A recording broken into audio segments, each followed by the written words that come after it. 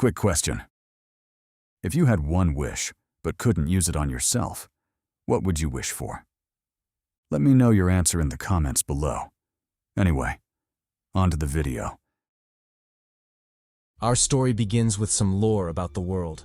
For centuries, humans had stood at the pinnacle of all creation, until a strange new gene structure came and fucked shit up. The new genetic makeup was far superior to that of mere humans, giving rise to an entirely different species called Kimyos. The Kimyos were stronger, faster, better, and more resilient than humans in every conceivable way. And that was just the simplest complementary trait of their DNA. The more sophisticated aspects of their genes manifested as supernatural abilities termed talents. Although surreal, most talents were predominantly harmless.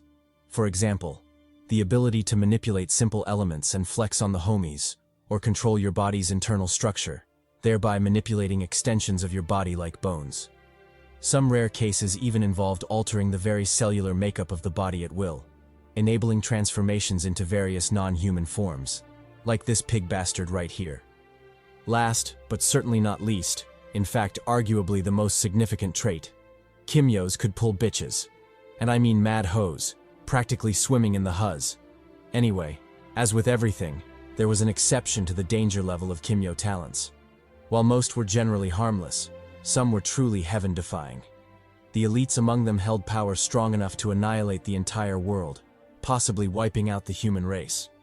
In the town of Port of Spain, Trinidad and Tobago, amidst a bustling crowd, we are introduced to the MC of our story, Che motherfucking Hart. Introduced as the contender of the night, Che was set to face off against the human Quill. Astutely named, you guessed it, Quill. Despite the underwhelming naming sense, Quill was actually a formidable warrior, boasting an impressive record of 15 wins and 4 losses in his fighting career. Che, on the other hand, had a measly 3 wins. But don't count him out just yet, because he'd been blessed by the Maiden of War. And all 3 of those wins were against Kimyos, despite him being human himself. At the gong of the bell, Quill didn't mince words. He directly activated his talent, Porcupine. It allowed him to stretch and harden his skin and muscles, forming sharp quills like a porcupine. Emboldened by his talent, he launched a relentless assault on Che, dishing out punches and forcing him onto the defensive from the get-go. Pressing the attack, he whipped a roundhouse kick at Che, which Che barely managed to block before tumbling backward. Feeling himself, Quill paused his offensive to taunt Che, telling him to stop cowering and face him directly. How long was he planning to turtle up like a bitch? Incredulous, Che shot him a funny look. Who was he calling a turtle? Wasn't he the one with literal spikes all over his body, preventing anyone from getting close? Who was the real bitch here? Nevertheless, the challenge had been issued, and there was no way Che would cower.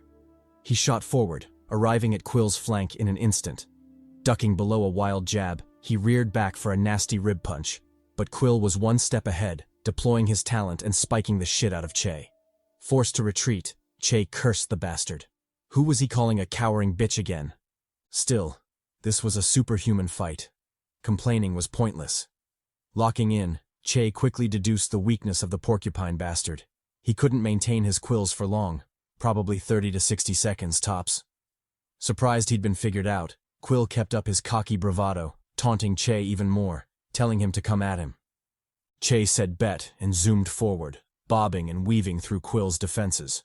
Spotting an opening, he darted in with a quick punch, rocking Quill's shit before withdrawing just as the talent reactivated. Just like that, the tables turned, with Che dominating through careful, lightning-fast attacks. Spinning on his feet, Che lunged in for a devastating kick primed to end the fight in one move. But the smirk on Quill's lips made it obvious. This was exactly what he'd been waiting for. A trap. Sure enough, he activated his talent on his arms, waiting for Che to land the kick and screw himself royally. But contrary to his expectations, Che had seen through it. Withdrawing his attack, he landed gracefully, completing his feint before shooting forward to clock Quill in the gut. The unexpected move left Quill completely defenseless, and he was flung away like a rag doll. Not one to miss opportunities, Che closed in with a left jab. Quill countered by activating his talent on his face, preventing any attack there. But once again, it was only a feint. The real attack slammed into his gut. Suffering 2 consecutive losses and being made a fool of, Quill finally snapped. He grabbed Che's arm and decided to play dirty, activating his talent and spiking the shit out of Che's hand, making sure the Huz wouldn't get any loving tonight. But Che tanked the pain and smiled broadly. He had him. Since Quill had already used his talent on his stomach, his jaw was wide open for a counterattack. Before Quill could curse his blunder, Che rocked his shit again, this time sending him straight to sleep. With a sickening thud, the poor bastard was laid out cold. We switched scenes to the locker room, 1 hour after the fight. Although he managed to win, Che was still just a mortal fighting a superhuman, so it was inevitable his shit would be rocked a little. He stood by the sink, nursing his wounds, while the commentary of another match echoed in the background, this one bloodier than his own, a true Kimyo versus Kimyo fight. Flexing his six-pack abs and manly physique, no homo, Che barely had enough time to admire himself before trouble came knocking. A duo of sketchy-looking dudes who clearly came for the smoke. As expected, the trouble-seeking pair clicked their tongues in annoyance before stating their purpose. They wanted compensation. Apparently, they'd bet big on Quill winning, so Che's victory was unacceptable. They threatened him to cough up cash, or else they'd really fuck him up. And he better not get any wild ideas about playing hero. They knew he was tired from his fight against Quill. Bleeding malice, they advised him to comply or face violence. Che sighed and told them to close the door. Like the iconic scene from Kingsman, he was about to manners maketh man on their asses. The goons said bet and stepped forward, whipping out knives ready for the tango. Fast forward a few minutes later. We shift to the building's lobby. Behind the counter sat a receptionist who, for lack of a better word, was hot and bothered. Seriously simping for our boy Che. Like a damsel in heat, she flashed back to their earlier encounter, her cheeks flushing at the memory. Che had walked right up to her and called her by name. Demalia. That alone was enough to get the down-bad maiden soaked. Exploiting the opening, she shot her shot, telling Che he looked particularly charming tonight, especially with the new scars, which only made him hotter. Che nonchalantly thanked her, clearly uninterested, but Demalia wasn't one to give up easily. Feigning an aggrieved tone, she invited him to a celebration party afterward, accusing him of never making time for her on the side. Didn't he know she was a prime maiden, ripe and ready to be picked? Unbothered, Che gave her the same flat reply.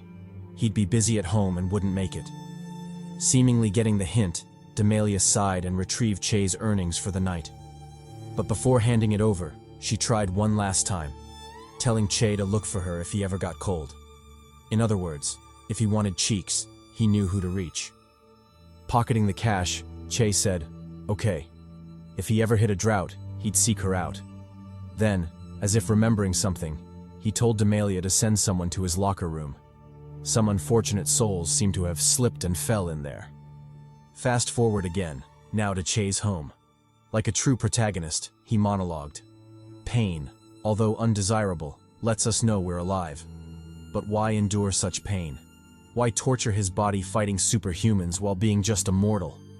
He didn't say, but there was a greater motive behind it, one he hoped wasn't in vain. The following morning, a car was parked outside Che's house. By the car stood 2 figures, constantly roasting him. The woman said Che was probably inside disappointing a lady, dishing out weak strokes, which explained his lateness.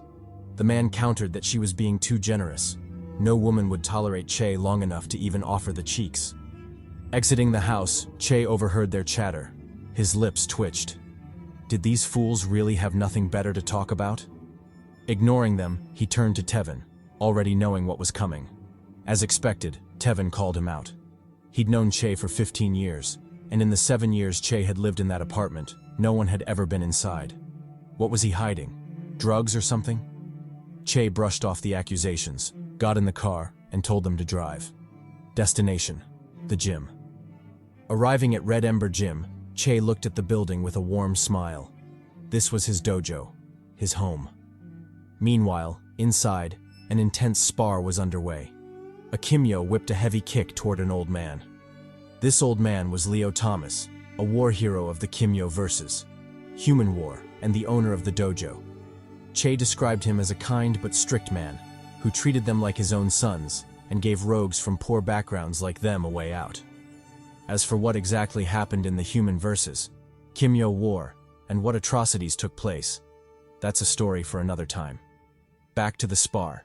The Kimyo's kick was effortlessly dodged as Leo casually stepped aside. Persistent, the Kimyo readjusted and launched an unceasing barrage.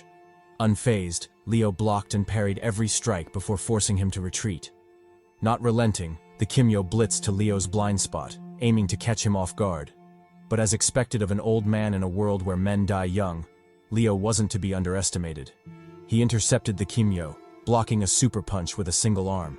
Then, as if possessed by the ghost of Kung Fu, he blitzed the shit out of him, landing a flurry of punches before finishing with a savage palm strike that sent the Kimyo flying. But Leo wasn't done. Just before the Kimyo could soar off into the distance, Leo grabbed him and yanked him back into the fray. Using a judo technique, he flipped the poor bastard, sending him airborne like a hawk, only to yank him back again. Tossed, turned, and primed for a devastating finisher.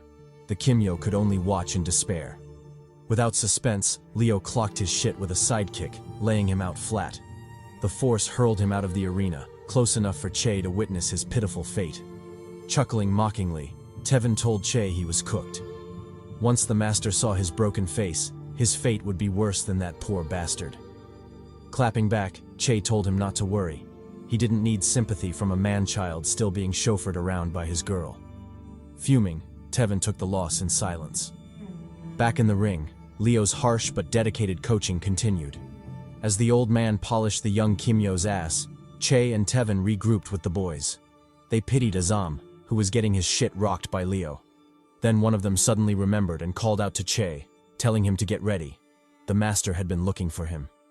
With those foreboding words, the spar ended, and Leo turned his gaze on Che, summoning him to the stage. Sweating profusely, Che stuttered a whimper before reluctantly dragging himself forward. Once there, he immediately folded under Leo's stern gaze. Like a disappointed father, Leo scolded him for his carelessness. What would happen if he faced a powerful Kimyo and ended up dead? Would he be happy then? Enraged, Leo slapped Che, venting some anger. Head buzzing and vision blurred, Che scampered away, fearing another beating. Leo sighed in disappointment, about to start the day's lesson. But before he could, a loud clap rang out, drawing everyone's attention. Following the clap came a sinister voice, asking why Leo seemed so tense. Was his age finally catching up to him? Enter the first villain of the story, Rokash Rampersad, a narcissistic bastard who'd made a name for himself in Trinidad. Recently ranked among the top 150 strongest Kimyos, his ego inflated to unbearable levels, earning him the hatred of nearly everyone. Though strong, he was now the most despised man in the country. Cho didn't know any of these guys, so he asked his master directly, "Who was this cocky bastard?" Tevin chimed in, seeking the same clarification. He then questioned the trio. Hadn't they seen the sign prohibiting visits during training hours? Or were they illiterate? The boys lined up, showing their unified stance. Rokash, this sinister bastard, was not welcome there. Feeling the hostility, Rokash clicked his tongue in annoyance. How was Leo raising trash like this? Was this really how they greeted their master's former student? Shocked, the disciples looked at Leo incredulously. Was it true? Rokash was once part of them? But then, remembering their master's unyielding rejection of Rokash, they shelved their doubts and told the trio to leave. Rokash and his people clapped back, saying they weren't going anywhere. If they were that adamant about chasing them away, then they could settle it with a good-spirited, hot-blooded spar. Nothing beats the clapping of fresh cheeks in the morning after all. Fed up, Leo released his aura, the overwhelming flame power concealed within. His body burst into golden flames, scorching the very air around him. Furious, he told Rokash to leave.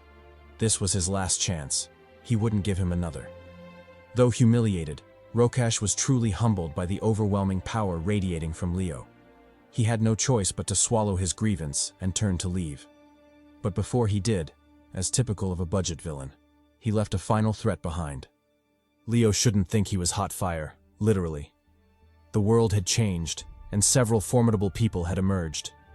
He was no longer the peak of Kimyo power, nor did he have a clue of what true strength looked like. But he shouldn't worry, because Rokash would enlighten him soon enough. Too bad that knowledge might come at the cost of his worthless life, and sooner than he thought. Having said so, Rokash swaggered calmly out of the dojo. Time swiftly passed, and soon dusk arrived. While cleaning the gym, Che's thoughts kept flicking back to the earlier altercation.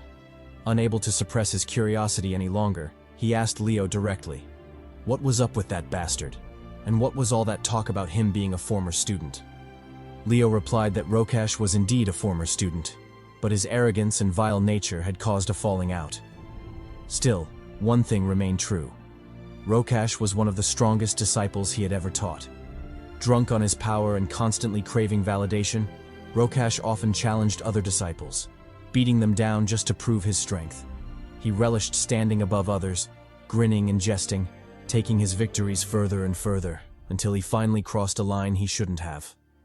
One day, behind Leo's back, he organized a spar against a fellow disciple, Jacob. Things got out of control, and Rokash ended up killing him. The whole thing blew up, and the police were called to investigate. But with limited evidence, it was ruled an unintentional homicide, the result of carelessness during the fight. Rokash left the dojo after that, and hadn't returned, until now. Incredulous, Che was shocked that Rokash had managed to get away with murder just like that. Clicking his tongue, he told his master not to worry.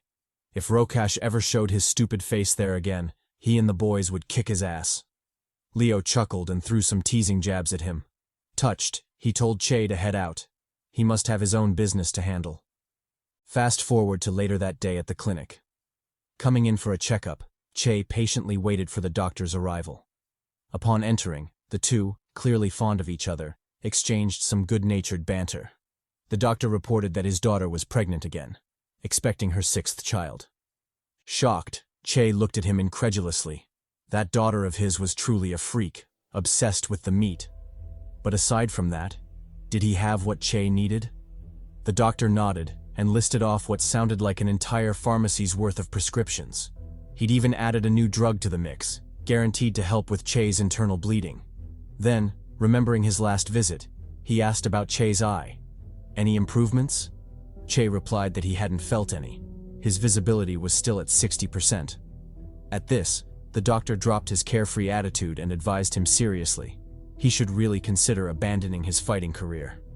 Sure, his body was stronger than most, likely thanks to Leo's training, but he was still just a mortal. Fighting Kimyos had pushed his body to the limit, and it wasn't an exaggeration to say he was lucky to be alive. His body was a complete mess. Even spending an entire evening listing defects wouldn't cover it all. He should seriously consider retiring before he dropped dead one day. Surely the money from the fight club couldn't be worth that much, right? Smiling sadly, Che replied that he had no choice. Although he appreciated the doctor's concern, this was something he had to do, especially since the money was for a good cause. He thanked the doctor again, then put on a big, cheerful smile. He was a tough boy, he'd be all right. The doctor sighed and wisely let the matter go. It wasn't his place to meddle anymore. Bidding farewell, he wished Che the best and encouraged him to seek him out should he ever need help. Che said bet, and immediately thought of his succubus daughter. Maybe he should aspire to be her 7th baby daddy. Jokes aside, he quickly bid the doctor goodbye and left the clinic. Back at the dojo, a foreboding pressure lingered in the air. As if waiting for someone, Leo calmly flicked through his Bible. Soon, to his disappointment, the doorknob turned, and someone walked in. That someone was Rokash, veiled in shadows, releasing an overwhelming killing intent. The night promised to be long and messy. Meanwhile, on Che's side, the oblivious MC was on the phone with Tevin, discussing Rokash's threat to their master. Tevin told him not to worry. Although a psycho, he doubted Rokash was heartless enough to actually harm the man who had made him. Che agreed, but still decided to check on Leo the next morning. It was always best to be careful. Tevin supported the idea but quickly excused himself, fearing the wrath of his girl for being on the phone too long. Besides, the succubus was giving him the look, so he knew shit was about to go down. All aboard to Pound Town. Meanwhile, back at the Red Ember Gym, things had taken an unfortunate turn. The whole building was up in flames, the result of the clash between Leo and Rokash. Amidst a sea of fire, Leo stood tall, glaring down at the defeated Rokash. Unfortunately, things weren't as simple as they seemed. Despite being the clear winner, Leo was wounded, a fatal gunshot to the gut. He glared at the cause of his injury, a bastard wielding a gun on the side. Enraged, Rokash scolded his nephew. Why had he intervened? Hadn't he made it clear Leo was his to kill? But before his nephew could justify himself, Leo suddenly appeared before him, bathed in flames, having used the Phoenix Spear technique to accelerate. He punched the nephew in the gut, sending him crashing into the wall. Once done, he turned his attention back to Rokash, scolding him for his lack of honor. Was this how he'd raised his nephew? To sneak attack people during a duel?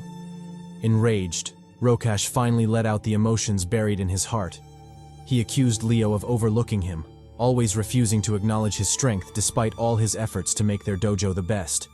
As for Jacob, that weakling shouldn't have accepted his challenge if he knew he was too weak. Furious, Leo cut him off, telling him to shut his mouth. He wasn't worthy of speaking Jacob's name ever again. Sighing, Leo confessed that the gunshot wound was fatal.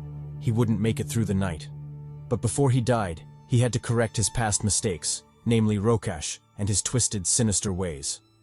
Burning in divine flames, he began Rokash's rehabilitation. First lesson: a parent's tough love. Rokash roared in defiance and told him to come at him. Leo didn't hesitate and shot forward, arriving before Rokash with a whipping knee kick. Rokash barely had enough time to block before the unexpected heavy blow knocked the wind out of him. Leo didn't let up and continued the combo with a powerful left jab before effortlessly dodging Rokash's counterattack. He inched closer, closing the gap before striking with a brutal 1-inch punch. The blow sent Rokash reeling, and he wailed like a bitch as he coughed up a mouthful of fresh blood. Not satisfied, Leo advanced the attack. He grabbed Rokash by the collar and yeeted him into the air like a rag doll. Pressing the attack, he channeled his flames to his feet, shooting off like a rocket launched into deep space. Within a second, he'd closed in on Rokash, clipping him on the side as he shot by.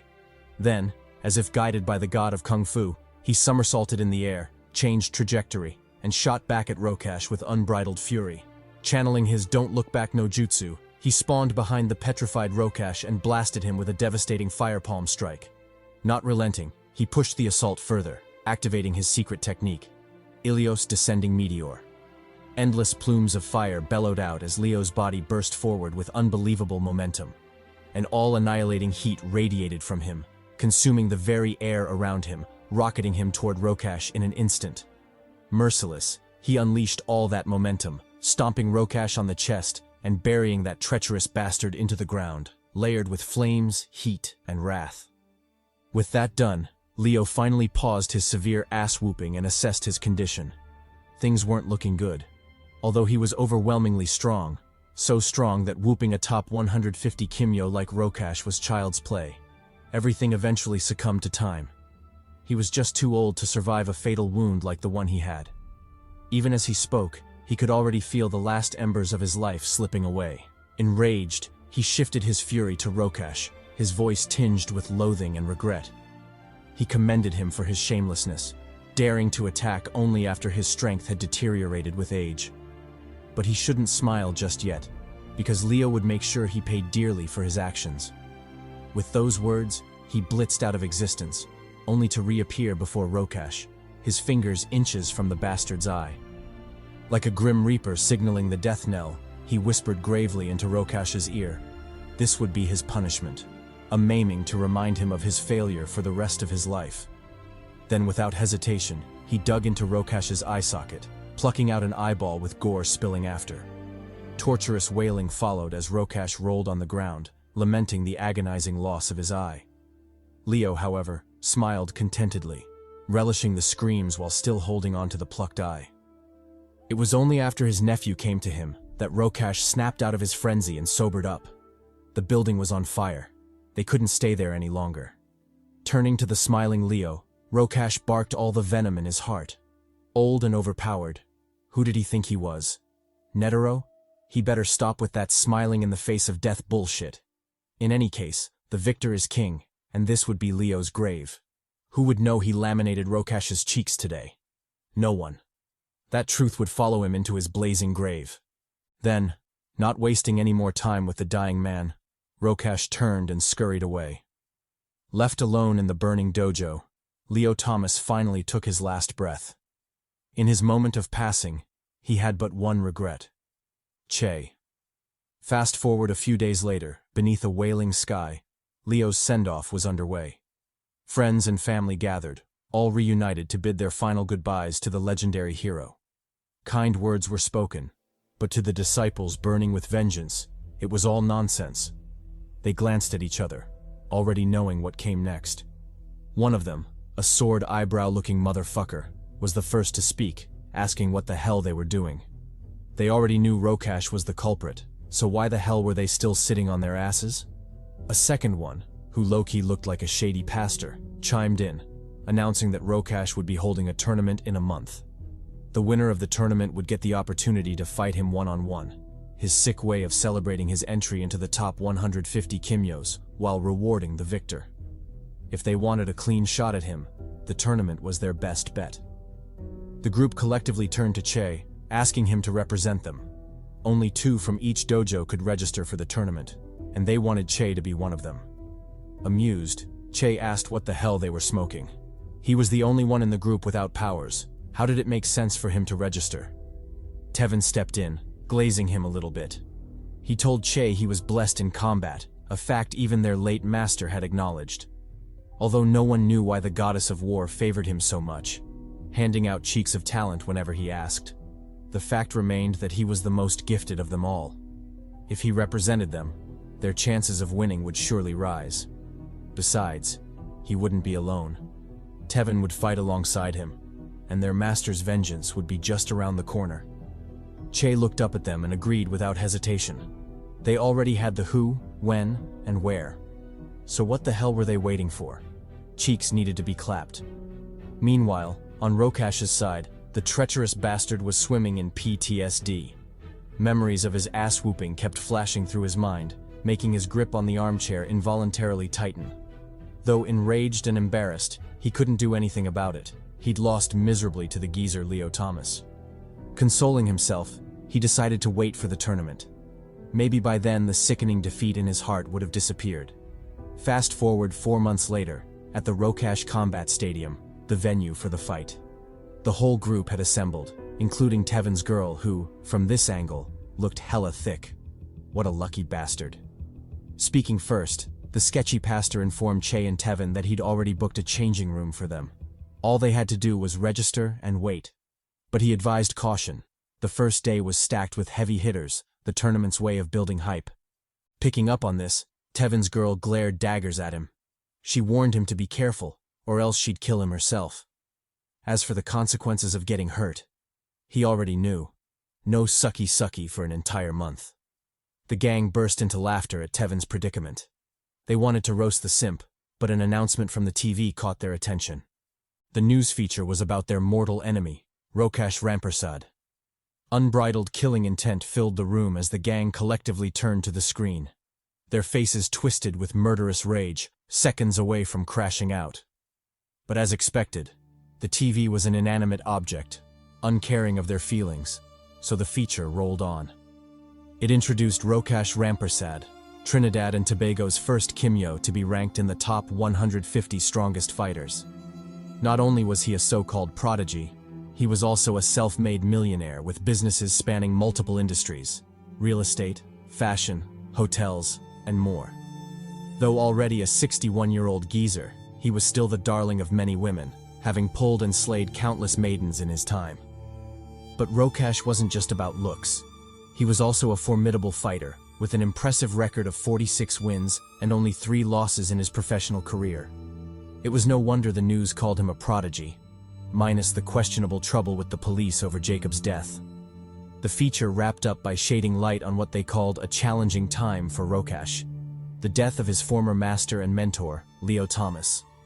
They didn't go into detail, but twisted the story to portray Rokash as the loyal disciple mourning his master's death and out for revenge. This enraged the gang, who collectively cursed him for his shamelessness. But now wasn't the time for sentiment. The tournament was about to begin. Pulling up his hoodie, CHADY instructed the boys to move out. He was done listening to that paid propaganda bullshit. The boys agreed and followed him into the changing room. Meanwhile, the feature continued, spinning excuses for Rokash's recent scars and injuries. They claimed it was a combat scar, earned in a righteous duel of honor. They even glazed him further, saying the scars made him look more intriguingly intimidating than before. Shifting scenes, we're taken to the gang's changing room, where strategies were being laid out. Bootleg Mike Tyson, the team's information mule, explained the tournament's specifics. Fights would be brutal contests, meaning participants were encouraged to kill each other to win instantly. Though shocked, Tevin decided to proceed, but begged the boys to keep the truth from his girl. Who knew what crazy shit she'd pull if she found out? Actually, he did know. No sucky for an entire year. That is, if she didn't kill him first. Anyway, it was too late to turn back now. Time to get ready. Hearing his name, Tevin confidently walked onto the arena. In the stands, his thicker-than-gravy girlfriend cheered for him. Opposite him stood his opponent, who low-key thought he was the MC, Sunraz the Untouched. And no, untouched didn't mean he was a tragic virgin, a maidenless loser. It meant he was a speedster Kimyo with unparalleled speed, and had never once been injured in his career. Amused, Tevin commented on the matchup. A speedster Kimyo versus a tank, these organizers sure knew how to pick. But if they thought this was enough to beat him, they'd be gravely disappointed. He didn't care whether Sunraz was the fastest Kimyo, untouched by maidens. He was the toughest Kimyo, and the bastard would never get past his defense. Before he could finish his glazing, Sunraz spawned behind him, shocking the shit out of him. Tevin barely had time to react before he was whipped to the floor. Enraged, he looked up to see Sunraz glaring at him with undisguised contempt. He told Tevin he was no match, that countless others had failed to lay a finger on him, and Tevin would be no exception. Tevin fumed and punched forward, only to be dodged and counterattacked, kicked square in the gut. He barely regained his senses when a second Sunraz appeared behind him, followed by a third, trapping him dangerously between them. Shady Pastor, the group's strategist, explained what was happening. Sunraz's talent was called Image Fusion Threshold. In short, he moved so fast his afterimages had time to materialize, creating duplicates of himself. Could that information help Tevin? Hell no.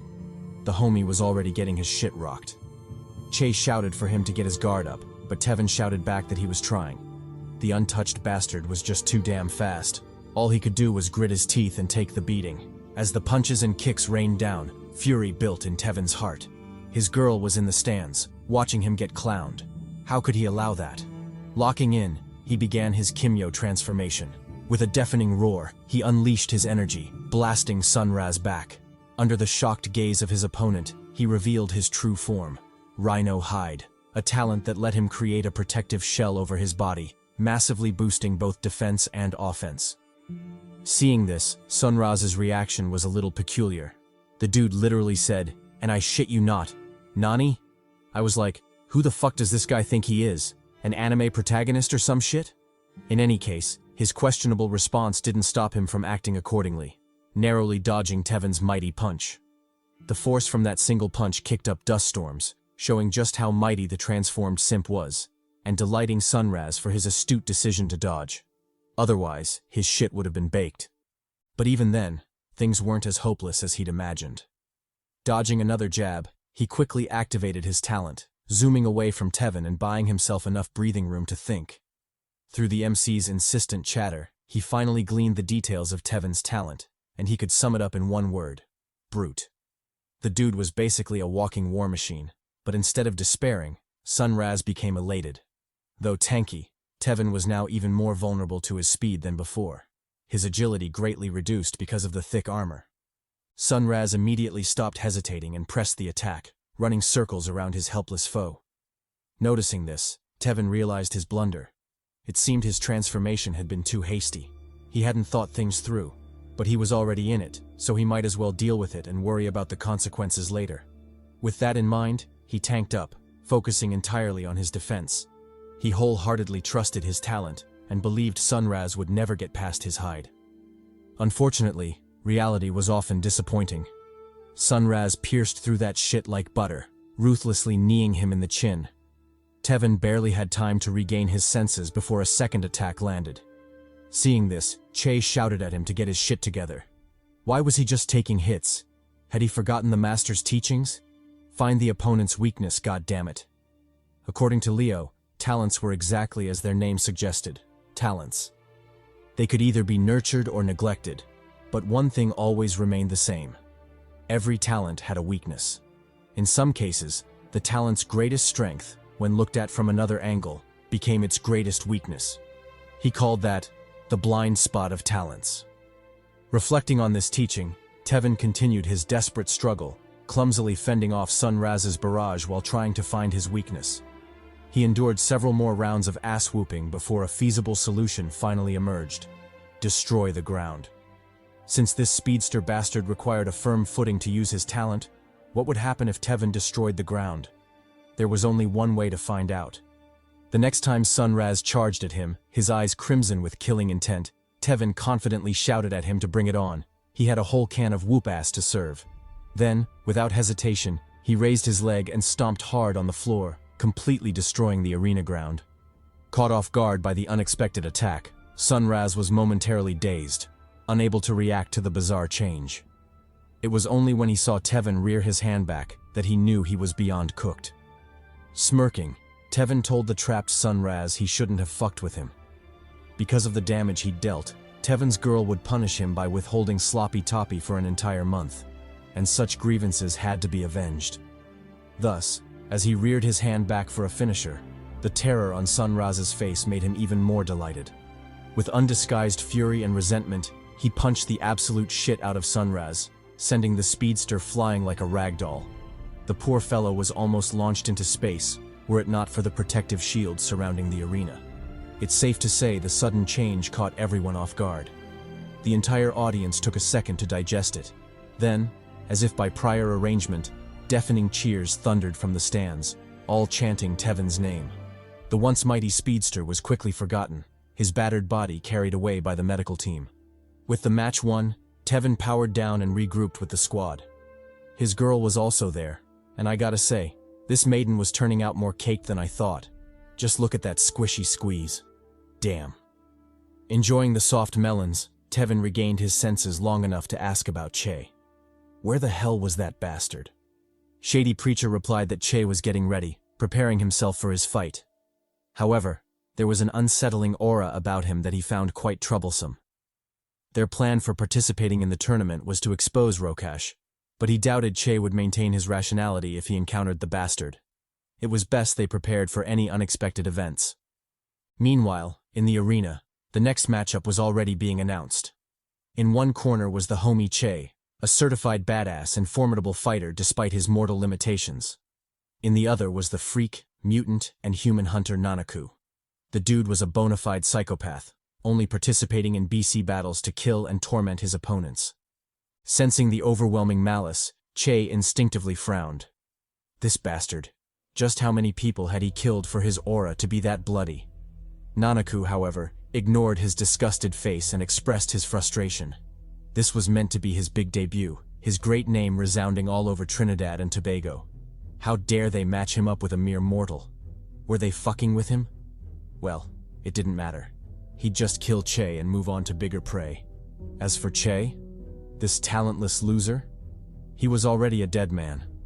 Why would he bother with an appetizer cheek meant to be clapped while he waited for better prey? He was already being generous by granting him the opportunity of dying by his hands. Che listened to the diss and warned sternly that Nanaku should get the hell out of his way. He had family business to handle. Nanaku replied with a mocking chuckle. If he wanted him out of the way, then he had to come and do it himself. Thus the duo squared off, beginning the bout as soon as the gong rang. Nanaku opened with a claw strike, but Che easily parried that shit and countered with a gut punch. Dodging, Nanaku sidestepped and grabbed Che's hand, opening him up for a counterattack. But Che reacted quickly, freeing himself and whipping a roundhouse kick toward Nanaku's face. Forced to block, the fish bastard parried the attack before continuing his offensive. Meanwhile, by the sidelines, some interested parties were paying close attention to the fight. One of them was Rokash, who recognized Che as Leo's disciple. The others were the squad, loudly cheering for their boy and hoping Che would win. Taking advantage of the moment, Sword Eyebrow Dude asked Nanaku's team what talent he had. Was he a shark or something? Nanaku's boy, smirking coldly, told him to wait and see. His question would be answered soon enough. Sure enough, things were heating up in the arena. After exchanging multiple moves, the duo upped the ante with Nanaku whipping a kick toward Che. The latter barely dodged by leaning back, then capitalized on the opening and rushed in for an elbow strike, forcing Nanaku into defending. The two exchanged several more intense blows before meeting halfway with palm strikes. Leaning closer, Nanaku taunted Che. How did it feel to smell his own death? Had he ever thought he'd die so pathetically? Well, he shouldn't be sad. He wasn't the only one. Several others had died by his hands, and Che would just be another. But before he croaked, shouldn't he show a more terrified face? How could he relish his death otherwise? Che clicked his tongue in annoyance and tuned out the psycho. His only reply to Nanaku's creepy words was a vicious stomp on the chest, sending the bastard flying. Regaining his composure, Nanaku shrugged off the blow and tore off his shirt. This was exactly what he loved most, a prey that fought for its survival. Well then, should they get serious? It was about time he grilled the marinated cheeks. Ignoring the sussy comments, Che issued his last warning. Nanaku should really get the hell out of his way. He had a mission to accomplish. Still confident, Nanaku repeated his previous answer. If Che wanted him gone, he knew what to do. Che didn't hesitate. He punched forward, clocking Nanaku in the face. However, contrary to the dazed reaction he expected, the shark bastard burst out laughing. Was that all he had? Feeling an ominous premonition, Che immediately ducked, narrowly avoiding a lethal claw to the neck. If he'd been a second slower, the attack would have ripped out his throat. Nevertheless, he quickly calmed himself and countered with a backhand elbow strike, rocking Nanaku a little. Fed up with the games, Nanaku gave Che the Wayne Brady special, choking a bitch. He lifted him into the air, smirking evilly at the trapped prey. Then, without hesitation, he clawed into Che's chest, slashing out a gash of flesh. Terrified, the gang turned pale at the sight. Who knew things would change so drastically? Nanaku's boys, however, laughed mockingly. This was just the beginning. Things were about to get more interesting. Back in the arena, Che distanced himself to recover. Nanaku didn't pursue him, and instead shifted his attention to the sputtered blood. Slurping it up, he taunted Che, saying his blood tasted delicious. Wouldn't it be better if he bled more for him? Che ignored him and checked his wound. It wasn't looking good. The shark bastard had ripped through his armor and shredded his flesh. It would be a miracle if he could exert even 50% of his power. Nevertheless, the mission had to continue. He changed his strategy, opting to run down the clock. With that in mind, he attacked passively, throwing punches only when cornered. Of course, Nanaku picked up on this and advanced mercilessly, palming Che in the face.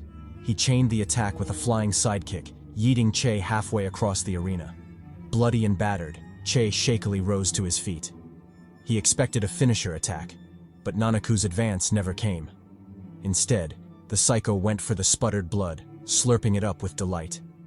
Delirious, Nanaku quivered in ecstasy, thoroughly enjoying the taste.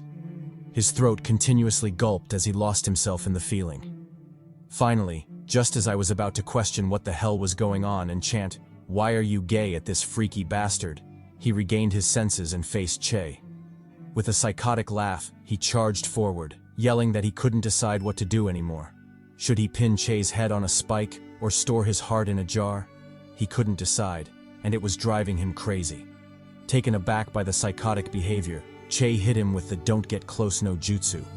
He distanced himself from the lunatic, preparing for the next stage of the fated fight. Nanaku, on the other hand, pressed his advantage, clipping Che on the cheeks, thigh, and arms. He constantly advanced the attack, leaving Che no room to breathe. Finally, when he'd drawn enough blood, he hit Che with some wordplay, some budget Shakespeare-level poetry. The more you bleed, the less you breathe. I get what he means by that, but damn, isn't whooping his ass enough? Why does he have to recite poetry while doing it? What disrespect. The gang, witnessing Che's utter destruction in the arena, shouted for him to lock in. Did he forget the master's teachings? He should find the blind spot now, goddammit. Nanaku's boys, however, laughed at their futile and pitiful resistance. The hunting ground had already been set, and there was nothing they could do about it. Hearing those ominous words, Louise, the sword eyebrow dude, wondered what the hell they were talking about. What hunting ground? Exactly what were these bastards planning now? The thugs didn't keep him guessing for long and explained it clearly. It was already too late to change anything anyway, so what harm would telling him do? They revealed that once Nanaku draws first blood, the fight is essentially won. That's because upon drawing blood, he enters a hunting state where the opponent's blood fuels his instincts, leading to a transformation. The more you bleed, the faster the transformation, and the stronger he becomes. True to this, Nanaku's aura visibly changed, pressing down on everyone. The bloody, frenzied energy terrified Che, who was trapped with him in the arena. Realizing the unfavorable turn of events, Shady Pastor proposed stopping the fight. Their revenge wasn't as important as saving Che's life. However, Nanaku's boys told him to save his breath. Like they'd said before, it was too late to stop it now. Their boy was as good as dead. With those words, one of them gestured toward the arena, telling the squad to behold Nanaku's new form, and, by extension, the destruction of their beloved friend. Following the gesture, the group flicked their gazes over, only for their faces to freeze a second later, their skin turning ghostly pale. Nanaku had transformed into a gigantic, shredded beast of calamity, towering over Che. Its roar, or whatever the fuck sharks did to exert dominance, thundered in the arena, grating in the ears of all who heard it. Without a doubt, things had taken a disastrous turn. Watching from the sidelines, Rokash chuckled at Che's plight. What would he do now? Continue fighting and die a dog's death? Or surrender and cower away like a bitch? He was looking forward to seeing his choice. Meanwhile, Shady Pastor took one look at the transformed Nanaku, and his face changed drastically. At first, he'd thought the transformation was the worst of it, but it turned out that was just the beginning of their nightmare. The state Nanaku was in wasn't a mere transformation. The bastard was a state talent user, meaning so long as the conditions were met, he could continually maintain a buffed state. In Nanaku's case, the condition was blood. When in the presence of blood, either from his enemies or just blood lying around, he could enter a transformation that significantly increased his strength. So long as that remained the case, he could continuously maintain his overpowered state, leaving Che in a perilous situation. The fight had to be stopped, and it had to be stopped now. The gang agreed, but would they make it in time? Nanaku was already on the move, after all. Over at the battlefield, Nanaku cackled evilly as he lunged at Che. His sheer momentum sent shivers down Che's back, forcing him to dodge pathetically to the side, narrowly avoiding a stomp to the death. Regaining his footing, he pressed closer, unleashing a three-piece combo on Nanaku. However, the transformed behemoth just shrugged it off, grinning widely at Che's pitiful resistance. He counterattacked, punching Che in the face, then following up with a knee to the gut. Luckily, Che was incredibly nimble, so he blocked the attack and circled behind Nanaku, using a foot technique that left zero openings for exploitation. Positioned behind his foe, Che didn't hesitate to lock him in a bear hug before suplexing the shit out of his fishy ass. The attack left Nanaku reeling, further cracking a good portion of the arena. Unfortunately, not even that could stop the crazed hunter. He quickly shook off his dizziness before laying his hands on Che. Where the hell did he think he was going? The fun was just beginning. Saying so, he yeeted Che into the air and, in front of everyone, planted his face into the ground. The sickening squelch of breaking bones was enough to silence everyone. Well, everyone except Taven's thick girl, who took that chance to cop a feel, running her caramel-like hands over his abs and whispering things about Black Mamba and a quickie. What a heartless yet extremely thick woman. Anyway, jokes aside, Che was really going through it. His face was disfigured, several teeth missing, and his eyes were puffed and bloody, shedding tears of crimson. He was, by all means, a broken doll barely clinging to life. Regardless, Nanaku didn't feel like this was enough. He cocked his hand back for a follow-up attack, mocking Che with some dis no jutsu. He flamed him for overestimating himself, daring to face him. Hopefully his pitiful defeat would be a lesson for all those arrogant humans who believed they could stand against a Kimyo. Let his blood and death be their final warning. From then on, he vowed to kill and torture every arrogant human who dared enter a Kimyo tournament. Then, As if toying with his prey, he punched Che again, sending the poor bastard flying into the distance. Walking up to him, he recited some Shakespeare, or maybe some Fang Yuan-level poetry, before embarking on his murderous tirade. "This will be the end of you," he said. "But don't worry. I'm a gentle, compassionate person and a lover. I'll make sure to escort you to the afterlife painlessly and swiftly." Hearing this, Tevin snapped. Fuck that. First he beat his ass, then recited poetry, and now he was hinting at clapping his ass? Like hell he'd let that happen. He shouted at the referee to stop the fight. Their boy was about to get violated in there. Shady Pastor joined in, yelling for the fight to stop and demanding that the gate be opened immediately. Unfortunately, things were moving way too fast for their pleas to matter. Nanaku was already on the prowl, claws stretched out for a decapitating strike. Witnessing this, Rokash shook his head in disappointment. To think he'd once been worried about this bug. He'd feared a connection with the legendary S-Heart, but it turned out he was nothing but a weakling. A disappointment cursed to carry only the name. Not worth worrying about. Meanwhile, back in the arena, Nanaku lunged forward, his sharp, shark-like fangs aiming for Che's face. The shadow of death loomed over him, and Che couldn't help but pale in terror. Was this how he would die? Where he would die? Bitten to death by a bloodthirsty shark? Nah, fuck all that. He wasn't going out like that. His sheer unwillingness became palpable, and he began hallucinating a figure walking up to him. Wait, was it really an illusion? It seemed too real. Just as Che was wondering if he was going mad, the figure before him suddenly opened his eyes. His burning irises flared as he roared at Che to wake up. He wouldn't be dying today.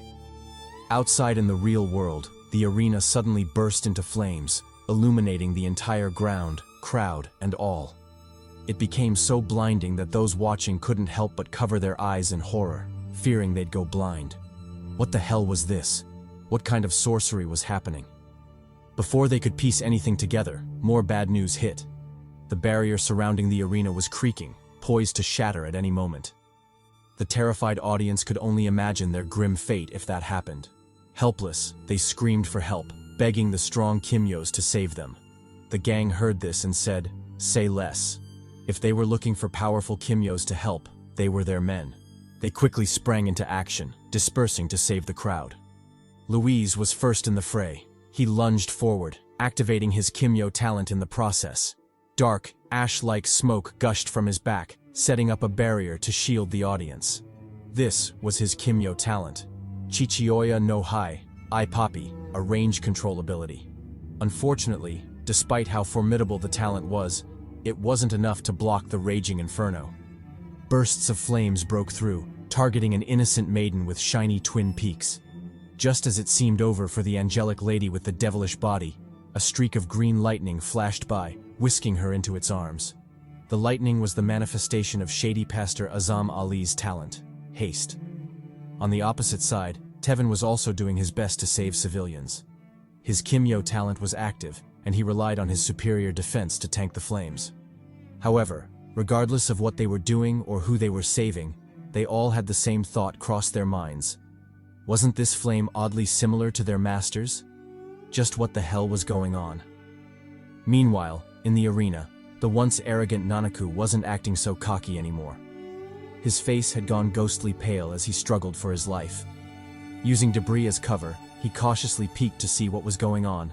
Then, as if realizing the truth, roared in rage. Didn't Che claim he was a regular human with no Kimyo talent? Then what the hell was this crap? Had he been deceived? Completely unforgivable. He would tear Che limb from limb for this mockery. He wanted to curse some more, but the sight before him left him stunned. The flames had died down, and Che's physique was finally visible. He looked divine, like a flame deity reincarnated into mortal flesh. Not to mention, he was packing some serious heat, literally, judging by the flames censoring the delicates. Confused by his transformation, Che took in his new form. His eyes darted across his body as he wondered why he didn't feel pain. His skin was melting, and he was on fire after all. The squad was equally stunned, unable to take their eyes off him. Was this a coincidence, or had their master done something? Che, on the other hand, marveled at his new body, feeling completely reborn. For some reason, he felt unstoppable, like he could crush anything and anyone. Speaking of crushing, where the hell was that fishtail bastard? As if reading his thoughts, Nanaku stepped forward to face him. His fury rose as he questioned Che. Had he been pretending before? Playing with him? Well, it didn't matter. He'd still kill him here. He shot forward, yelling for Che to die. From the stands, his boys screamed for him to get back. Was he insane? What the hell was he doing? Unfazed, Che watched the lunging Nanaku with disinterest. His god complex grew as he wondered how well the shark would burn. Would his skin and flesh char? Or would he be reduced to nothing but ash? There was only one way to find out. Ignoring Tevin's shouts to stop, Che raised his hand, prepared to burn Nanaku to a crisp. His palm glowed with divine might, ready to unleash hell on the ignorant foe. Meanwhile, in Rokash's private room, the villain was freaking the hell out. His scar throbbed as he suffered severe PTSD. Those flames. Was it Leo haunting him from the grave? Refusing to allow him even a second of peace? Damn that old man. Shifting back to Che, the newly risen Kimyo was out for blood. Without a shred of mercy, he lit Nanaku up, burning his fishy ass with a cyclone of divine flames. Anguished screams and pleading followed the attack, but Che ignored them and continued his merciless slaughter. Finally, when there was nothing left to burn and Nanaku's corpse was charred to a crisp, Che let up and retracted his flames. He didn't look away, as if etching the visage of the first being he'd ever killed into his memory. His eyes as cold as ice. By his side, Tevin watched the whole thing unfold in shock. He didn't know it then, but later in life, he would realize this moment marked the descent of Che Hart into darkness. So many regrets would accompany him with age, but this was undoubtedly the worst of them. Maybe he should have tried harder to reach out to Che, to let him know he wasn't alone, that it wasn't his burden to bear alone. Leo had been their master too, and it was on all of them to avenge him. If only he'd said that.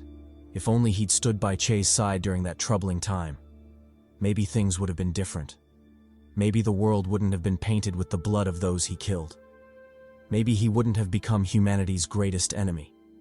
Too bad the past couldn't be changed, and all he had was the present, or, in this case, the future. Because these were the regrets of future Tevin. For now, however, they were still in the past. So it was better to slow down and enjoy the story gradually. With the death of Nanaku, a tense silence spread through the arena. There was always a chance of death in these battles, but no one thought it would come so quickly, or so brutally. It took the audience a good while to even register what had just happened. Meanwhile, the culprit stood there unfazed by the stares burning into him. He casually powered down, dismissing the flames that cloaked his body.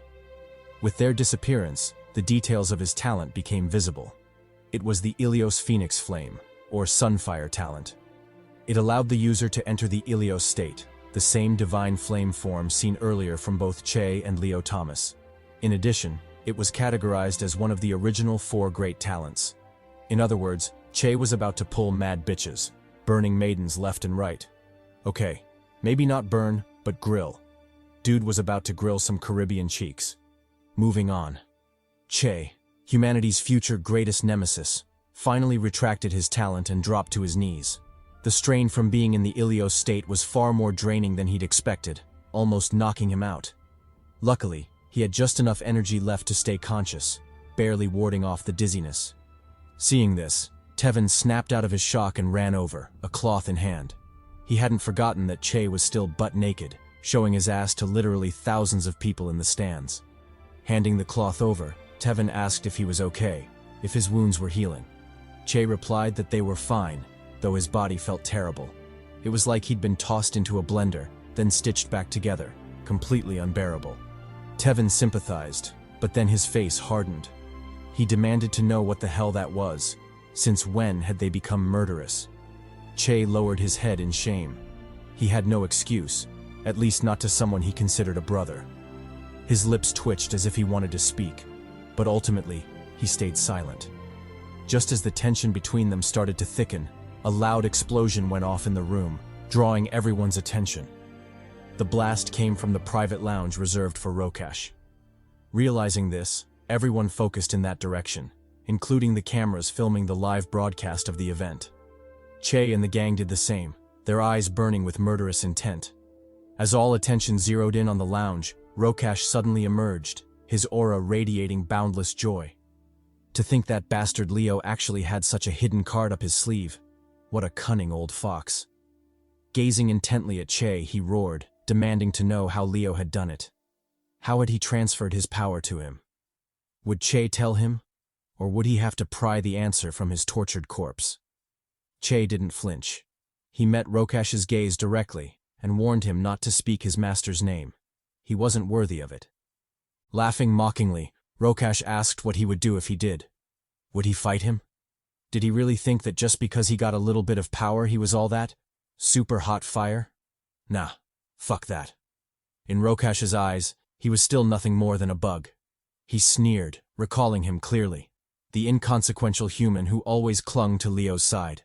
The powerless mortal who didn't even qualify to lick his feet. Gaining a talent didn't change that. At best, he was just a slightly bigger cockroach, still inconsequential and easy to kill, just like his master Leo. The moment those words left his mouth, loud gasps thundered across the arena. The crowd was stunned. Leo, the war hero, killed by his own former disciple? And that same disciple dumb enough to confess live on national TV? What a dumbass. Speaking of dumb, what kind of sins did this dude commit in his past life to be born that ugly? I know it's just a drawing, but damn, isn't that too much? What an unlucky bastard. Anyway, back to the drama. Ali, the shady pastor, practically rejoiced at Rokash's slip-up. They'd planned to beat the confession out of him, but who would have thought the cocky bastard would out himself? Wasn't this gift from Lady Luck a little too generous?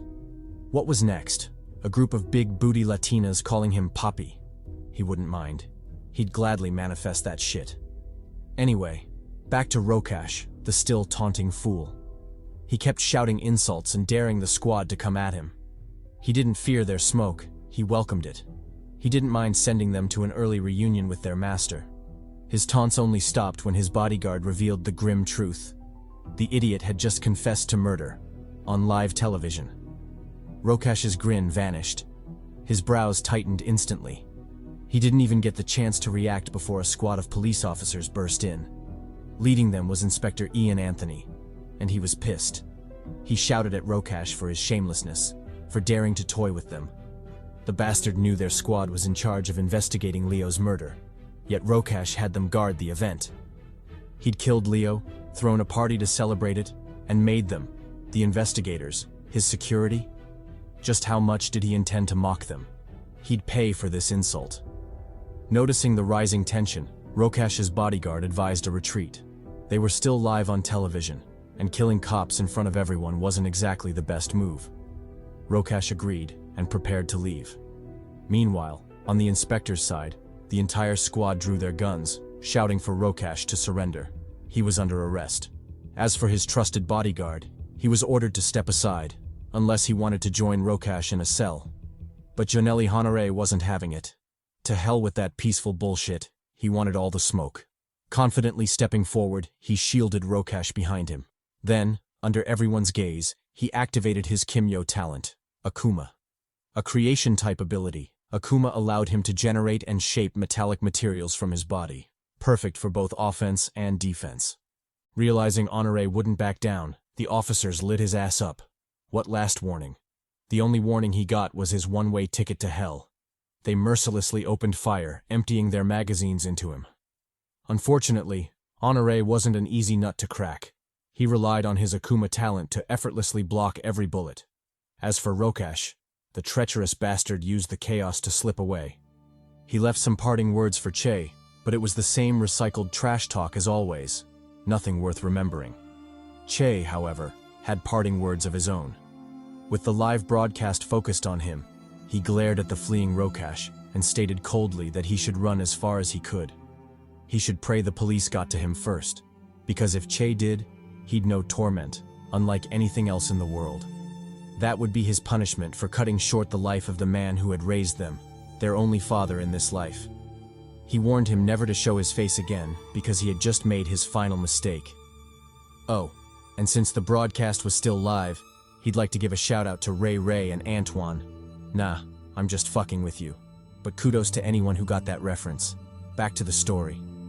Rokash grinned sinisterly as he made his escape.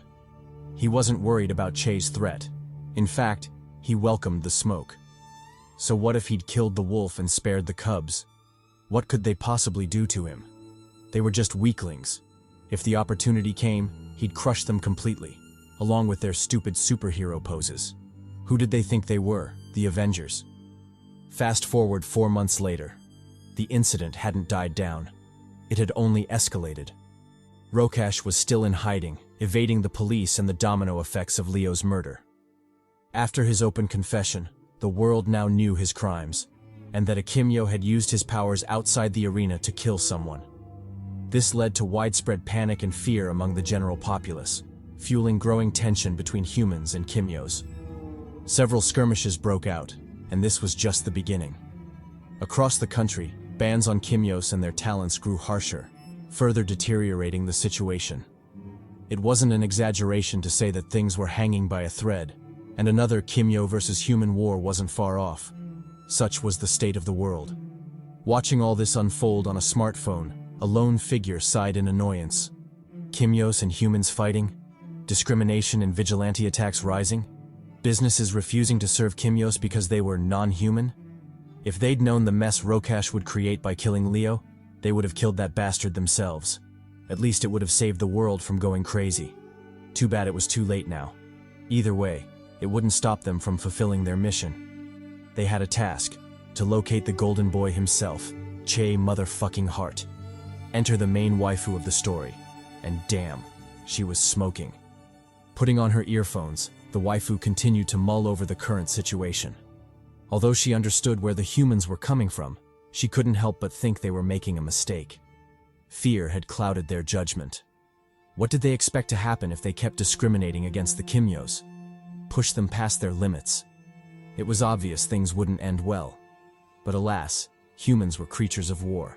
They had no appreciation for peace, nor the faintest idea how to maintain it. It wouldn't be a surprise if the world went to shit at this rate. Walking onward, the lady chastised the foolish humans and the naive ones who thought war breaking out was somehow a good thing. They'd been so drunk on peace that they deluded themselves into believing the last war had happened ages ago. But that wasn't the case at all. The Great War hadn't been that long ago, and the consequences and horrors it brought were still clear to anyone who paid enough attention. Speaking of war, let's dive a bit into the lore of this world. Back in the day, Kimyos and humans were at each other's throats, vying desperately for dominion over the world. Ever since the appearance of the first Kimyo in 1542, and the subsequent propagation of their species to nearly a third of the population, they had always believed they deserved to be the dominant race. They had superpowers and were strong as hell. Why would they need to bow to mere humans? That belief steadily spread, leading to an all-out war. For the more radical Kimyos, it wasn't just about dominance. It was about the complete annihilation of the human race, or as they called it, the purification of the bloodline. Thus, war broke out, forcing humans to band together just to barely hold the Kimyos back. Through countless sacrifices, they fought for their land, their people, while all the Kimyos did was slaughter and massacre. However, not all Kimyos followed this path. The many who did were corrupted, led, and influenced by one man, Cain, the strongest Kimyo and the father of the rebellion. Cain's power was beyond imagination. In the present day, the top 150 Kimyos are ranked and revered, but even among them, there's a massive difference between those in the top 10 and everyone else. The ones powerful enough to be in the top 10 are termed God tier, and Cain was ranked first among them. His power was overwhelming, and through his strength and influence alone, he managed to wage a war that lasted 124 years, finally ending in 1957. Surprisingly, despite his overwhelming might, Cain met his end in the most unexpected way: assassination. Now, I know what you're thinking. How the hell did Cain, the Big Papi, the numero uno of the big bads, fall to something like that? Well, the answer's simple. He fell by the hands of the war heroes. And who were the war heroes, you ask? Come closer, because I'm about to tell you. I won't gatekeep this shit. In 1942, East Kuva, Trinidad and Tobago, a group of children were assembled. Children who, unbeknownst to anyone, would one day shape the course of history. Left in charge of these kids was a menacing yet oddly seductive maiden, the lovely Colonel Catherine Forbes, better known in the streets as the Achilles.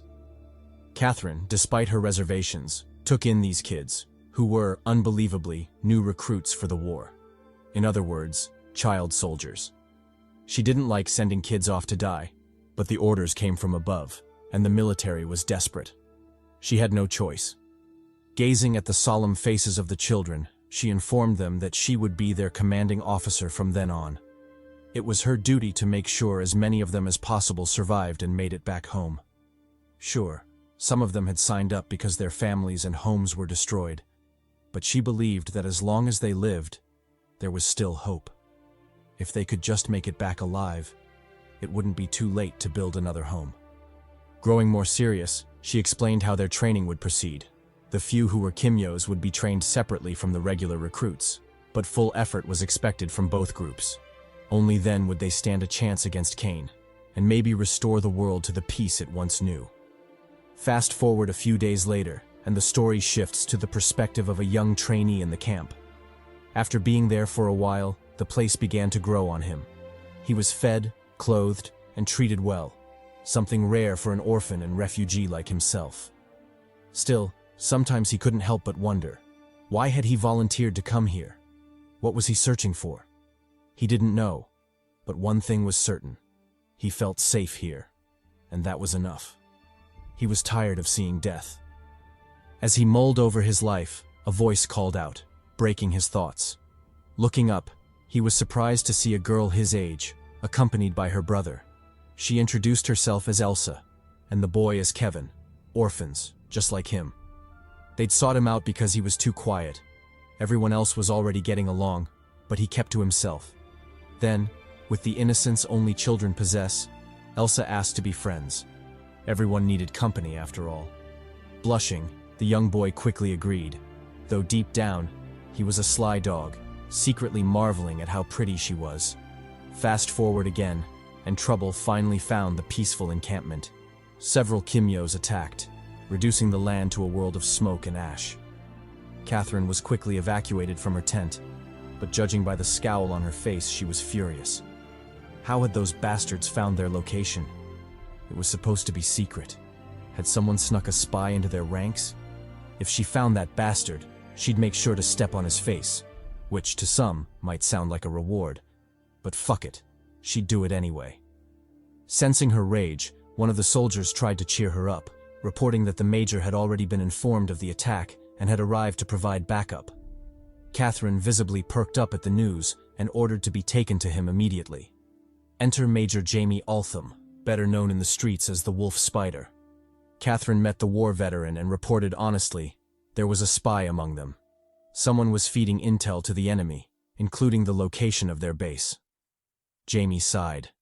The last thing he wanted to deal with today was betrayal. Still, orders were orders. Headquarters was sending in an airstrike. They just had to hold out until then. As they spoke, several soldiers rushed in, bringing with them the children, except for 3 who were still missing. Jamie's expression sharpened. He commanded the troops to fall back. He'd find the kids himself. Catherine didn't stop him. She simply cheered him on, telling him to give them hell. And she had good reason to be confident. Jamie was a monster in his own right. A Kimyo. When faced with a gang of third-rate villain Kimyos, yeah, the kind that say dumb shit like this, Jamie didn't even flinch.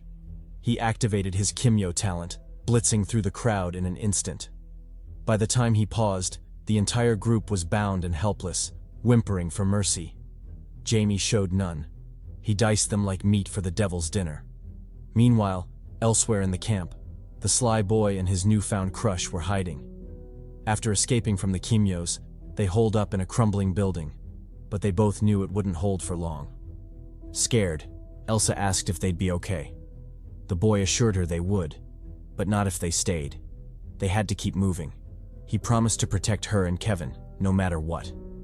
And just as he finished making that promise, fate laughed in his face. They were discovered. A patrolling Kimyo spotted them, forcing the trio to flee.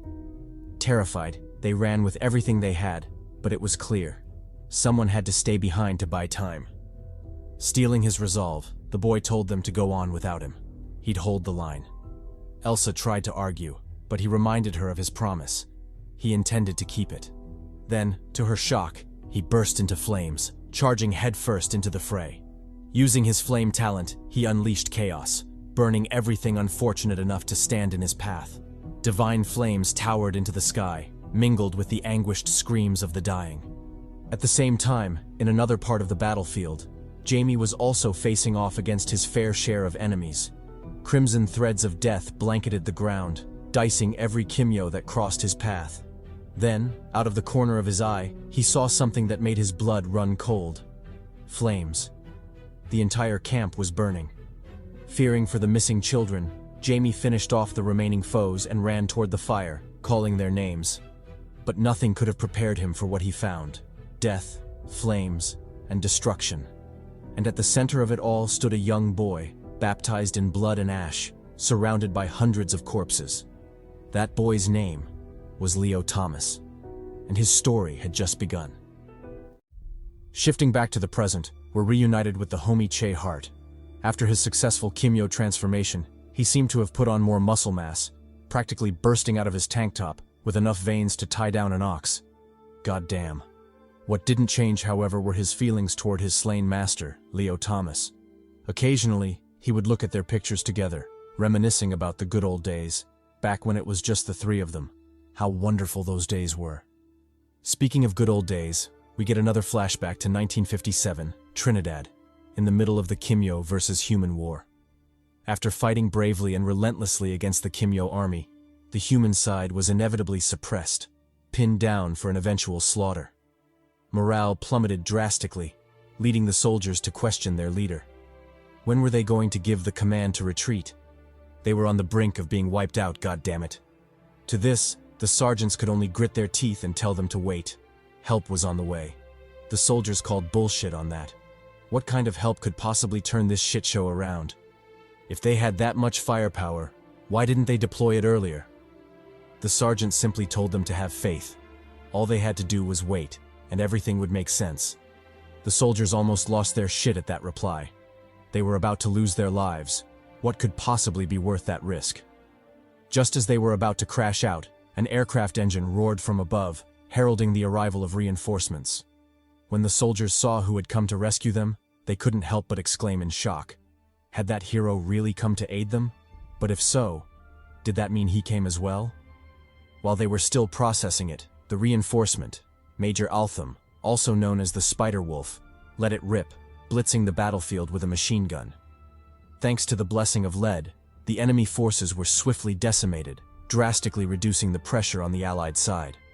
However, not all tangos were eliminated. The big, bad, and ugly managed to survive, mounting a counterattack on the aircraft. Realizing this, Altham, the Spider Wolf, clicked his tongue in annoyance before addressing his co-pilot. It was his time to shine. The co-pilot agreed and unfastened his seatbelt, switching to active support mode. He climbed out of the cockpit, scaling up the aircraft until he was standing atop the wings. Under Altham's constant urging and taunts, he began charging a big move, planning to buy their troops an opening to retreat. Meanwhile, on the ground, the Lava Kimyo, part of the big, bad, and especially ugly, finished preparing his attack and asked for permission to light the aircraft up. With his firepower, he was sure bringing down those bastards wouldn't be a problem. Unfortunately, he was just a second too late. By the time his attack was ready, an even more formidable and terrifying blast was already raining down toward them. The entire battlefield lit up like an erupting volcano, death, ash, and destruction everywhere. Wherever the flames went, annihilation followed, leaving looks of awe and reverence on the soldiers' faces. Was this the promised reinforcement? No wonder the sergeant told them to have faith. Who wouldn't have faith in such overwhelming power? But that aside, was it really him? That flame, that absurd destructive power. Who else could it be but the kid Altham adopted? The one and only Leo freaking Thomas, now grown up and sporting a more mature vibe. Unfortunately for Altham, mature didn't mean responsible. Leo recklessly tossed away his helmet and oxygen mask, saying they made him look less cool. What was the point of saving allies if he couldn't look cool doing it? How else was he supposed to pull bitches? To this, Altham could only grit his teeth in irritation, praying to the heavens that this thirsty bastard would grow up soon. Cursing his shitty luck, he hadn't even finished regretting adopting this maiden-obsessed lunatic when Leo came with more troubling news. He planned to jump off the plane and crash land on the battlefield, thinking he'd be more useful through a hands-on approach. Why blast them from the air when he could just blitz them with the old left-right goodnight? Incredulous, Altham told him to stop spewing nonsense. If he jumped off that plane, forget the fall, he'd kill him himself. Regrettably, Leo wasn't keen on listening to orders. How could he, when flexing and maiden-pulling points were waiting for him down below? He faked an accident before jumping straight off the plane, all under Altham's furious roars and curses. Halfway to the ground, the craziness of his plan finally hit him, and he couldn't help but regret it. Damn it, he should have at least kept the mask on. What a foolish way to go. Definitely not cool at all. Meanwhile on the ground, the Kimyos watching couldn't help but notice the absurdity, shocked that anyone could be that stupid. But hey, what did it have to do with them? At best, they could light his ass up and save him from the agony of splattering to his death. Shifting scenes, we're taken to an abandoned building at the rear of the battlefield, where an interrogation is underway. Conducting said interrogation is Major Altham, the Spider Wolf, rumored to be the last person you'd ever want interrogating you. True to reputation, the captive only endured half the torture before folding like a fan, promising to snitch on everything he knew, and even some things he didn't, just to get this psycho away from him. Altham didn't seem surprised and readily accepted his surrender. However, as he stood up, an intense killing intent flashed briefly in his eyes. He told the captive he was wise and reasonable. Too bad he couldn't say the same about the rest of his squad.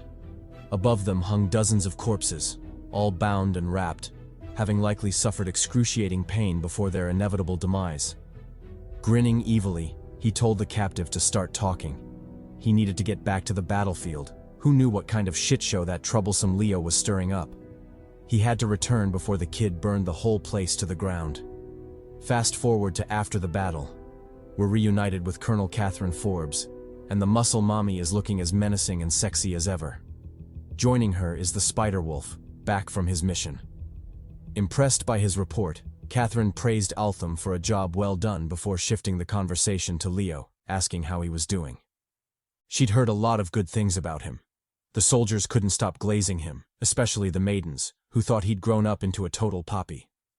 Altham replied that Leo was faring well, albeit a little careless, but he was confident the boy would grow out of it soon enough. Intrigued, Catherine teased him for his dedication to Leo. He might say he was just guiding the kid, but they both knew he saw him as something like a younger brother. Altham didn't deny it but added that wasn't the only reason for his concern. Leo was dangerous. Out of all the Kimyos he'd ever seen, Leo's destructive power was unmatched. He was practically a walking sun. If not nurtured properly, he could become a serious threat to the entire human race. Catherine nodded gravely and changed the topic. It was time to discuss why she'd called him in. Another of Kane's military air bases had been discovered, and it was his mission to bring it down, including the 13 working carrier planes that had to be destroyed no matter what. They couldn't let Kane get his hands on them. It would be disastrous for their troops. As for who would join him on the mission, the answer was no one. Their forces were spread too thin. However, he could bring Leo along if he wished. Speaking of Leo, the moment he saw his master, he immediately started glazing. He bragged about his excellent battlefield performance, claiming that everyone considered him a hero.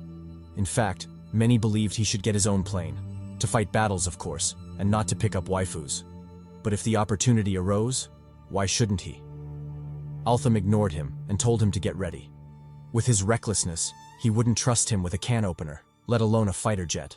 Still, if he performed well on this mission, he might consider letting him fly on their way back home.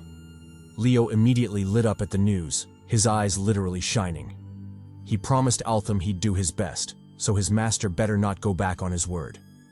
Then, like an excited puppy, he scurried off to prepare. Busy with the task, he didn't notice someone creeping up on him. Only when they spoke did he realize their presence. That someone, unbelievably, was the maiden Elsa, now grown up and radiant as ever. And maybe it's just me, but she kinda looks like a dude. Wait, could this be a trap? Run, Leo, run. Or maybe stay. Depends on what you like. Leaning in, Elsa, the possible trap, kissed Leo and warned him not to die. If he foolishly got himself killed, she'd follow him into heaven just to beat his ass. Leo readily agreed, promising to make it back no matter what. But when he did, she better get ready with that sucky, because it was about to be a meat buffet in this bitch. Shifting scenes again, we're taken to the East Air Base, their target. After landing half a mile away, the duo of master and apprentice made their way toward the base. Though it was crawling with enemies, just like this bootleg Black Wolverine, or Blackarine, the pair made quick work of them, slaughtering their way to the destination. However, when they arrived, things took an unexpected twist. The countless civilians previously reported missing were all imprisoned there, for reasons unknown. Too young and inexperienced to grasp the gravity of the situation, Leo grinned widely, already picturing the rewards and fame. If he managed to complete the mission successfully, forget the merits. Who knew what freaky shit Elsa might do to him? To that, he could only say, "Arigato gozaimasu." Altham, on the other hand, was sharp enough to know this didn't bode well. If that bastard Kane was taking hostages, there had to be a reason, and it sure as hell wasn't a good one. They had to report back to HQ, but first, a little more investigation was in order. Sneaking deeper into the base, they aimed to uncover more secrets, but what they found instead left them terrified. Right there before them stood the source of their nightmares, the devil himself, the publicly acknowledged strongest Kimyo to ever walk the earth. Kane, the demon Kimyo. Horrified, Altham almost shit his pants. He racked his brain, trying to figure out how this was possible. Wasn't Kane supposed to be overseas? Then why was he here, in such an unassuming airbase of all places? He didn't know what was going on, but one thing was certain. They had to get the hell out of there. Kane the demon wasn't a foe they could handle, especially not on their own. Thus, without hesitation, they quickly fled, radioing back to headquarters for reinforcements. After chopping it up with the big dogs at HQ, specifically the muscle mommy Catherine, an order was swiftly passed down. They argued that meeting Kane, although extremely dangerous, was too much of an opportunity to pass up. The best course of action was to mobilize the entire army and besiege him. Hopefully, they'd stand a chance at bringing down the menace for good. Regrettably, things weren't that simple. At the rate the planes were loading up, Kane would be gone in 30 minutes, let alone the hour needed to assemble the army. Thus, if they needed to force him to stay and later implement the siege tactic, Leo and Altham would have to stall for time, meaning the two of them would be facing off against Earth's mightiest Kimyo. Realizing this, a crazed grin spread across Altham's face. To face off against the strongest and hopefully not die. Could there be a better legacy than that? And even if they did die, could there be a better death for war dogs like them? He welcomed the challenge. His fighting spirit surged. Acting on that hype, they set to work. First blitzing the shit out of Kane's men. The group of normies didn't even react before they were stabbed in the head. Next came Kane, but the strongest Kimyo wasn't an easy nut to crack. The second the attacks landed, he was already moving, preparing a counterattack. With seamless ease, he flicked his hand, effortlessly squashing Leo's fireball. The attack couldn't even get close before it was intercepted and snuffed out like a candle in the wind. Enter the strongest talent, Thanatos, a psychic-type ability. The exact details had never been accurately recorded, but the general consensus was that it was powerful as fuck. When wielded correctly, it supposedly had the power to end all life on Earth and anywhere else. In short, Kane was him. And so long as he lived, he'd undoubtedly be the biggest cheek clapper on the planet. Back to the fight. Kane finally broke his silence. His voice was grating and layered, sounding like 1,000 souls talking simultaneously. If that's hard to imagine, picture me and my 1,000 huzz whispering in your ear. Because, as we all know, I get bitches. Anyway, with that grating voice, Kane asked who they were. The army? Feeling the pressure and trying to diffuse the tension, the duo replied jokingly that they were evangelists, here to chat about their Lord and Savior Jesus Christ. And if he wasn't of that religion, he should forget the joke and come at them. Kane said, "Bet," and squared off, finally giving a full view of his magnificence. Turns out he was a 7-foot behemoth, which, in my opinion, is unnecessary. No one needs to be that tall, especially if he's already this cool looking.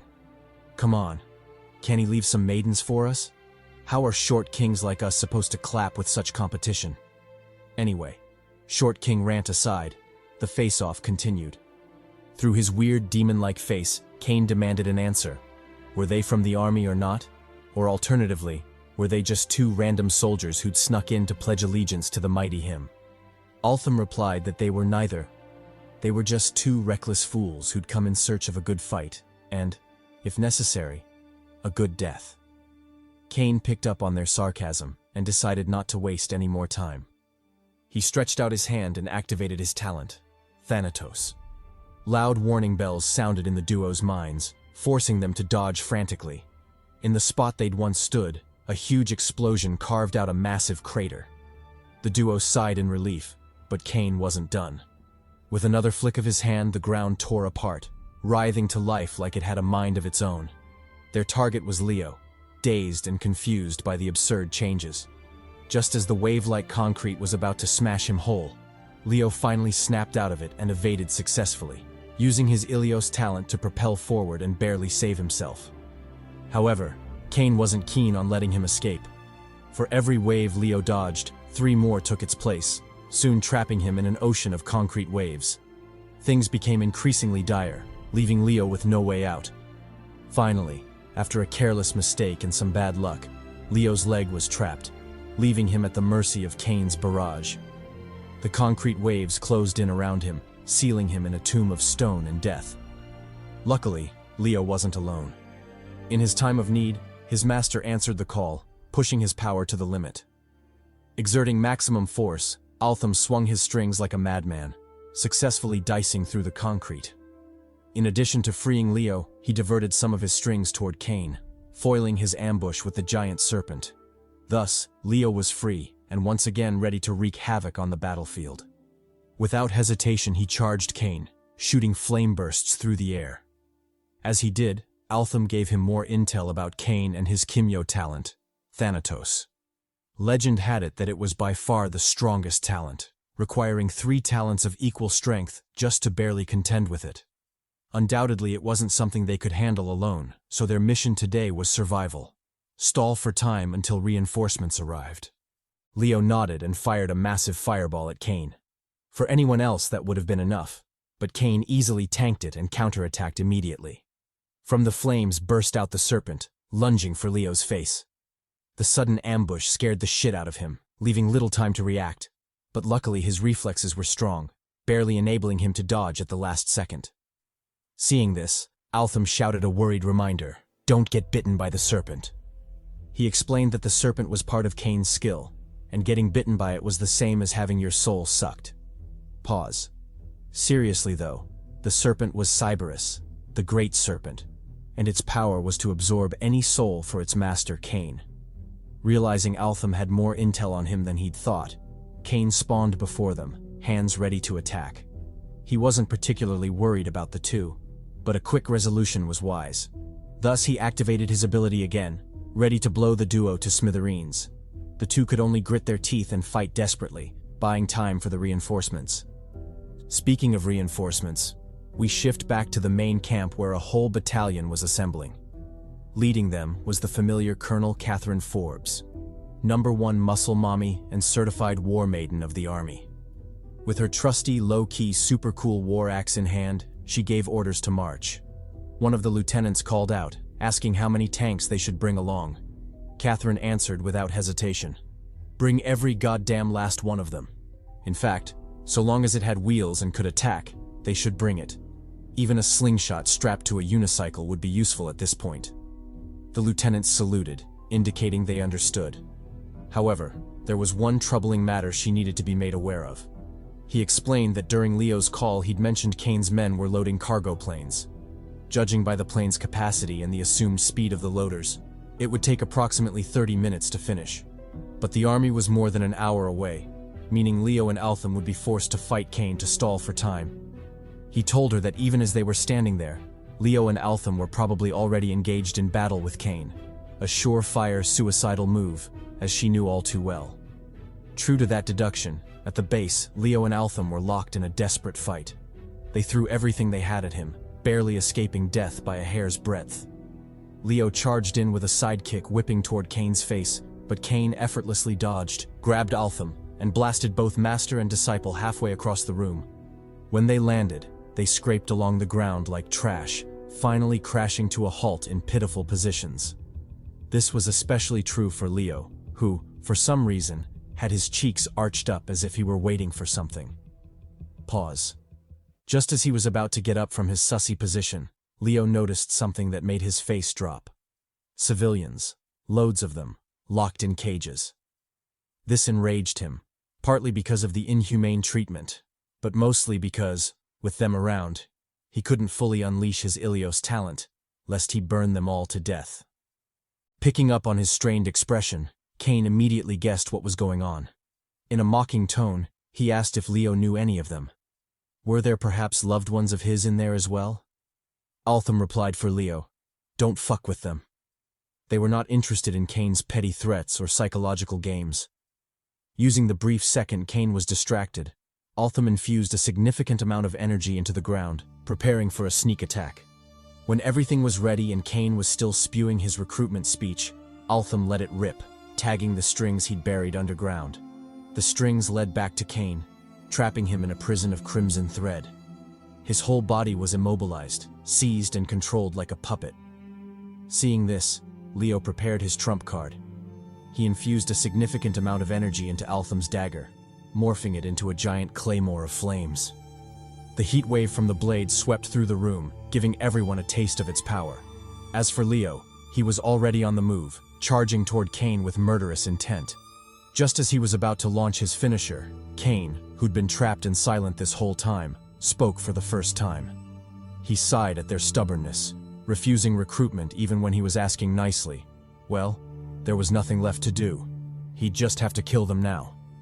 Saying so, he easily broke free from the trap, proving he'd never really been trapped, and gave the duo no time to react, sending his serpent lunging for the advancing Leo. Altham's face changed drastically. He shouted for Leo to be careful. They'd fallen for a trap, but it was already too late. Cyberus had locked onto Leo's soul. Acting on instinct, Altham shot out his fastest strings, hoping to reach Leo in time. Luckily, they wrapped around him and yanked Leo from the serpent's jaws. Enraged, Kane turned his fury on the hostages. Since the duo insisted on meddling with his plans, he'd take out his anger on them. He'd kill them all. Their blood would be on the hands of the meddlesome duo. Alarmed, Leo rushed to intercept. Although he knew it was a trap, deliberate bait Kane had cast, he couldn't stop himself from falling for it. Against better judgment, he dashed to the front of the cage, planning to use himself as a meat shield. Gritting his teeth, he apologized to Elsa in his mind, realizing this might be the end, and he wouldn't keep his promise to her. He also felt bad about the missed sucky. But what else could he do? He was a hero. This was what heroes did. He steeled himself for the inevitable. But just as things seemed over, a string shot in and wrapped around him tightly. Against his will, the string yanked him back, pulling him from the cage. Following the sudden twist came a gentle voice calling him stupid. Did he really think they'd let him sacrifice himself? To this, Leo cried bitterly, telling Altham not to do it. This was his sacrifice to make. Altham ignored him and continued to pull, then with steady resolve stepped up to take his place. He told Leo to live on. This wouldn't be where he died. His purpose in life was grander than Altham's, so he had to survive no matter what. With tears in his eyes, he told Leo he would be the hero to save the world, and that guiding him and standing beside him as a brother were the greatest moments of his life. Finished with his tearful goodbye, he roared at Kane to come at him. If Kane wanted to harm the hostages, he'd have to get through Altham first. Kane sneered at the pitiful resistance, calling it a meaningless sacrifice. What good would one fool possibly do against his power? Fine, he'd just kill them all, hostages and all. At the same time, on the eastern front of the airbase, the chocolate mommy Colonel Catherine Forbes finally made her entrance. She led a battalion of soldiers, tanks, and aircraft, charging relentlessly through the enemy lines. With firm resolve, but visible worry in her eyes, she urged the soldiers to get a move on, reminding them that two of their own were in danger. If they slacked off and caused the deaths of Leo and Altham, she'd personally crush them to death with her thick thighs. Speaking of thick, was it just me, or is she looking mad thick in this panel right here? There was honestly no reason to give her this much cheek real estate, but hey, I'm not mad at it. Now, back to the story. While she was giving orders to her men, one of the lieutenants called out to her, yelling that they had bad news. Kane's army had assembled on the hilltop, blocking their way to the airbase. Frustrated, Catherine clicked her tongue in annoyance and ordered her men to charge forward. A few rogue soldiers couldn't do shit to stop their advance. Meanwhile, back at the airbase, the aftermath of Kane's attack finally became visible. The whole base was a mess, completely destroyed, with the only intact place being the cage Altham had protected. He'd shielded it from Kane's wrath, but the same couldn't be said for his own flesh. His body had been cleaved in two, Gojo style, with his torso and legs chilling side by side. The scene was beyond heartbreaking, especially for Leo, who knelt defeated, mourning the death of his mentor and brother. Kane, on the other hand, didn't give a damn, and continued dissing the shit out of the slain Altham. He called him weak, with a brittle body, as expected of a lesser Kimyo. If he was that weak to begin with, he shouldn't have meddled in the affairs of the big dogs such as himself. Hearing this, Leo roared in rage. He yelled out Kane's name, pain and fury evident in his tone. Like an exploding supernova, he burst into flames, his embers scorching the entire room. Nevertheless, Kane still watched on with that same unbothered, deadpan look on his face.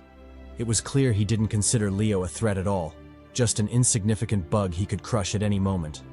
True to this, he leisurely gave Leo some lore about his powers. Turns out the history of the four great powers held more significance than Leo had imagined. They were, surprisingly, the very first supernatural powers to ever exist on Earth. Back in ancient Greece, before the concept of Kimyos even existed, four brothers developed the abilities that would later be termed Kimyo talents. They were Thanatos, Ilios, and two more whose identities remain mysterious for now. In a sense, the talents were siblings to each other, forever linked, and the only ones capable of truly rivaling one another. As expected, when these abilities first appeared, the people of Greece didn't know what to do in the face of such power. So, they did what humans tend to do. They treated the siblings as gods, worshipping them. Explaining up to this point, Kane wanted to continue with the lore, but Leo told him to pause real quick. Couldn't he hear the boss music playing in the background? It was time for him to power up. Saying so, he began his transformation, morphing into a half-flame, half-man deity, an omega symbol floating behind his head. He truly resembled a god, the very same kind Kane had been talking about. However, Leo was in no mood to admire his transformation. He roared Kane's name, charging at him to avenge Altham. Arriving before him, he unleashed a divine fist, blanketing the room in embers. Kane casually blocked the attack, continuing his monologue. He told Leo that they both carried the power of the gods, the talents that started it all. If they joined forces instead of standing in each other's way, they could reign again, stand above everyone as gods. Couldn't he imagine it? Mortals shaking in fear before them, nations submitting to their rule, waifus throwing themselves at them, and most importantly, clapping all the cheeks they wanted. A true cheek buffet. Didn't he want in on that? Surely he must have dreamed of tenderizing Catherine and her thick ass at least once. Well, if he joined him, he could make that happen. All he had to do was say yes. Gazing scornfully at the horny villain, Leo responded with a firm no. He had no desire to lord over others, nor did he have any particular liking for Kane as a person. Matter of fact, he actually hated his guts, believing his existence was harmful to the planet. So joining forces was out of the question. But all that aside, it seemed Kane still didn't understand the full extent of his crimes. He'd killed the one person Leo cared about the most. Did he really think he'd let that shit go? Nah. He was about to go mucho loco on his ass. Saying so, he entered his second transformation, morphing into a blue flame, winged angel of destruction. His aura became overwhelming, crushing and scorching the ground beneath him. Unfazed, Kane told him to come at him. He would make him understand the foolishness of defying him, of turning down the blissful life of Huz he'd planned for them. Leo said bet and charged forward, his thirst for revenge overshadowing his lust. Although he knew he stood no chance against Cain on his own, he was still ready to give his life in that fight. For the sake of the world and all those he cared about, he was ready to make that sacrifice. Cain welcomed his charge with obvious disdain, taunting that his death would be just that, death. There would be no honor to his sacrifice. Elsewhere, as the two titans went at it, Catherine was leading her troops through a difficult battle. She led the charge at the front, swinging her giant axe at a tank. With a deafening explosion, the tank was blown to bits, obliterating all enemies inside. Then, without so much as a glance backward, she continued her charge, yelling for her men to push through. Back in the warehouse, the battle against Cain had reached its climax. Leo's attacks finally reached him, breaking through his defenses and advancing for his face. This surprised Cain, as he hadn't anticipated Leo ever breaking through. Flustered, he ordered his serpent to attack, commanding it to devour Leo's soul. The serpent obeyed without question, biting into Leo's arm. It began its devouring process, delighting Cain, who couldn't help but mock Leo. He called him a fool for turning down his offer. Now the only future he had was to be devoured and turned into a soul slave. He really should have picked the huzz and godhood when he had the chance. But just as Cain was feeling himself, he suddenly realized something was gravely wrong. Leo had set a trap, and he'd walked right into it. The bastard had anticipated Cain dropping his shield to attack him, and had prepared precisely for that moment. Now, with his shield down and his serpent occupied, he was particularly vulnerable to a counterattack from Leo, one Leo viciously delivered. Blue flames blossomed in his arms, and he clawed forward, striking the shit out of Cain. The pain and flames sent him reeling, causing him to scream in agony. Reacting quickly, he unleashed a shockwave, pushing Leo away from his body. He managed to salvage some of the damage, but the critical hit had already been dealt. As for Leo, he was sent flying like a rag doll, crashing pathetically beside the hostage cage. When he came to his senses, he took one glance at the hostages and immediately knew what he had to do. He told them to hang tight. He'd get them out of there. Then, without further delay, he dug his feet into the ground, flexed his rock-hard abs, and pushed with all his might. Thanks to the boost from his flames, he managed to push the cage out of the building, saving the civilians trapped inside. Meanwhile, on Cain's side, things had taken a drastic turn. The critical wound had grown worse, releasing all the souls he had trapped inside him.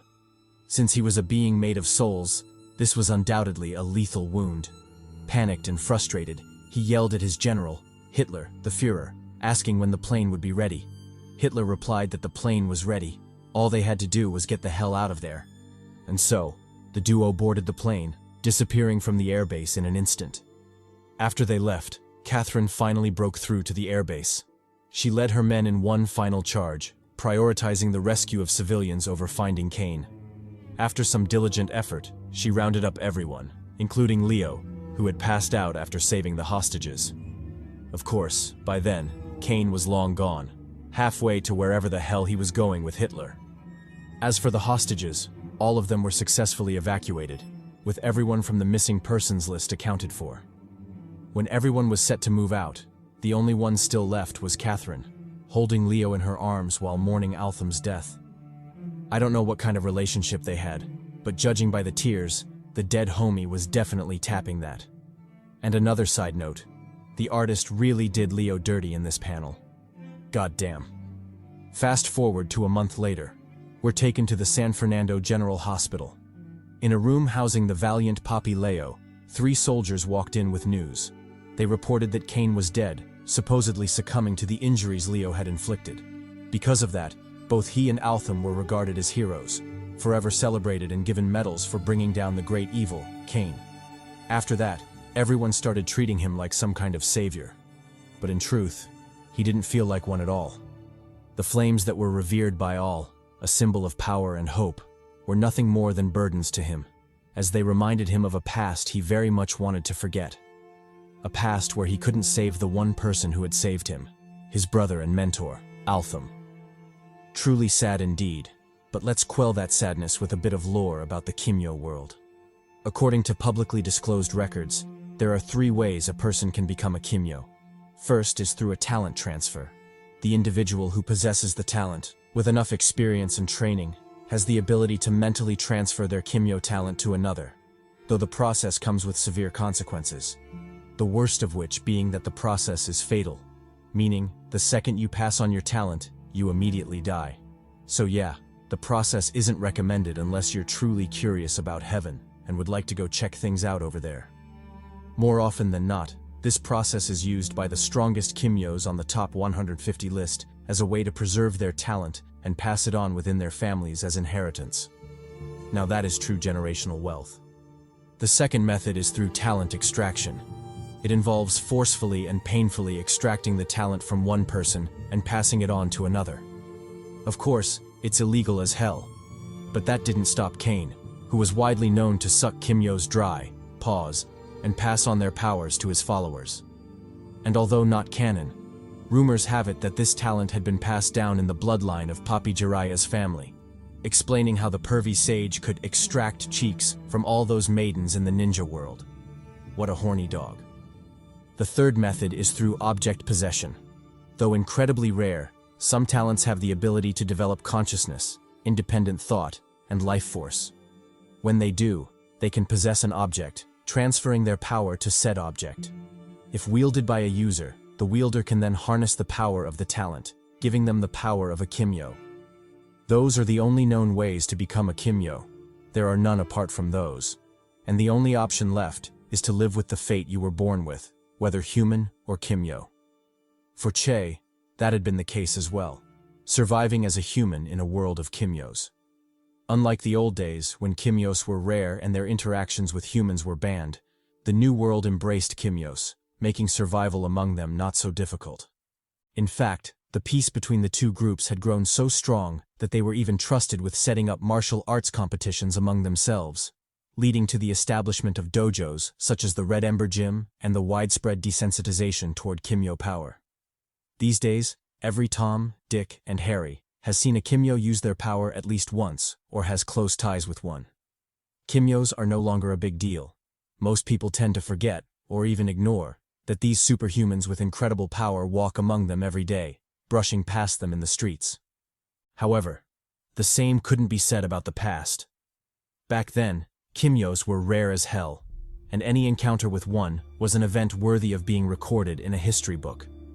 To fully explain this, we flash back to 1815, to the Battle of Waterloo. And yes, I know what you're thinking. This story does have way too many flashbacks. It's like watching Inception, a flashback within a flashback within another flashback. Or more accurately, reliving the trauma of your ex bringing up old shit whenever you argue. Curse that bitch. Anyway, during that time, unlike now, where the Kimyo population makes up a third of all people, Kimyos were incredibly rare, and most battles were won by human effort alone. Just like the current battle, where Napoleon and his forces had the 7th Coalition and the Prussian army on the ropes. After enduring Napoleon's genius tactics and bombardments, the Allied forces couldn't take it anymore and called out to their commander, Blücher, for help. They'd already been pushed to the trenches.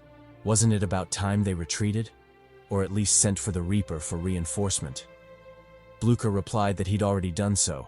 The call for reinforcements had been sent a long time ago. They just had to wait for the Reaper and hope that he deemed their cause worthy of intervention. Elsewhere, at the rear, the other commander, Duke Arthur Wellesley, was discussing tactics with his men when a messenger arrived.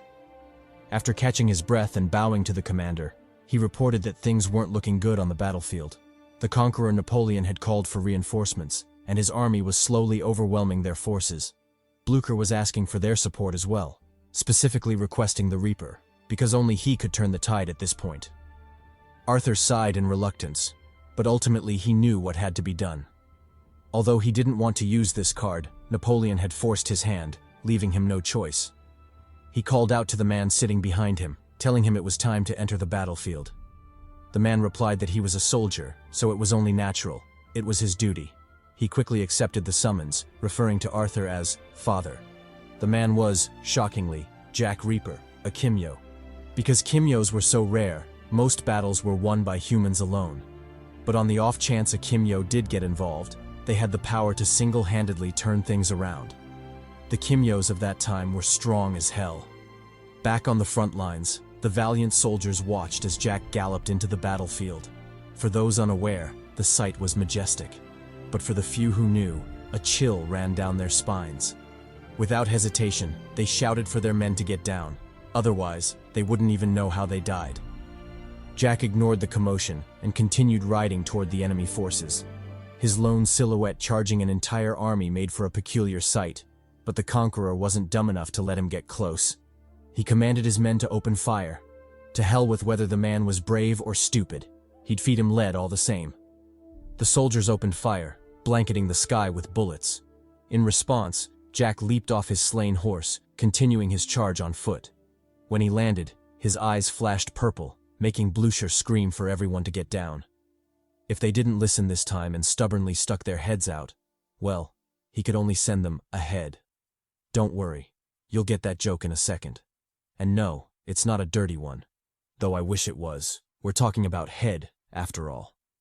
Jack flapped his jacket open, unveiling his Kimyo talent, a tentacle-like appendage. At the end of it was a ghastly scythe, paying homage to his title as the Reaper. Then, under the tense gaze of his foes, Jack grabbed the scythe, swung it with all his might, and consequently chopped off the heads of everyone on the front line. He had, in every sense of the word, sent them ahead. Grabbing hold of the scythe again, he unleashed his next attack, dicing the second line of foes into pieces. His killing range was incredibly vast, threatening everyone on the battlefield. Luckily, his allies had sought cover, or the massacre would have been mutual. Finished with the first two lines, Jack swung his scythe, reaping the third. His overwhelming might made quick work of them, decimating the enemy by the thousands. Fed up with long-range bullying, he charged in for something more close and personal. His scythe danced like the hips of a Persian mommy, proving that hips truly don't lie. In this case, it was a dance of death. With every swing, life was extinguished. A soldier frantically reloading barely blinked twice before the man on his right was yeeted by a scythe. The same thing happened to the man on his left, leaving him shaking with fear. In his final moments, as he watched Jack the Reaper dash out of the fog like they were playing Assassin's Creed or some shit, he couldn't help but curse his luck for being born in this flintlock era. If he'd been in the modern era, he would have introduced Jack personally to a beauty called the automatic rifle, thoroughly cooking his ass. While Jack was wreaking havoc on the battlefield, butchering soldiers like he was slaughtering chickens, Napoleon finally realized the gravity of the situation. He stood dazed, pupils dilated, wondering what he was seeing. But just as he was about to order a retreat, the executioner's blade came swinging down, dicing the hell out of him. And so, the Battle of Waterloo ended, with Napoleon slain by the blade of the infamous serial killer, Jack the cheek-clapping Reaper. As the flashback draws to a close, the speaker, who I'm assuming is Chi, stresses that although Kimyos were rare back then, they contributed significantly to the peace the current world now enjoys. They fought for that peace with their lives, even though they were forced to do so from the shadows. In contrast, the modern world has grown to embrace Kimyos. Coexistence with humans is now commonplace, with most not even thinking twice about it. Of course, this is partly due to the efforts of the government, but mostly due to the nature of Kimyo talents. Segregation simply isn't possible, as Kimyos can be born in any family, even those writing the laws or harboring bias. In such cases, both groups have no choice but to get along. Doing otherwise might very well mean alienating a loved one. In addition, coexistence with Kimyos comes with advantages.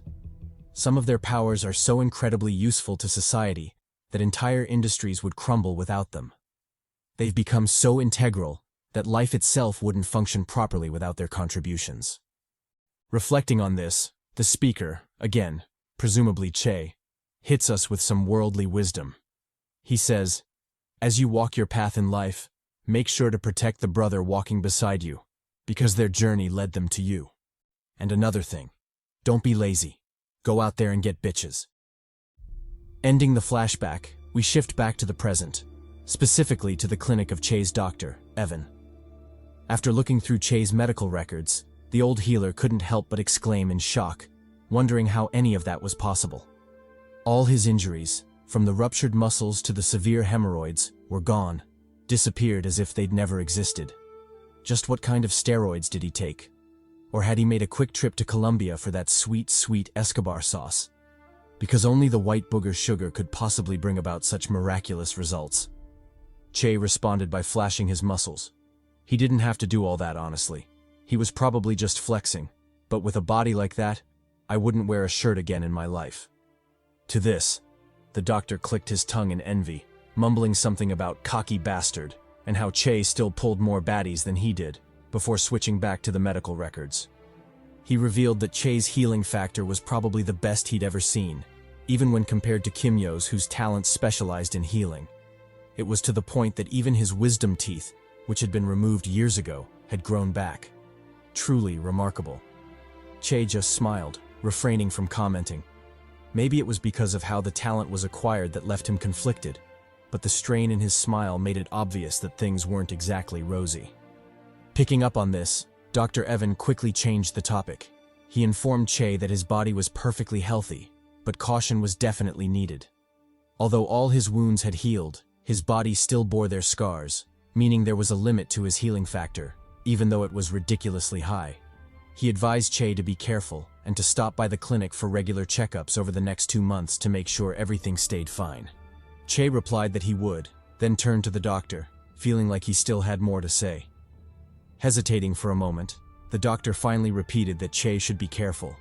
If possible, he shouldn't involve himself in strenuous activities until the exact details of his transformation were revealed, and that included clapping mad cheeks.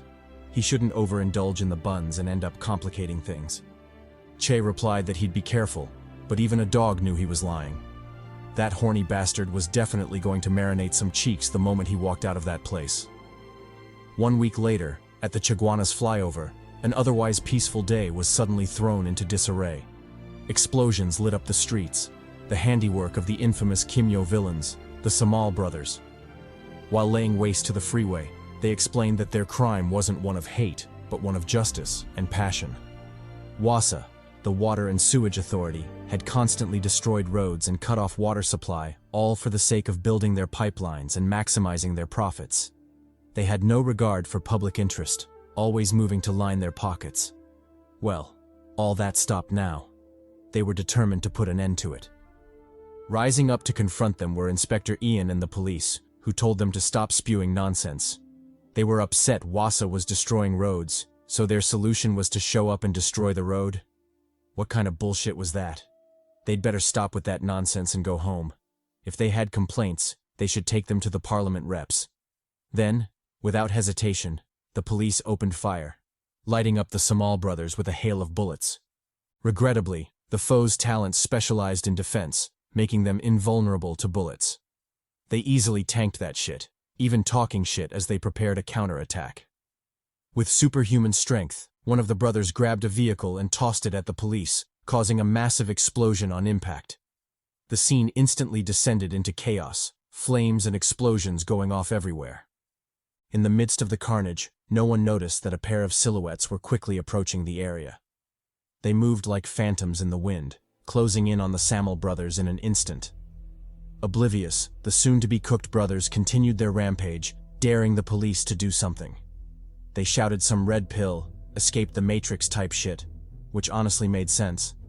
But the fact that their actions were the exact opposite of what they were preaching made it hilarious and stripped them of all credibility. Just as the brothers were done messing around and decided to end things, a truck suddenly came flying in, blitzing one of them to Kingdom Come. The change left the other brother flabbergasted, but he didn't have long to be shocked because a fireball was already racing toward him. Caught off guard, he had no choice but to eat the attack, bathing painfully in the torrent of flames. When the attack finally ended, the brothers could finally feast their eyes on who had attacked them. Who else could it be but Che and Tevin, striking a pose and seriously aura farming in their vigilante costumes. Smelling the smoke, the Samal brothers instantly activated their trump card, a fusion of essence and talent, merging into a four-armed behemoth. It exhibited the combined powers of the duo, amplifying their combat power by a shit-ton. Enter the ugly yet incredibly powerful Ultra Samal sign. Gazing nonchalantly at the transformed behemoth, Tevin dismissed it with undisguised contempt. He told Che he didn't have time for this shit and would rather get something to eat. Che replied that he was hungry as well, so they'd better wrap things up quickly. They agreed on a pincer attack, hit the enemy from both flanks. Meanwhile, as the duo prepared their battle plan, the onlooking policeman turned to Ian for orders. With how far things had flown off the rails, what were they supposed to do now? Ian replied that they should clear the area and retreat. This was no longer a battle they could interfere in. The best course of action was to prevent civilian casualties. While they were still mobilizing, the battle on the freeway had already kicked off. Che started things with a fire blast, clocking Ultra Samal in the face. Next was Tevin, who charged in for melee. Reacting quickly, Samal counterattacked with a punch of his own, meeting Tevin in a clash of fists. The force from their impact kicked up shockwaves, tearing apart the concrete beneath them. Capitalizing on Samal being tied up, Che intervened with another fireball, blasting the foe in the face. This created an opening for Tevin to slip away, only to reappear behind Samal and put the latter in a chokehold. With the enemy firmly restrained, Tevin shouted at Che to have at it. It was time to finish that shit. Che said bet, and channeled his power, coalescing it into a javelin of flame. With zero hesitation, and ignoring the Samal brothers' pleas to talk things out, he threw that bad boy, sending it hurtling toward the frantic duo. The attack struck true, blitzing the hell out of the Samal brothers. They went up in flames, soaking in the heat of a giant explosion. Eventually, when the flame cleared, the Samal brothers were already bound by restraints, pitiful and crying tears of regret. They promised to turn over a new leaf, but of course no one paid attention to that nonsense. All eyes were on the two vigilantes brazenly walking around. Picking up on this, Private Brandon Gale asked Ian for an explanation. Why weren't they arresting those two when Kimyos were clearly banned by law, ordered to be arrested on sight? Ian replied with a casual chuckle. Arrest them? Did they even have the ability to do so? And even if they did, why would he? They were clearly on their side. Mockingly chuckling, he told his assistant to let it go. As far as he was concerned, all the Kimyos in the area had been arrested. Then, as if he hadn't been talking about them at all, he bid the boys goodbye, thanking them for their help in the incident. The duo returned the sentiment and quickly disappeared, heading back to their lair, or to grab food and huzz as they'd originally planned. Switching scenes, we arrive at the great mansion of Elon Hemlock, Lewis's uncle. After arriving at the estate, the duo of part-time vigilantes said their hellos before talking about how crazy their day had been. They knew fighting crime was tough, but damn, they never thought it'd be that crazy. Elon replied with a proud chuckle. What did they expect? The whole country had lost its mind. Besides, did they really think becoming famous vigilantes to pull bitches would be easy? They'd better lock in if they wanted to lock in some cheeks. Nodding, Che agreed with the geezer before addressing Louis. He asked how the search for Rokash was going. Did he have any luck? Louis replied that he did have something to share, but he'd fill Che in on that later. For now, they should be more worried about the Kimyo ban, since it was seriously hampering their work. And the ban wasn't the only thing, they also had their new sensei to deal with. At this rate, they were going to die. Che agreed, mentioning that he'd seen Anton training on their way in. The dude seemed exhausted, like he could pass out at any moment. Sighing helplessly, Louis shifted the topic to the bands on Che's arm, power regulators, and asked if they were working. Che replied that they were. In fact, he'd been able to keep the Ilios power in check because of them. No civilians were hurt when he used his power, so he guessed the regulators were doing a damn good job. While the duo were chopping it up, a third party cut into their conversation, pointing out that Che and Tevin had made it into the news again. But aside from that, Che's fire javelin was sloppy as fuck. She wondered how the damn thing hadn't exploded in his face. The speaker was Andrea, the same fine mommy who'd shown up a couple of videos ago, and damn, she was smoking. Just look at all that thickness, cheeks so soft they're practically falling off the bone. Thank you to the artist for doing the Lord's work. Ignoring the fine shit before his eyes, Che was more concerned about the diss to his javelin skill. He argued that the skill wasn't trash at all, but a genuine work of art. Andrea almost died laughing, saying that shit was garbage. It was a miracle it hadn't blown up in his face. Defeated, Che sulked. He'd lost that battle, but what he didn't know was that he'd won the war. Andrea was giggling coquettishly, showing that she had a crush on Che. And even if she didn't, we all know what they say. If you can make her giggle, then her cheeks will surely jiggle. Wise words from the sage, the esteemed Johnny Sins. Fast forward to dusk. While Che was leaving the mansion, he was stopped by Andrea and her thick thighs. She said something about the mansion being the only Japanese-style architecture in Trinidad, deserving to be a tourist attraction. But honestly, I was too busy zooming in on the thighs to pay attention. Che, on the other hand, wasn't as thirsty as I was, so he actually heard Andrea's words. He replied that although it would be an honor for the Hemlock family, it wasn't a good idea to turn the mansion into a museum, especially since there was a Kimyo ban, and they were literally hiding there. Andrea clicked her tongue at his sarcasm before continuing her banter. She revealed that the Hemlock family had a bloodline talent, Ash of the Fathers, and it would only be transferred to the first son of every generation, a true noble family indeed. Che smiled bitterly in response, partly out of envy and partly out of longing. It was clear he felt some type of way about it.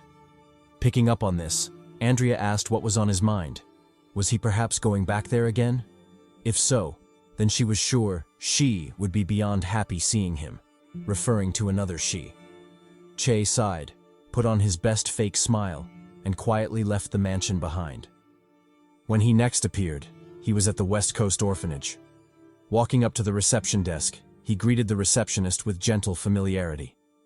Surprised, she blurted out his name before realizing her mistake and covering her mouth. With the ban on Kimyos, it wasn't safe to yell out his name like that. Regaining her composure, she informed him that the patient had been looking for him. In fact, she'd asked about him every single day since his last visit. Che thanked her for the information and quickly walked up the stairs. He was eager to see her, but he couldn't shake the feeling that he might endanger her by being there. Shaking off the negative thoughts, he knocked on the door, announcing that it was him. Before he could apologize for showing up without calling, a figure suddenly flew out of the room and wrapped him in a big hug. Overwhelmed and choking with tears, she excitedly called him brother. Fast forward a couple of minutes later, and the two siblings are chopping it up in the room. Che, as the older brother, goes through his sister's grades, and what he sees surprises him. Straight A's. The little lady was doing so well in school you'd think she was cheating or something. But no, that was pure big brain energy. She'd inherited all the brains in the family, leaving Che with barely any to rely on. Stupid muscle brain bastard. Swallowing the grievance of being dumb, Che asked his sister what she wanted as a reward. Since she was killing it in her grades, he might as well reward her for it. Smirking, Yukiko replied that she wanted to visit her uncles, Tevin and the gang. When she scored first place in her exams again, she wanted Che to take her to them. Che smiled and readily agreed. The reward wasn't excessive, and he could easily make it happen. Sealing a pinky promise, he assured Yukiko he'd come through on his word. To this, Yukiko beamed before pouting and frowning. She hadn't forgotten that Che hadn't visited her in days. Not only that, the scars on his body seemed to be increasing lately, meaning he was out there being reckless. Although she understood he was fighting to make money to afford her stay at that place, she couldn't help but worry about him. Che picked up on her concerns and reassured her. He was doing fine, so she didn't have to worry. Matter of fact, he was strong as hell now, so her concerns were unnecessary. But that aside, she should really focus on being a kid. Brush her teeth, do her homework, crush on little boys. She should leave all the grown-up thoughts to the grown-ups. Smiling, Yukiko gave him a big hug and replied that she'd try, but in exchange he had to promise to visit her more often. Che readily agreed, telling her to say less. As for the crushing on boys part, he was obviously joking. She was prohibited from speaking to, let alone breathing next to, those horny dogs. Matter of fact, her first date should be when she's 70 years old because, fuck them horny kids. Back at the Hemlock Mansion, an interesting scene was playing out on the training ground. And no, it wasn't a fight or anything like that, but the showcase of cheeks of mass destruction by the baddie Andrea swaying her seductive plot. The muscle mommy told the boys the moment they'd been waiting for had finally arrived. If they could impress her or move her in any way, she'd reveal her talent to them and show them what was hidden in the bag. However, they shouldn't think it would be an easy feat. She was the granddaughter of the one and only Leo Thomas after all. Plus, look at all that waifu cargo. Did they really think it would be easy to move her? Ignoring the boys' flushed faces, she called the first participant to the stage, Tevin. He accepted the challenge and confidently walked forward, then with zero hesitation activated his Kimyo talent, Hide Forge, a transformation-type talent. Dense energy blanketed the area, retreating to reveal Tevin in his new form, the Rhino Hide form. Impressed, Andrea grinned in acknowledgement and gave the hide another look over. She'd never thought it was possible to upgrade a Kimyo talent, yet here Tevin was, having done just that. Not only had he eliminated his previous weaknesses, he'd also acquired 2 more transformations to his Hide Forge, making the total 3, namely Rhino, Lion, and Blacksmith. Tevin explained that each hide had its own quirks and perks. The Rhino hide, although the weakest, relied on oxygen to function, making it virtually limitless, and because of that, it was his current default hide. Next was the Lion hide. It maxed out on offense at the expense of defense, meaning it had 0 defensive value, but on the bright side, its offensive might was truly formidable. With his current strength, he could only activate it for 20 seconds since the hide ran on stamina, unlike the Rhino hide which ran on oxygen. Last was the Blacksmith hide. It could be considered a combination of the Rhino and Lion hides, a true powerhouse indeed. However, the disadvantages were equally severe. The hide ran on blood, making its use perilous. In fact, the last time he tried it, he'd almost killed himself. His heart stopped. But even with that, he couldn't live in fear forever. He was determined to activate it today and show them why he was the best tank on the team. With that said, he let his aura loose, beginning his transformation. Dense energy blanketed the area, followed by mana storms and a primal aura. The majesty of the King of the Jungle pressed down on everyone, making them feel like kneeling in submission. But just as the aura was about to become overwhelming, it suddenly stopped and receded immediately. What was left in its place was a spent Tevin, looking stupid and even farting from the strain. Damn, this dude will never pull bitches again. Shaking off the embarrassment, Tevin quickly left the stage to Che. Stepping forward, Che immediately called upon his latest creation, a Kimyo, the Javelin of Flames. Since everyone was already familiar with its long-range capabilities, Che opted to showcase its short-range prowess.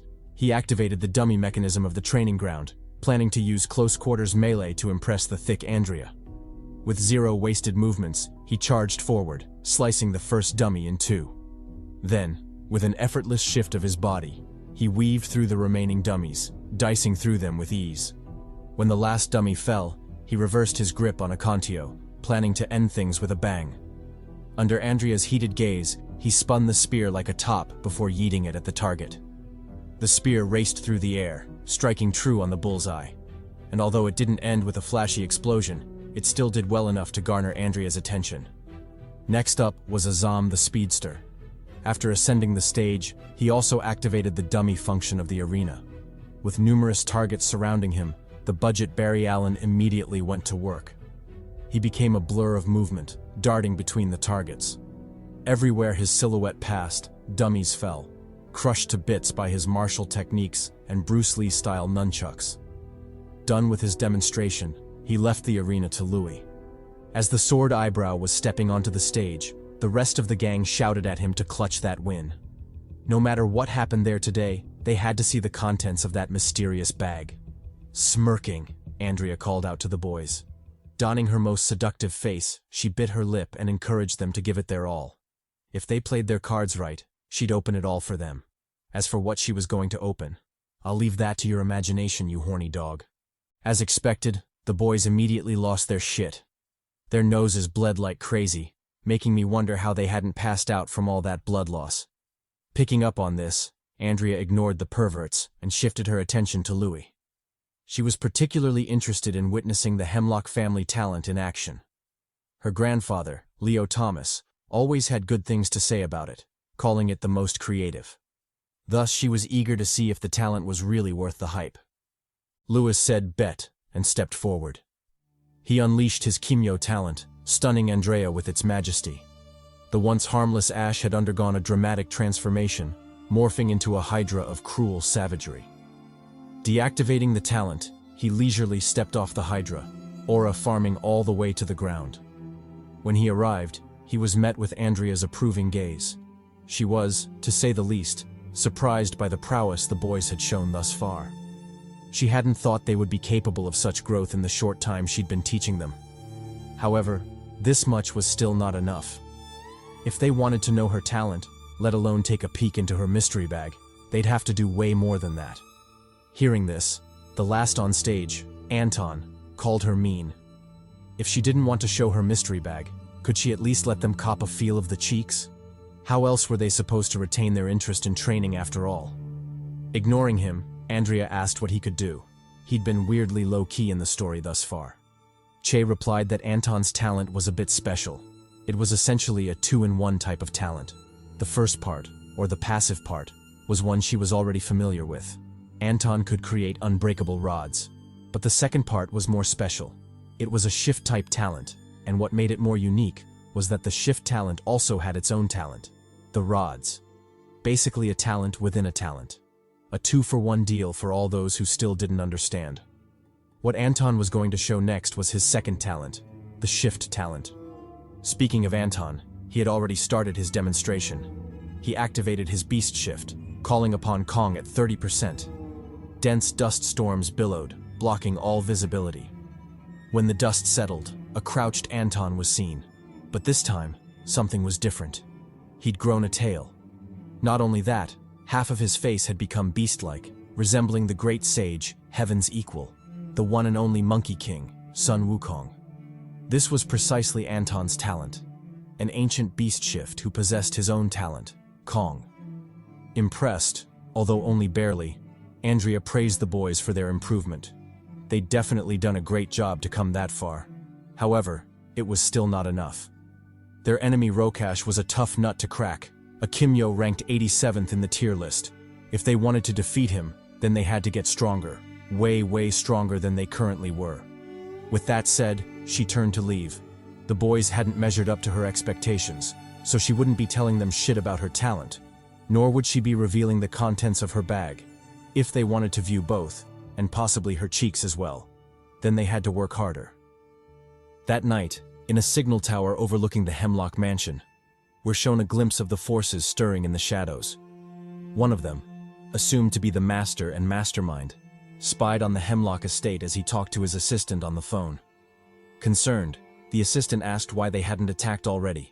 If they continued waiting longer, things might take an unfavorable turn. The master, however, wasn't in a hurry to act. He told his assistant, Kagaya, to relax. They had all the time in the world. For now, they should let Andrea groom them, make them stronger, and when the time came, they'd deal the fatal blow. They'd crush them like the ants they were and take back what was stolen from them, what was rightfully theirs. As for whether things would blow up in their faces, how could that be possible? All the great villains always give the MC time to grow, and it always works out in the villain's favor. When had that brilliant strategy ever failed? Just look at Luffy and Katakuri, Ichigo and Aizen, prime examples of the MC getting clapped. Nothing could go wrong. Genius strategy and villain death flags aside, we shift to the junkyard where some intense action is underway. With a mighty explosion, several figures are blasted out of the dust cloud, crashing pathetically into the pile of junk and rubble. The first one was a Cable-looking bastard who had most of his body curved up. Kinda like the real Cable would have been if he'd fought Poppy Logan instead of bitch-ass Deadpool in the movie. The second was a budget Hawkgirl wannabe, obviously lacking the jerk-sesh allure the real one had. As for the last one, this bastard was mysterious to say the least. He looked like a cyborg monk while at the same time resembling a dumpling, making his features truly bizarre. Not to mention he was packing some serious heat, which made me wonder if he'd just blast people if they refused to accept the ways of Buddha. Truly a unique sight. Fighting them was a figure we've all grown to know and hate, the one and only Rokash Ramperstad. Grinning widely, the bastard Kimyo closed in on the trio, forgetting he was butt-ass naked. He flexed his chiseled muscles, telling the assailants to forgive his rudeness. It wasn't his intention to manhandle them so roughly. He hadn't received visitors in a while, so his animalistic instincts got the better of him. Blushing, the Hawkgirl wannabe told him to shut his mouth. What animalistic instincts? He was just a pervert flashing his private parts, but god damn it, couldn't he put some clothes on? Fighting him while his dangling bits swung around like that was really distracting. Rokash replied that it wasn't his fault. They'd attacked him in the middle of a sacred and serious jerk ritual. But that aside, who were they exactly? And how had they found him? The junkyard he was hiding in had been abandoned for years, so he doubted they'd just stumbled into it. They definitely came in search of him. But how had they known he was there? He had so many questions, and he would pry the answers from their lips whether they liked it or not. As for how he'd do that, well, he'd simply introduce them to his little friend, Anu Ankh, his talent. He said this while biting his lips seductively, making me wonder whether he wanted to introduce them to something other than his talent, considering he was butt naked, things still swinging about. Meanwhile, as Rokash was threatening the trio with his talent and possibly his Johnson of mass destruction, a duo of onlookers were watching the fun from a mile away. One of them was the same sword dude from before, while beside him was his aide, a man in a mask constantly wondering if they should have sent more men. To this, the demon-looking bastard told him there was no need. No amount of pawns could possibly bring down Rokash. Their mission goal was to test the strength of their pawns, and who better than the Egyptian Kimyo himself, Rokash, to do it. Speaking of Rokash, the siege on him had resumed in earnest. Leading the charge was the Hawk Girl wannabe, who unleashed her blades and charged in for melee. Unfortunately, she barely had time to shine before she was blitzed instantly, losing half her body in a ranged attack by Rokash. Advancing, he grabbed her remaining wing and yanked her from the air, slamming the big bird into the ground. Terrified, Hawkgirl attempted to beg for mercy, even promising to let him rub his face on her chiseled abs. Regrettably, Rokash wasn't a simp, so he quickly moved in for the finisher. Lifting his leg, he stomped on Hawkgirl's face, bursting her head like a watermelon. Then, with a grin that could send shivers down anyone's spine, he turned to face the other assailants, daring them to make a move. Enraged by the taunt, the cyborg monk lunged in for a smash attack. Swinging his giant mallet in a crushing blow, he aimed it at Rokash, but the nude villain was way too nimble, dodging the attack with an effortless leap. The only downside was that his cheeks were wide open, giving a clear view of things no one asked for. But since I'm your boy, I'll gladly blur out the details so you won't have to suffer the same trauma I just did. As for the cybermonk, he wasn't keen on letting Rokash escape so easily. He quickly activated his Kimyo talent, generating a powerful attraction force that locked onto Rokash, pulling him toward the giant mallet waiting in ambush. But even with that, the nude Rokash was still too formidable, breaking free from the force and dodging the downward swing with a graceful backstep. Then, as if he was toying with his foe, he leapt over the next attack, making sure to position his exposed cheeks right in the monk's face. Enraged, the cybermonk said, "Fuck melee," and pulled out the heat. He emptied an entire clip on Rokash, but as usual, the crazy Kimyo dodged that shit, even making a spectacle of breezing through a particularly threatening shot. Then, as if recreating a meme, he hit him with the Omai wa mo Shinderu, blitzing him to death before he could even realize it. Advancing, he activated his Anu Ankh impulse, tapping the monk's tummy for the decisive finisher.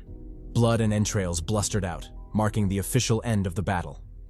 While that was going on, Rokash's reinforcements finally arrived on the scene.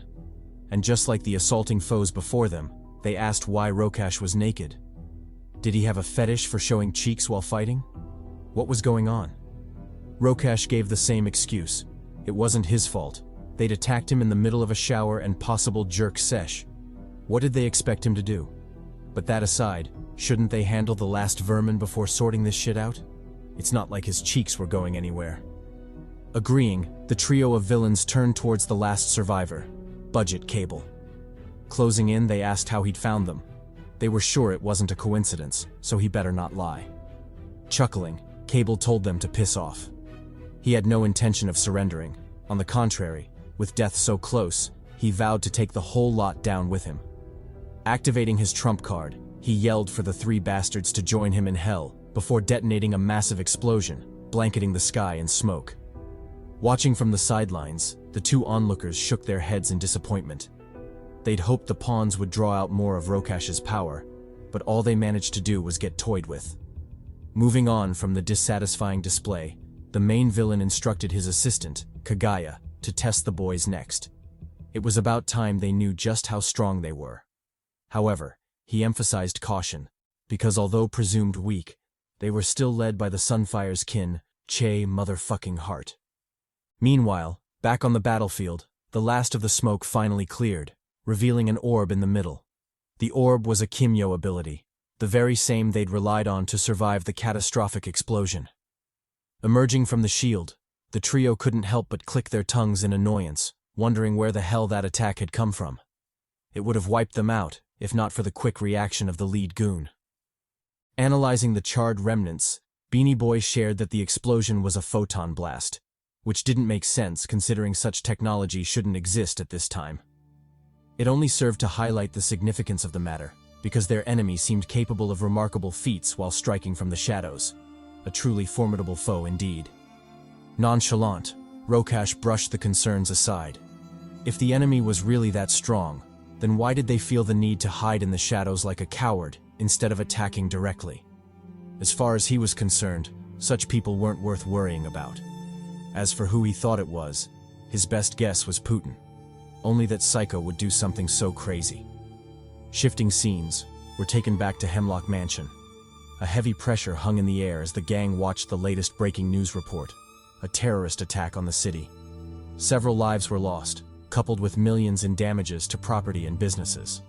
And the ones responsible for this massacre were a group of cybernetic Kimyos who showed up out of nowhere and began laying waste to everything and everyone in their way. The current death toll had already reached 38, with numbers expected to rise by the end of the massacre.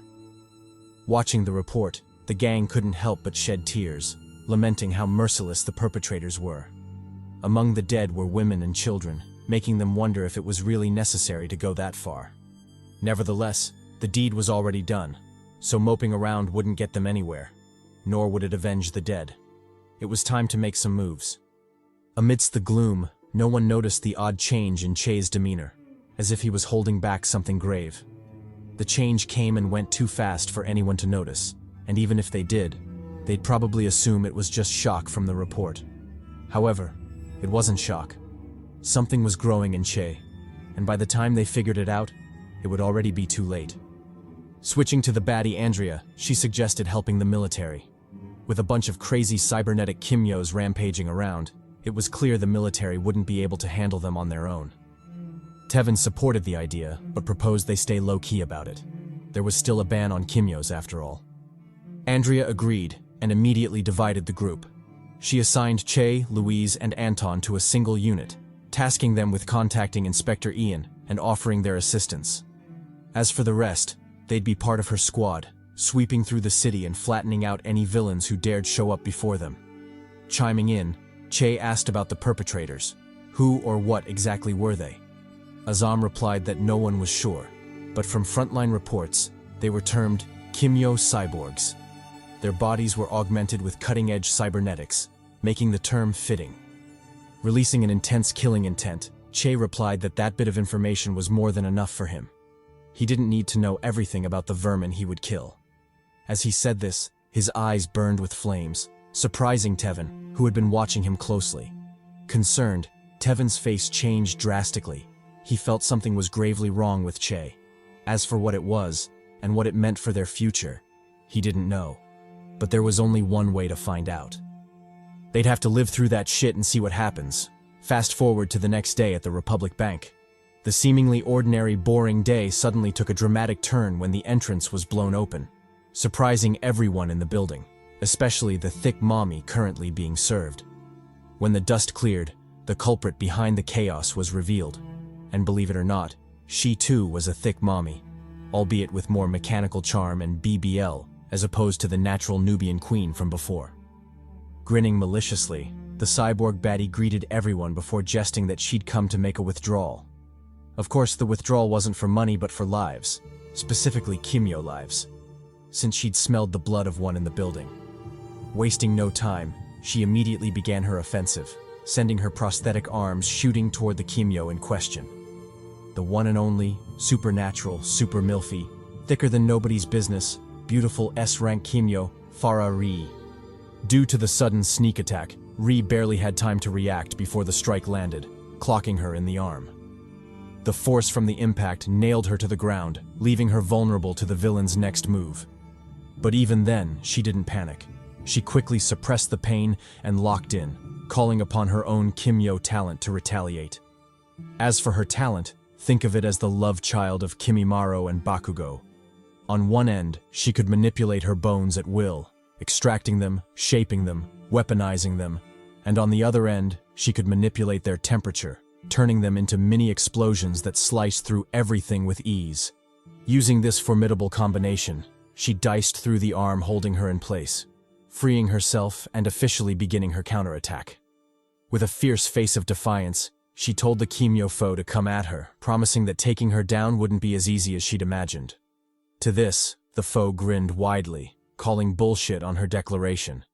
Even if Ri was 10 times stronger, 10 times prettier, and, most importantly, 10 times thicker, goddamn. She still believed taking her down would be as easy as baking pie. Without hesitation, she resumed her offensive, unleashing a barrage of attacks. Ri countered with finesse, parrying what she could and dodging the rest. In a brief moment of opportunity, she threw her bone projectiles like shurikens, hoping to tag the foe. Unfortunately, the enemy wasn't kidding when she said her thickness didn't matter. Sorry, I meant strength. Don't be deceived, thickness will always matter. She easily caught Ri's attacks, proving she hadn't been bluffing when she dismissed Ri's power. Then, as if wanting to drive the point home, she lunged at the hero, plunging the battle into a brutal, bloody melee. Fast forward a couple hours later, and the outcome of the battle was finally confirmed. Amidst a flood of blood and mangled corpses, the police, who always show up fashionably late, finally arrived at the premises. As they entered the bank, the leader, Inspector Ian, visibly frowned as he asked his assistant Brandon for the status report. How many casualties were they looking at? Brandon replied that the confirmed number was 21. 13 civilians and 8 law enforcement officers unlucky enough to be caught up in the mess. What was strange, however, was that the vault didn't have a scratch on it. Had the villain not gotten the chance to attack it? Or was the vault never part of her plan to begin with? If so, what was she really after? Brushing the thought aside, he gestured toward a corpse on the ground, identifying it as Farah Rees, her fate after facing off against the unknown cyborg attacker. Ian exclaimed in shock. To think they'd lose a valuable S-rank Kimyo to such a random event. It was a shame things went down that way. Deep down, though, he wondered why Ri risked her life in such a hopeless fight. If it were up to him, he'd have preferred she abandoned everyone and escaped. A living Farah Ri was infinitely more useful than a dead one. How were they supposed to deal with troublesome villainous Kimyos now? Before, they could just call Ri for help. But now, what were they going to do? As he thought this, a trio of footsteps echoed behind them, growing closer. The familiar faces of Che and the boys appeared. They had finally arrived to offer assistance. Delighted, Ian welcomed them enthusiastically. He'd just been stressing about who would replace Ri when the trio showed up. Wasn't this basically good fortune knocking on his door? Directing the boys to the villain, he told them to take a look, noting that she'd taken down one of their own, the S-rank Kimyo Farah Ri. Surprised, Che asked if he was serious. Had the powerful Ri really fallen to this vermin? If so, then it was truly a shame. She was known as a symbol of justice and valor among the people, always protecting the weak and standing against the strong. And now that symbol was gone, lost in the river of time. Ian replied that she wouldn't be forgotten. He would remember her. Not only that, he'd make sure to avenge her. As he said this, he gestured toward the captured cyborg baddie pinned to the wall, obviously Ri's doing before she finally bit the dust. Switching scenes, were taken back to the Hemlock Mansion, specifically to Tevin flexing on a bunch of kids. Due to the recent chaos in the city, every able-bodied person had been called to assist, leaving those with children scrambling to protect them. Predicting this, Louise's uncle had offered his mansion as a temporary daycare. Andrea was delighted. She was all for preserving children's innocence. No matter the chaos in the world, children had the right to remain children, playing and enjoying themselves to their heart's content. Meanwhile, back at the bank, the atmosphere was far from lively or optimistic. Despite being interrogated repeatedly and threatened with a fate worse than death, the captured Kimyos still refused to talk, grinning mockingly at the gang. Fed up, Louise told her to cut the bullshit. 25 officers with rifles and a powerful S-rank Kimyo had come at her, yet she not only survived, she counter-killed them. How was that possible? Gloating, the cyborg baddie said she'd talk, not because she was giving up, but because he was a handsome poppy, and she liked handsome poppies with blue eyes, so why not tell him? She confessed that her main Kimyo talent was foresight. By making eye contact with someone, she could see both their immediate and distant futures, making winning against her close to impossible. How do you beat someone who can literally predict all your moves, present and future? Surprised, both Che and Anton asked what she meant by main. Did she have more than one ability? Louise ignored the banter and stepped closer. With a face that screamed, "Try me. I'll actually kill you," he told her to think carefully. Since she could see the future, she must already know what he'd do to her if she insisted on not cooperating. To save everyone time, wouldn't it be better if she just talked? Grinning, the cyborg baddie said she didn't mind. She liked things rough, so she'd gladly play with him if he'd play with her. But threats aside, he clearly didn't understand the extent of her power. He couldn't threaten her. She already knew everything about his future, including how he would die. And damn, it was a painful one. The same was true for the rest of his gang. None of them could scare her. They should save their breath and piss off. As she said this, her gaze involuntarily flicked to Che, and her ability automatically activated. Her vision went dark. When she regained her senses, she found herself in a city of flames and calamity. Everything around her was in ruin, burning and withering away under the intense heat. But the most bizarre thing amidst the chaos was the figure standing in the flames completely unaffected. Focusing on the figure, the cyborg Kimyo realized it was a face she recognized, though slightly different from the one she'd seen seconds ago. This one was more poppy, covered in battle scars with a domineering aura to match. Unfortunately, the cyborg baddie was truly foolish. She ignored all the obvious danger signs and marched right up to him, yelling at him to take her back. She didn't know what he'd done to bring her here, but he better send her back before she got all domestic violence on his ass. Didn't he see her thickness? She was clearly Latina, the last person he'd want to mess with. She was mucho loco for real. The figure, future Che, gave her a sideways glance like, "Bitch, please." He'd been dealing with Nubian baddies his whole life. Did she really think she could shake him? Besides, couldn't she see how cool he looked right now? Would someone this poppy really be threatened by the likes of her? He gave her one last look, clearly saying, "Be gone, thought. Thou shalt not interrupt my sauce." Back in the bank, the cyborg Kimyo started losing her mind. After seeing the calamity that was future Che and the destruction he would cause, she didn't want him anywhere near her. Whenever he approached, she'd start screaming at him to back the fuck up. Confused, the gang realized getting anything useful from her would be pointless. If they wanted to figure out how she had more than one ability, they needed another method. Hearing this, Anton decided to give it a try. He called upon his talent, the great sage who claimed to know everything, Kong. Upon being summoned, the great sage took exactly 1 second before flipping out. He attacked Anton, demanding who gave him the guts to summon him. Didn't he know he hated his guts? Seemingly used to this, Anton took it in stride. He calmly addressed Kong, asking him to answer their questions if he knew the answers. Sighing, Kong called them foolish before explaining. The phenomenon within the cyborg baddie's body was the result of a forced talent transfer. Initially, she only had one ability, but due to the forced transfer, she'd gained 2 more, giving her a total of 3 abilities. Alarmed, Inspector Ian paled at the implications. Forced talent transfers weren't just illegal, they were fatal. Every such act resulted in the death of the Kimyo being plundered, meaning there were 2 innocent Kimyos who'd lost their lives for this woman to become what she was. And if he thought further, and if this was true for all the cyborg Kimyos attacking the city, then the number of innocent casualties was astronomical. Meanwhile, back at the Hemlock Mansion, the once peaceful day was about to be ruined. Arriving on the scene was the villain Kagaya, accompanied by a towering giant, clearly a Kimyo as well. Introducing himself, Kagaya stated that they were villains and had come to fuck shit up. Hemlock drew his blade, telling them to come at him. If they thought they could swagger into his home and do as they pleased, they were gravely mistaken. The villains responded by stepping closer. They came here because they wanted smoke. Did Hemlock really think he could scare them off with some words? Hell no. They were about that life for real. Saying so, the giant Kimyo's eye shined crimson, marking the start of the battle. At the same time, on another side of the mansion, the squad heard the commotion and immediately moved. They ignored the looming foes and focused on evacuating the children. Unfortunately, the villains weren't going to let that happen. They launched 3 missiles toward the kids. Reacting quickly, Tevin stepped in.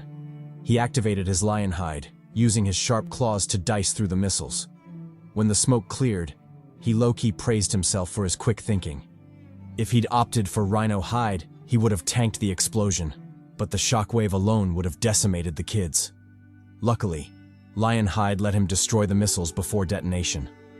Off to the side, Andrea and Azam watched the scene in worry, then relief. Worry because things looked grim. Relief because with Tevin protecting them, they didn't have to fear for the kids, at least for now. Even so, they understood it would be up to them to fend off the attackers while Tevin focused on protecting the children. With that in mind, Andrea called out to Azam for a favor. She told him to create an opening and run to her room. There was something she needed him to retrieve: her red bag. In other words, she needed her loadout. Azam said bet and focused once again on the fight. At the same time, Kagaya ignored their little side banter and confidently found a place to rest. He knew his great general, giant Papi Grimdora, would get the job done, so he casually sat back to watch the show, or rather, the ass-clapping. Speaking of Grimdora, he finally locked in, removing the cloak wrapped around his body. This exposed his true appearance, and I gotta say, I genuinely don't know what to compare this freak to. Legs like a thick-ass sumo wrestler, a neck so vascular you might think he snots pebbles for fun, and finally a hat that either resembled a goblin's hat or an OG fighter jet helmet. Either way, this dude was a walking mash of bizarre. But he was kinda thick though, so I guess it's alright. Pause. Facing off against General Thick Thighs was the duo of Azam and Andrea, who didn't hesitate to tag team him. Azam struck low while Andrea attacked from above, landing a nasty axe kick on Grimdora. Coincidentally, she also had thick thighs, so the conquest quickly became a contest of thickness. Of course, Andrea won, because who in their right mind would choose this ghoulish creature over the Nubian queen with divine thighs like our muscle mommy Andrea? Jokes aside, Grimdora acknowledged Andrea's strength, vowing to fight her seriously before the scene shifted to Ian and his team. They were currently in a surveillance van, scouring the streets for the cyborg vigilantes who'd been causing mayhem lately. One of the men, in charge of compiling eyewitness reports, shared that based on the info they'd gathered, the team of vigilantes called themselves Titans. Another chimed in, saying the vigilantes' attacks were coordinated as fuck. Every attack was perfectly timed at 7-minute intervals, meaning they knew exactly what they were doing. Matter of fact, it almost seemed like they were trying to send a message. Ian frowned and asked about their progress in capturing them. Had they at least apprehended even one? And if they had, were any of them talking? A squad member replied that they hadn't captured shit. The attacks were so unexpected and so spread out that they couldn't catch any of them even if they tried. In fact, it was already a miracle they hadn't run out of personnel, given how thin they were stretching their resources. Another maiden chimed in, saying she had something to share. But honestly, if it isn't a complaint about her makeup artist, then her priorities are seriously messed up, because what the hell is this shit? On a positive note, her lineup is pretty crispy, so I guess there's that. Let's just hope she's thick as well, because having that hairstyle and no cheeks to match it is a crime against humanity. Locking in, Inspector Ian told her to ignore the narrator's bullshit and give her report. Female Mike Tyson replied that this wasn't a normal bank robbery. The assailant had ignored everything and everyone and headed straight for Ms. Ree. It was almost as if they were only concerned about her and nobody else. Che chimed in, saying he'd done some hood investigating and came to the same conclusion. The bank had been emptied yesterday, with new funds expected to arrive later that day, meaning even if the attack had been to rob the bank, there was nothing in the vault to steal. Louise, the big brain of the team, quickly deduced that the attack had nothing to do with money. A team as resourceful and organized as the Titans wouldn't make a clumsy mistake like robbing an empty bank. Their target must have been something else, or rather, someone else, and that someone was the lovely and now deceased Farah, Nubian Queen, Ree. Meanwhile, Back at the Hemlock Mansion, the battle against Grimdora continued. Despite being a 2-versus-1 fight, the duo of allies found it hard to compete. They barely held their own, risking serious injury just to keep Grimdora at bay. After landing a heavy punch, one capable of denting Grimdora's thick armor, Andrea clicked her tongue in annoyance, wondering just how sturdy the bastard was. But before she could get lost in her thoughts, or show more of that thickness and movement back there, goddamn, Grimdora pulled a move that caught her completely off guard. He whipped out a hidden chain whip and lashed it at her. Under Tevin's urgent reminder and a bit of luck on her part, she barely managed to sidestep the attack, dodging it by a hair's breadth. Even still, the sheer destruction the whip caused made her realize just how perilous their situation was. Not relenting, Grimdora swung his whip again, forcing Andrea to limbo the shit out of it. She counterattacked with a high kick, sending the whip flying back. Having bought herself some breathing room, she turned to Azam with urgency, telling him to get a move on. She really needed her red bag. Azam said bet, dodged below a particularly dangerous attack, and made a beeline toward Andrea's room. He didn't know what he'd find in there, probably some late-night jerk equipment. But that was for the pervy narrator to worry about, not him. Switching scenes, we're taken back to Ian and his crew. They were still racking their brains trying to figure out why someone would target Farah Ree. Anton commented that it made no sense. Why would anyone risk their lives to go after such a formidable Kimyo with an equally impressive arsenal? Louise chimed in, saying the risk-to-reward ratio wasn't worth it at all. Why risk your life and get nothing in return? While they were still pondering, another agent, predictably thick as well, reported that a team at another location had shared a report. A new Titan had shown up and killed yet another high-profile Kimyo. Hearing this, Che suddenly realized something and took off running. With a grave tone, he shouted that they'd been wrong. The Titan attacks weren't just coordinated, they were deliberate. They'd attacked those locations precisely to split them up. From the beginning, their plan had been to divide and conquer, isolate lone high-profile Kimyos, and take them out. In other words, the Titans were hunting Kimyos. Back at the Hemlock Mansion, Azam finally made his way to Andrea's room. Remembering the weird shit the narrator said about girls' rooms and jerk rituals, he hesitated. He was just a poor virgin who hadn't even entered a girl's room before. What if he saw something he shouldn't? But soon he manned the hell up and walked in anyway, spotting Andrea's bag in the corner. Without hesitation, he reached out to grab it, only to be hit with an unexpected surprise. The bag was heavy as fuck. It weighed well over 200 pounds, crashing into the ground the moment he lifted it. Surprised, Azam realized just how much of a muscle Mommy Andrea really was to be carrying this thing around like it was nothing. But still, how did she expect him to carry it? The bag was truly heavy as fuck.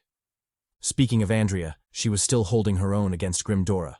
After dodging another whip attack, she countered with a right hook, sending it flying. But to her surprise, Grimdora didn't press the attack. Instead, he targeted Tevin and the kids, firing 2 rockets straight at them. Acting fast, Tevin rushed forward to intercept. He slashed through them with his sharp claws, making quick work of the explosives.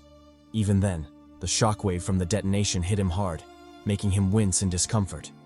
Realizing things couldn't continue like this, he shouted a warning to Andrea, telling her he wouldn't be able to keep it up for long. Pause. Andrea said bet and engaged Grimdora in melee. Although she didn't quite like the choice of words Tevin used, she had to admit things couldn't continue like this. With that in mind, she backpedaled, hoping to come up with a new strategy. Unfortunately, Grimdora wasn't keen on letting her think. He switched up his attack style, widening his mouth to charge a breath attack. Under Andrea's incredulous gaze, he unleashed a laser beam, tearing apart the ground. When the dust finally cleared, the full extent of the damage was revealed. Pure carnage. The training grounds were set ablaze, flames spreading to nearby buildings. As for Andrea, she barely escaped with her life, and it was clear she wasn't in great shape. Just as things were looking more and more dire, Azam finally arrived with the bag. Calling out to Andrea, he shouted that he'd brought what she desired, and if she wanted to reward him, he wouldn't mind copping a feel of those cheeks. Without further ado, he activated his talent to the fullest, shoulder-bashing the hell out of the bag and sending it flying toward her. Grinning, the Nubian baddie thanked him profusely before locking the fuck in. She raised her muscle mommy legs and stomped hard on the incoming bag. Confused, Grimdora asked what she was so happy about. It was just a bag.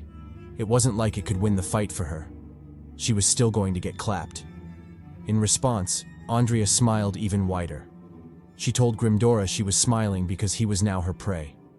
He might not know it yet, but the roles had reversed, and now it was his turn to get clapped. Sensing the shift in the air, Kaguya frowned beneath his mask. With an uncomfortable sigh, he realized Andrea wasn't just some random Kimyo. She was a legend. Matter of fact, she wasn't just a legend, but one of the best. Because Andrea, apart from being a certified muscle mommy and glorified eye candy, was ranked 147th on the strongest Kimyo list. Meaning she was her.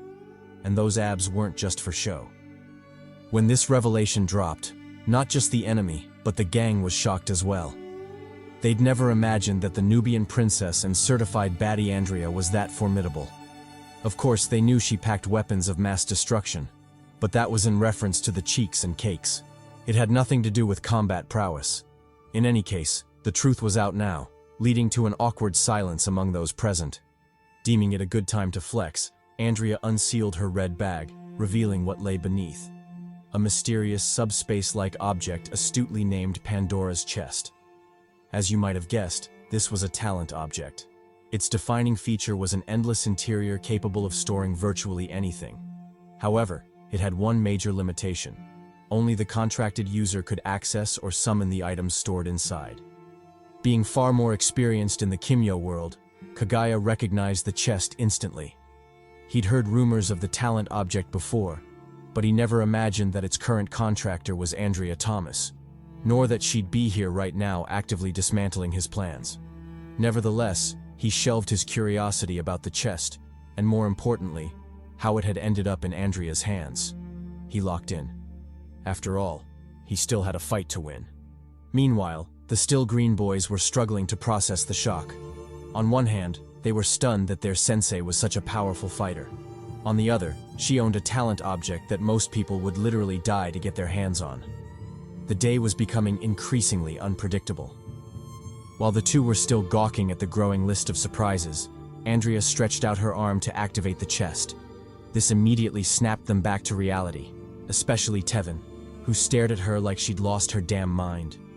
Wasn't it common knowledge that Pandora's chest should never be opened? Then what the hell was she doing? Hadn't she learned that lesson from the Big Papi himself, Kratos? Ignoring Tevin's silent panic, Andrea flexed her rock-hard abs and summoned a weapon from Pandora's chest, Sengo Muramasa.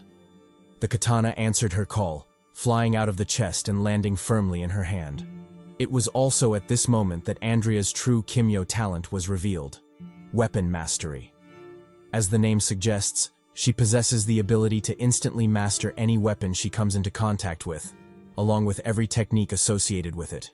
This was her personal Kimyo talent, and shouldn't be confused with weapon talents. As previously explained, weapons in this world can also possess Kimyo talents of their own. Even so, obtaining a weapon talent that perfectly complements your own Kimyo talent is exceedingly rare, something Kaguya was clearly aware of, judging by his growing wariness. With Pandora's chest at her disposal, Andrea effectively wielded an endless arsenal, making her a truly terrifying opponent. Worse still, some of the weapons stored inside were destined to be talent weapons themselves, amplifying her threat even further. Take Muramasa, for example.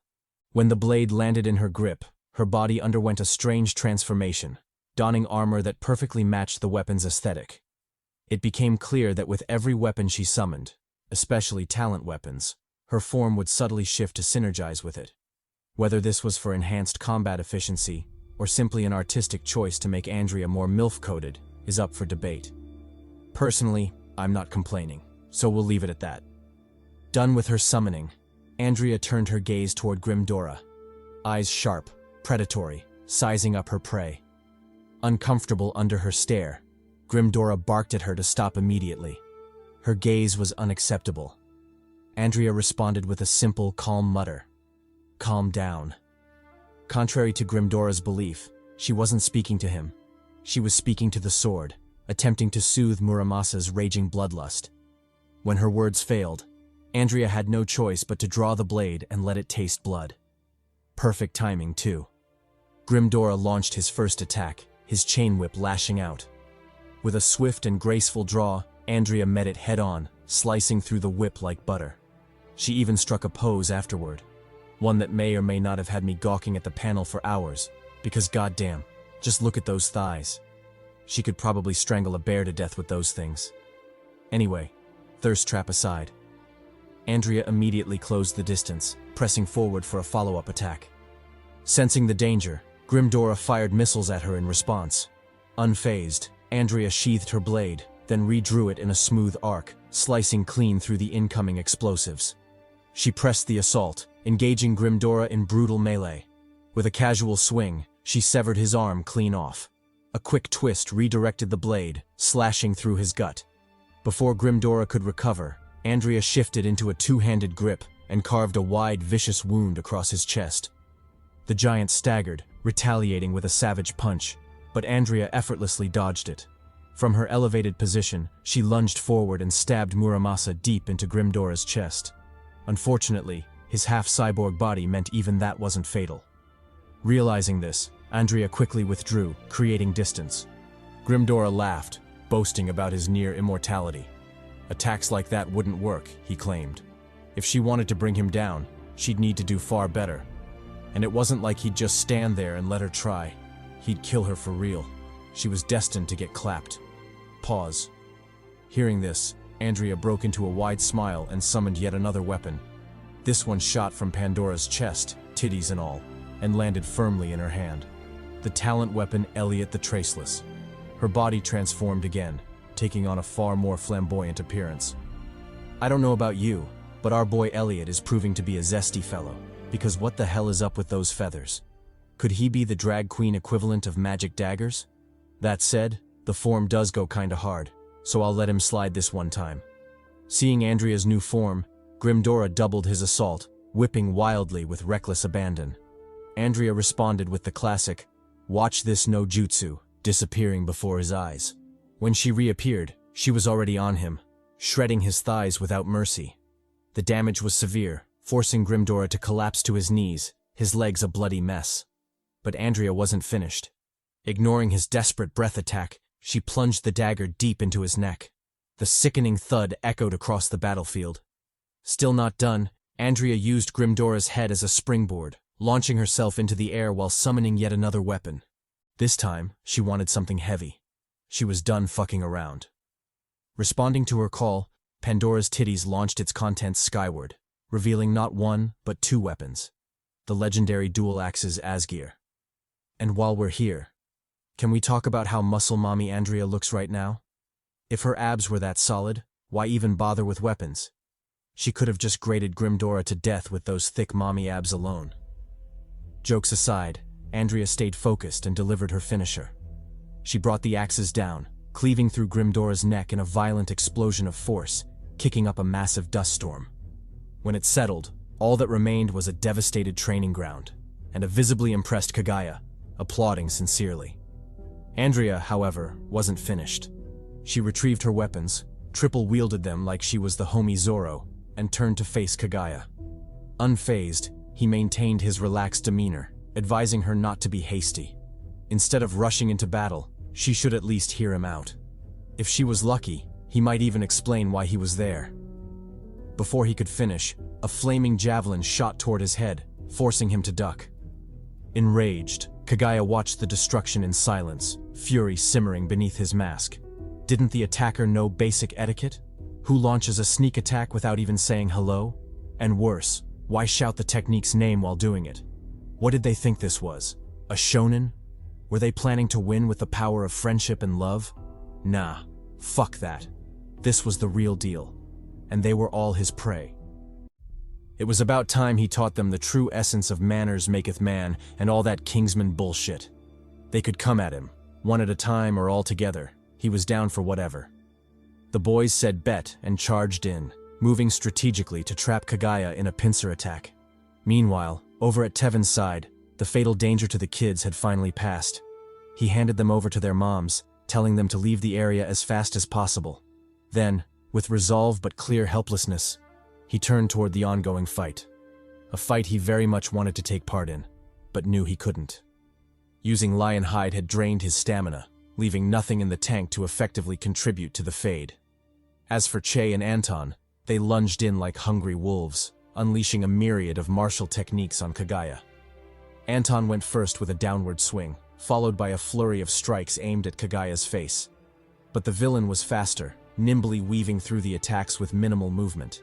Eventually, Anton grew frustrated and swung wide, hoping to land a hit using the half-moon technique. Regrettably, the villain was indeed mighty, leaping over the attack and landing atop Anton's staff like the whole confrontation was some sick joke. Before he could bury Anton with the aura he was farming, an attack flew in from the side, forcing him to backpedal. The attack was clearly Che's. Seeing his brother get humiliated, he decided to step in. Nevertheless, his intervention was still child's play to Kaguya, who laughed at the duo, still not taking the fight seriously. He even found time to engage in friendly banter, telling Che that he had the same look on his face that his father once had, implying he knew more about Che's origins than he let on. Ignoring this, Che created an opening for Anton to attack, and the latter didn't waste it. He called forth a flurry of endless staffs, yeeting them toward the frustrating Kaguya. But once again, the villain made easy work of them, weaving through the attacks with the playful agility of a monkey. None of the staffs came close to touching him. Seeing this, Anton followed up with a sneak attack, aiming for a headshot at the spot Kaguya's head was bound to land. Unfortunately, Kaguya read the move as well, tilting his head to dodge the seemingly unavoidable strike, further proving how outmatched the duo was. Little did he know, Anton's attack was merely the first part of a two-pronged assault. Che was already upon him, fists bathed in flames and ready for the follow-up. He blasted through the wall, demolishing everything in his path, hoping to land a hit on Kaguya as well. But once again, the villain proved too slippery, escaping Che's all-out attack. He reappeared a few meters away, throwing shade at Anton and Che, telling them to stop with the violence and just talk it out. Since they were so trash that landing a direct hit on him was troublesome, why not try a different approach and use their words instead? Surely a battle of tongues would fare better than the disastrous display they were putting on. Che gritted his teeth and continued attacking, showering Kaguya with a flurry of punches, all of which were effortlessly dodged. Unperturbed, Che pressed on, unleashing a 1-2 combo as he questioned Kaguya. Was he responsible for Ferrari's death? Was he the mastermind behind the tragic demise of such a fine maiden? Feigning shock, Kaguya nimbly avoided Che's strikes as he exclaimed in mock confusion. Was Ferrari dead? Who could be responsible for such madness? This enraged Che, who signaled for Anton to move. It was time to end this shit. Anton said bet and rushed in, hands pressed together to summon his next staff. With the weapon in tow, he charged forward, joining Che and trapping Kaguya in another pincer attack. Che managed to corner Kaguya at the edge of the roof, causing him to slip up and leave himself vulnerable. The boys didn't miss the chance and lunged in, unleashing their mightiest techniques. The air itself trembled from the force, followed by a devastating explosion that tore the roof apart. But when the dust settled, instead of victorious grins, only shock filled their faces. They'd missed.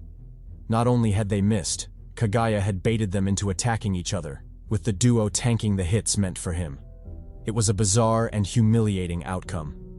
Incredulous, the boys stared toward Kaguya's new position, wondering if their suspicions were correct. Did this bastard just teleport, or were they tripping? Kaguya confirmed it. He had indeed teleported. Matter of fact, with their trash skills, the duo had no hope of reaching him, let alone touching him, unless he allowed it. So wouldn't it be better to just talk things out? He had a lot to tell them, and wasting time on this pointless battle was, well, pointless. As the trio spoke, Azam arrived, supporting an exhausted Tevin. The homie looked like shit, making me wonder why he'd even come over when it was obvious he'd only be a liability. But that aside, the squad was finally assembled, ready to face the big bad villain Kaguya. Kaguya flicked them a single glance before shifting his focus to the sky. Someone else had decided to join the party, and he found them far more interesting than the small fry on the ground. Who else could it be but Mommy Andrea? She shot in like a rocket, obliterating the roof, the building, and everything else upon landing. As the dust settled, her sultry voice rang out, informing the boys that their enemy wasn't as simple as they thought. He was Kagaya the Shepherd, one of CHADY's most wanted threats, and a Kimyo who had ranked 102nd on the strongest Kimyo list before mysteriously disappearing. CHADY, the Kimyo Organized Defense Enterprise, was a council-led organization responsible for the protection, regulation, and placement of the Kimyo race. They handled everything Kimyo-related. Upon learning Kagaya's identity, CHADY's expression shifted drastically. This was no longer a mission to apprehend a villain. It was a fight for survival. Kagaya, however, took it all in stride, unbothered by his identity being revealed. On the contrary, he struck up a conversation with Andrea, telling her it was a pleasure to finally meet her. The others weren't nearly as calm. They hurled accusations at Kagaya, demanding to know why he'd gone so far. Why order his lackeys to attack the city, sow chaos, and murder Kimyos? Because of him, innocent lives had been lost. And for what? Worse still, his shameless underlings had targeted children. What kind of maniac did that? They shouted at him, demanding answers, threatening that if he didn't explain himself, there was no way he was leaving alive. Kagaya told them to hold up. He'd explain, if they'd just give him the chance. He tried repeatedly to get a word in, but the squad was too deep in their rant to listen. Eventually, his anger overflowed. His aura shifted to a demonic crimson. Fine. If they didn't want to listen, he'd just have to make them. He bellowed, telling them to shut the fuck up. A massive wave of aura followed, crushing down on everyone and cracking the surrounding buildings. The entire area plunged into chaos. The squad left reeling at the sheer absurdity of Kagaya's power. Even staying conscious under his presence was difficult. Finally, the pressure eased enough for them to see what was happening, and what they saw shocked them. Kagaya had changed. A ponytail slithered behind him like a venomous snake. His demeanor was entirely different, more domineering, more demonic. The mask on his face had shifted from playful green to a sinister demonic visage, and his clothes had transformed into a red martial arts robe, symbolizing the carnage he was about to unleash. Fuming, he congratulated the gang for their persistence. Despite his restraint, they had truly and utterly enraged him. Witnessing the change in Kagaya, Andrea took it upon herself to explain, or rather, drop some lore about, the big bad villain before them. She shared that Kagaya the Shepherd, as she'd mentioned before, was a strong Kimyo ranked 102nd on the strongest Kimyo list. But that was not where his legend ended. Through some mysterious means, he managed to unlock an upgrade to his Kimyo talent, further enhancing his already formidable prowess. This upgrade, however, which came in the form of a new mask, was so dark and dangerous that it was deemed illegal the moment it was revealed, and Kagaya was sentenced to imprisonment in Patmos to prevent the power from harming innocent civilians. As for what Patmos is, it is a hidden island used for the imprisonment of Kimyos, whose talents are considered too dangerous to be among the general public. It is unknown whether simply possessing dangerous powers grants you direct imprisonment in Patmos, or if you actually have to use those powers for evil to be imprisoned. Either way, the island is like a fantasy-side Guantanamo Bay, so of course no one would want to willingly go there. The same was true for Kagaya when he caught wind of his sentencing. He became like some of your fathers and decided to check out early, leaving to buy some milk only to disappear without a trace. Before the authorities could come around to arrest him for his talent, he was already long gone, managing to stay hidden and evade detection until now. Speaking to this point, Andrea involuntarily frowned as she drew attention to the smile on Kagaya's face. She told the boys not to be deceived by that jubilant smile. There was a lot of malice and killing intent hidden behind it. In fact, if she was being honest, she doubted the few of them could stand a chance against Kagaya in his current form. If things went haywire, there was a significant chance they would all die there. Taking a deep breath to regain her calm, she further explained the details of Kagaya's talent, which, as expected, was related to the masks on his face. Each mask coincided with an emotion and, consequently, a different degree of boost to his power. Negative emotions provided a greater boost, hence, the Kagaya before them, who was exuding intense rage, wasn't an enemy they could contend with. And I know what you're thinking. If his power depended on his emotions, then wouldn't that be a liability? Say, for example, he needed greater martial power than his current emotion provided. Wouldn't he find himself in a pickle? Andrea seemed to expect this question, so she went ahead and explained. Normally, that would have been the case, but Kaguya was an anomaly who had mastered his emotions. At any time and at any point, he could freely change his emotions, consequently gaining the martial strength he needed. Thus, it was accurate to say that no matter what or when, Kaguya was always at his strongest. Hearing the attention directed at him, Kaguya decided to speak up for the first time. He spread his hands wide in triumph and told the squad to listen to his next words carefully. He was currently seething with rage, freed from the shackles of moderation and rationality. So for their sake, he advised them to please shut the fuck up. It would be a pity if they ticked him off and he ended up massacring them before he even passed on his message. Speaking of his message, he'd heard all their accusations and questions, and to a point, they were indeed right. He and his master had been the ones behind the recent cyborg appearances and their massacres, but that was just a small fraction of their greater plan. To put it simply, they had the same ambition as Thanos, and that was to restore balance to the world. As for how they would do that, the Mad Tyrant said it best: kill everyone and everything that offset that balance, meaning purging the world and waging a nuclear war against humanity. Shocked, Andrea told him to back the fuck up. What was this bullshit about purging the world? Did he really think everyone would just stand by and let him do as he pleased?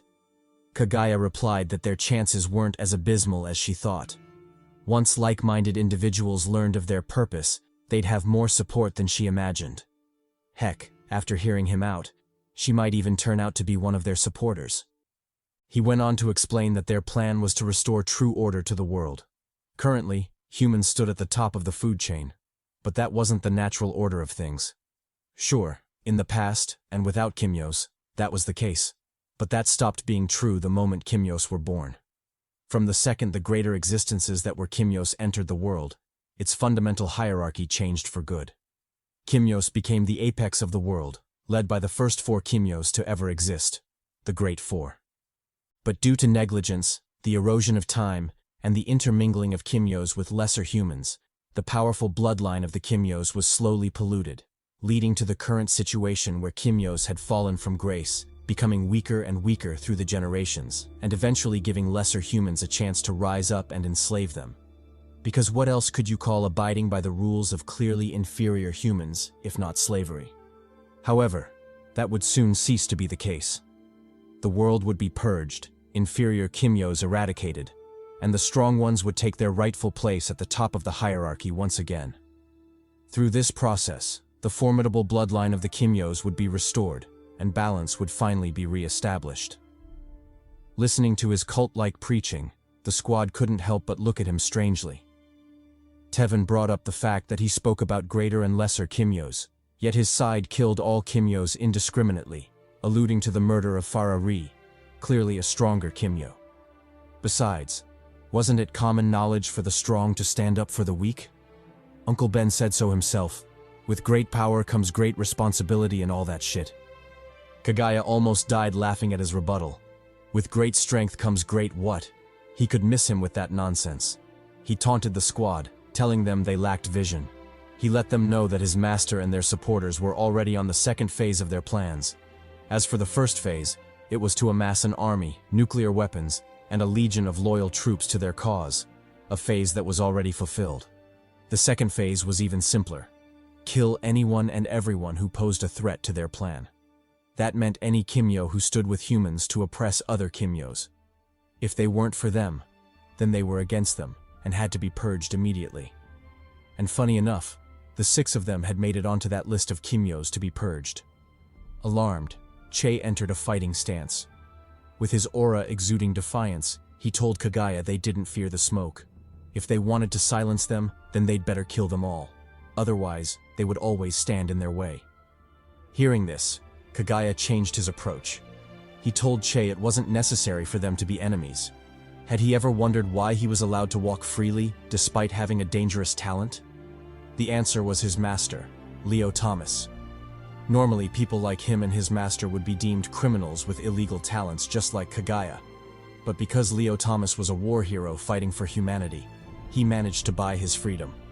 Without such feats, they would have been sent to Patmos without hesitation. So he should ask himself, Was he really going to fight for people who would do that to him and his beloved master? Seeing Che slowly getting swayed, Andrea told him to get it together. She reminded him that Leo was a hero with a good heart and had always supported the existence of Patmos.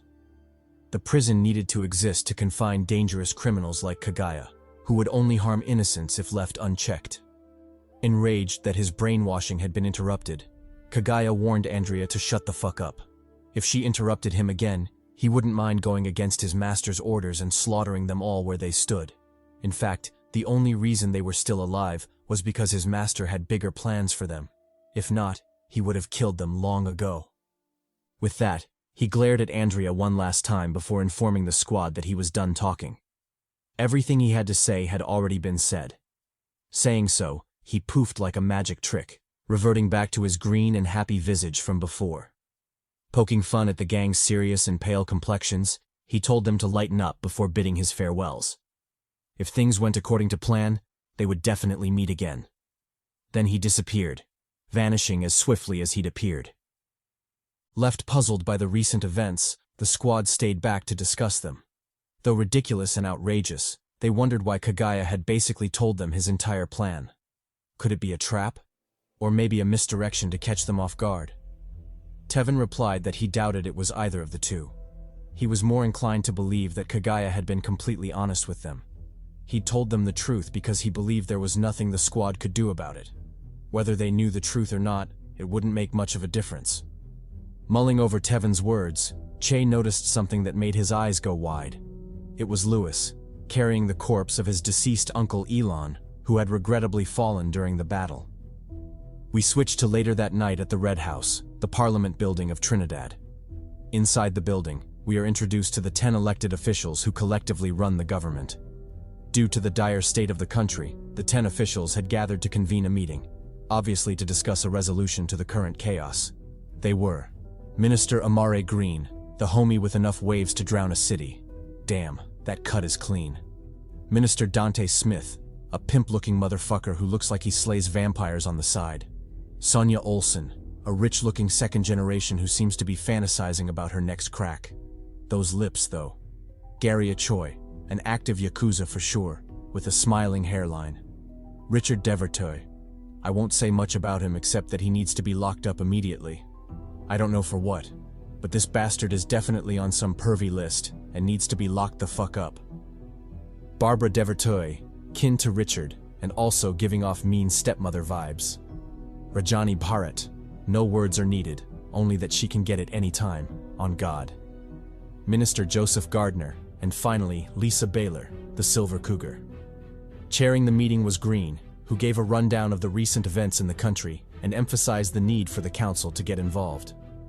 If the incidents with the cyborg assassins weren't handled properly, then the citizens might start questioning why they'd elected them in the first place. Luckily, they already had a foolproof plan to resolve the chaos. He just needed to run it by them. By the end of that meeting, with their consent and the head chancellor's, tranquility would once again be guaranteed in Trinidad. Looking back at the Aura farming head chancellor, Abel Legasov, Green asked for permission to commence the briefing. 2 days later, at the Hemlock Mansion, a funeral was underway. Several friends and family members had gathered to pay their respects to the late Elon and the Hemlock family. One of them was Andrea, now dressed in black mourning clothes, offering her condolences to Elon's widow. Though heartbroken, the widow managed to keep it together and accept the sentiments, replying that Elon had deemed it an honor to have them around. According to him, all friends of Louis were equally his own children. Andrea heard this, and her face showed a look of sadness and regret. If only she'd been strong enough to prevent such a tragedy. Shifting her gaze, she acknowledged Elon's son, Elon Jr., before stepping up to officiate the burial. She first thanked everyone for coming, then spoke of the deceased, sharing his legacy. To wrap up the ceremony, she welcomed the new head of the Hemlock family to perform the last rites, as practiced in their family traditions. Amid soft murmurs and a solemn atmosphere, Lewis made his entrance. He was now the new head of the Hemlock family, and for some reason, maybe to Aura Farm, he decided to attend the funeral dressed like that. But I understand, those gym gains have to be shown off no matter what. Stepping up to his late uncle, Lewis said a couple of words to honor him, He spoke of how Elon had taken him in after his mother's passing and raised him as his own. To Lewis, Elon was not only a hero, but a true father. Then, as the new family head, he welcomed his uncle to the new battlefield. Hemlock men were never allowed to stop fighting, even in death. After their passing, they still had to continue serving the family by fighting alongside the living. If that doesn't make sense, wait a few minutes. It'll all be clarified. Turning to the crying Elon Jr., Lewis told him to toughen up. With his father's passing and Lewis's ascension as the new family head, he was now in line to inherit the family's talent. Inheriting the talent naturally meant he would have to uphold the responsibilities of leading the family as its future head. Thus, a strong will and resolve were necessary. He told him to watch carefully, as he would now demonstrate the responsibility and burden of wielding the family's talent. Saying so, he took off his robe, grabbed a torch, and turned to Che for help.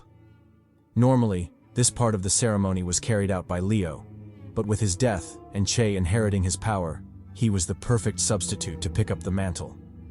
Che considered it for a while before complying, using his Ilios flames to light the torch. With the blazing flames, Louis proceeded to give his uncle a medieval send-off, but that was just the beginning.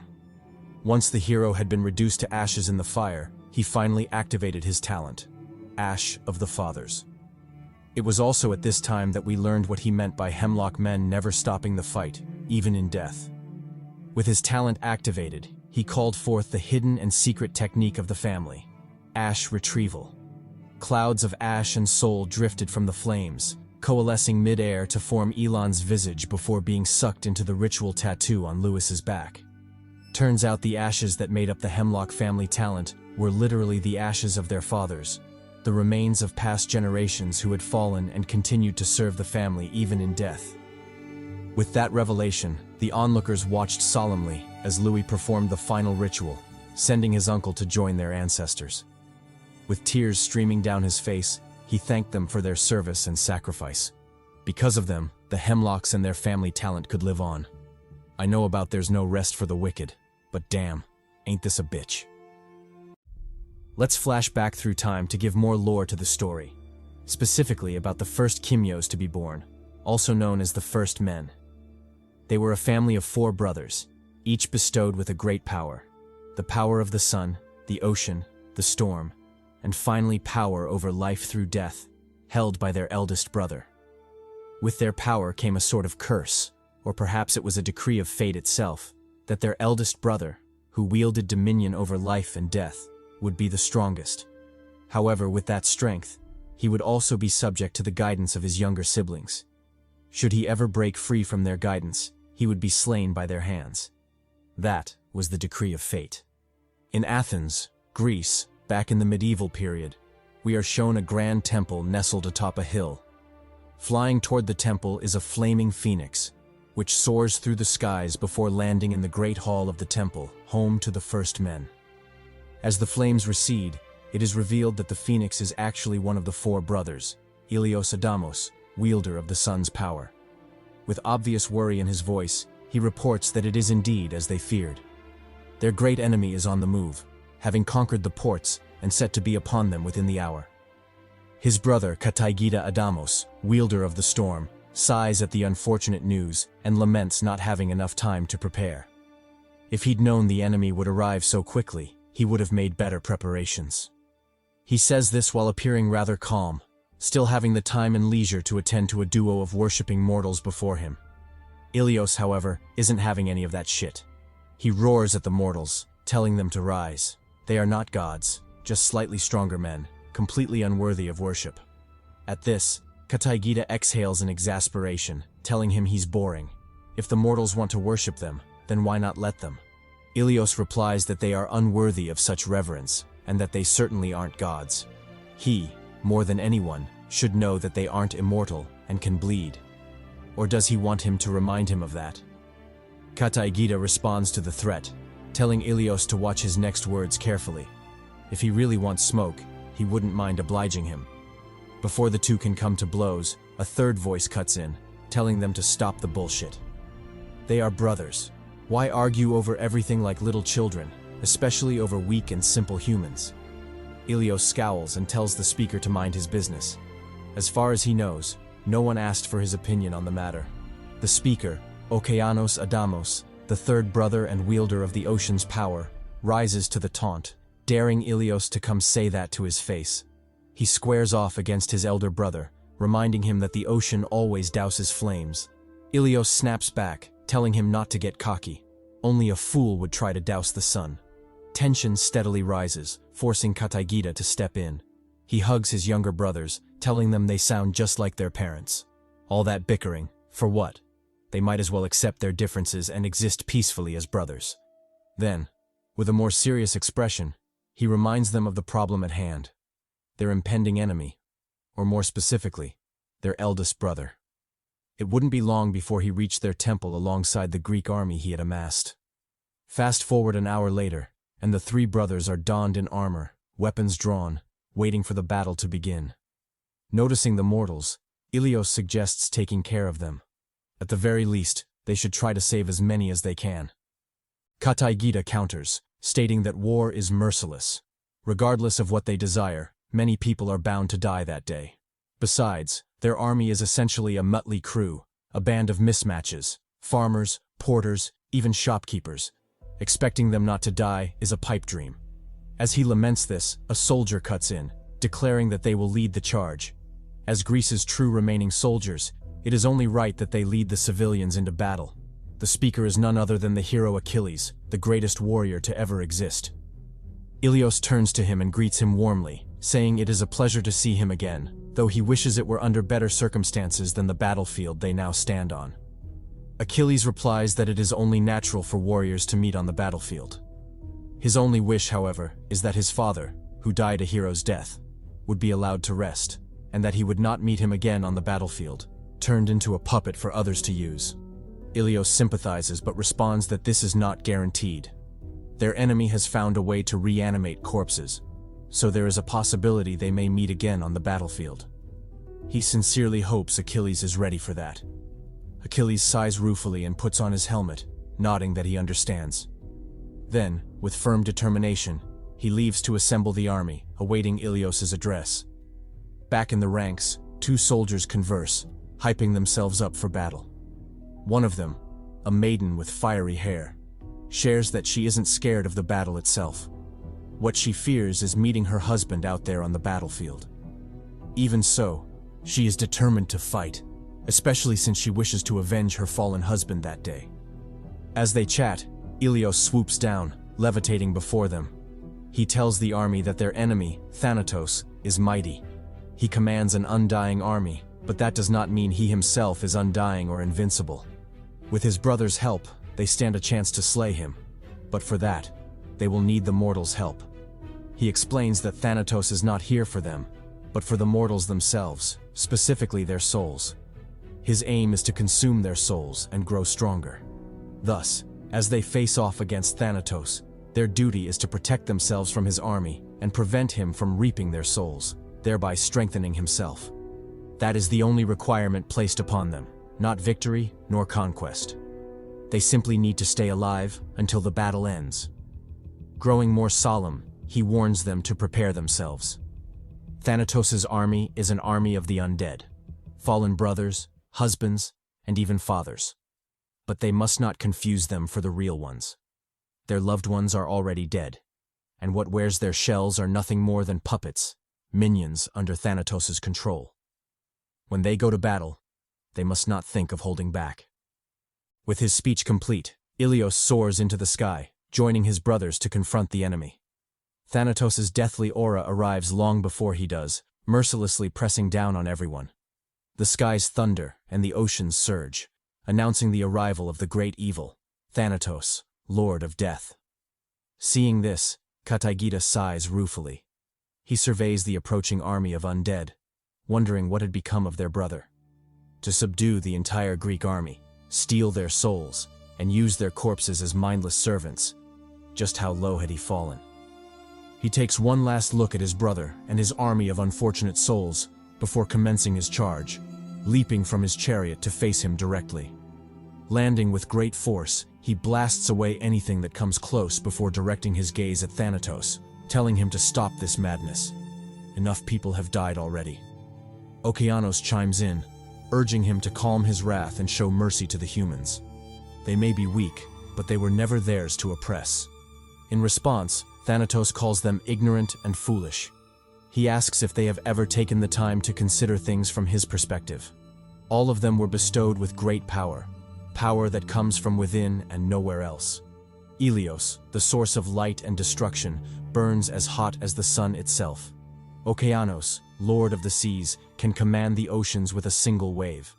And lastly, Kataygida, their leader and greatest among them, rules over lightning, as fierce as a storm and as violent as a tempest. All of them possess power that relies solely on themselves. All except him. Thanatos' power relies on energy, without which he would be powerless, no stronger than a mortal. To grow stronger, he must absorb energy, and no source is as efficient as consuming human souls. In fact, the souls of humans are richer in energy than 1,000 years of absorbing sunlight. Under such circumstances, why wouldn't he choose the easier option? He sighs, telling his brothers not to interfere. Even if they refuse to help him, they should at least not stand in his way. Ilios roars, reminding him that things don't have to be this way. He doesn't need energy to survive, so why not live peacefully? Thanatos snorts. Live peacefully? To hell with that. Without souls, his power would wane, leaving him no different from a regular human. Why would he allow himself to grow old and rot just like they do? He refuses to accept that fate. With that, he commands his army to attack, seeing as they will never see eye to eye on the matter. The army roars, commencing their assault. On the opposite side, Achilles mobilizes his men, charging forward to meet them in combat. Witnessing the bloodshed, the brothers roar, demanding Thanatos call back his troops. This much death is unnecessary. Thanatos refuses. Seeing this, Kataygida draws his swords, his aura releasing to its fullest. With tears in his eyes, he begs his brother to stop. Otherwise, he will have no choice but to oppose him. Thanatos does not stop. Thus the ties are severed, and war begins. The three brothers charge at him, Ilios being the first into the fray. He swings his spear, shooting a torrent of flames at Thanatos, but the latter reacts swiftly, blocking the attack with ease. Kataygida presses from the side, hoping to catch Thanatos off guard with a flanking strike. But Thanatos reads his intent, turning in time to block the attack. Then, in a counterattack, he sets his cobra on him, forcing Kataygida into a perilous situation. Seeing this, Okeanos swoops in, moving forward to reinforce his brother. His trident moves with the waves, surging forward to clock the cobra in the head. However, despite the seemingly overwhelming assault, the three remain trapped within Thanatos' momentum. The fiend is the strongest for a reason, and any attack launched at him falls well within his expectations. Repelling Okeanos' attack, he finally switches from defense to offense. Raising his arm, he channels enough power to darken the sky and make the looks on the brothers' faces change drastically. But by then, it is already too late. Before they can react, Thanatos releases the attack, blowing all of them back. None of them are spared, not even Okeanos in the air, nor Kataygida, who is proclaimed to be the leader. They all suffer equally, hurled backward by the sheer force of the blast. Even so, Kataygida isn't going down without a fight. He digs his foot into the ground, forcefully resisting the attack before flinging himself forward, his blades singing in counterattack. But once again, the cobra, Cyberus, moves in to intercept. It tanks the blow for Thanatos, retaliating with a powerful tail swipe that forces Kataygida onto the defensive. Regrouping with his brothers, Kataygida warns them to be careful. They have significantly underestimated Thanatos' might. The duo agrees, locking back into the fight once more. As they strategize, Thanatos continues his offensive. He unleashes another attack, this time aimed directly at Ilios. The latter barely has time to react before the blow strikes him head-on, forcing him to tank it with his shield.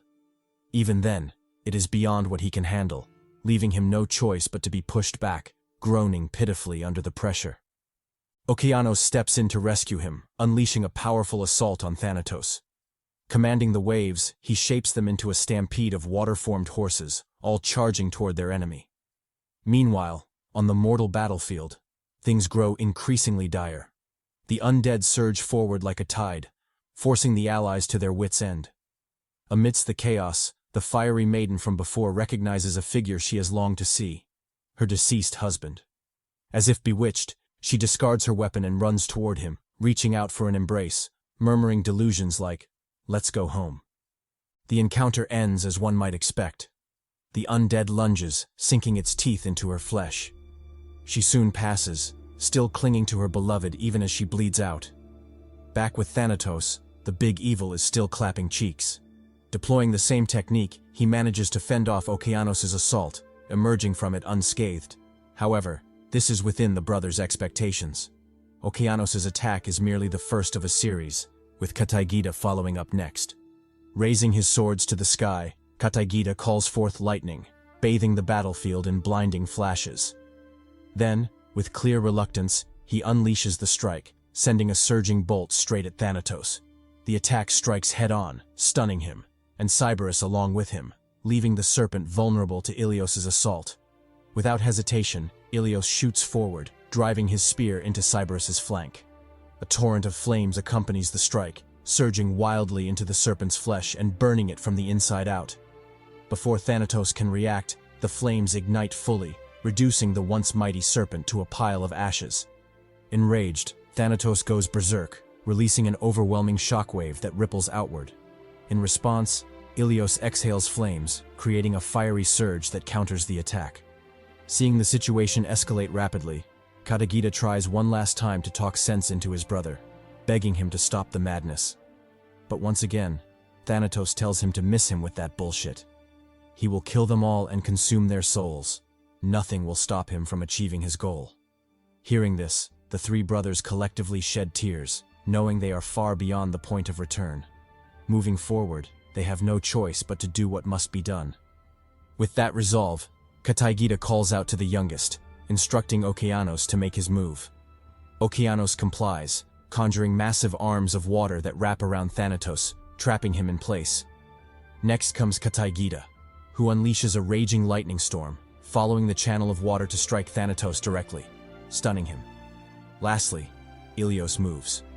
With tremendous killing intent, he unleashes his finisher, engulfing Thanatos in a devastating surge of flames.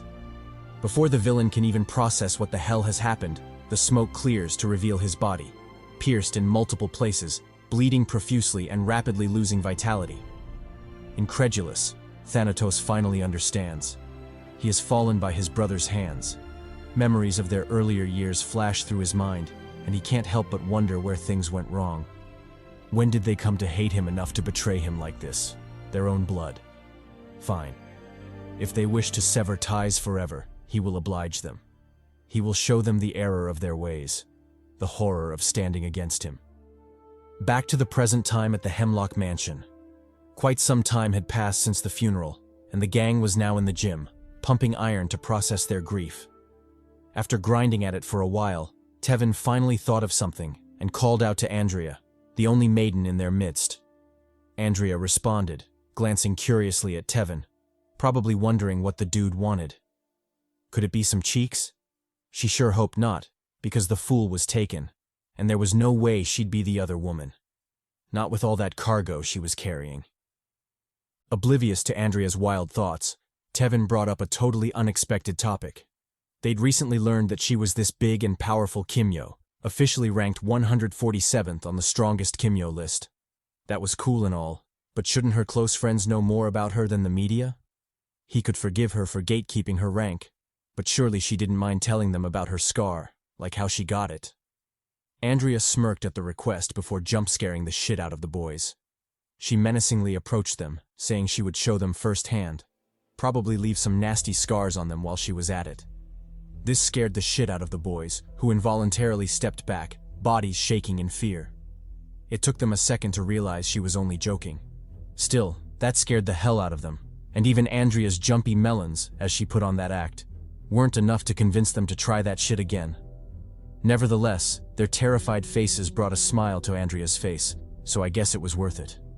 She giggled at their reaction before deciding to open up, revealing that the scar was a mistake from her first rookie mission. As mentioned before, Code is a globally acknowledged group of individuals tasked with the protection and placement of the Kimyo race. Their goal is to nurture peace between humankind and Kimyo kind. And just in case you didn't know, Andrea too is part of CHADY. Flashback to 5 years ago, back when she was still a rookie. She's shown in a meeting with the 7 heads of CHADY, undergoing an evaluation. The heads, including the chairman, had nothing but good things to say about her, consistently praising her for her tenacity and mastery over her Kimyo talent. They acknowledged her strength and officially recognized her as one of the top 150 strongest Kimyos to exist at that time. Flustered, Andrea accepted the promotion with gratitude, vowing to live up to their expectations. Done with the evaluation, she'd barely left the building when a voice called out, demanding her attention. The voice belonged to Aldrich Ross, the same shadowy figure from before, and also the chairman of CHADY. Greeting him warmly, Andrea asked what a dignified man such as himself was doing there, and whether he should be exposing himself like that. Aldrich told her not to worry. His safety was more than secure. She might not know this, but everyone currently around them was part of his bodyguard squad. Shocked, Andrea looked around incredulously, wondering if he truly meant everyone. Surely that baby in the stroller couldn't be one as well, right? To her surprise, the little fella was indeed part of the force, rocking shades and equipped with the strap. For all intents and purposes, he was indeed him. Back to the meeting between Andrea and Aldrich. After settling down, the chairman couldn't wait to glaze Andrea, saying that her talent was incredible. It kinda reminded him of Leo, her grandfather. Matter of fact, he could confidently say that their mastery over their talent was indeed rare. Few could hope to compete. Speaking of Leo, he wished the old man could return to the organization, formally taking up the position of rank 1 on the strongest Kimyo list. But unfortunately, Leo was adamant about staying retired. He valued his title as master of the dojo more than the first rank on the strongest list. But hey, to each their own. Locking in, Aldrich finally brought up the reason for his visit, and it had to do with Kimyo objects. As explained before, objects in the Ordeal world have a chance of developing Kimyo talents, granting superpowers to those who wield them. Of course, for most objects, the talents developed are often harmless.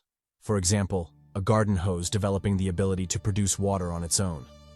But as with everything in life, there is always an exception. Some objects tend to develop talents that are truly powerful and lethal to human beings, one example being Noroigiri, the reason for his visit today. Noroigiri is considered a legendary blade, a secret 6th of the original 5 swords under heaven, the last of the Tenka Goken. It's a naginata that was formidable on its own, but with the development of a Kimyo talent, its power has risen significantly. Unfortunately, with the awakening of the blade, it also developed a bloodthirsty nature, desiring to slay all weapon masters, collect their blades, and stand unrivaled as the most coveted armament in the world. Because of it, several masters have already fallen, either vanquished by the blade or taken as its temporary host, as the blade lacks the ability to move independently. As such, it seeks out hosts, parasitizes them, and abandons them when their bodies fail to keep up. His reason for seeking her out, as she might have guessed, was to task her with taming the blade and sealing it. With her weapon mastery talent alongside Pandora's box, she had the best chance of sealing the damn thing. So, would she accept the mission? He'd heard she rather liked to hunt after all. Andrea didn't reply, but the look on her face was more than enough to tell him her answer. Our girl was a freak, and there was no way she'd miss out on that feast. Fast forward to Chaguaramas Mountain, at the base of KCG, a subdivision of CHADY.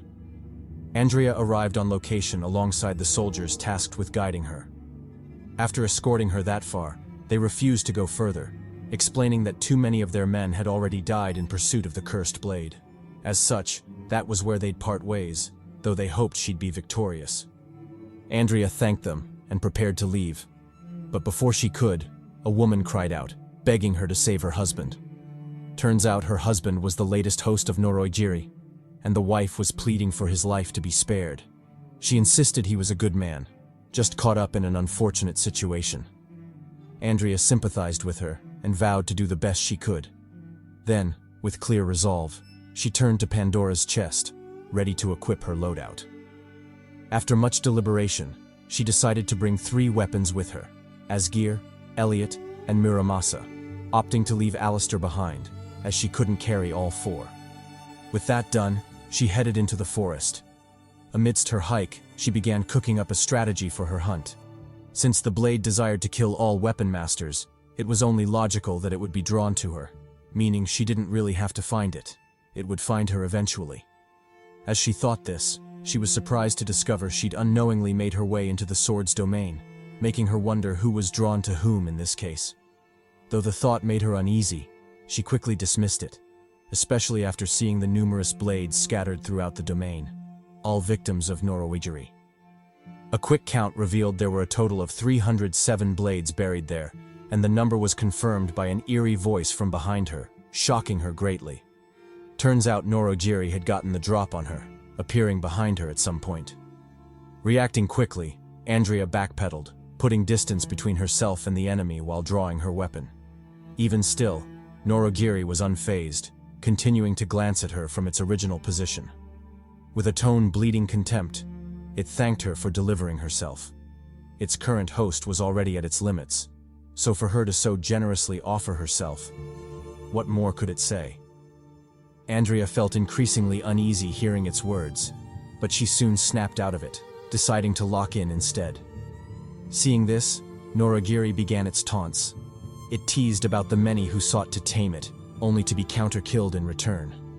Matter of fact, that was how it had learned of her existence, from consuming the prey that came its way.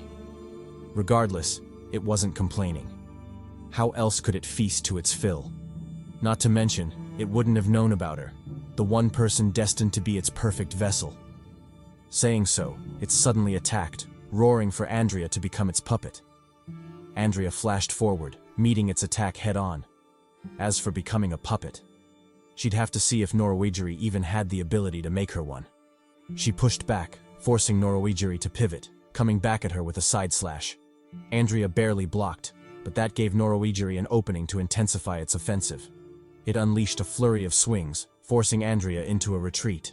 Then, in a move executed faster than she could react, it swung its blade upward, successfully disarming her. With no weapon in hand, and having lost the buff from wielding one, Andrea had no choice but to meet the next attack head-on. Luckily, Neuroigery was trying not to damage its next vessel, so it attacked with a kick instead. Even still, the strike was powerful enough to send her flying, a bitter taste lingering in her mouth. While airborne, Andrea quickly deduced the type of weapon Neuroigery was. It was an enhancement type. Otherwise, it wouldn't make sense how it could exert such force so casually. But if that was the case, then she was in a great position. Since enhancement types often primarily boost strength, she just had to compete with speed. Saying so, she switched weapons, hoping the agility spec'd Elliot would give her an edge. However, that too was a useless delusion.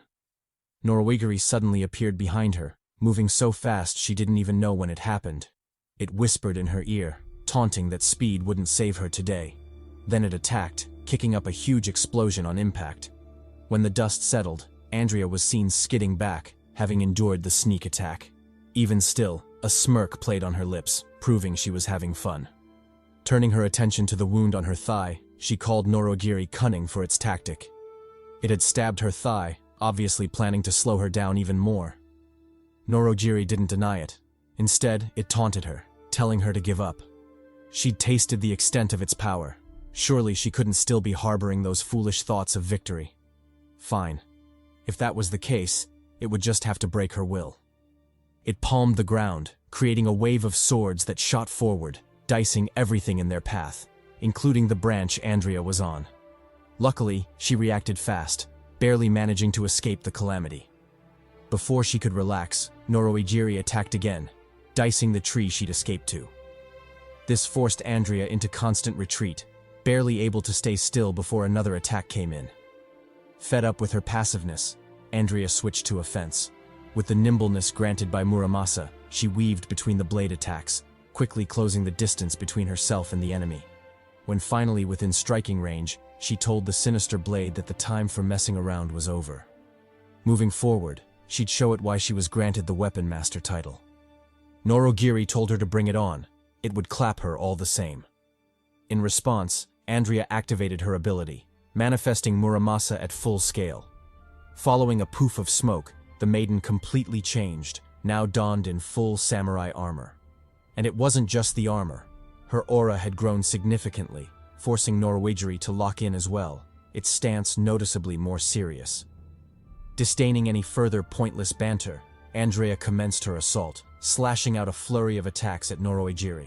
The blade countered to the best of its ability, but that didn't stop it from being nicked a few times, blood gushing from its wounds. Enraged, it bellowed a roar as it stabbed into the ground, hoping the same attack would force Andrea back. However, this time, Andrea was prepared. She swung a devastating slash forward, cleaving through everything, including Norwegiri and the tree behind it. Then, with a change in stance, she followed up with a stab, penetrating Norwegiri in more ways than one.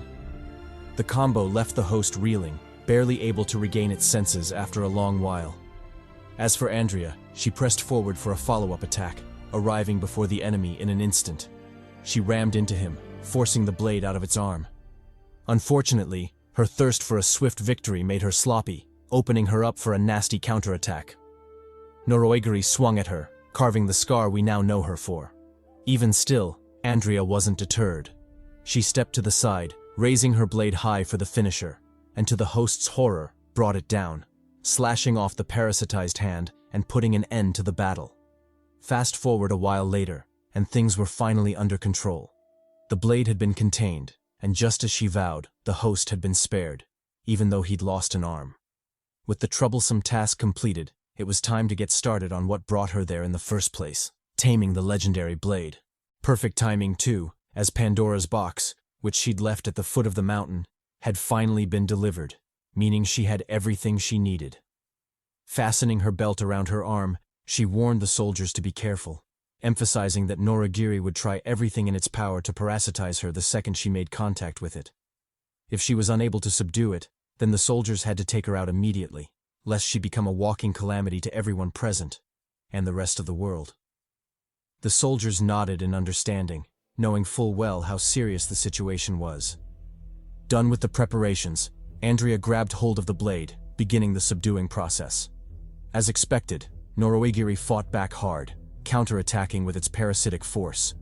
The strange energy quickly invaded Andrea's body, taking over half of it. It would soon spread to the rest, essentially turning Andrea into a puppet. But just as things were looking dire, Andrea called upon Pandora's box, commanding it to do its thing. Chains shot out of the box, zooming toward Andrea and wrapping around Norwegiri, pulling it toward the abyss. The blade tried to resist, but under the overwhelming power of the sealing artifact, it quickly lost, effortlessly dragged into the box and disappearing within its starry space. Just like that, Norwegiri, the legendary blade that had consumed numerous lives and terrorized the world, was finally sealed. Andrea, the baddie with a new scar on her face, smiled broadly, having just added another legendary weapon to her collection. Back to the Hemlock Mansion in the present time. Under a gloomy rainstorm, the gang is seen holding a meeting to discuss the various shit they've been through lately. Andrea, who's obviously more experienced in the ways of the world, explains to them the significant danger Kaguya poses. She reveals that as someone who's been on Code's most wanted list for so long yet has managed to evade capture, Kaguya the Shepherd is a bona fide menace. It would do them well not to underestimate him. Azam chimes in, stating that they would never underestimate him, but at the end of the day, he is still just one man.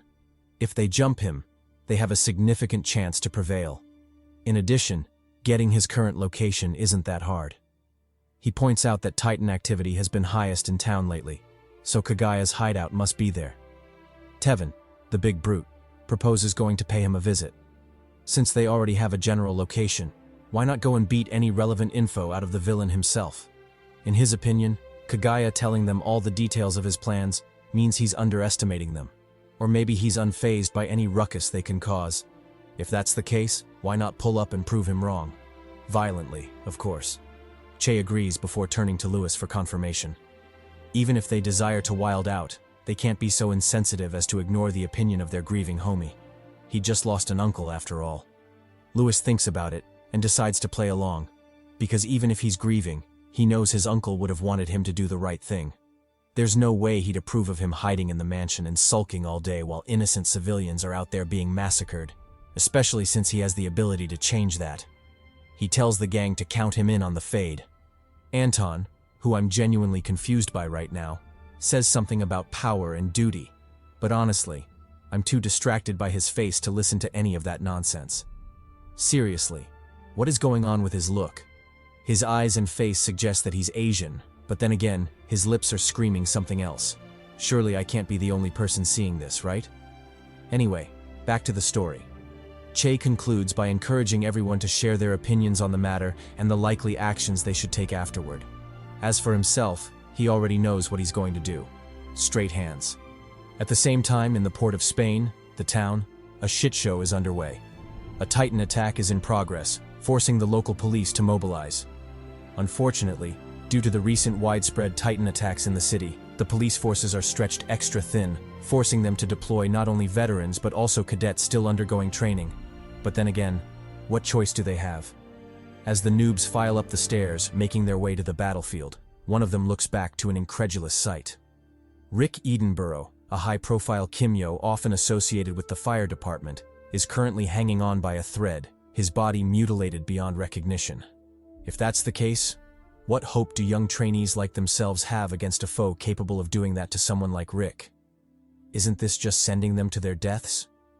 Before he can mull it over, however, their superior, Brandon Gale, shouts to get their attention.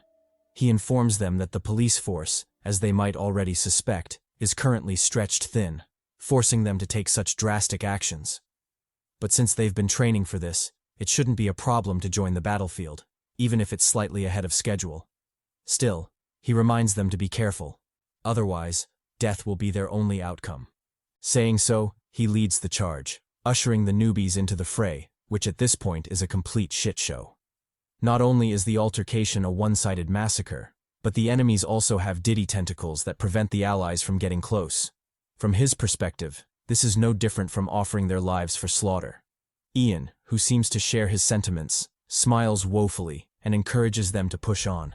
Although it's unfair and unfortunate for them to fight under such circumstances, it isn't like the enemy will cut them some slack. That being the case, they might as well go out swinging. He draws his handgun, unloading a full magazine at the enemy. But as expected, the two fiends are still protected by their Diddy tentacles, which easily intercept the shots, resulting in a futile counterattack. Then, as if enraged, the Titans intensify their assault, leading to an all-out massacre. Corpses are thrown off the building, with numerous unlucky survivors skewered by the menacing tentacles.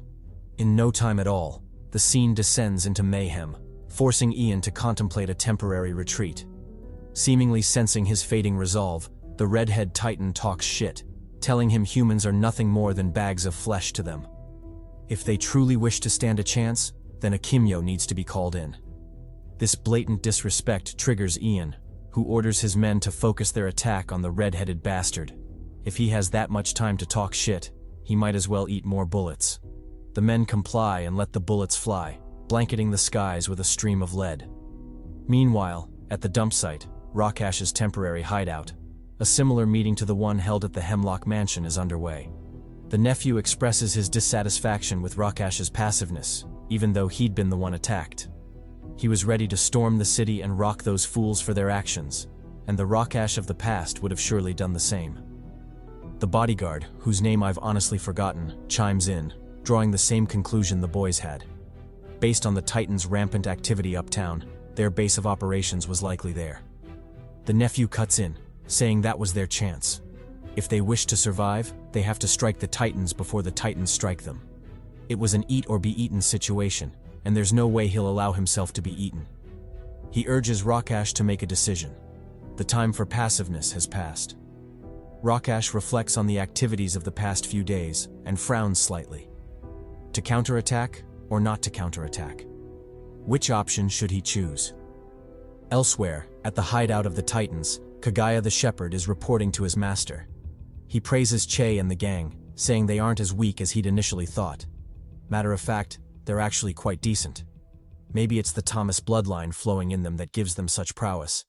Still, he deems it fine, because with such strength, they indeed have the potential to carry out their secret plans. The master, who I'll temporarily call Krallo, grumbles that even after his passing, Leo Thomas still finds ways to haunt them. The childish doctrine of justice he'd instilled in the gang was particularly frustrating, but at the same time, it made them so easily manipulated. For example, because of their code, they have no choice but to rise up against the Titans, making them fall perfectly into their trap. On Rakash's side, the nephew continues his urging. He tells Rakash that passiveness is not an option, as the Titans know where they are and have already sent trouble their way. It's only a matter of time before they send more. Before they do that, or even expose their location and make their efforts over the past few months pointless, it's better to strike first. Fuming and feeling his patience run low, Rakash seriously contemplates the idea. Should he, or should he not, bring the Fade? Similarly, at Hemlock Mansion, Che faces the same decision. After discussing it for a while, the gang agrees that the Titans are too dangerous to let be. However, they leave the choice of whether or not to go after them to Che. So, what will it be? Che takes a moment to mull it over before making a decision. And interestingly, it's the same decision Rakash settles on at his end. They would charge the port of Spain and bring death to all those who target them. The time for Fade was here. Speaking of the port of Spain, things are still popping off. Police officers are dropping like flies, with the few unlucky ones joining their brethren in the Diddy tentacles as meat skewers. Not only that, but the Titans have added another attack to their arsenal, combining their tentacles into a giant whip which they lash at the officers, dealing massive damage. Watching his men fall one after another, some even thrown off the rooftop to be crushed to their deaths, Ian opens fire at the Titans with even more ferocity. He calls out to his second-in-command, Private Brandon, telling him to get the recruits and remaining survivors out of there. That isn't a fight they can win. With tears in his eyes, Brandon replies that it's too late. All the recruits, down to the very last one, are already dead. Everyone he sees around him is all that's left. Enraged and grief-stricken, Ian bends down to pick up an RPG. While doing so, he passes Brandon a coded message. Does he remember how they defeated those Kimyos on High Street the previous year? Well, they were going to recreate that shit. Saying so, he taunts the Titans, telling them to come out and fight like men. How long were they planning to hide behind a bunch of Diddy tentacles like freaks? This wasn't a freak-off, goddammit. The Titans laugh even louder, telling him they won't fall for his taunt. If he wishes to use an RPG against them, then he should go ahead and do it. But first, he'll have to ask their tentacles if they agree. While the two argue, Brandon finally commences the secret plan. He orders the men to fire, concentrating all their firepower on the Whitehead Titan. This catches the enemy off guard, who can't believe the police would do something so crazy. If they focused all their attacks on him, wouldn't that be the same as letting his brother go on a rampage? What were these bastards thinking? Unbeknownst to the Whitehead Titan, Ian was banking on their sibling bond. He knew there was no way his brother would sit by and let him die. Thus, the most likely outcome was that he would divert all his attention to shielding him from the hail of bullets. But once he did that, it would open them up for a decisive counterattack, as they wouldn't have the focus to consider anything else. Plus, ever since they started attacking, Ian had noticed they hadn't moved from their position, meaning, despite their formidable power, those Diddy tentacles were just too heavy for them to move around freely. Well, if that was the case, why not give them a taste of his brand new bazooka? He lets the rocket fly, landing a direct hit on the Redhead Titan. Upon his brother's death, the Whitehead Titan loses his shit. He counterattacks with all his might, sending a flurry of tentacles at Ian and Brandon, wrapping the latter up like a dumpling. Ian, however, is protected by his men, who tank the attack for him, leading to their inevitable demise. Watching more of his men die and their blood pooling beneath him, Ian loses himself in rage. He picks up another shield, dual-wielding two of them like an improved Captain America or some shit.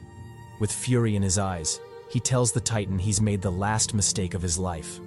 No one, and he means no one, can massacre his men and hope to leave unscathed.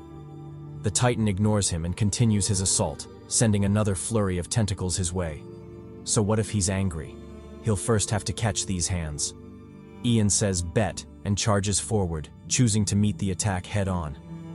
The two immediately enter a desperate melee, with both sides trying their best to one-up the other. They both have their reasons to fight, reasons that keep them pushing forward even when things are looking bad. Finally, just when it seems like they'll go at it forever, a bang rings out, breaking the intense deadlock. The bang is the sound of a gun going off, the target being the Titan, and the shooter, Private Brandon. Although such damage couldn't do shit to the Titan, especially with his thick cyborg armor, it's still sufficient to act as a distraction, buying Ian time to counterattack. He parts the tentacles like they're the thick thighs of a thick mommy, charging forward to meet the Whitehead in close quarters. Before he can react, Ian bashes him with a shield, leaving the enemy dazed for a moment. Pressing the attack, he follows up with a slam to the throat, cutting the Titan's airflow and sending it crashing to the floor. Enraged, the Titan asks why he would attack there of all places. He was in the choir, goddammit. How was he supposed to sing after that? In response, Ian simply mounts him, pause, trapping him between his legs. Pause again. He draws his blade, telling the Titan that's the least of his worries right now. Does he still remember what Ian told him before? No one, and he means no one, can massacre his men and leave unscathed. Well, it's time to make good on that promise. He slashes his blade forward, making a clean cut across the bastard's neck. Upon his death, the tentacles cease functioning, freeing Brandon, who'd been trapped by them. As for Inspector Ian, he makes a face tinged with regret. Sure, they'd won, and the bastards were dead, but at what cost? It definitely doesn't feel like a victory to him. Fast forward to later that night at the Red House, the Parliament building of Trinidad. The 10 council members are holding another meeting, probably to discuss the genius idea the chairman proposed in their last session. Speaking of the chairman, he's the first to speak, reiterating the current dire situation in Trinidad. In addition, he talks about the Kimyo ban and specifically the man who caused it in the first place, Rokash Rampersad. The whole ban was implemented because of that bastard, but since then, a lot has changed, and several lives have been lost. So, while discussing the topic, the chairman asks if anyone has anything to say about it. Some regrets, maybe? Or even an inclination to retract the ban? The Epstein Files-looking bastard responds, expressing his willingness to retract it. The whole point of the ban was to make them feel safe against Kimyos, but with the situation escalating and Kimyos getting arrested for basic shit like activating their talents, it was time the ban was lifted. Temu Blade chimes in, asking Richard, Epstein Files, if he's lost his mind. They banned Kimyos for a reason, because their talents are a threat, necessitating strict control. Has he forgotten the various lives lost to Kimyo conflicts, let alone Titan massacres? Chairman Abel cuts in, saying the lives lost are mostly their fault because they haven't been handling the situation correctly. If they'd done so from the beginning, things wouldn't have ended up like this. Intrigued, Nepo Baby and Black Yakuza speak up in surprise, asking Abel what he means. Does he perhaps have something to share? Abel explains that the high casualty rates are mostly because they're spreading their resources far too thin. If they pull all those resources into a single mission, a single location, the casualty rates among soldiers and police will decrease significantly. Silver Cougar counters, saying the plan is far too dangerous. Hasn't he seen the casualty rates when the Titans attack? Gathering all their forces in one location will just give the Titans more people to kill, especially if more than one Titan is drawn in. Abel replies that her thinking is far too narrow-minded. Sure, gathering a group of normal soldiers won't do much, but what if they gather Kimyos too? Wouldn't that change things? He explains that his plan is simple. Gather all Kimyos in one location and promise them complete safety if they stay there. This will make things more convenient, as they can concentrate all their forces in one spot instead of spreading them throughout the city in fear of Titan attacks. The Titans are after Kimyos after all. Why would they attack the city if there's nothing to gain? In addition, having that many Kimyos in one location not only makes them easier to monitor, as the ban originally intended, but also makes it easier to protect their soldiers. Sure, most Kimyos have trash talents, but the few with decent ones can help guard the place, significantly reducing casualty rates if the Titans attack. The vice chairman, Mr. Waves St. Patrick, supports the idea, proposing the Brian Lara Stadium as their gathering spot. Not only is it big enough to accommodate the entire Kimyo population currently in the city, but it would also make monitoring them far easier. Once secured, it could serve as both a safe zone and confinement, truly killing two birds with one stone. Indian Mommy cuts in, telling him not to get ahead of himself. No matter how they spin the narrative, it's still forced imprisonment, and the Kimyos will never agree to it. Abel replies that they'll have no choice. Either they accept the protection, or they take their chances with the titans outside. Even a fool would know what to choose. Growing more solemn, he reminds the council that it is their job to protect their people. Sure, the plan might seem sketchy, but tougher decisions have been made throughout history. Like it or not, this is their best option at the moment. He asks for their help in passing the bill, promising that if they do, he'll do his best to protect everyone. No longer will they have to live in fear of fiends like Rokash and his ilk. Old Man Sage cuts in, saying he's in. Despite the sketchiness, it's the only viable plan they have. Abel grins and calls for a vote. He assures the council that if the bill gets 5 or more votes, he'll put it into effect immediately. So, what will it be? Do they fuck with his plan, or nah? Elsewhere, at the Hemlock Mansion, Che is busy training. He dishes out a right punch, setting the air ablaze with flames. Dropping into a crouch, he gathers momentum before springing up with a high kick, bursting into a split like he's Van Damme or something. As he trains, a figure slowly joins him, eventually drawing his attention. It's obviously the maiden, Andrea. Puzzled, Che asks what she's doing there and where the rest of the gang is. Andrea replies that they're out making final preparations. Since they'll be fighting Kagaya in a few hours, some, like Tevin, have gone to bid their loved ones goodbye, just in case they don't return. As for the others, they're probably doing their own thing. Sullen-faced, she admits the fight worries her. Kagaya is a monster, and it wouldn't be strange if some of them didn't make it back alive. Che comforts her, telling her not to worry too much. He urges her to have faith in them. She was the one who trained them after all. Andrea brightens at his words, but soon her frown returns. She tells Che that during the fight, he'll most likely have to enter an Ilios state. Maybe he doesn't remember what it was like the last time because it was still new and his mind was fuzzy. But she insists. It was a disaster. It's probably best if he trains to fix that before the fight. She explains that state talents like Ilios possess a mode where the user remains in a sustained offensive form. Its purpose is to transition the user from a passive state to an awakened one, but as expected, it's difficult to control. That being the case, they should start training immediately. She instructs Che to enter the Ilios state, reminding him not to be afraid of what he can do. Sure, he'll break his restraints and might lose control, but she believes he has far more potential than the pitiful, restrained flames he's been using. Maybe a little loss of control isn't too high a price to pay. Besides, as they say, when it's scary and you're afraid to jump, that's exactly when you need to jump. Otherwise, how will you ever know what you're capable of? She encourages Che to let loose, to jump. She'll handle things if he loses control. Che nods, focusing on his talent, imagining the flame within him slowly taking shape. It morphs into a majestic omega symbol, signifying his entry into the Ilios state. His body is bathed in flames, their range rapidly spreading outward. Andrea, acting as trainer and #1 waifu cheerleader, urges him on. She tells him to push through the pain, ignore the fear clouding his mind, and lock in, because things are about to get painful. Before Che can process what she means, his skin begins to peel, bringing unimaginable pain. Flesh burns from his back and arm, leaving a ghastly mess of muscle and bone. Under Andrea's encouraging gaze, the state expands, covering half of Che's body and consuming much of his flesh. Just as things seem to be going well, Che suddenly winces, followed by a groan of anguish. Taken aback, Andrea asks what's wrong. Is the pain too much? Contrary to her expectations, the pain isn't physical, it's emotional.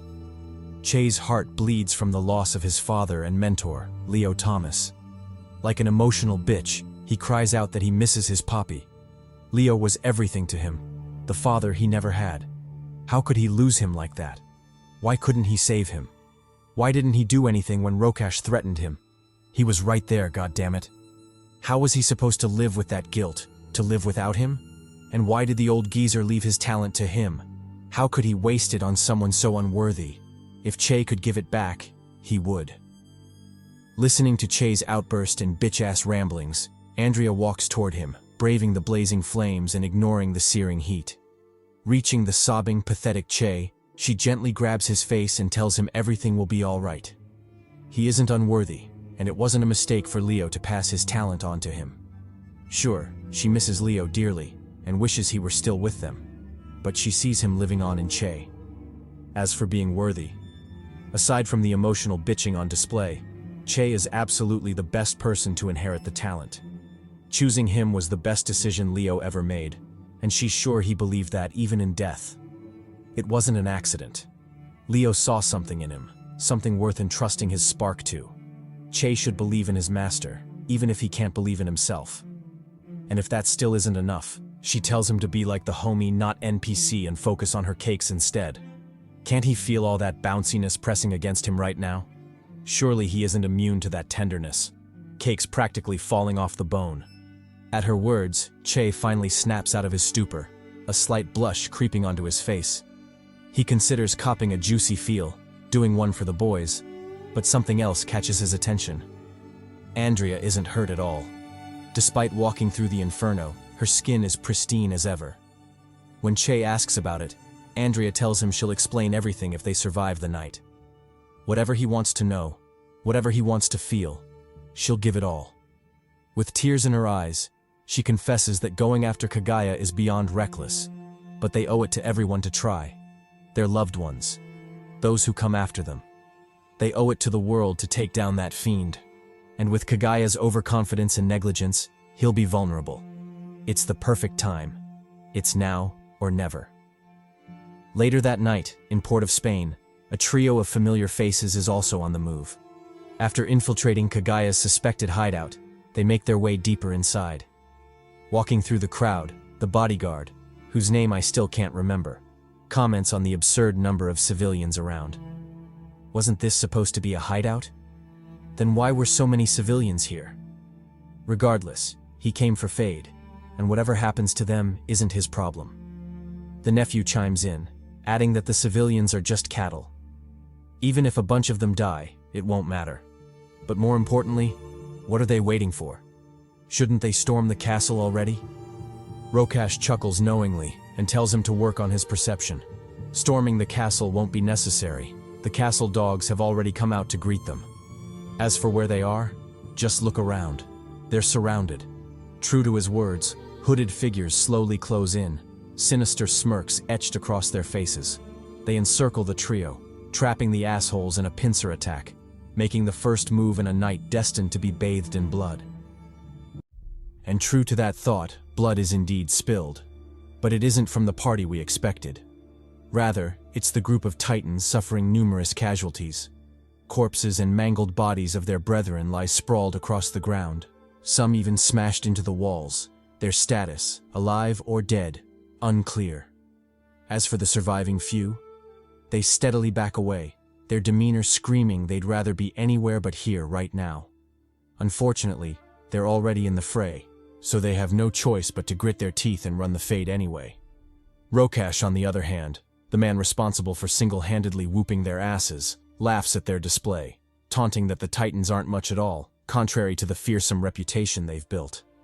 He confesses that he'd initially considered leaving a few of them alive to lead him to their leader. But upon further thought, he realized that killing them all would force the leader out anyway. So why bother with the first approach? He swings his arms down, creating an energy attack that cleaves through the ground, reinforcing his stance and signaling to the Titans to come at him. In response, the few surviving Titans curse their luck and immediately enter battle mode. One of them, a Jax from Mortal Kombat-looking bastard, dares Rokash to come get some if he dares, claiming they aren't as easy to deal with as the trash he's killed. However, before he finishes glazing, a shadow appears behind him, Rokash, who effortlessly kills him with a diagonal slash. Racing forward, Rokash grabs the second Titan by the face, yeeting him toward his partner like a sack of potatoes. Before the duo can process what the hell is going on, Rokash hits them with an X-slash, easily annihilating them in a single strike. Not only that, the attack has enough power to cleave right through them, only stopping after crashing into the wall and kicking up a massive dust cloud. Seeing this, a kinky, cat-like Titan from the Uzumaki clan bites down on her mouth gag and pulls out the heat. She directs her arm cannon at Rokash, telling the cocky bastard to die. Rokash doesn't mince words. He blitzes her directly, striking so hard she crashes through the wall. When the dust settles and the outcome is revealed, only Rokash remains standing, the decapitated head of his prey held firmly in his hand. Turning to the leading titan, he asks if that's all they have. Because if so, it's time to put an end to this farce. He's getting bored of their pitifulness. The leading titan yells back, telling him not to underestimate them. Fine. Since he wants smoke so bad, he won't mind obliging him. He commands his men to charge forward, promising a wealth of rewards if they bring him Rokash's head. To this, the sinister bastard chuckles evilly before shifting his attention to a maiden cowering nearby. He feigns concern, asking if she's all right, and promising to lead her out of that dangerous place. But before she can process the drastic shift in events, she finds herself flung toward the incoming titans, her body missing them and bursting apart upon contact with the wall. As for Rokash, the bastard who just killed a civilian for no apparent reason, a maiden at that, he taunts the charging titans, telling them to come at him. He'll kill them all, especially the leading titan cowering in the back like a bitch. Elsewhere, at the port of Spain, the Titan terror attack finally dies down, giving the police a chance to rest. As they do, Captain Avril Hoff calls out, telling them not to get too comfortable. The battle isn't over just yet. She reveals that the Titans have waged war on the city, and it's their duty to stop them. But they shouldn't worry too much, because they'll have reliable allies by their side. On cue, the gang arrives, aura farming as they usually do. Leading them is the maiden Andrea, thighs so thick they could block out the sun. Goddamn. Captain Avril acknowledges their entrance, reassuring them not to worry about the Kimyo ban, as Inspector Ian has already vouched for them. She proceeds to explain the situation, saying that things are looking particularly bad. Not only have the Titans launched an all-out war against the city, they're doing so with manpower and technology the police can't hope to match. So far, the only reason the city hasn't fallen is because several Kimyos have come to their aid. Still, it won't be long before even they are overwhelmed. Continuing, she says their best bet is to carry out the plan Inspector Ian just came up with. Speaking of the inspector, Che asks where he is. It's unlike him to miss out on such fun. At that, Ian's voice rings out, saying he wouldn't miss it for the world. He trudges in clad in a mechanical exoskeleton, looking like a seasoned futuristic soldier. As the gang ogles his badass exosuit, Captain Avril explains that it's called the G3 suit, a technological marvel put together by their brightest minds after copying and stealing Titan tech. Whatever information and gear they could recover from previous battles were used to create it, making it a top-tier Titan killer, astutely dubbed the Titan Alpha. Unfortunately, its construction is difficult. Ian cuts in to reveal that only 2 have been successfully manufactured so far. This surprises the gang, especially Andrea, who wonders where the other suit is. Surely, with how dire the situation is, they wouldn't have locked it in a warehouse somewhere collecting dust. Their doubts are answered when Brandon joins the fray, revealing that he's in possession of the other suit. Not only that, he's carrying a suitcase, its contents clearly vital, judging by his anxious demeanor. Opening it, it's confirmed to hold 2 short spears, their design sleek and futuristic, just like the exosuit. Ian explains they're another gift from the Titans. By gift, he means loot, confiscated from the corpses of the Titans they've killed. They're genius inventions that vibrate upon activation, becoming so hot they can sever through almost anything. Without a doubt, they're incredible weapons, made even better by the fact they'll be used against the very people who created them. Ironic, isn't it? Turning to his men, Ian orders them to gear up and split into 2 factions, Halo Battalion and Greyhound Battalion. Halo Battalion is to focus on rescue and evacuation. So long as a survivor still has life in them, they are to extract them, no matter what. Greyhound Battalion, on the other hand, is for war. Ian orders them to follow him into battle. They're about to show the Titans they messed with the wrong fuckers. Andrea chimes in, instructing the gang to get moving as well. They're to assist with evacuation while she follows Greyhound Battalion and fucks shit up. As for Anton, she has a special mission for him. Get to higher ground and act as their eyes in the sky. If he spots Kagaya, he's to report back immediately. Anton nods and leaps away. Fast forward, and the gang is dutifully carrying out their mission, scouring the ruins for survivors. As they do, a disdainful voice calls out, saying he knew they'd be here, labeling them nosy and incapable of minding their own business. They turn quickly, and lo and behold, it's none other than Rokash's nephew, Cass Santiago. Taken aback, Che immediately locks in. If Cass is here, then that bastard Rokash can't be far off either. Before he can act on that thought, Lewis yells at him to remember the mission. Their task is to rescue survivors, not chase down their op for revenge. He instructs Che to take Tevin and continue the plan. He and Azam will stay behind and deal with Cass. Reluctantly, Che agrees and dashes off. Elsewhere, Anton, the Monkey King, is seen scouring the city for Kagaya. While mid-search, a sneak attack shoots at him from a blind spot, clocking him before he can block. Crashing and skidding to a stop, he looks up at his attacker, letting them know they now have his full attention. And he's pissed as fuck. The attacker? Jonelli Honoré, Rokash's bodyguard. He glances at Anton, unfazed, hands still tucked in his pockets. Clearly, the only thing he cares about is aura farming and doing ab exercises, because what in the Greek god is going on with that stomach? God damn. Back to Che and Tevin. The duo continues scouring the ruins for traces of Kagaya, yet the villain remains as elusive as ever. Midway through their search, Tevin notices Che's odd silence and asks if he's all right. Che says he is, but he can't shake the feeling that Rokash is here too. If Santiago is present, doesn't it make sense for his uncle to be nearby? Tevin tells him not to overthink it.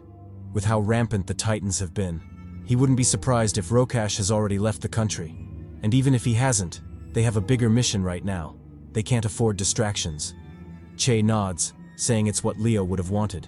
But before he can finish, the wall behind them suddenly explodes in a cloud of dust and debris. From the smoke emerges a figure they both recognize. Their one and only mortal enemy, Rokash. Seeing each other, the trio displays very different reactions. One side pleasantly surprised, the other erupting with rage. Especially Che, who drops all pretenses and ignites for battle, eyes seething with killing intent. Rokash, on the other hand, chuckles at the unexpected reunion. He asks how long it's been. 2 years, maybe? After all that time, have the wolf cubs finally found the hound? Well, what are they waiting for? Are they fighting or nah? Elsewhere on the front line, things are popping off for real. It seems the Titans have dropped all pretenses and decided to initiate a full-on assault. The police, in return, meet them head-on. Bullets streaking through the night sky like fireworks, blanketing the charging Titans in lead, pain, and smoke. Unfortunately, even that isn't enough to stop the rampaging fiends. They tank that shit like champs, taunting the officers as they close the distance in a brutal counterattack. Luckily, the police aren't alone in the fray. Joining them is Mommy Andrea, who swoops in at the nick of time, clocking the leading Titan and halting their momentum. Of course, she's still as thick as ever, so although he just got kicked, I'm sure the Titan is probably thinking, "Thank you, goddess," instead of the usual, "Ow, that hurt." Ignoring the narrator's usual nonsense, the rest of the Titans halt their charge and focus on Andrea instead. They quickly surround her, answering their new leader's command to jump her and bring him her head. Elsewhere, on another battlefield, things aren't looking too great for the police station there. Unlike the other wing, they don't have the thick goddess Andrea as backup, leading to considerable losses, and things are about to get even worse. As they struggle to free their allies from the debris, a sudden commotion thunders behind them, alerting them to a new danger. And it isn't just any danger. It's a gigantium titan of ludicrous proportions. Not only that, its body is a grotesque mashup of limbs and features, the kind that makes it a nightmare to look at. Noticing it, the mommy guardian of the battlefield, thick-thighed Andrea, shouts for the soldiers to retreat, warning them they stand no chance against the fiend. She quickly organizes a ranged counterattack, mobilizing a squad of sharpshooters to pelt the giant with bullets. Sadly, the Titan behemoth isn't as dumb as it looks. The moment it senses the unfavorable situation, it immediately goes on the defensive, releasing a pressurized blast of gas that blocks the incoming projectiles. Taking it a step further, it counterattacks, clenching its massive arm and slamming it down to pulverize the officers below. Dust bellows on impact, drawing Andrea's attention as she curses the unfavorable turn of events. She contemplates dropping everything and killing the bastard herself, but her plans are cut short by a blue light emanating from beneath the Titan's hand. Much to both her and the behemoth's surprise, the hand slowly rises, revealing unscathed policemen, and a figure straight out of a superhero movie. Private Brandon, now clad in futuristic battle armor, single-handedly holding up the Titan's massive arm. His silhouette cuts an imposing figure, drawing awe from the officers, and more importantly, the Titan's attention, long enough for Ian to join the fray. He fires a grappling hook at the behemoth, latching onto it and swiftly closing the distance.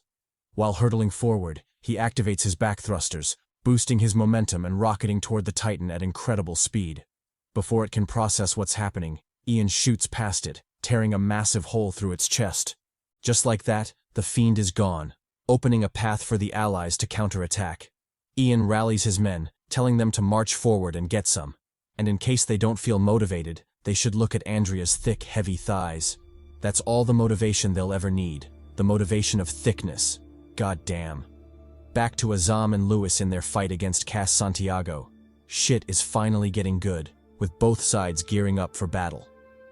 Lewis opens the offensive, asking Cass where Rokash is. Since he plans to tenderize him, it's only fair his uncle joins the fun. Cass replies defiantly that he won't snitch. If Lewis wants that information, he'll have to beat it out of him. Azam says bet and charges forward. If it's a fade he wants, it's a fade he'll get. He zooms toward Cass in an instant, arriving before him like he teleported. Unleashing a kick, he whips it toward Santiago's head, forcing the villain to duck low, barely avoiding the disastrous blow. Unrelenting, Azam follows up with a barrage of punches, moving so fast his fists leave afterimages. Even that isn't enough to subdue Cass, who nimbly blocks them all before forcing Azam to disengage. His momentum halted. Azam begins circling, searching for another opening. He plays it patient, drawing Cass's attention long enough for Louis to make his move. Without hesitation, Louis conjures an arm of ash that shoots toward Santiago, trapping him in a perilous situation. As he does, he interrogates him, asking if he was present when their master was killed. Did he take part in that too? Cass braces for the attack and answers smugly. What if he was? What would Lewis do about it? And besides, are they still crying over that dead geezer? It's been so long. When are they planning to let that shit go? Enraged, Azam presses the attack. Unwilling to let someone disrespect his master, he cocks his fist back, preparing to launch a vicious punch at Cass's back. Unfortunately, this is exactly what the villain anticipated. Cass swiftly turns, whipping a roundhouse kick into Azam and sending him crashing into distant debris. Seizing the moment, Louis unleashes a flurry of sharp ash tentacles aimed to pierce Cass through, but the fiend is as nimble as he is hateful. He dodges effortlessly, even smirking as he parkours off the ashy surface. Mid-somersault, he analyzes Louis, recognizing him as a ranged controller. Excellent controllability, awful melee skills. If that's the case, won't he end this fight by closing the distance and overwhelming him in close combat? Lewis fires back, telling him not to fuck with him. What ranged controller? If Cass wants melee, then bring it. He's ready to humble him anytime. Santiago accepts the challenge and dashes forward, yelling for Lewis to show him what he's got. What the old geezer Leo taught him to make him so cocky. Lewis braces himself, though inwardly he isn't nearly as confident as he sounds. The problem is Cass hasn't revealed his Kimyo talent yet, making it impossible to formulate a proper counter. Nevertheless, the battle must go on. He grits his teeth and locks in. On Azam's side, things are just as dire. After enduring Cass's earlier attack, he realizes he's dealing with 3 broken ribs. That kind of force suggests Cass might be a power-oriented Kimyo. But if so, why the secrecy? Why hasn't he revealed his talent yet? What is he hiding? Cass continues pressuring Louis, forcing him fully onto the defensive. His fists land like sledgehammers, rocking Louis and driving him back. Seeing this, Azam jumps in, drawing the aggro and giving Louis a much-needed reprieve. They coordinate, trapping Cass in a 2-on-1 pincer attack. Even then, the villain remains formidable, exchanging blows and matching them strike for strike. He tanks their hits, until Azam finally lands a nasty cross to his jaw. Only then does Cass pause to reassess. Azam's talent is ludicrous, speed so overwhelming that skill and strength pale in comparison. If he isn't careful, he might get outmaneuvered. As he racks his brain for a solution, Lewis capitalizes on the distraction. He launches a grand attack, Hand of Judgment, smashing toward Cass with merciless force.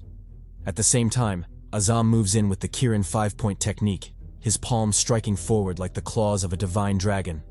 The combined assault corners Cass, Yet instead of panicking, he smirks, almost enjoying their futile struggle. Then, to their horror, he finally reveals his Kimyo talent, incendiary art. Purple stars manifest out of nowhere, and the look on Lewis's face shifts instantly. Coupled with the maniacal grin spreading across Cass's lips, it's clear shit is about to hit the fan. Without hesitation, the boys retreat, moving fast enough to avoid the brunt of the explosion.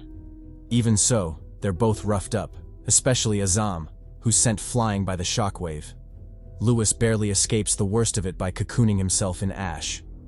Had he not, his fate would have been far worse. He isn't built for close-range punishment. Still, they survive, and immediately refocus on the source of their misery. Cass motherfucking Santiago. The fiend chuckles darkly, throwing shade at the duo. He hadn't thought much of their strength, deeming them weaklings. But after they survived his Tier 3 explosions, he has to reevaluate. Maybe they aren't as trash as he imagined. His tone turns ominous. To get the information they want, one of them has to die here. So, are they willing to pay the price? He tells them not to rush their decision. Since they were gracious enough to reveal their talents, it's only fair he fully reveals his. Reaching up, he peels the tattoo from his neck like a sticker. Under their incredulous stares, it begins to glow, expanding into the same purple stars that rocked them moments ago. Cass explains calmly, "This is incendiary art, a creation-type talent. It allows him to arm and detonate his artwork, including his tattoos. The same tattoo can be used repeatedly, but eventually it must be redone, as each use fades the ink. Now that all the cards are on the table, it's time to continue." He spreads his arms slightly and asks, "What do they think? Do they want this fade, or nah?" At the same time, on Anton's side, things are heating up for real. After being blitzed out of the air by Honore, the King Kong bastard rose to the challenge, closing in on Honore to engage in a brutal melee. The two met halfway, exchanging the first move in a thunderous clang. Next came Honore's second swing, a left slash to the chest, but Anton reacted fast enough to block that shit. Undeterred, Honore swung wide, lifting his arm up to bring it down in a heavy slash. But again, Anton was nimble as hell, deftly skidding sideways to avoid the blow. Then, capitalizing on Honore's opening after the wide swing, he lunged in for a counterattack, stabbing his staff at the demonic foe. Honore backstepped to evade, but to his shock, Anton's staff suddenly grew in size, lengthening to clock him in the chest. Luckily, he reacted fast, mounting a frantic block to barely weather the attack. Still, the move left him shaken, and he couldn't help but reassess Anton as he dived back into the fray, clashing headfirst against the now somewhat worthy opponent. Feeling Anton out, he brought up the monkey staff, telling him that he'd heard about it before, specifically about how it used to belong to a troublesome monkey who gave Buddha quite a headache. A great sage who claimed to be heaven's equal and truly meant that shit. Anton replied that he'd heard about the great sage too, and although he had no relation to him at all, it was still pretty flattering that the previous wielder of the talent made it so famous. It was truly sweet and lucky that he got to enjoy the prestige of the talent, despite just being born with it, and not actually contributing to its legend, like the great sage did. Sighing, Honore told him to stop being so modest. He might not be the great sage, but it was undeniable that he wielded the power well. As a matter of fact, this was the best fight he'd had in a while, especially after they were forced into hiding following Rokash's crimes. Speaking of Rokash, he told Anton that it was quite a shame what he did to Leo. The old geezer didn't deserve to go out like that. Anton, however, kept his cool, not letting Honore's words get to him. He continued to face off against him, clearly waiting to see where the dude was going with this. Unperturbed, Honore continued, saying that he truly admired Leo. That's why he couldn't bring himself to be there that night. He vowed that everything he was saying was the truth, not some bullshit to get him to lower his guard. But Anton ignored him and rushed in for seconds, clashing his weapon fiercely against Honore's. He moved in with a sideways swing, forcing the latter to shut up and block. Then, as if he'd read the attack, he dropped to a crouch, perfectly dodging Honore's follow-up.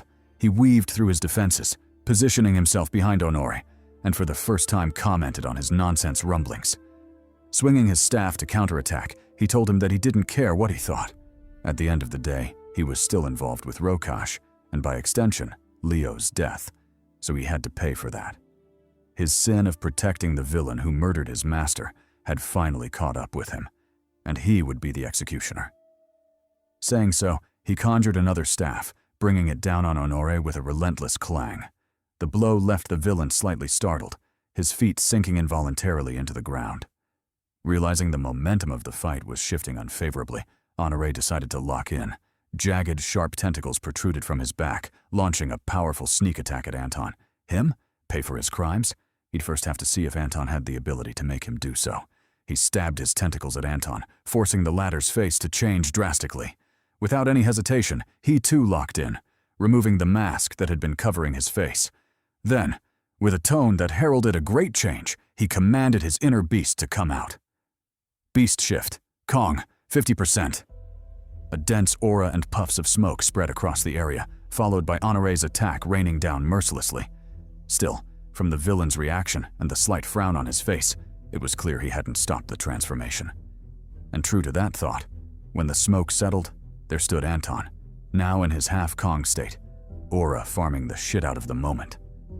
Meanwhile, on the other battlefield, the fight had reached its climax. Thunderous explosions went off everywhere, blanketing the sky in debris and ash. The cause of this, Cass Santiago, laughed menacingly, taunting the boys to come at him. Where was their earlier bravado? How long were they planning to hide like some scared little puppies? The boys heard him, but they were too occupied fending off the relentless barrage to pay him any heed. If Santiago wanted a showdown that badly, then he should cease his attack and watch how they showed him what's up. Regrettably, that was impossible, so the only way out was if they forced one out themselves. Turning to Azam, Louise told him he was up. If anyone could break the deadlock, it had to be the speedster. Azam said bet and jetted out, circling around to close in on Santiago. He moved with blinding speed, causing Santiago's face to change dramatically, because it was only then that he realized an uncomfortable truth. Azam was the true problem. Louise could easily be suppressed by his explosions, trapped within his shell and unable to come out, but the same couldn't be said about the speedster. The bastard was just too nimble. With that thought, Cass immediately settled on a new plan. Separate the two, and he would use the ocean to do so. As for Louise, he continued to talk shit, even though Santiago's bombardment left him no room to breathe. He taunted the fellow, telling him the day he got locked up in Patmos would be the best day of his life. He might just pop champagne and drink himself silly, or even crack some huzz just for the sake of it. While his homie taunted, Azam took the opportunity to close in. He jetted through the battlefield like a blur, arriving before Santiago in an instant. Leveraging the momentum from his sprint, he whipped a punch at Cass, forcing the latter to block frantically. In return, Cass struck back, swiping his arm to fire off explosive shurikens at Azam, lighting him up alongside everything else before him. Luckily, Louise arrived just in time to shield him with his ashes. If not, the nimble speedster would have been cooked for real. On the opposite side, Santiago remained unfazed by Louise's intervention, almost as if the setback wouldn't change the general outcome. He taunted the duo, telling them they had no clue what shit they'd gotten themselves into. Send him to Patmos? First, they'd have to ask his tattoos if they agreed. Lifting his shirt, he revealed a cluster of ghastly skulls tattooed across his torso. Skulls that soon writhed and clattered as they clawed their way into reality, blocking out the sky and blanketing the area in an ominous aura.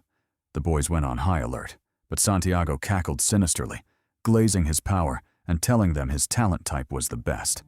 With a creation-type talent, everything he envisioned would become reality. If that wasn't goated, then he didn't know what was. Still, now wasn't the time to brag about his awesomeness. He still had 2 lowly pests to get rid of after all. He jumped onto his cluster of skeletons, using them as a mount as he shot into the distance, yelling for the boys to follow if they could. In response, Louise instructed Azam to follow him, but warned him to be mindful not to get too close. Azam said bet and rocketed off, using his immense speed to pursue Santiago. As for the villain himself, he smirked victoriously, believing his little ploy would be sufficient to separate the duo. Louise wouldn't be able to follow, meaning all he'd have to worry about was handling Azam. Unbeknownst to him, the boys had way more tricks up their sleeves. and he'd severely underestimated the cubs taught by the hero Leo himself. As he shot through the air, cackling sinisterly at what he believed was a flawless deception, Louise was behind him, cooking up something bound to give him a nasty surprise. Azam, on the other hand, stayed faithful to his mission, using his speed to catch up to the fleeing Santiago. When he got close enough to take action, the villain beat him to it and hurled shurikens at him, the very same that exploded on impact. This time, however, he lined them up perfectly on Azam's path, catching him off guard and detonating them before he had a chance to change his trajectory. As expected, the speedster was sent flying, his armor and gear coming apart like NASCAR.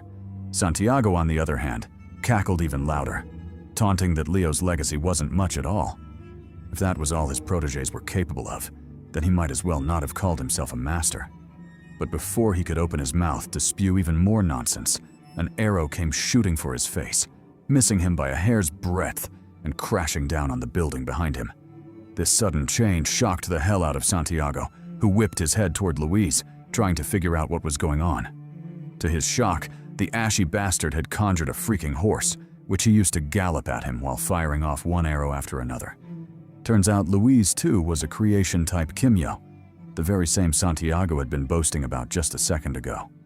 His talent went beyond simple ash manipulation. He was also capable of giving life to anything he envisioned. Case in point, the majestic steed he was riding. Pause. When this realization dawned, Cass's face twisted in shock, refusing to believe what he was seeing. But another lethal arrow from Louise was enough to snap him to his senses. Too bad the awakening came a step too late. The arrow struck true, sending the fiend crashing into the ocean. When he came to, he couldn't help but curse his luck. Who would have thought the enemy he underestimated had such an ace up his sleeve? Regardless, none of that mattered anymore, as his target had been achieved. He'd succeeded in splitting the pair up. Unless he was Jesus, Azam shouldn't be able to walk on water, meaning the 2v1 fight just became a 1v1, him and Louise. Barring any more surprises, victory should already be in the bag. On Louise's side, the homie rode his horse onto the water like it was solid ground. I don't know how that's scientifically possible, but it sure as hell looks awesome as fuck. Seeing this, Santiago wasn't shocked at all, almost like he'd anticipated it.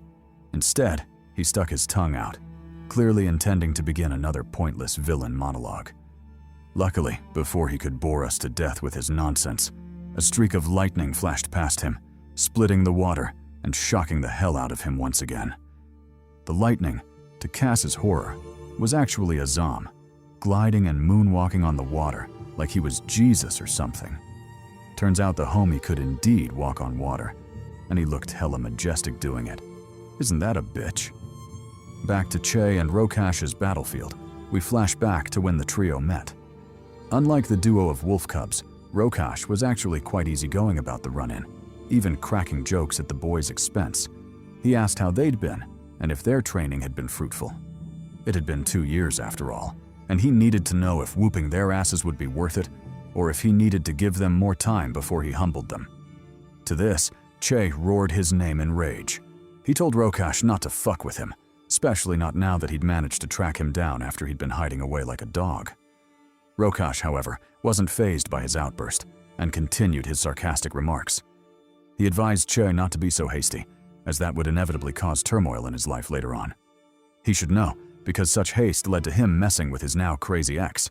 If he'd known that maiden would be so batshit crazy, sneak into his mother's house and kidnap her kind of crazy, he wouldn't have messed with her to begin with. Still, that was neither here nor there. What he meant to say was that the boys were intruding on a fight that didn't concern them. If they could so humbly retreat, he'd greatly appreciate it. Enraged, Tevin yelled at him to shut up. He spoke so much nonsense that his ears were itching just listening to his bullshit. Activating his power, he told Rokash he had no desire to mess around. For 2 years, the former had been hiding like a dog, cowering in who knows what hole he'd crawled into. But all that ended now. Today would be the day he got clapped, mercilessly, of course. If Code was too busy to bring him to justice, then he and his boy Che would just have to step up and do the job for them. Saying so, he fully charged up, calling upon his first and most reliable armor, Rhino Hide. Sparks of lightning streaked across his body, kicking up a dust storm that blew toward Rokash. The villain, in turn, shielded himself from the ruckus, though outwardly he didn't seem worried at all. In fact, he even took the moment to marvel at Tevin's transformation, saying Hyde-type talents always made the flashiest commotion when they transformed. As for whether their power would match their flashiness post-transformation, that depended on who was transforming, whether they were the MC or background trash. Just as he was mulling over the potential significance of Tevin's transformation, Che shot in from the side, his arm cloaked in a flaming fist. He whipped it at Rokash, forcing the latter to block and causing the resulting shockwave to devastate everything around them. Still, Rokash didn't seem fazed in the slightest, his annoying grin still tugging at his lips. Addressing Che, he asked if he was that excited to see him. His eyes were literally twinkling. Well, he'd have him know that he didn't swing that way, so if Che came for a sword fight, he'd have to disappoint him. Che nearly lost his mind upon hearing this. He whipped a kick at Rokash, blanketing the area in flames. Then, with the same momentum, he brought his leg down in an axe kick, attempting to shut Rokash and his bullshit up. Regrettably, the fiend stepped back to dodge, causing Che's attack to miss pitifully. Unperturbed, Che lunged in for his follow-up, gathering flames in his palm to create a javelin. Since Rokash was dead set on making sussy jokes, he'd have to see if he maintained the same energy after sticking his spear up his ass. Pause. That should show him that he, Che, was of the Huz, and on occasion the dikes, depending on how dry things got out there. He wasn't a sword cultivator. To this, Rokash simply raised his palm and snatched the spear, using nothing but his bare hands to stop the flaming attack. He told Che that he was far too weak, and with power that mediocre, he shouldn't even think about facing him, let alone desiring revenge. Compared to Leo, he was nothing but a waste, a total noob trusted with shoes too big for him to wear. Saying so, he moved to press the attack, but was immediately halted by a commotion nearby. Che wasn't the only one in the fray, and his partner, Tevin, had finally made his move. He charged across the battlefield, tackling Rokash in a spear-like attack.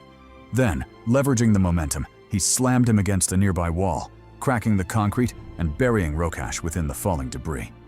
Still, that wasn't enough for Tevin, as he immediately moved in with a heavy punch. He let it fly at Rokash, but the fiend nimbly dodged to the side, escaping the attack with ease. In return, Rokash decided to lock in. Getting attacked was fun and all, but he couldn't have the boys thinking they were cornering him. How would he explain himself to his Huz if that happened? Nah, fuck all that passive bullshit. It was time to throw hands for real. He channeled his Kimyo power and, for the first time since the skirmish began, fought back, landing a barrage of 1-2s on Tevin. The move left the homie reeling, and he instinctively opened his eyes in shock, wondering what the hell that was. Who signed him up for that class of ass-whooping, because it sure as hell wasn't himself. Regrettably, such concerns would have to be solved later, because Rokash wasn't done, and was already pressing in for seconds. He charged an even nastier attack, Anu Ankh Impulse, intending to break Tevin's defense and kill him once and for all. But again, the homies weren't fighting alone. Che intervened from the side, tracing a path of flames as he clocked Rokash in the face. This time, the blow was powerful enough to force the villain back, making him stumble for a while before he gathered himself. He turned to Che, realizing that he'd undergone significant changes, specifically entering the Helios state, or in other words, the awakened state. Activating a hidden mechanism in his mask, Che's voice suddenly turned somber. He told Rokash that everything he had, everything he was because of Leo, the man he put in the ground. To atone for that, the only way was to suffer in hellfire. With those words, he unleashed his next attack, a breath attack, breathing out flames like he was Drogon or something. The flames quickly caught up with Rokash, first blossoming into dazzling stars before blooming into ravaging infernos. The heatwave was devastating, but by the time they struck, Rokash was already out of there, having successfully evaded the attack. Then, with a glint in his eye that screamed revenge, he struck back with a chop, backhanding the shit out of Che and sending him flying in a move that could only be called a lick back. Hit me, and I'll hit back harder. Having successfully neutralized the troublesome duo, Rokash entered a philosophical tirade. He told the boys he admired how much they loved Leo, how they still chose to live by his teachings on justice and fighting for others. But that was exactly why they were bound to die that day. They themselves were weak, yet still struggled to fight for others. If they didn't even have the strength to back up their beliefs, then what was the point of meddling in other people's affairs? That was downright foolish. Luckily for them, he was here to correct that mistake, to lead them onto the right path. And that was obviously by massacring them and making sure to erase the idiotic legacy of Leo once and for all. Meanwhile, on the baddie Andrea's side, the thick mommy was going at it for real. She slashed down the titans like cabbages, their corpses piling into a small hill. Then, with even more enemies still needing handling, she walked forward, sword in hand, ready to send all of them ahead. By her side, Brandon, who'd received an important message, called out to her, informing her that he had urgent news. Word on the street was that her friends, Che and Tevin, had located a high-priority target, Rokash Rampersad, and were currently engaged in battle against him. This startled the hell out of Andrea, and her face instantly changed. Back to Che and Tevin. After being humbled by Rokash, the duo of homies decided to pull out the big guns, their planned trump card for when they ran into him. With practiced familiarity, they both got to it, each pulling off their part flawlessly. Tevin charged up his rhino hide, sparks of electricity streaking around him. Meanwhile, Che, under Rokash's amused grin, called forth the Ilios state, trapping the villain in a cyclone of flames. The combo was carried out so fast that Rokash couldn't even escape in time. Not that he wanted to, judging by the amused smile tugging at his lips. Instead, he was more fascinated by what the boys were up to and how Che could manipulate flames of such magnitude. But before he could delve too deeply into that, the ground suddenly quaked as a result of Tevin stomping from the side. This in itself wasn't of much significance, just shaking him a bit and knocking him off balance, but it was precisely this effect that the boys were after. The second Rokash lost his footing, Tevin shot in from the side, successfully carrying out a sneak attack. He wrapped his arms around Rokash, hitting him with a savage suplex. The move left Rokash reeling, blood spurting out of his mouth. Still, Tevin wasn't done. He grabbed the bastard and, with all his strength, hurled him out of the cyclone straight toward Che, who was waiting on the outside, spears drawn and ready to clap some villain cheeks. It was only then that Rokash finally processed the mess he'd gotten himself into. This was a trap, and a perfectly executed one at that. Because he couldn't reposition himself mid-flight, he had no option but to continue flying toward Che, and it was clear what awaited him when he got there. Alas, it was too late to do anything about it. He arrived before Che, and as expected, the latter didn't hesitate to let it fly. He stabbed his twin spears into Rokash, causing a massive explosion that engulfed him whole. The magnitude of the blast was so vast that the clouds were literally blown away, not to mention the buildings that were vaporized around them. Still, it eventually died down, and the only ones left standing were Che and Tevin, who powered down, satisfied that they'd fulfilled their revenge. Che even had time to throw shade, saying that Rokash's rank of 97 on the strongest Kimyo list was a scam. If someone that weak was ranked 97th, then he'd rather take that list home and use it as toilet paper. Tevin agreed, piling on the disses. He called Rokash a clown before suggesting they regroup with the rest of the team. The battle wasn't over, after all. But just as the two were about to leave, and their guards were at their lowest, a hand suddenly shot out from the smoke, clasping Che by the face. The hand then zoomed through the battlefield, Che in tow, arriving before Tevin in an instant.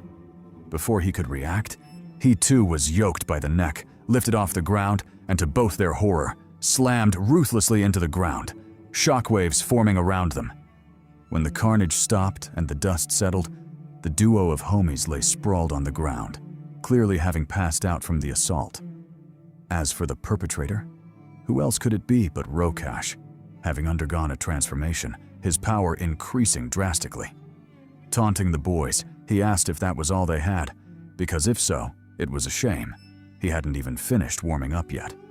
Surely they couldn't be that pathetic, right? What a bunch of trash. But that aside, Anubis, is that you, big dog? Meanwhile, on the other battlefield, things were finally popping off. Cass was under attack by the boys, forcing him to weave and surf through the bombardment. While doing so, his thoughts inescapably flicked back to Rokash and the potential danger he might be in. The city was overrun by cyborgs after all, and it wouldn't be strange if he got himself into trouble. especially with that big mouth of his. Still, he wasn't in a position to go help him out, especially since the Leo boys were proving more troublesome than he'd thought, particularly this Azam bastard. Noticing the strain on Cass's face, Azam asked what was wrong. Where was that cocky smile from earlier? Surely he couldn't be struggling already. To this, Cass tossed a grenade at him, telling him to mind his mouth. He wasn't so pathetic as to lose to the likes of him. Matter of fact, he should first eat this attack before they could chat further. The grenade detonated, forcing Azam back and kicking up a splash of water. In response, Louise closed the distance, his bow trained on Cass. He released an arrow at him, tauntingly asking if he knew he'd die there that day. Better yet, did his bastard of an uncle know? How he wished he could see the look on Rokash's face when he found out. Cass clapped back, telling him not to get ahead of himself. He would die there? Ridiculous. And who exactly was going to kill him? Closing in, Azam replied that it would be them, of course. Which other cheek clappers could he see in the vicinity? He slashed an energy blade at Santiago, telling him his day of reckoning had arrived. Then, with even more fervor, he unleashed a barrage of attacks on him, forcing Cass onto the defensive and creating a crack in his guard. With that as an opening, he dropped into a deep crouch, high-kicking the shit out of Cass's chin. The blow left the villain reeling, and he inescapably coughed up a mouthful of blood, his face showing an undisguised expression of shock. Still, he swiftly recovered from the setback, swiping his arm to counterattack. The move sent explosive swords flying at Azam, causing the homie's face to change drastically. He barely had time to respond before the swords were upon him, detonating and rendering the surrounding water a death zone. Luckily, Azam was hella fast, so he escaped the brunt of the attack, circling back to regroup with Luis. Once together, the duo of heroes couldn't help but curse under their breaths because this Santiago bastard was proving more troublesome than they'd expected. Speaking of the bastard, for some reason he began a villain monologue. Taking off his shirt, he told the boys he would tell them a story about a young boy who awakened his powers at an early age. I don't know why he has to be naked to tell this story, but hey, to each their own. Let's just hope this won't turn into another Diddy party. Anyway, he revealed to the gang that due to the nature of the boy's talent, he was immediately deemed a threat to the masses and sent to Patmos for imprisonment.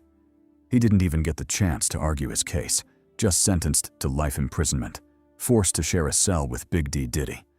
Luckily, his uncle had some clout, and, with much effort, was able to buy his freedom, saving him from Patmos and, more importantly, from Big D Diddy. From then on, the little boy swore to protect his savior, to protect the strongest man in their country, because he, unbeknownst to anyone, was much stronger. I call cap on that, but he looks hella cool striking that pose, so let's let him cook. The boys, however, had a vastly different reaction upon seeing the tattoo on Cass's back. They didn't know what it was, but their instincts were telling them it wouldn't be anything good. True to this feeling, the tattoo started manifesting, causing the surrounding air to thicken. Waves churned on the surface of the ocean, showing just how cooked the situation had become. As for the cause of all this, Cass Santiago, he resumed his aura farming, telling the boys that they were fucked. Did they truly believe they could stand up against him? What utter rubbish.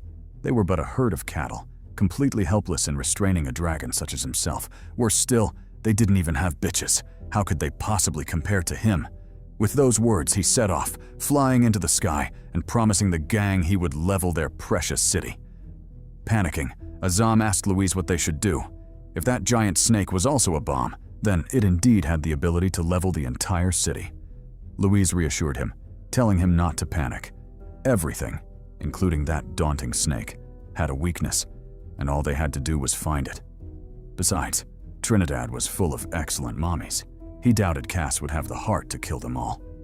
Still, they couldn't be careless, so they'd better give chase.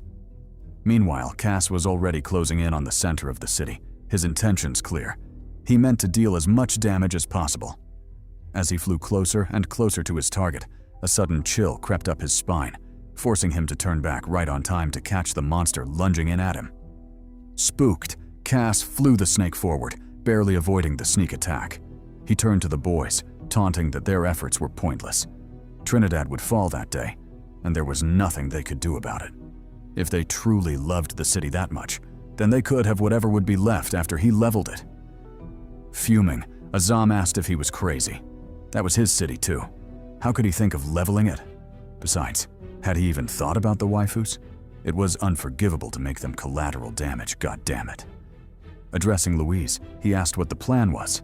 Not that he was being a smartass, but his talent required solid footing to fight, and it's not like there were any roads up there. So what did he have planned? Louise told him not to worry about it. If it was just a foothold he needed, then he'd have plenty of those. He manipulated his talent, sending out chunk after chunk of ash into the air. With the ash clouds as footholds, Azam finally had the chance to counterattack, and he immediately got to it, jumping on an ash cloud to give chase. As he did so, he predictably brought up the elephant in the room. How the hell were they supposed to stop that giant snake, especially since it could detonate in their faces at any time? Louise replied that he shouldn't worry about that, as Cass wouldn't detonate it just yet. He explained that Cass might be immune to his explosions, but he wasn't impervious to other forms of damage. For example, if he detonated the snake, sure, he would be immune to the ensuing explosion, but he wouldn't be impervious to the fall damage that would follow. He shouldn't forget that they were currently up in the air, and detonating the snake meant he'd lose his footing, eventually leading to a fall to his death. Hearing Louise's words, Azam's confidence returned, and he immediately closed in on Cass. He used the ash clouds as footholds, making his way onto Santiago's snake. Pause. The villain, in turn, didn't attack, just taunting him for his brazenness. He'd heard everything Louise had said about him, and he couldn't help chuckling at their naivety. Did they truly believe he feared death? If so, this would not go how they imagined it would go at all. Still, where was the fun in telling them that? He might as well cook them and watch them regret their foolishness later on. Meanwhile, as Azam and Cass were facing off, Louise set off to carry out his part of the mission, specifically finding a way to stop that damned snake. He knew that if he could stop it, or at the very least slow it down, then he could buy more time for Azam to handle Cass. Thus, with that resolve, he attacked it, using his pterodactyl mount to claw at its head. Side note, why the hell is this thing jacked? I know this is a martial arts story, but come on. Why would a pterodactyl have abs? And don't even get me started on those quads. That's just some bullshit. Anyway, Louise's intervention was enough to draw Cass's attention, creating an opening for Azam to exploit. He charged in with a sidekick, clocking the shit out of Santiago and causing him to cough up a mouthful of blood. In retaliation, Cass pulled out another weapon, a halberd, slashing it at Azam. Azam dodged, but the attack put him on the defensive, forcing him to jump back to evade. Still, he swiftly recovered, diving back in with a side swing to the flank. The blow left Cass reeling, but Azam wasn't done with him just yet. He unleashed a barrage of swings at him, each blow landing precisely on a vital spot. Soon, Cass had no option but to become a living target, suffering Azam's bombardment with nothing but a belly full of anger. His thoughts, however, were anything but resigned. He cursed the duo, feeling that he was obviously more powerful than both of them combined. So why was he the one being pressed like this? Why were they standing in his way? He was a god-tier Kimyo, goddammit. His anger surged, and in response, his ability reacted, morphing the snake skeleton into bone armor which covered his back. In addition, the snake launched a counterattack, lunging at Louise and chomping down on the pterodactyl's wing. Surprisingly, the bite was also corrosive, as it began melting the wing as soon as it entered the jaw. As for Cass, he'd taken on a new form, his tattoos glowing in an obvious, ominous manner. He flaunted his transformation, saying that he'd awakened, becoming a god to the very people who feared his power. From then on, no one, not them nor the weak mortals down there, would ever block his path again. Raising his hand, he brought up the topic from before. Didn't they say he feared death? Well, he'd have them know he didn't fear death at all. In fact, he welcomed it, because he knew his death, the grandeur of his art, would forever be remembered as something created by the man who belonged at the top, a god among men. Declaring so, he deployed his ultimate technique, nuclear moon hour, creating a massive Rasengan that brimmed with power, making the sky darken and the air uncomfortably dense. No matter what, and god talk aside, The attack was indeed worthy of rivaling gods, because goddamn, how was anyone supposed to block that shit? Meanwhile, on Anton's battlefield, Honoré pressed the attack, sending his tentacles stabbing toward the now transformed Anton. The latter, however, nimbly dodged them, even taking a second to strike a cool pose. Then, with effortless grace, he shattered them all, reducing Honoré's demon tentacles into nothing but worthless shards. Witnessing this, Honoré's lips twitched, and he told Anton he wasn't bad at all, for a maidenless loser, of course. In response, Anton told him to shut his mouth. He got bitches for days, but that aside, there was one thing he needed to clarify before they continued their bout to the death. Why the hell was he protecting Rokash? Honoré seemed like a decent fellow, so why was he risking his life fighting for that piece of shit? Honoré replied that it wasn't as simple as Anton believed. Plus, believe it or not, Rokash wasn't always the same scammy human he was right now.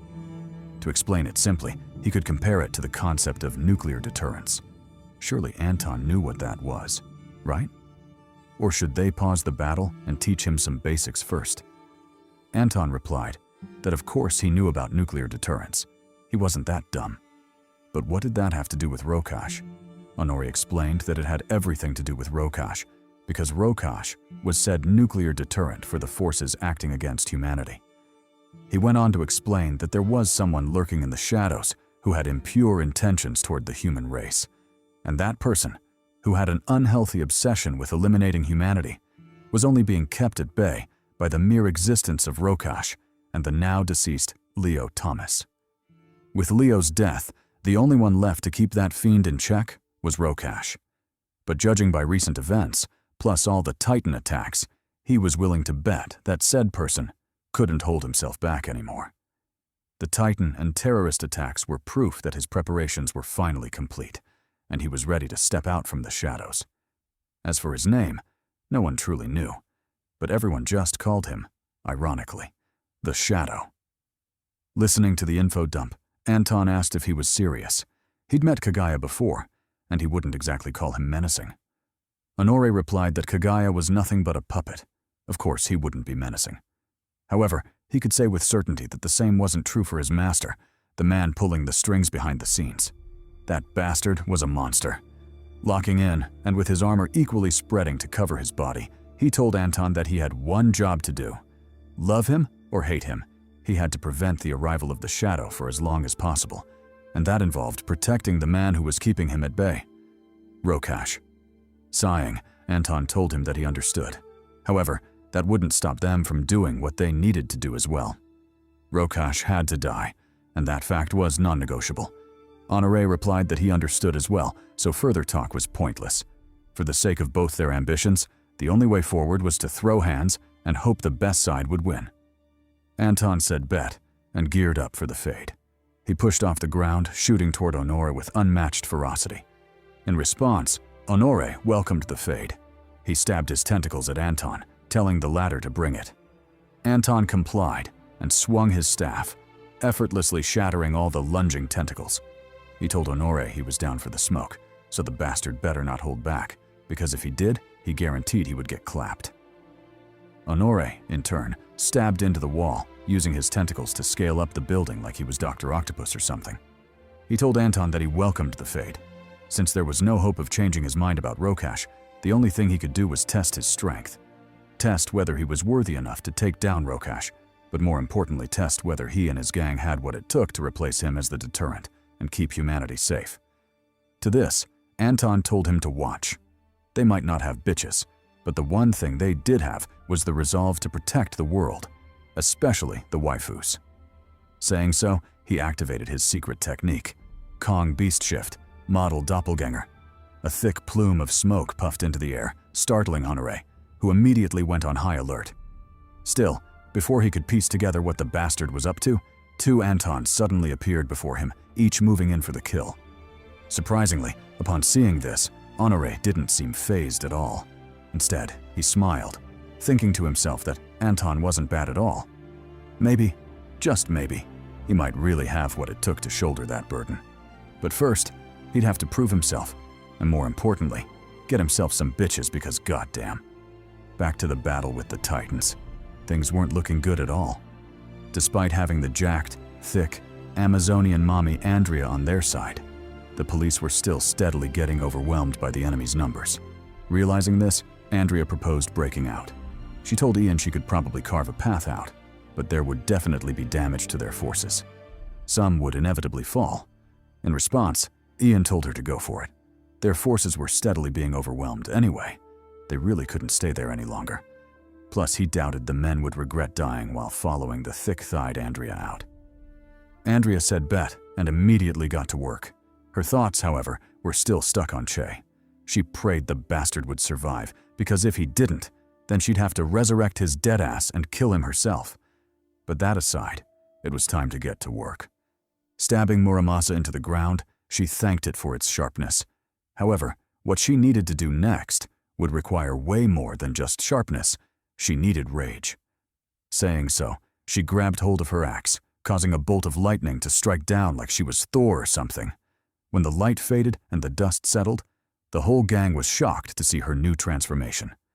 Certified muscle mommy form. God damn, not gonna lie, this look is really doing it for me. Especially those abs. I would slurp on them any day of the week. Now back to the story. After her transformation, Andrea told the gang to file up behind her.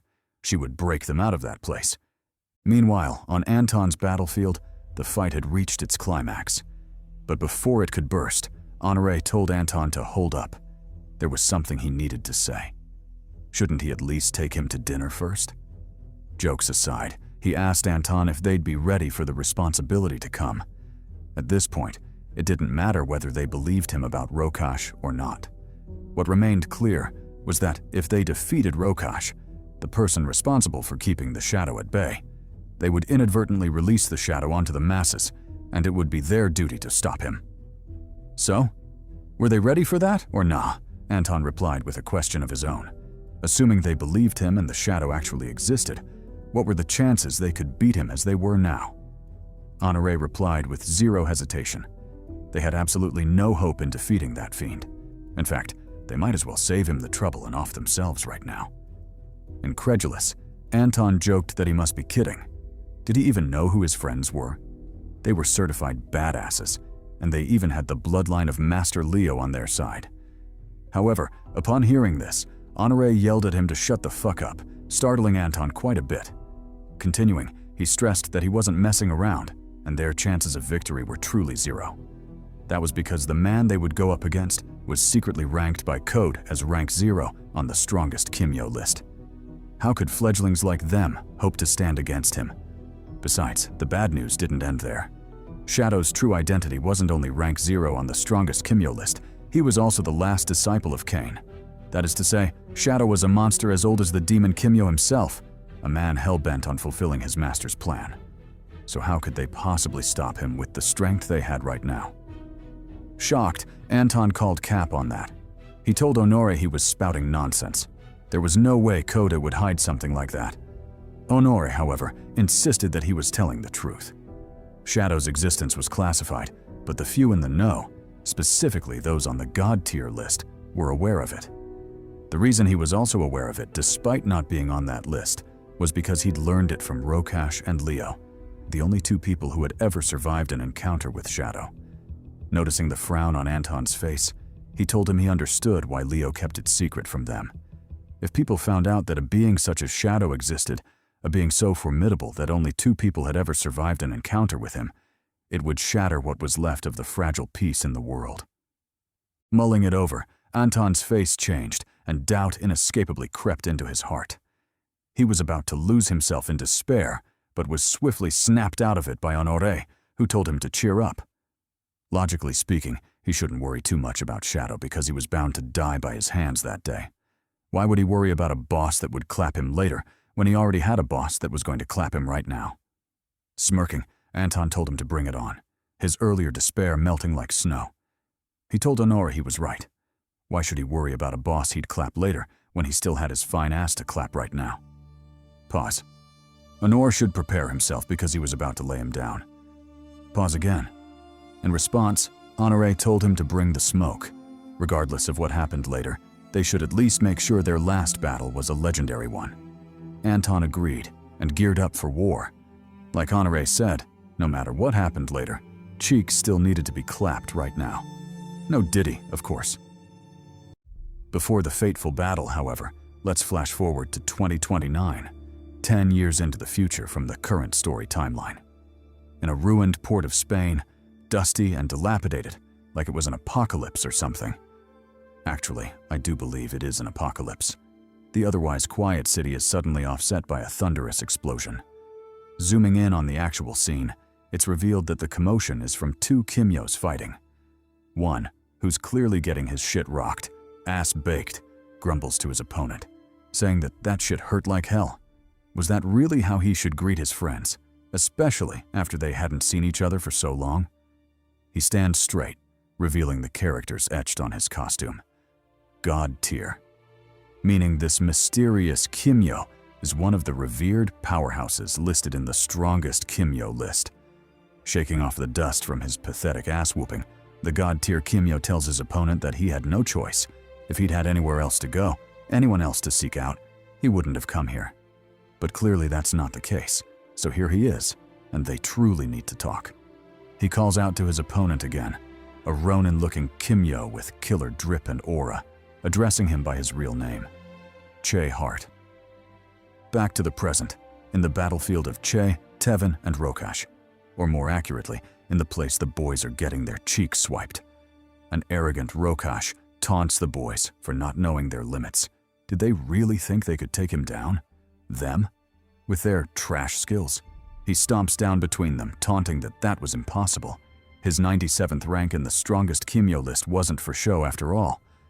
Pivoting to the side, he clocks Tevin with an elbow slam, burying him into the wall and laughing that the duo had no chance at all.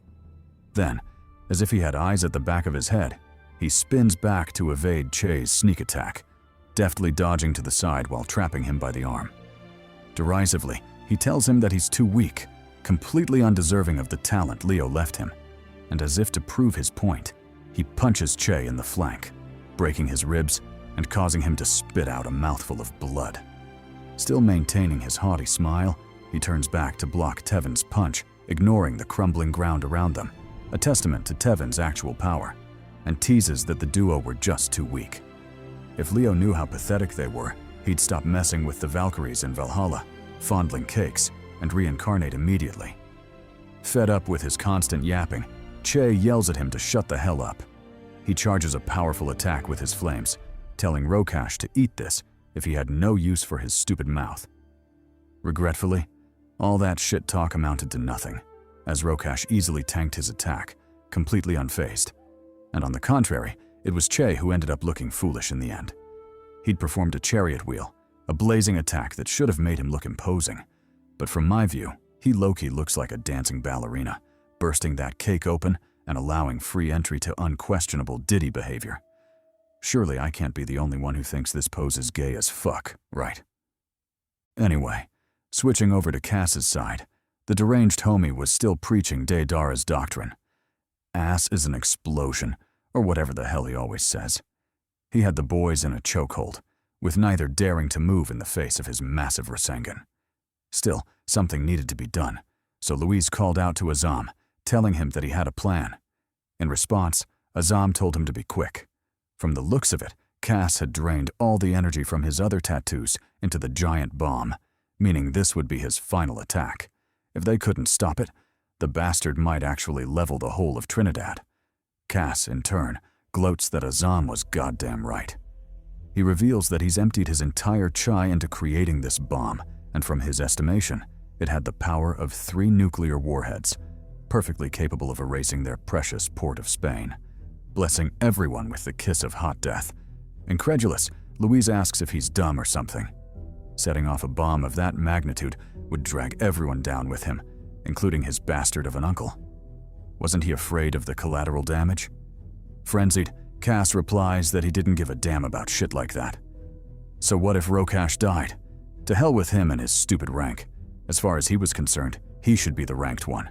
His name should be amongst the god-tier Kimyos, not Rokash, so all of them should just go ahead and die already. Realizing that he was talking to a madman, Louise doesn't waste any more words on him. He tells Azam to buy him time. He would try to use all his ash to bury the bomb in layers of ash. Hopefully, that would stop it from destroying the city. Azam says bet and presses forward, telling Luis to leave it to him. To this, Santiago laughs even louder, taunting that they couldn't stop him. He boasts that all he needs is a flick of his wrist to set off the bomb, but Azam's sudden speed chokes the words in his throat. Azam moves with such speed that by the time Cass catches on, he's already behind him, his nunchucks smashing into Cass's elbow and completely obliterating it.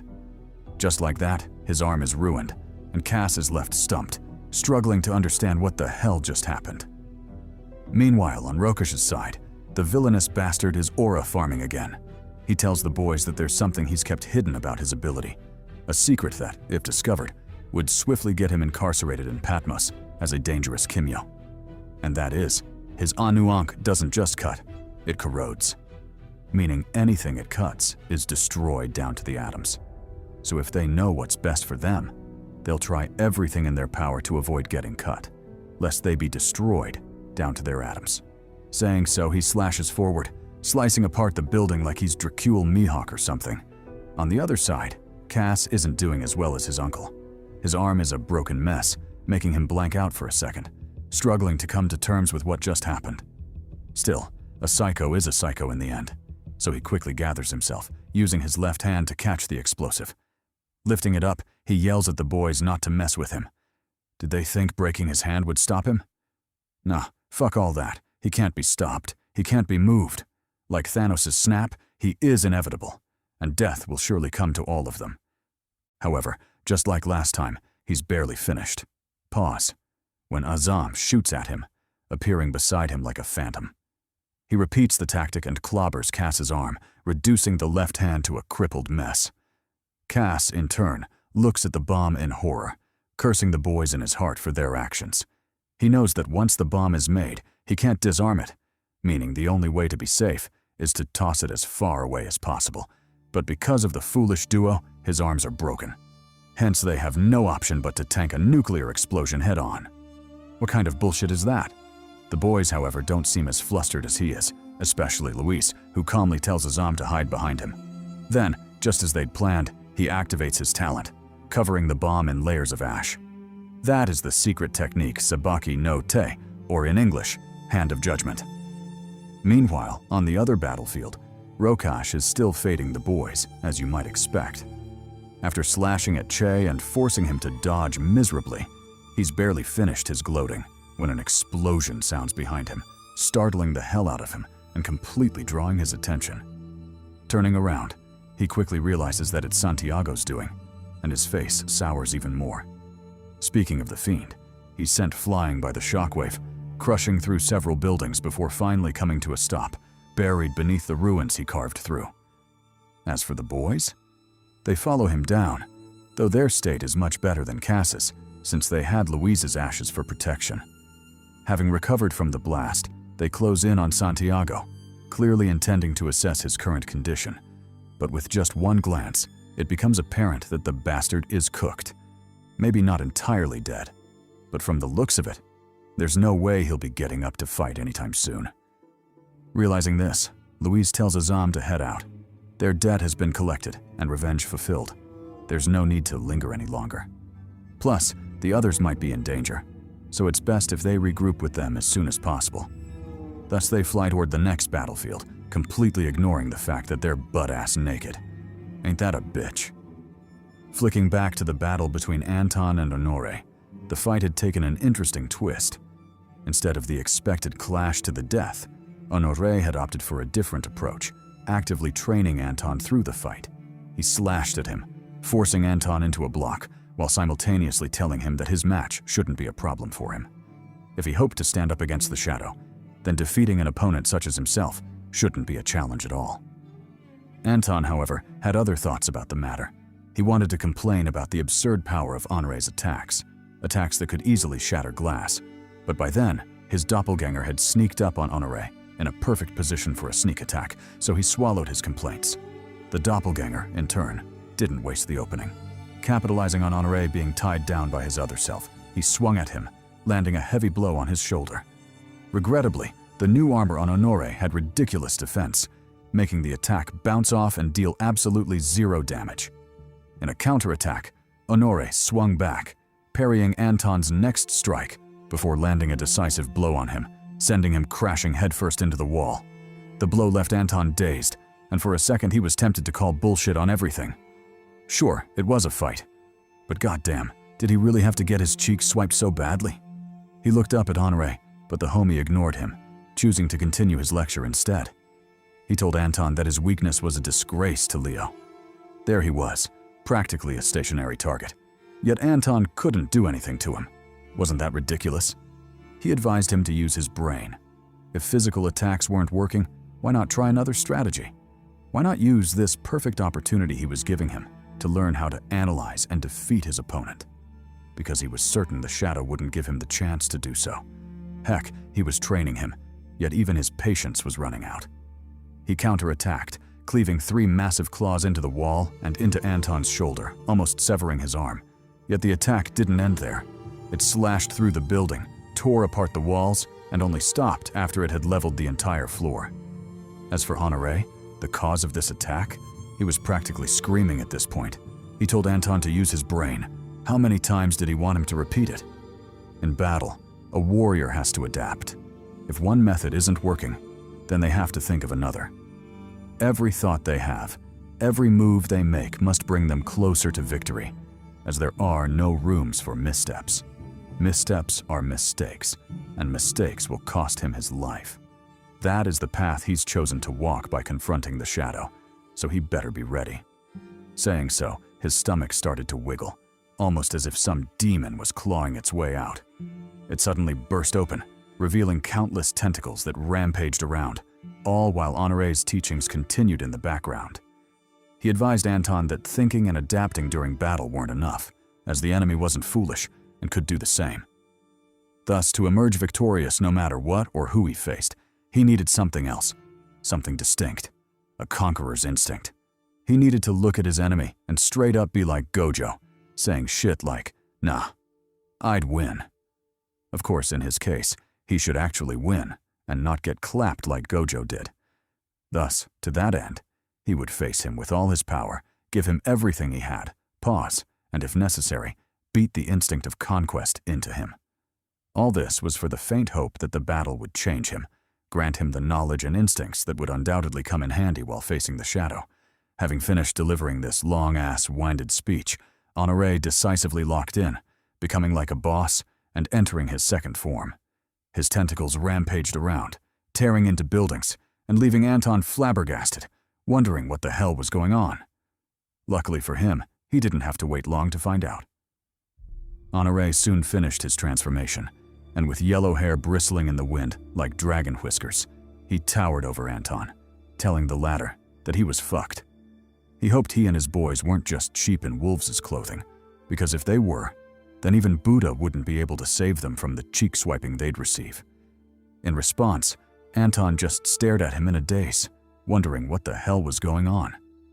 Sure, he'd said he'd face him with his full power, or rather, give him everything he had. Pause.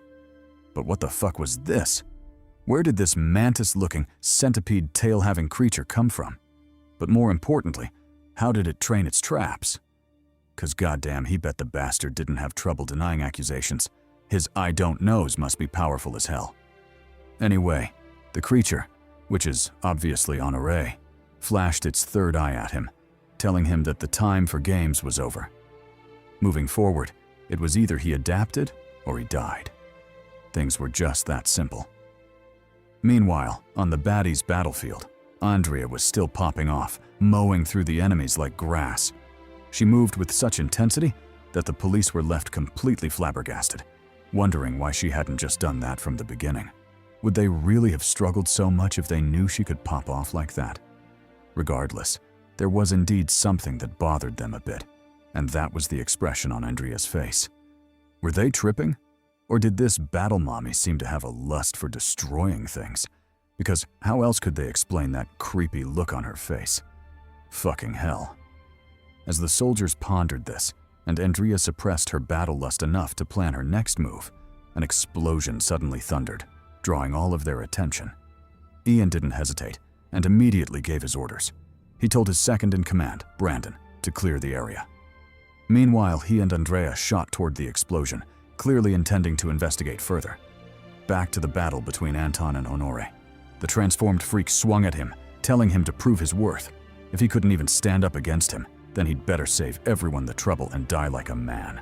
His mantis blades slashed like phantoms, cleaving buildings and leaving Anton absolutely speechless. But soon, under the relentless pressure, he also locked in, nodding to his doppelganger like he'd settled on something. Honore, however, continued his rant, telling Anton the same thing he'd been screaming about.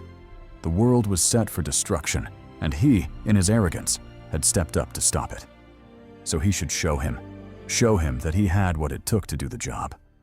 Or was he overpromising and underperforming like some chads in the comments? In response, Anton grabbed his staff, telling Honore that he was grateful. Because of him, he'd been pushed beyond his limits and had emerged reborn, completely unlike his past self. Didn't he want to see change, adaptability in combat? Fine, he'd show him something nice. He choked his staff, channeling enough energy to turn it into Kong's true staff, the iron menace that gave Buddha a toothache. Then, without mincing words, he cocked it back, tossing it at Honore like it was a boomerang or something. I was expecting him to expand the staff, Sun Wukong style, but fuck it. I guess this is fine as well. As for Honore, he taunted, telling Anton that he couldn't be serious. Hadn't he tried this method before, and the staff failed to breach his defenses? What made him think this time would be different? He drew his scythe back, planning to swat the staff away, but to his surprise, not only did the staff tear through his defenses, it also carved a piece of his flesh, rendering his magnificent traps a bloody mess.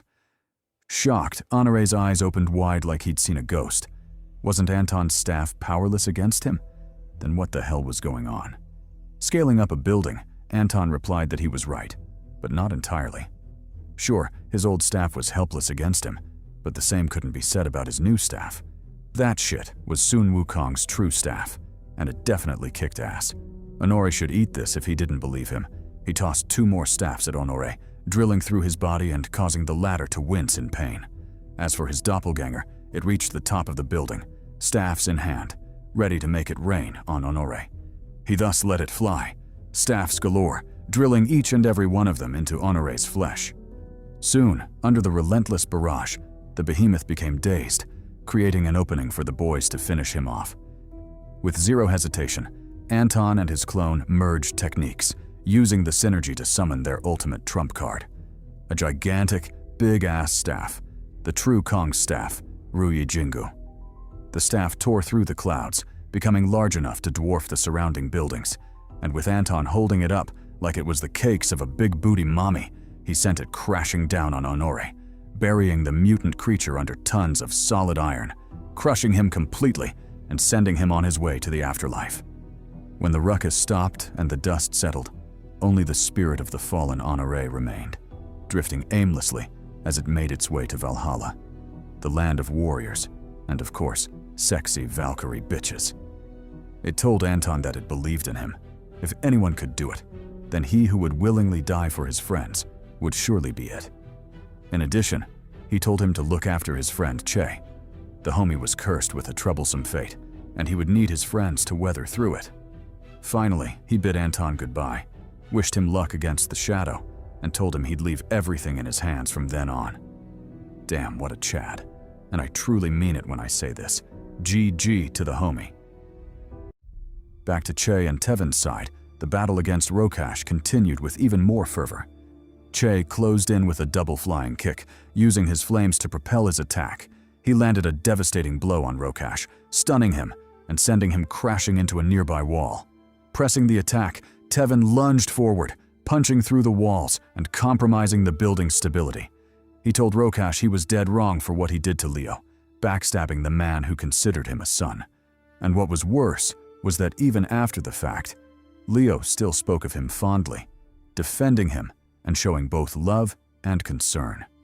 Did he even know how hard it was for them to endure hearing such things? He punched the last supporting wall, collapsing the entire building on Rokash. Enduring the crashing weight of the debris, Rokash responded in a teasing tone. He told the boys he was getting a tingly sensation in his chest. Was that the so-called love, or was his indigestion acting up because of their corny words? Still, even if it was the former, did they really just drop a freaking building on him? That wasn't nice, considering they were talking and all. Locking in, he told the boys to pause the offensive for a moment, as he had something to say. It seemed they still hadn't grasped the full extent of the situation they were in. By fighting him openly like that, did they realize he was exposing himself to his pursuers? At any time, either Code or a member of the God tier list could show up to arrest him. Che, however, ignored his lament and rushed in for a follow-up attack. He whipped a karate chop at Rokash, forcing the latter to block with his arm. Enraged, Rokash growled at Che to stop pretending like he didn't hear him. Despite his many years of effort and hiding, the truth about his talent had been revealed. And it was all because of them. He would most likely be confined in Patmos prison for the rest of his life. Did they really not have anything to say about that? An apology, for example? Che ignored him again and called forth his Ilios state. He bathed in the embers of his flames, letting his stoic expression answer for him. He truly didn't give a damn about Rokash or his troubles. In fact, it would be better if those parties came and arrested him right now. Lord knows the world would be a better place without him. Fuming, Rokash's eyes turned solemn as he stared daggers at Che. But it wasn't just Che he was seeing. Rather, the ghost of Leo behind him, a specter that had continued to haunt his dreams even now. He stood dazed for a second, granting Che the opening to land a heavy punch on him. Skidding from the blow, Rokash snapped out of his daze and taunted the boys. Weren't they just wasting time by fighting him? At the end of the day, they couldn't go against their master's teachings and kill him, meaning all that violence was pointless. The best-case scenario was they handed him over to Code, but even then he would just be locked up, not killed. So wasn't this battle pointless? Responding, Tevin told him not to be so sure of himself. With his crimes and infamy, even Master Leo would turn a blind eye to his death. He shouldn't get it twisted, because their encounter was always going to end in one way: his death. Declaring so, he activated his second transformation, Lionhide. An intense energy storm erupted across the battlefield, startling Rokash, who looked on in awe. He stood rooted in place, watching keenly as Tevin underwent his new transformation. Finally, the smoke cleared, and the visage of the homie was revealed, a half-human, half-beast behemoth. Truly a majestic sight to behold. Growling, Tevin told Rokash not to get any fanciful ideas. He would die there, and that was non-negotiable. Rokash responded with a confident chuckle. He would die there? Well, they'd just have to see about that. Although he respected him for his tough words and enthusiasm, words were cheap. Only actions defined a man. If he was truly a man, one who meant what he said down to his bones, then he should prove it and come at him with the intent to kill. However, by doing that, he would no longer consider them boys, but true men. That is to say, he would fight back with his full power and not hold back anymore. He lunged at Tevin, telling him to bring the fade. Wasn't he calling himself a lion just now? Well, it was time to see which beast was stronger, the lion or the noble jackal Anubis. Tevin said bet and clawed at him, swinging his claws at Rokash's face, but Rokash dodged and counterattacked, driving his elbow into Tevin's jaw. He followed up with a high kick, rocking Tevin and sending him flying into the air. Unrelenting, Rokash pressed the attack, springing off the ground to give chase. He silently appeared above Tevin, his arms drawn back for a double slam. With a tone dripping with contempt, he told Tevin he was far too predictable. How could he hope to stand up against him with such mediocre skills?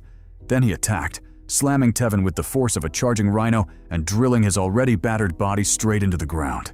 Taunting him, he asked the disheveled Tevin if that was all he had. Didn't he have some special moves saved up? A trump card, perhaps? Tevin responded with a growl, telling him to shut up. He didn't want to hear anything after that massive L, especially not from the guy who had just whooped him. Rokash, however, ignored his words and charged in, telling Tevin they were all pathetic, especially their former master, Leo. He blamed him for underestimating him, for failing to acknowledge the potential of his talent, a talent that could very well rival the best Kimyos in the world. Trading blows, he emphasized that it was pure idiocy. How could a talent as unparalleled as his go unacknowledged? Wasn't that akin to picking up trash while holding a gem in your hand? Pure madness.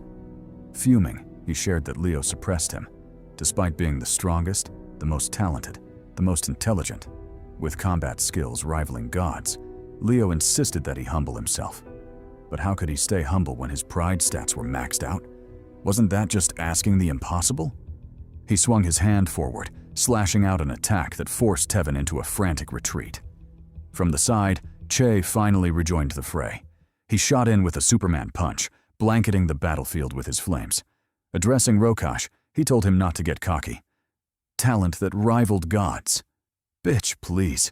Even his climb into the top 150 strongest Kimyos was a shame to watch.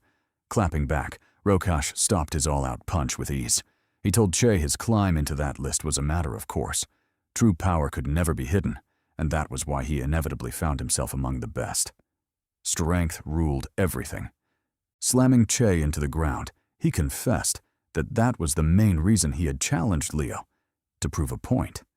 He wanted to show him that absolute strength makes you a target, and when that happens, it's necessary to abandon all sense of compassion and let might take over.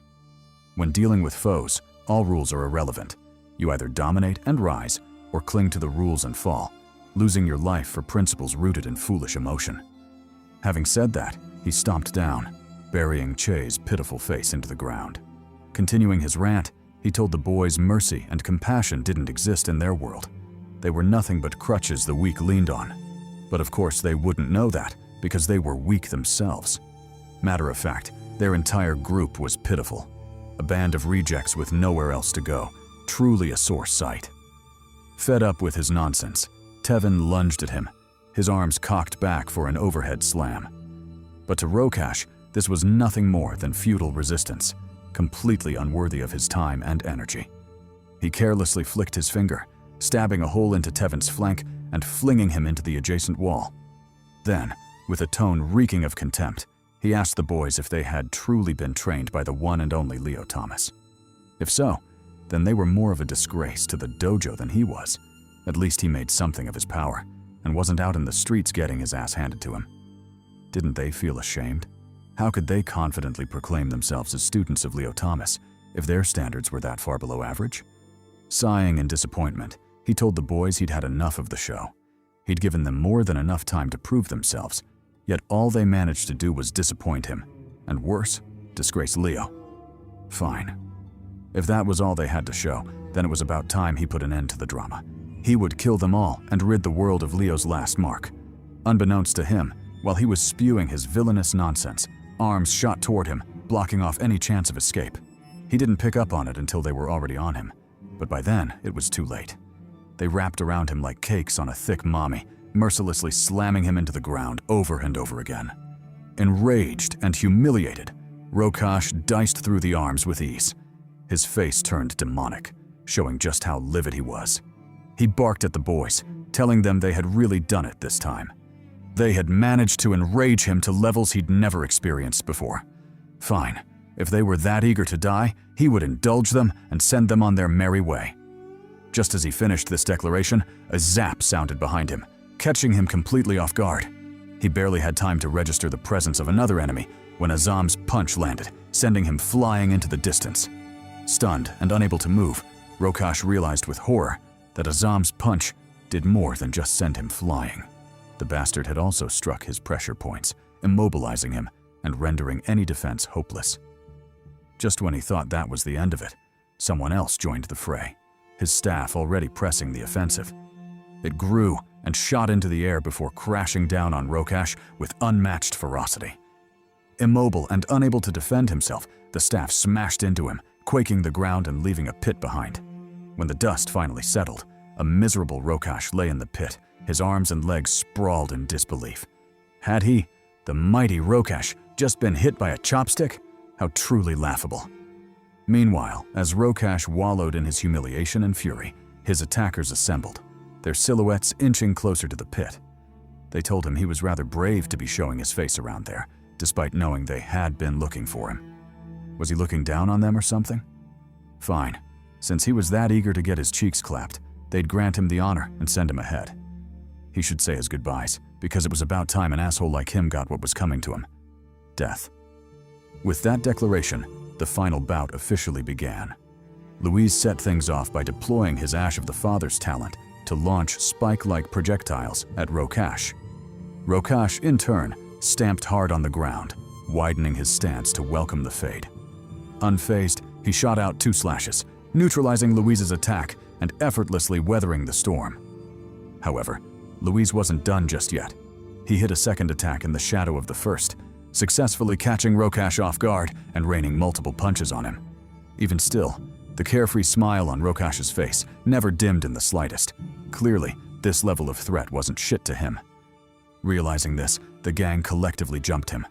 They surrounded Rokash on all sides, leaving no room for him to escape. Che and Tevin, the heaviest hitters, pressed the attack, landing a devastating double punch and sending the insufferable Rokash flying.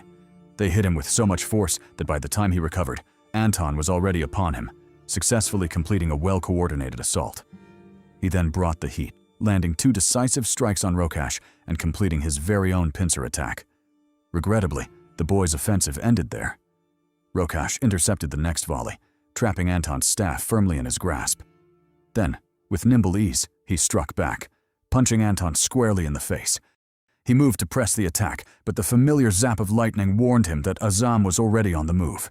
Without hesitation, he spun around, blocking Azam's punch that was clearly meant to knock him out. Grinning, he told the latter he wouldn't be falling for that shit again. If he wanted to catch him off guard a second time, then he'd have to try way harder than that. Moving in with his own sneak attack, Louise said bet before crashing a massive hand onto him. Didn't he want a more thought-out sneak attack? Well, he had something for his cocky ass. He slammed Rokash harder into the ground, all while creating an opening for Che and Tevin to advance. Fed up with the assault and low-key dissatisfied with his passiveness, Rokash struck back and diced through the suppressing arm. He told the boys he was done messing around, but it sure was interesting to see them work so hard. Louise responded in a firm tone, letting him know he wasn't falling for his nonchalant facade. He told Rokash they were like a pack of wolves, and like wolves, they were intelligent hunters, always targeting the weakness of their prey and its blind spots. For him, that was obvious, as they'd already discovered his weakness. Startled, Rokash barely had time to register his words when the ash tentacles lunged at him, effortlessly covering his face. He yelled for them to get off, but by then, an opening had already been created, perfect for Che and Tevin to exploit. Advancing the attack, Che struck with a flame arrow, decisively clocking Rokash in the face. This left him momentarily dazed, allowing Tevin to close in and strike with his own finisher. Thunderclap, a shockwave of sound and energy, modeled after ferocious lions, rippled through the air and crashed mercilessly into Rokash. It knocked the wind out of his lungs, battered his body, and left him coughing up a mouthful of blood. Still, the boys weren't done just yet. Louise, who was clearly the strategist, revealed that he wasn't joking when he said they'd found Rokash's weakness. Rokash's corrosion talent was so attack-focused that it barely had room for anything else. That is to say, his offensive ability was mighty, but his other attributes, defense included, were pure trash. To prove this, Louise told Che to have a go at it, and Che readily agreed, not only because his attack power was the strongest, but because his hatred for Rokash ran the deepest. Of course, he'd be first in line if it was about beating the shit out of Rokash. Without further ado, he shot forward, deploying a mimic of Leo's former technique, Phoenix Spear. In his case, however, he named it the Sun Spear. Regardless, the damage was the same, as it blasted into Rokash, rocking him and sending him crashing into the opposite wall. When he did, Rokash was compelled to reassess the boys, admitting that the fight wouldn't be as easy as he'd expected. Maybe he really had to give it his all, otherwise defeat might actually be a possibility. Meanwhile, the boys took the chance to throw shade. They told Rokash he was nothing, just a brute who relied on his power to prance around. He didn't deserve his reputation, let alone to survive for so long after dragging their master's name through the mud. Fortunately, all that would end soon. They would kill him right then and there to avenge their master, but more importantly, to apologize to him for letting Rokash live for so long after what he did. Declaring so, they all rushed at him, their talents and abilities poised to end him for good. But just as things seemed to be winding up, Rokash suddenly chuckled and called them fools for their naivety. Did they forget he was ranked 97 on the strongest Kimyo list? A list dedicated to the 150 strongest Kimyos in the world? Such a title wasn't for show, nor was it given to just anyone. Nah, he earned it, and he would show them exactly what that meant. He stretched his hand to the ground, summoning a ritual pillar from it, the Pharaoh's protection eye. Then, gripping it firmly, he unleashed a beam attack that rivaled the gods, bringing chaos to the battlefield and leaving the boys absolutely frantic. They barely had time to dodge before the beam leveled the battlefield, tore apart space, and demolished the surrounding buildings, leaving nothing in its wake but a path of destruction. When the smoke cleared, the boys were horrified to see the full extent of the carnage. Just how was anyone supposed to fight something like that? But to their shock, they didn't have to, because Rokash was long gone, having used the attack as a distraction to slip away. What a cunning bastard. Obviously, the boys were furious about this, especially Che, who was practically spitting fire. He couldn't understand why the bastard had run away, particularly after talking so much shit. By his side, Louise told him to calm down. This wasn't something to get so worked up about. Besides, he had a pretty good idea of where Rokash had run off to. Switching scenes, we're taken to the building Santiago had crashed into. But this time, he's no longer alone. Someone else is there with him, Rokash. Noticing his uncle standing before him, Cass called out, asking for help. He reached out his hand, hoping to get some assistance. However, that wasn't meant to be, as Rokash swatted his hand away, clearly unbothered by his perilous situation.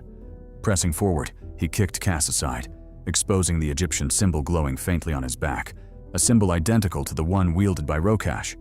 It is explained that the two symbols were originally two halves of a whole, each symbolizing the talent held by Rokash. However, he had split them and given one half to Santiago, thereby making him a vessel. The half he gave to Cass represented durability, an attribute he desperately needed given the nature of his own talent. Without it, he wouldn't have been blast-proof, and would have continuously injured himself whenever he used his power. As for the other half, it represented strength and power, and Rokash had kept it for himself. Right now, however, he decided to take his power back. Since Cass had failed to live up to his expectations, to grow powerful enough to lead the new generation in the upcoming war against the Shadow, there was no need to leave the power with him. He would rather take it back and lead the war himself. You know what they say, if you want something done right, do it yourself. At the same time, outside the building, the boys had just arrived, following Louise and Azam's directions. They had barely settled in when a massive explosion went off, blasting the windows and stunning them with its intensity and shockwave. Startled, they each entered their combat states, knowing damn well shit was about to go down. And whatever caused that explosion was, for certain, an enemy. Just as they expected, when the dust settled, the menacing voice of Rokash sounded, telling them it was time to end it all. The moment to decide whether they had what it took to replace him in the fight against the Shadow had come, and he sincerely hoped they weren't all bark and no bite. Speaking of Rokash, with his talent completed, he finally took on his true form. Anu-Ankh state, the Golden Pharaoh. His visage changed to that of a divine being, low-key resembling a blend between Anubis and a pharaoh. This was his complete form, a manifestation of the two sides of his talent, state and corrosion. It is explained that his talent, Anu-Ankh, is a state-type ability with a corrosion-based weapon. The state aspect provides his body with formidable boosts to all his physical attributes, as well as a hide-like body armor. The hide alone is powerful enough to rival those of specialized Kimyos, Tevin, for example. Yet this is just part of Rokash's true ability. As a matter of fact, his entry into the strongest 150 list came from exposing his state side while keeping his corrosion power hidden. That is to say, Rokash is far stronger than he originally seemed, and he just got even stronger by completing his talent. Without a doubt, a grand showdown is about to kick off, and the boys are in for some serious fate. Damn. In the peaceful Queen's Park, Savannah, port of Spain, the soothing calm is suddenly broken by an explosion going off. However, this wasn't your regular explosion. Rather, it was the carnage from the boys getting their cheeks polished. As the dust settled, the silhouettes of the gang became clear, and all of them were in a rather sorry state. Rokash, the perpetrator of this ass-whooping, taunted the boys, telling them they'd chosen a really good spot to get trashed. It had been several years since he'd visited the Queen's Park, but he had to admit that it was a really good place to die. So, was that why they were there? To die? Laughing, he told the boys not to mind him. He'd just gotten a bit carried away with the banter. But with that out of the way, why don't they get back to business? He told them they'd made a fatal mistake in their foolish attempt at revenge, and that was underestimating the power of those in the top 150. Beings in that realm were powerhouses with abilities that defied natural law, let alone lacked any blind spots for enemies to exploit. How naive were they to believe they could easily defeat someone like that? Were they dumb or something? Still, since he was beating their asses so badly, the least he could do was enlighten them a bit. He explained that the only way to defeat someone in the top 150 was to be stronger than them. It was as simple as that. No tricks, no group battles, and definitely no relying on stupid things like talk, no jutsu, or the power of friendship. What the fuck did they think this was? Naruto? Nah, in the Ordeal world, people fought like men. And of course, your spot amongst the best was also fought for like men, no shortcuts. Cutting him off, Louise told him not to get ahead of himself. Sure, he was strong, but he couldn't deny the fact that he wrote on Leo's name to get to where he was right now. Like hell, he did it on his own. Rokash replied that he was gravely mistaken, for even if he wanted to use Leo's name to rise, he simply couldn't. Kimyos were beings who already had powers of godly proportions. To rise above the rest and distinguish himself, he had to surpass the fundamental rules of the game. Only by overcoming the limitations of his talents and ensuring he had no weak spots, no Achilles heel, so to say, could he meet the criteria of being acknowledged by Code and added to the top 150 list. That wasn't something mooching off someone's name could accomplish. Turning to Che, he told him he needed to do better. If he truly wanted to succeed Leo and not end up as an unworthy successor, then he had to master that mindset as well. He had to carve away all his weaknesses and develop his talent and potential to the limit. Only then could he truly be considered Leo's heir. But of course, even with all that, to him, he would still be trash. And if he didn't believe him, then he should catch this fade and see if that changed his mind. Meanwhile, in a literally unidentified location, the events of the battle were being monitored by a group of sneaky perverts. They had the various battlefields broadcast onto screens around them, granting them intel as if they were on the battlefield themselves. Making this possible was a bizarre-looking Kimyo called Tadameki. In its base form, Tadameki's talent, Seek, granted him the ability to see everything of his choosing within a 10-mile radius, but due to cybernetic enhancement, its range increased to 100 miles and evolved to enable him to project and share what he saw with others around him. While that was going on, a mysterious figure, assumed to be the leader of these stalking perverts, acknowledged him for his efforts. Stalking the entire city, especially the mommy Andrea, was a feat he greatly appreciated. Kagaya, who turned out to be present as well, added that what he found amusing was the actions of Che and the boys. Their desire for vengeance had completely blinded them, making them oblivious to everything around them, especially the forces stirring in the shadows. If he was to be honest, he was rather disappointed in them. He'd expected way more from the apprentices of the one and only Leo Thomas. Still, this wasn't about him, so he turned to his master, asking if he found everything to his liking. Was the plan going as he'd desired? The master, whom I'm assuming to be the Shadow, replied that it was acceptable. But if he were to emphasize something, it would be the lesson Kagaya could learn from the preceding events. He told him that to eradicate a mighty foe, there was no need to face him directly. You just had to allow him to conquer to his heart's content, for after doing so and shedding enough blood, you wouldn't have to lift a finger. His own allies would naturally turn on him. He should always remember that a friend who despised him was far more dangerous and treacherous than any powerful enemy. Of course, this was alluding to Che. Back on the battlefield, things were finally popping off. After delivering his speech of lore, Rokash disappeared from his original spot and arrived behind Tevin the very next second. Initiating the attack, he punched Tevin into the ground, topping the earth and creating a scene of utter devastation. Louise reacted immediately, hurling a flurry of ashy tentacles at him. However, Rokash easily dodged them, taunting as he weaved through the attacks. Arriving before Azam, He told the boys they were way too emotional, a little setback, and they'd lose their composure. Still, who was he to judge, especially if it helped him beat their asses faster? He zoomed around the enraged Azam, and before he could react, recreated the iconic Muda Muda, blitzing the shit out of his back and sending him flying with a savage sidekick. Ignoring the yeeted Azam, he turned his attention back to Louise. The kid had been getting on his nerves lately, so Rokash decided to teach him a lesson. Calling upon his Pharaoh's Eye technique, he stacked them into layers before unleashing them at Louise, a searing beam of energy hurtling toward him. But Louise reacted faster, dodging to the side and narrowly evading the beam of death. While that was going on, Anton capitalized on the opening to advance his attack, leaping into the fray and smashing Rokash's Pharaoh's Eye technique. But no sooner had he attacked than a counterattack followed, leaving him in a rather dangerous situation. Mocking him, Rokash revealed that his actions were pointless. Even if he managed to destroy a few of his wood, the technique would simply replace them. That was because his talent acted as a shield. It surrounded him on all sides, proactively protecting him and letting no enemy get close. To paint a picture, they could imagine it as a pyramid, and wherever his feet fell, that would be the base of the pyramid. Thereafter, 1,000 square feet around him would become his domain. When inside said domain, he need not lift a finger. Any move made against him would naturally be blocked by the domain.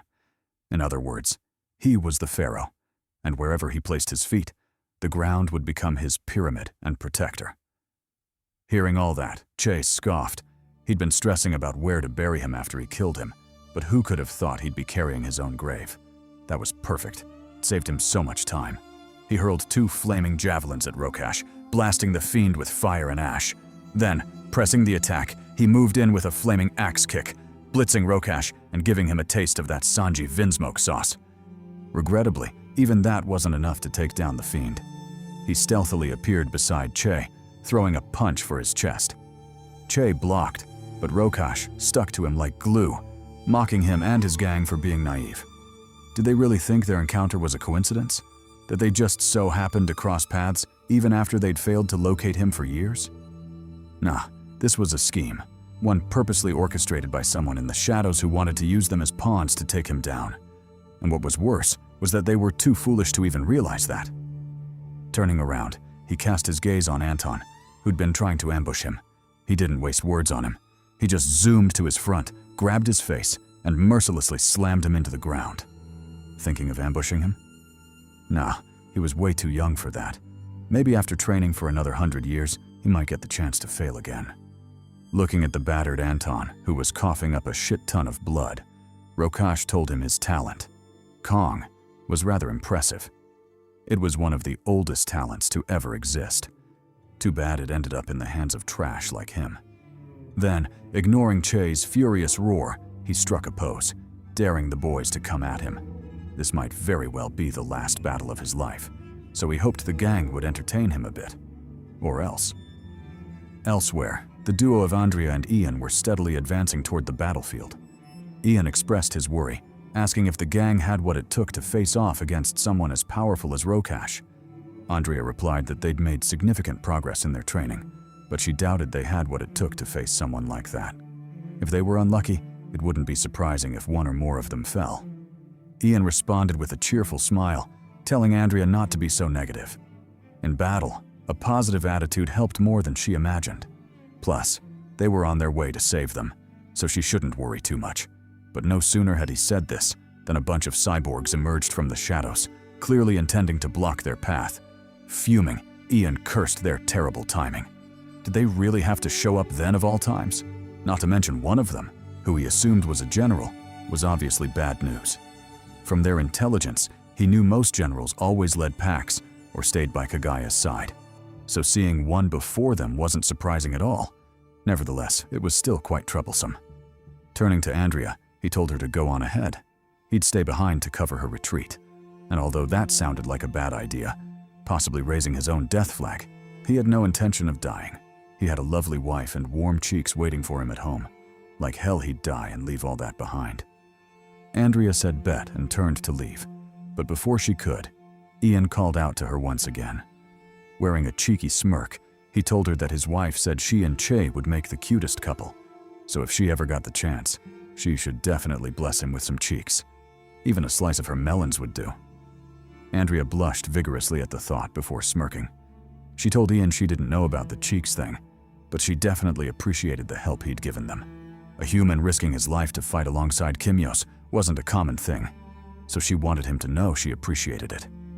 Extending her arm, she summoned her blade, Muramasa, to her grasp.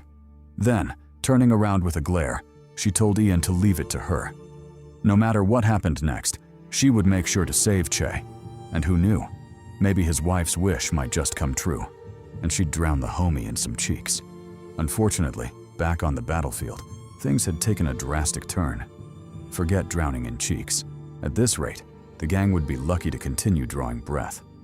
Rokash had completely obliterated them, leaving the whole group battered and passed out on the ground, all except Luis, who he seemed to hold a grudge against for some reason. Taunting, he told them they were way too weak, and from what he could tell, his generation was the best to apprentice under Leo. All of them, Che included, were complete trash, and he wondered how they had the guts to call themselves Leo's disciples. Still, he wasn't blaming them. Not everyone could be as awesome as he was. If they hoped to be as great as him someday, then they had to do away with their childish innocence. They needed to understand that the strong valued their lives above everything else and would never mingle with the weak. That was the sign of true power. While he rambled on about his philosophy, the panel shifted to Che. Although he'd been knocked the fuck out, plot armor seemed to not be done with him just yet. The spirits of his father and Leo suddenly manifested around him, giving him a pep talk and the second wind he needed to continue the fight. His father in particular, who seemed to have been god tier while he was still alive, told him to stop being a bitch and get up. Didn't he hear the MC music playing? It was time to cook. Listening to the words, Che suddenly woke with a start, startling Rokash, who'd been in the middle of his villain monologue. He shot Che a glance, clearly wondering how he was conscious. He'd personally knocked him out after all. Nevertheless, it didn't matter. Since he could knock him out once, he could definitely do it again. Besides, he believed Che was incredibly weak for someone tasked with continuing Leo's legacy. He couldn't even heal his wounds while out of his Ilios state. Just how pathetic could he be? Wearing a look of open disdain, he told Che he'd once thought Leo was wise to choose him as a successor, but after such a disappointing showing, it was clear he was unworthy, and that no one would ever be able to take Leo's place. They were all lacking, especially Che, who shouldn't even lift his head around others. He'd failed so spectacularly at being Leo's heir that one might think he was doing it deliberately. Wasn't he ashamed? How could he live with himself being that trash? Furious, Che told him not to judge him. No matter how cooked he was, Rokash was the last person he wanted to hear that shit from. Besides, wasn't this a battle? Then why were they just standing around throwing words like bitches? They should settle this like men, through hands. Rokash said bet and pulled out his wood. Pause. He told Che he was right. Instead of arguing about it, he might as well beat some sense into him. Or better yet, just kill him. There was no reason to keep someone as mediocre as him alive. He thus launched his attack on Che, clearly intent on killing him on the spot. Che froze under the pressure, keenly realizing that the attack posed a fatal threat. If he couldn't evade in time, he might very well die there. However, just as he was about to make his move, someone else joined the fray, slashing apart Rokash's attack and catching him off guard. The attack barely held for a second before completely collapsing, leaving Che unharmed and revealing Andrea, the new addition to the party and Che's savior. Seeing her, Rokash immediately cursed Che for his shamelessness. After failing to jump him with his friends, did he really just call his girl to save him? Where was his honor? Was he even a man? In response, Andrea slightly unsheathed her blade, blitzed Rokash, and sheathed it again. She attacked with such speed that by the time he realized it, a flurry of slashes was already raining down on him. This was Batojutsu, a supreme blade technique only possible for wielders of talent weapons. It was Andrea's counterattack, and her message to Rokash. He dared to look down on her man? First, he'd have to ask her blade if it agreed. Besides, what was wrong with hiding behind a woman? More so one as thick as her? Maybe he just liked the view. But with all that banter aside, it was time to get back to business. She roared at Rokash, telling him that the Grim Reaper had come for him. He'd taken so much from her, it was about time she took some of it back, starting with his life. Rokash, however, just chuckled at the threat. He told Andrea it was nice to finally meet her. He'd always wanted to meet Leo's granddaughter, and now he had the chance. Too bad it was under such circumstances. But all that gloom aside, how was her dad? It had been a couple of years since he last saw him. Furious, Andrea yelled at him to stop with the bullshit. This was a battle to the death, not a high school reunion. No one gave a damn about the last time he saw her dad. Besides, he'd taken her papa from her. Did he really think she'd let that shit go? Surprised, Rokash stayed dazed for a second. Papa? Was that what she called her grandfather? He would have found it rather cute if she weren't directing all that killing intent toward him. Plus, Andrea's rank in the top 150 Kimyos wasn't far from his own, so he knew he couldn't afford to be careless. This was a fight to the death. Meanwhile, while Rokash mulled over his options, Che finally took the chance to regroup with Andrea. He told her that on any other day, her angry face would be really scary. But today, he couldn't express just how happy he was to see her.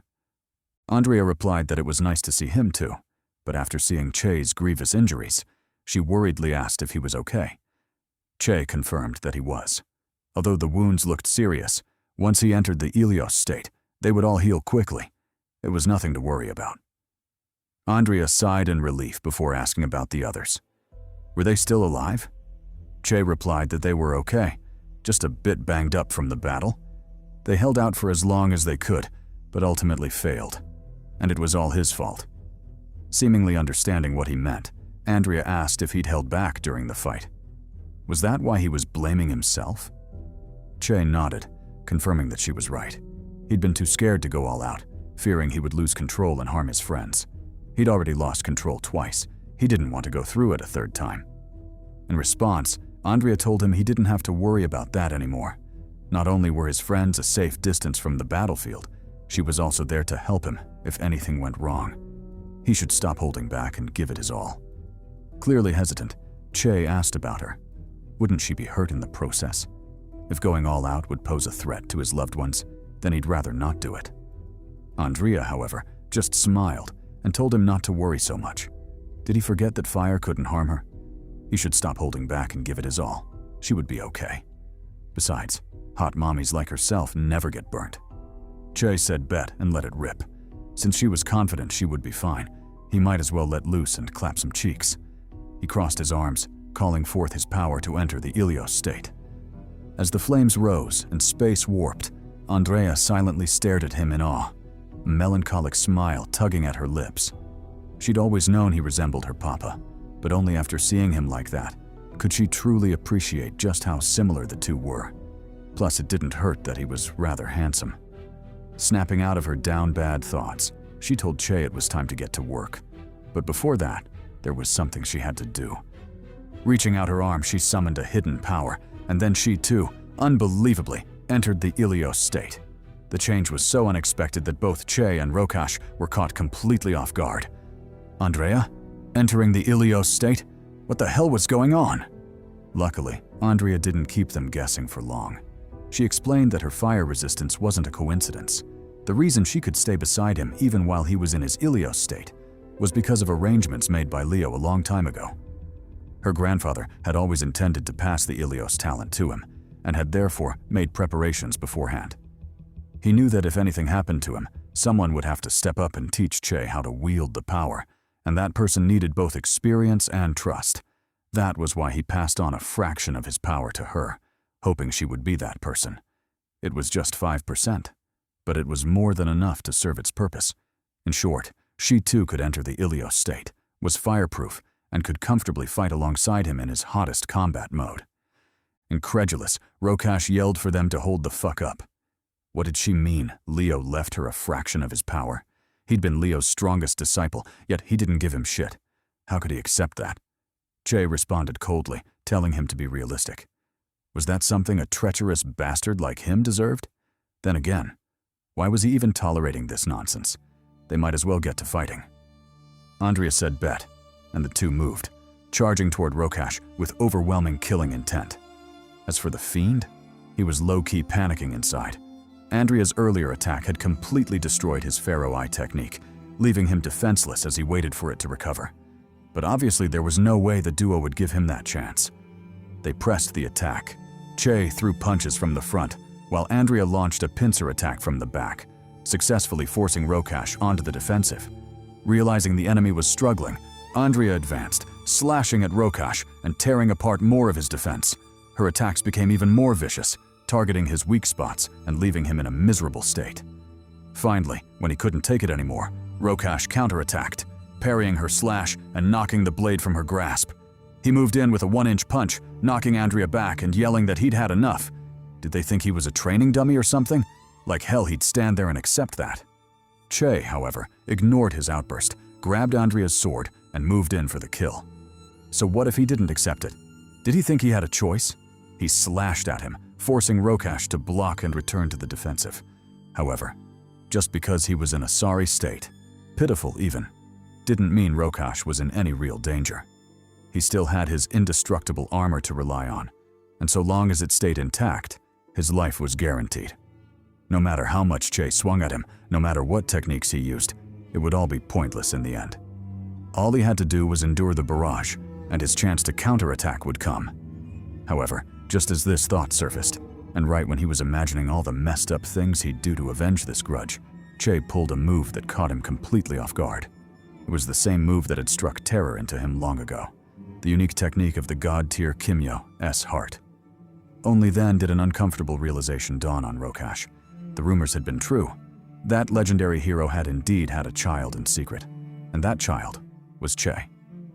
Unfortunately, he wasn't given time to dwell on it. A sword slashed for his neck, forcing Rokash to focus and bolster his defense. Still, that wasn't enough, as Che wasn't the only one he was up against.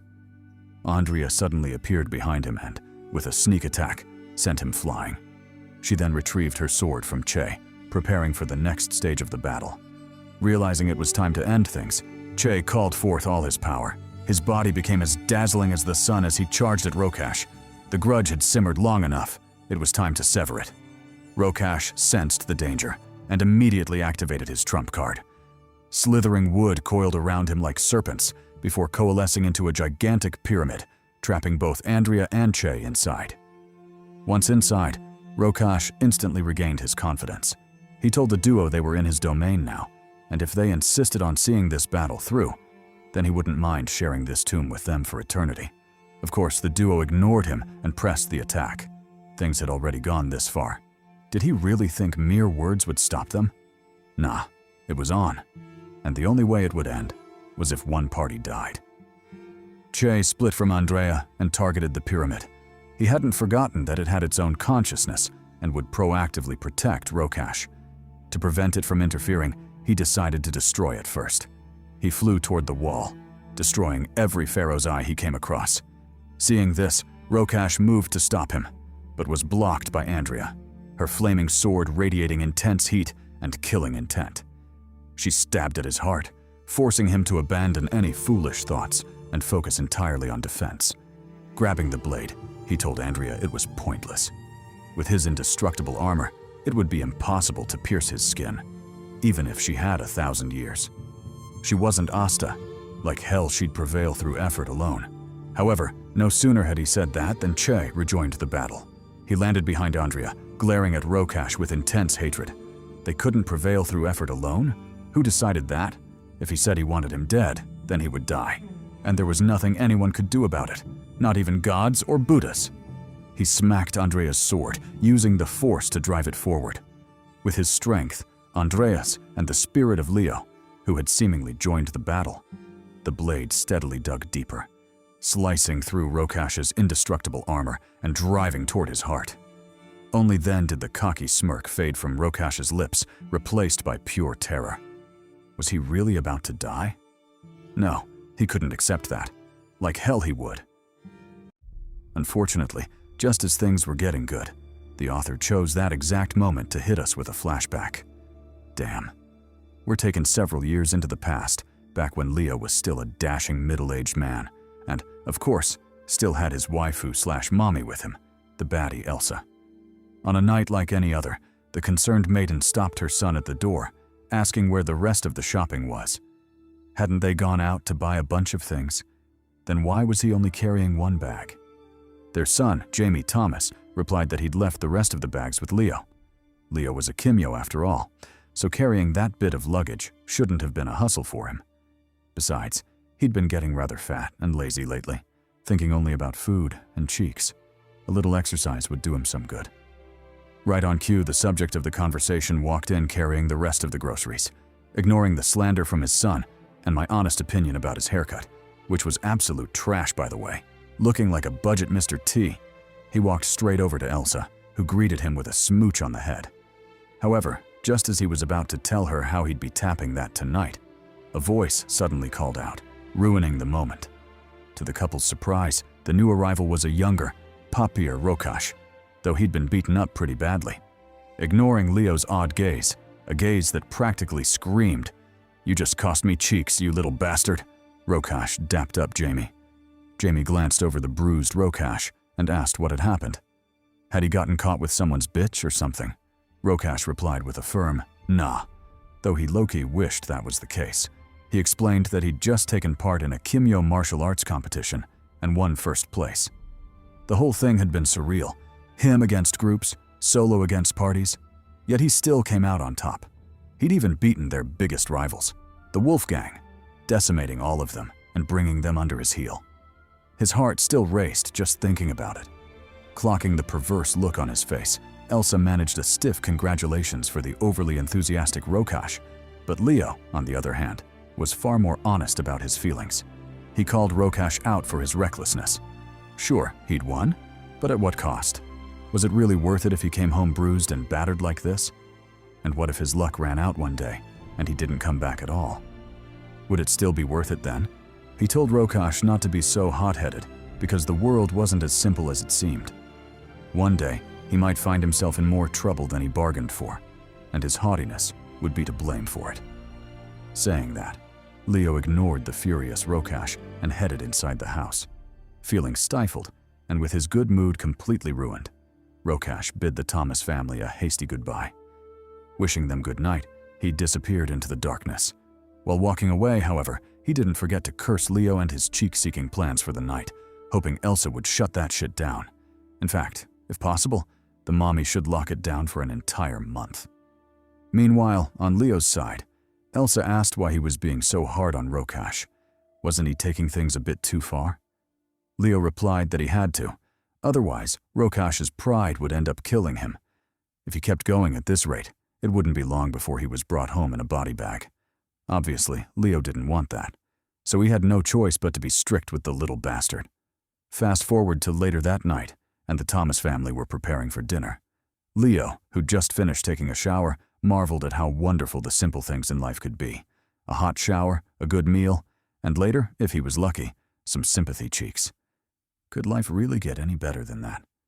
Jamie replied that it definitely could, because Elsa had cooked his favorite meal, chicken foot souse. And although the meal's deliciousness was questionable, it at least showed she was in a good mood. Who knew? Maybe those possible sympathy cheeks might just get upgraded to guaranteed yams. Beaming, Leo thanked his wife for the food. He knew she'd prepared it to lift his spirits, and he was genuinely grateful for it. However, before he could finish his prayer or dive into the delicious meal Elsa had prepared, his danger sense suddenly flared, causing his expression to drastically change. Reacting instantly, he grabbed Elsa and Jamie, escaping the house moments before it erupted into flames. Meanwhile, on his way home and still sulking over Leo's reprimand, Rokash also noticed the commotion. After tracing the source and realizing it was Leo's house, his face changed drastically as well. Back at the scene, the Thomas family had luckily survived the sneak attack. Leo had managed to pull both of them out safely, though the same couldn't be said for their home. It was completely wrecked. Seeing the destruction, Leo wanted to retaliate immediately, to punish the fool who dared endanger his family, but he knew that wasn't the right move. First and foremost, he had to ensure their safety. Taking out a key, he told Elsa it belonged to his van. He instructed her to grab Jamie and head to 37 Forest Avenue. They'd be safe there. Puzzled, Elsa asked what he was talking about. 37 Forest Avenue? Wasn't that the Hart residence? But more importantly, when had he even managed to grab Jamie, herself, and the car keys? Wasn't that a bit too much? The explosion had happened almost instantly after all. Leo ignored her questions and told her to get moving. Now wasn't the time to question the plot. If the author said he could do it, then he could do it. Turning his back to them, he ordered them to get out of there. Once alone, he shifted his attention toward the attacker, daring him to come out. Since he clearly wanted the fade, why was he still hiding in the dust like a creep? Was he aura farming or something? Leo wanted to keep roasting him, but the second he identified the attacker, his expression drastically changed. Forget talking shit. He'd be lucky if he escaped unscathed. Noticing the stiffness in Leo's face, Shadow didn't waste time with pointless villain monologues. He knew he was a bona fide badass, so why waste time yapping? Slashing his arm, he let his blood sputter onto the ground. As for the fleeing Thomas family, he wasn't worried in the slightest. If he wanted them dead, then they would die. Unbelievably, the second the blood hit the ground, it began to squirm, as though it were alive. Then, to Leo's shock, it shot into the air, settling behind Shadow like a ghastly sentry complete with writhing limbs and eyes. Realizing the situation had taken a disastrous turn, Leo instantly entered his combat state. He activated his Ilios form right from the jump, knowing damn well this wasn't an enemy he could afford to play around with. Whipping out his claymore, he rushed Shadow with the quickness. Shadow, however, blocked that shit effortlessly. He didn't even flinch from the impact, showing just how goated he really was. Then, without breaking eye contact, he casually flicked the sword aside, opening Leo up for a counterattack.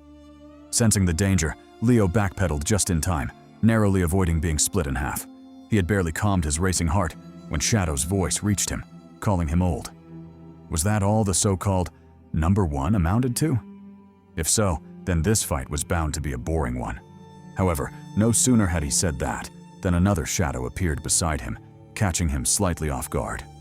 The new arrival, Rokash, swung at him, but Shadow blocked the strike with a single palm. Still, Rokash remained relentless. Activating his Anuank impulse, he blasted Shadow into the distance. Capitalizing on the brief respite, Leo shouted at Rokash to enter his full-state form. Shadow was a monstrous opponent, and there was no way Rokash could hurt him while stuck in his half-state form. Nor would Shadow stay down for long. Rokash said bet and began channeling his power, officially starting his transformation. Meanwhile, Shadow recovered exactly as Leo predicted, barely carrying a scratch on him. He turned toward the duo and coldly declared that they were nothing but garbage. Even working together, they still amounted to trash. Wasn't it pathetic that they believed they could stand against him? Fine. Since they insisted on remaining a thorn in his side and refused to be recruited, there was only one option left: destruction.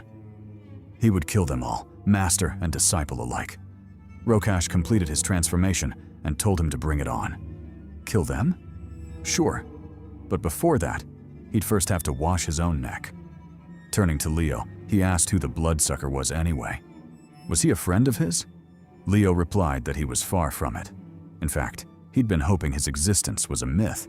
He explained that Code had been pursuing Shadow for almost a decade now, and any intel on the matter or the person had been highly classified.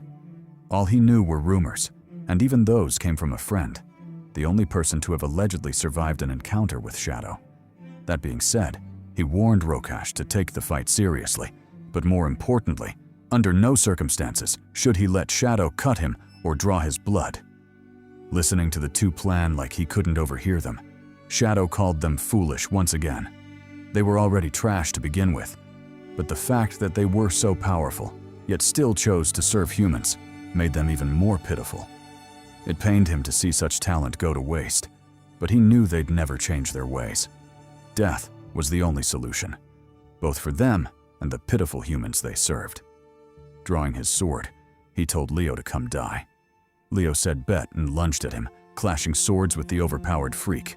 He managed to knock Shadow back half a step, creating an opening for the next attack. Not his, but Rokash's, who slid beneath Leo and sent Shadow flying with a nasty kick. Watching the insufferable bastard get yeeted into the distance, Leo praised Rokash for his quick thinking. Blitzing Shadow out of the neighborhood and switching battlefields was indeed the right move, and although it was still uncertain whether they could actually win that fight, Not having to worry about civilian casualties would definitely increase their chances. Thus, they gave chase, pursuing Shadow to the new battlefield. Meanwhile, at 37 Forest Avenue, the duo of mother and son had finally arrived at the Hart residence. After knocking on the door, Jamie couldn't help but question Leo's decision on the matter. Wouldn't it have been more practical to head to his army base? At least there, he was confident he could mobilize the army and have them at his doorstep within minutes. What was the point of coming to the Hart residence? Elsa replied that she wasn't sure, but Leo must have had his reasons. He knew about Jamie's base and the forces he could mobilize, yet he still insisted they come to the Hart residence. That could only mean Leo believed whoever was in the Hart residence would be more helpful to them in this situation than all the military forces back at the base. Right as she said that, the door to the Hart residence opened and out walked two people, Sabito and May Hart. Che's parents and also Leo's trump cards in this mess. Side note, the mommy is kinda milfy.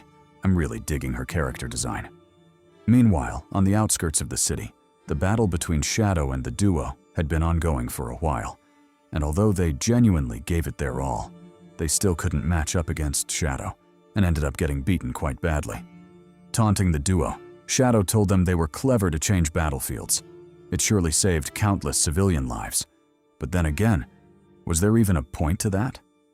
All they managed to do was relocate the location of their ass, whooping to a new area. It made no difference at all. For example, if it wasn't for the gold in Rokash's armor, he would have been long dead by now. Still, everything had to end someday. Although he very much enjoyed thrashing them, it was about time they put an end to that battle. Leo clocked the danger and warned Rokash to escape. He was already gravely injured, and Leo couldn't accept him losing his life. Rokash, however, firmly refused to run away. He told Leo he would stay by his side until the end, even if it meant they'd get clapped together. So Leo should stop with all that runaway bullshit and come up with a plan for real. Otherwise, they might really die there. Leo wanted to argue back and force him to leave, but his words were cut short by a commotion in the sky. A helicopter had flown into the battlefield. Delighted, Leo told Rokash to look alive. Their reinforcements had finally arrived. Maybe they truly didn't have to die that day. Meanwhile, on the helicopter, the identities of the reinforcements were revealed. Leo's son, Jamie, and of course the aura farmer Sabito, Che's papa. True to his name, Sabito Chris Rogers the shit out of the helicopter, diving out like he was Captain America or some shit. He landed with a bang, digging up dirt from the ground and kicking up a massive dust storm. When the dust finally settled, his silhouette became visible again, and as expected, the bastard was aura farming like crazy. Seriously, why are his robes fluttering like that? There's literally no wind. On Shadow's end, the fiend welcomed the new arrival with seething rage. He still hadn't forgotten what had happened the last time they met, and the gift Sabito had left him, a nasty scar running down his torso. Finally, his chance for revenge had come. Snarling, he told the trio they would all die there, every last one of them, and he would see to it personally. He would kill them so thoroughly that even in the afterlife they'd kick themselves for standing up against him in the first place. And when that was done, he would pay a personal visit to their loved ones, particularly May and Elsa, because them baddies be milfy as fuck. Tired of his rumblings, Rokash launched the first attack, slashing a sword aura at him. However, Shadow was nimble as hell. He weaved around it and pressed the attack. Halfway through, he was intercepted by Sabito, who tied him down in a sword fight.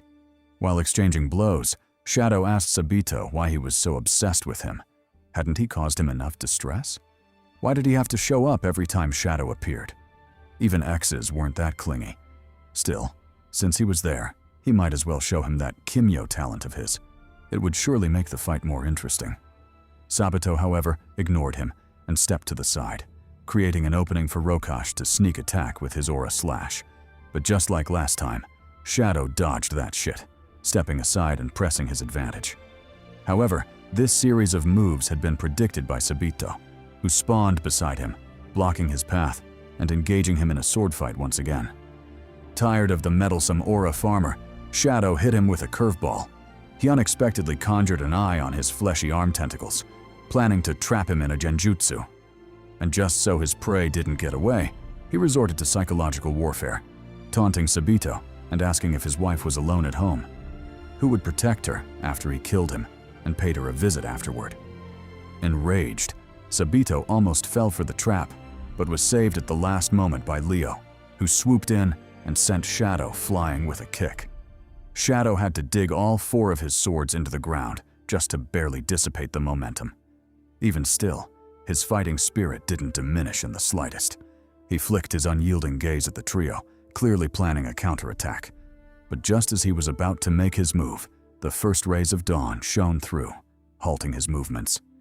Shadow sighed and put away his swords, knowing his time had run out. He couldn't kill the trio anymore, not on that day, at least. By his side, the Phantom of Kaguya appeared, ready to teleport him out of the battlefield. But before leaving, Shadow had some parting words for the trio. He told them to go home and lick their wounds, and to thank whatever deity they worshipped, because they were the only reason they managed to survive that day. Still, like he'd said before, everything would naturally come to its destined end. He would kill them all. Maybe not today, but definitely another day. He had both the lifespan and patience to see it through. At the end of the day, he would watch their bodies turn to dust, and he, Shadow, would be the last one standing. And when that day came, humanity would fall and Kimyos would rise, as destiny intended. Done with his monologue, he grabbed hold of Kaguya, ready to leave that place. However, just because he wanted to leave didn't mean the others would let him. Sabito clocked his intentions and shot forward, planning to stop him, but by the time he got there, Shadow was long gone. Thus, the short but intense battle came to an end, both sides taking massive L's. Back in the present, the events of Leo's death once again flashed through Rokash's mind. He relived the moment Leo tried to reach out to him, hoping he would finally get through to his disciple. He also relived Leo getting sneak attacked by Cass, who fatally shot him in the stomach. That, and everything else that happened that night. But it wasn't just Rokash reliving those memories. Che and Andrea, who had somehow entered his sea of consciousness, had access to those memories as well, and they finally learned the truth. Rokash hadn't killed Leo. Leo had died from a bullet wound to the abdomen, and all this time Rokash had been covering for his nephew. He'd been taking on the karma and shielding Santiago from the gang's vengeance and fury. Upon realizing this, both Che and Andrea had complicated looks on their faces. They wished to say something, but Rokash told them to save that shit for later. For now, they had more important things to talk about. He explained that what they'd just experienced was a phenomenon that happens when a Kimyo kills another Kimyo. When that happens, it's possible for the killer to see some of the victim's memories. Nobody knows why that is the case, but it doesn't matter anyway, so they should just focus on Shadow. He revealed that Shadow's true name was Val Vajazatha, and that he was Cain's last disciple. He had been alive for a very long time, but they probably hadn't heard of him because Code had deliberately kept intel about him hidden. That was because Shadow's true goal was the annihilation of the human race and the dominion of the Kimyo race. Hence, Code kept details about him secret to avoid public unrest. All that was known about him was that he was vulnerable to sunlight and gold. Not to the extent that he was helpless against them. Rather, they just weakened him a bit. All in all, now that Leo, Sabito, and he himself were all dead, it was obvious that Shadow would come out of hiding. His actions would no longer be restrained. Since there was no one left he felt could challenge him. He would surely push for complete human extinction, as that was the last mission his master Cain gave him. Nevertheless, he was dying now, so none of that had anything to do with him anymore. The only regret he had was letting his emotions get the better of him and falling out with his master. If he'd known better, he definitely would have been a better disciple. Sighing, he told Che it was all up to him now. With all of them dead, it would be on him to stop Shadow and protect Leo's legacy. He would have to save the world, and the only help Rokash could give him was to leave him a portion of his Anuank. Maybe with its strengthening, he would stand a better chance against Shadow. However, to Rokash's shock, Che turned the offer down. He told him that in this life, there had only ever been, and would always be, one man who could master and wield the Anuank talent, and that was Rokash himself. He would go down as the greatest and strongest Egyptian talent user to ever exist. That would be his legacy, and no one would ever take it from him, especially not Che. And although the words might have come out of his lips, they were the truth that lived in Leo's heart. The The truth, he never got to tell Rokash directly. Upon hearing this, Rokash shed some manly tears. A gentle smile tugged at the corner of his lips as he bid the duo goodbye. As his form slowly dissipated, he told Che to live well and to be as virtuous and strong as his mind could handle. He should never lose sight of who he was, as that was how evil consumed people. He should know. He'd fallen for the same thing. Thus marked the end of Rokash Rampersad. A little while later, we're shown the exterior of the pyramid, and, as expected, even though they're normally slow as hell, even the police had managed to assemble by this point. They set up a perimeter around the structure, preventing both entry and exit. Amongst the masses was the one and only Inspector Ian, who had kept his promise and survived the ambush. Turns out he really meant that shit and had no intentions of dying just yet. Upon receiving the all-clear from the doctors, he approached Che and Andrea, who had also exited the pyramid and were now getting medical attention.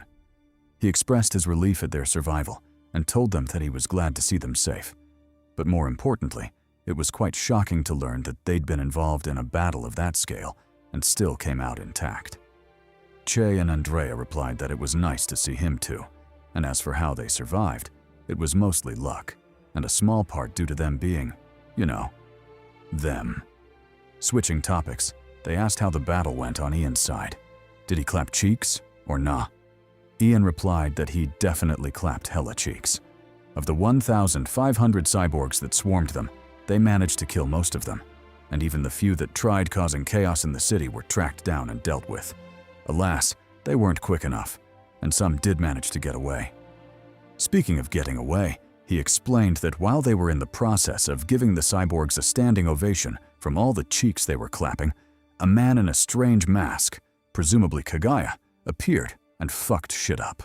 Ian didn't quite catch what he did, but he somehow managed to make all the surviving cyborgs vanish from the battlefield, thereby aiding their escape. Without his intervention, their victory would have been far more glorious. Upon hearing this, both Andrea and Che were quite startled. A man with a mask?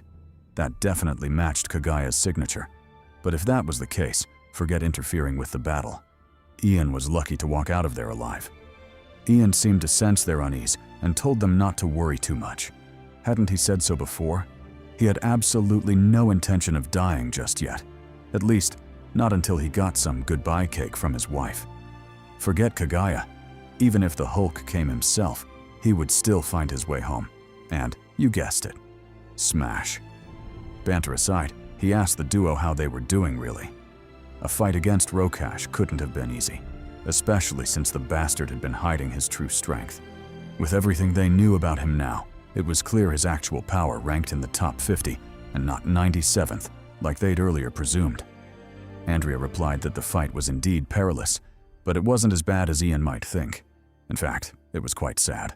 Rokash hadn't meant to fight them at all, and was simply forced into the situation to cover for his nephew. Beneath everything, arrogance included, he was just a man desperate for approval. Definitely scummy, but still a good man deep down. Che confirmed this, explaining that Rokash was indeed a good man. Although he didn't approve of his way of doing things, anyone could see that he was hurting. Growing more solemn, he brought up Rokash's warning from before. He told Ian about Shadow and his plans for human extinction. Predictably, when he heard the news, Ian's face changed drastically, mostly because he'd thought Shadow was just an urban myth. Che explained that he wasn't a myth at all, and in fact they'd seen visions of him in Rokash's memories. The reason everyone thought he was a myth was because Code had deliberately kept all intel about him secret. Though skeptical, Ian eventually believed it because the higher up you climbed in Code, the more they briefed you on the hypothetical scenario of someone like him existing. At first he thought it was quite odd, but if someone like him truly existed, then it would make sense. That wasn't a hypothetical scenario at all, but rather a well-thought-out plan for the future. In any case, it wasn't something low levels like them could handle, so they'd better leave it to the top brass. Instead, they should focus on their immediate surroundings, specifically the rest of the gang. Luckily, they'd all managed to survive, though each walked out with varying degrees of injuries. Tevin had a broken neck, while Louise fared slightly better and walked away with fractured arms. Anton's wounds were obviously more serious, but that was overshadowed by a nurse mommy hitting on Azam. which goes to show, so long as you've got it, even if you're covered in wounds, you can still pull. Lucky bastard. Anyway, as the boys were dying of jealousy, a shout suddenly rang out, drawing everyone's attention. It was the monkey Kong, also getting medical attention.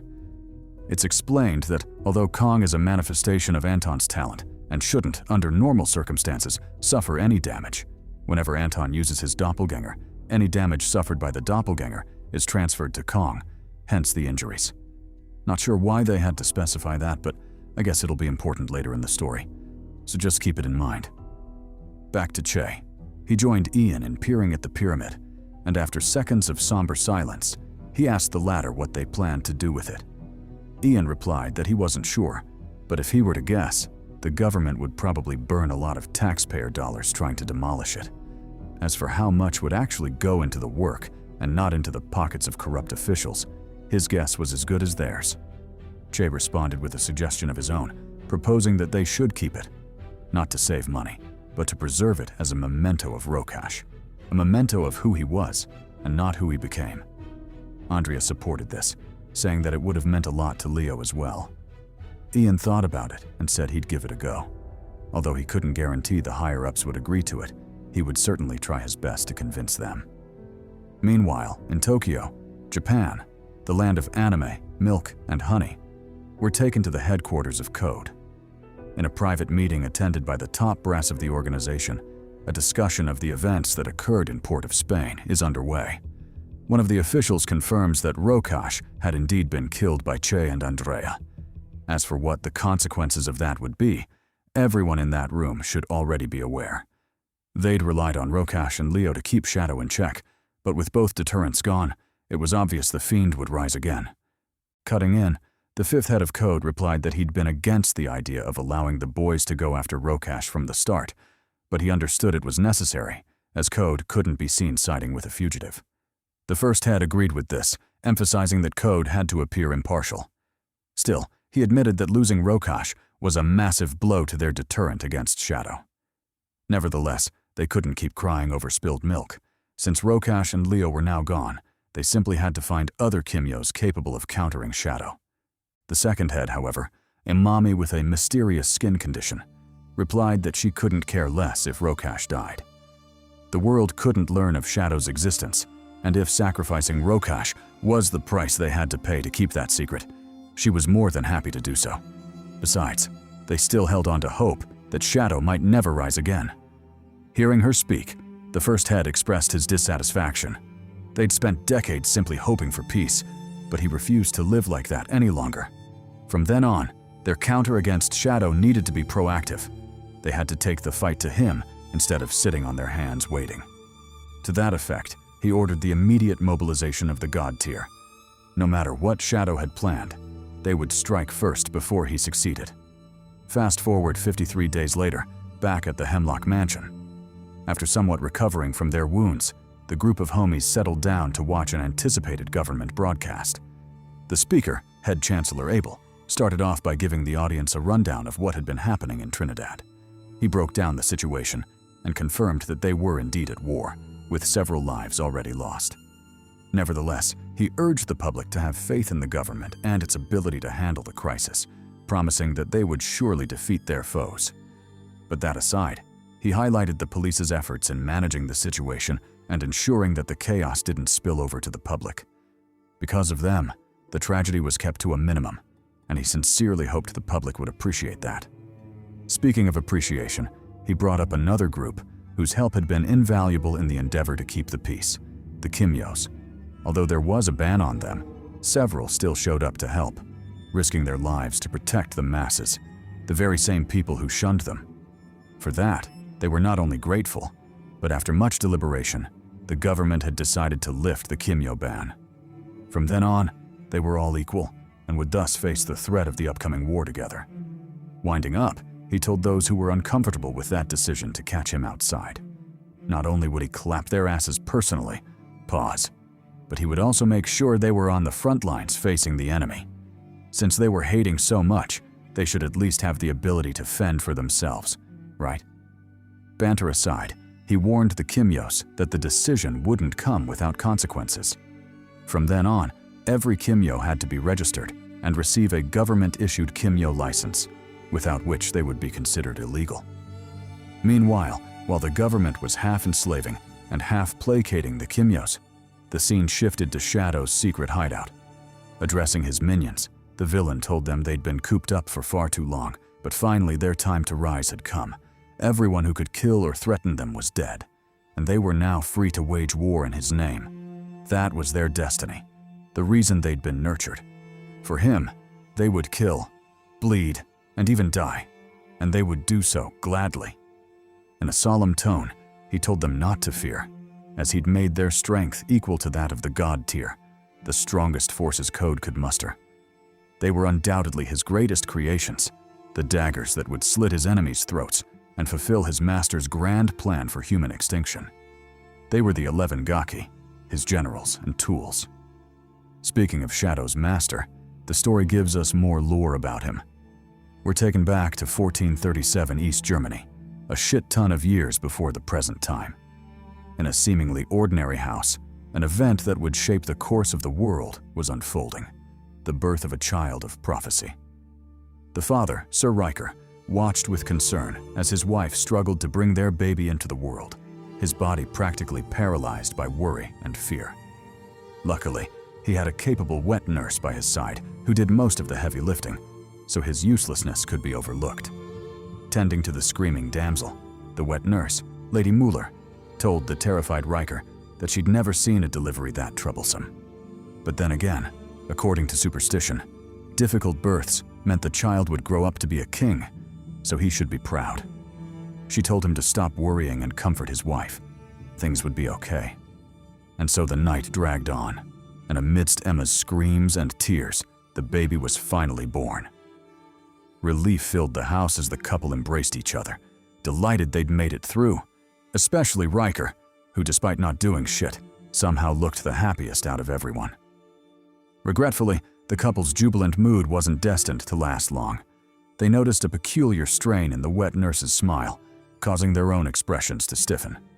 Worried, they asked Muller if everything was all right, but more importantly, if the baby was a boy. Money was tight, and they couldn't exactly wait 600 years for a daughter to start making money on OnlyFans, right? Oops, meant to say social media influencer. Muller replied that everything was fine, and yes, the baby was a boy, so all he'd need was an axe, and he'd be making money the next day. However, there was indeed something worth noting.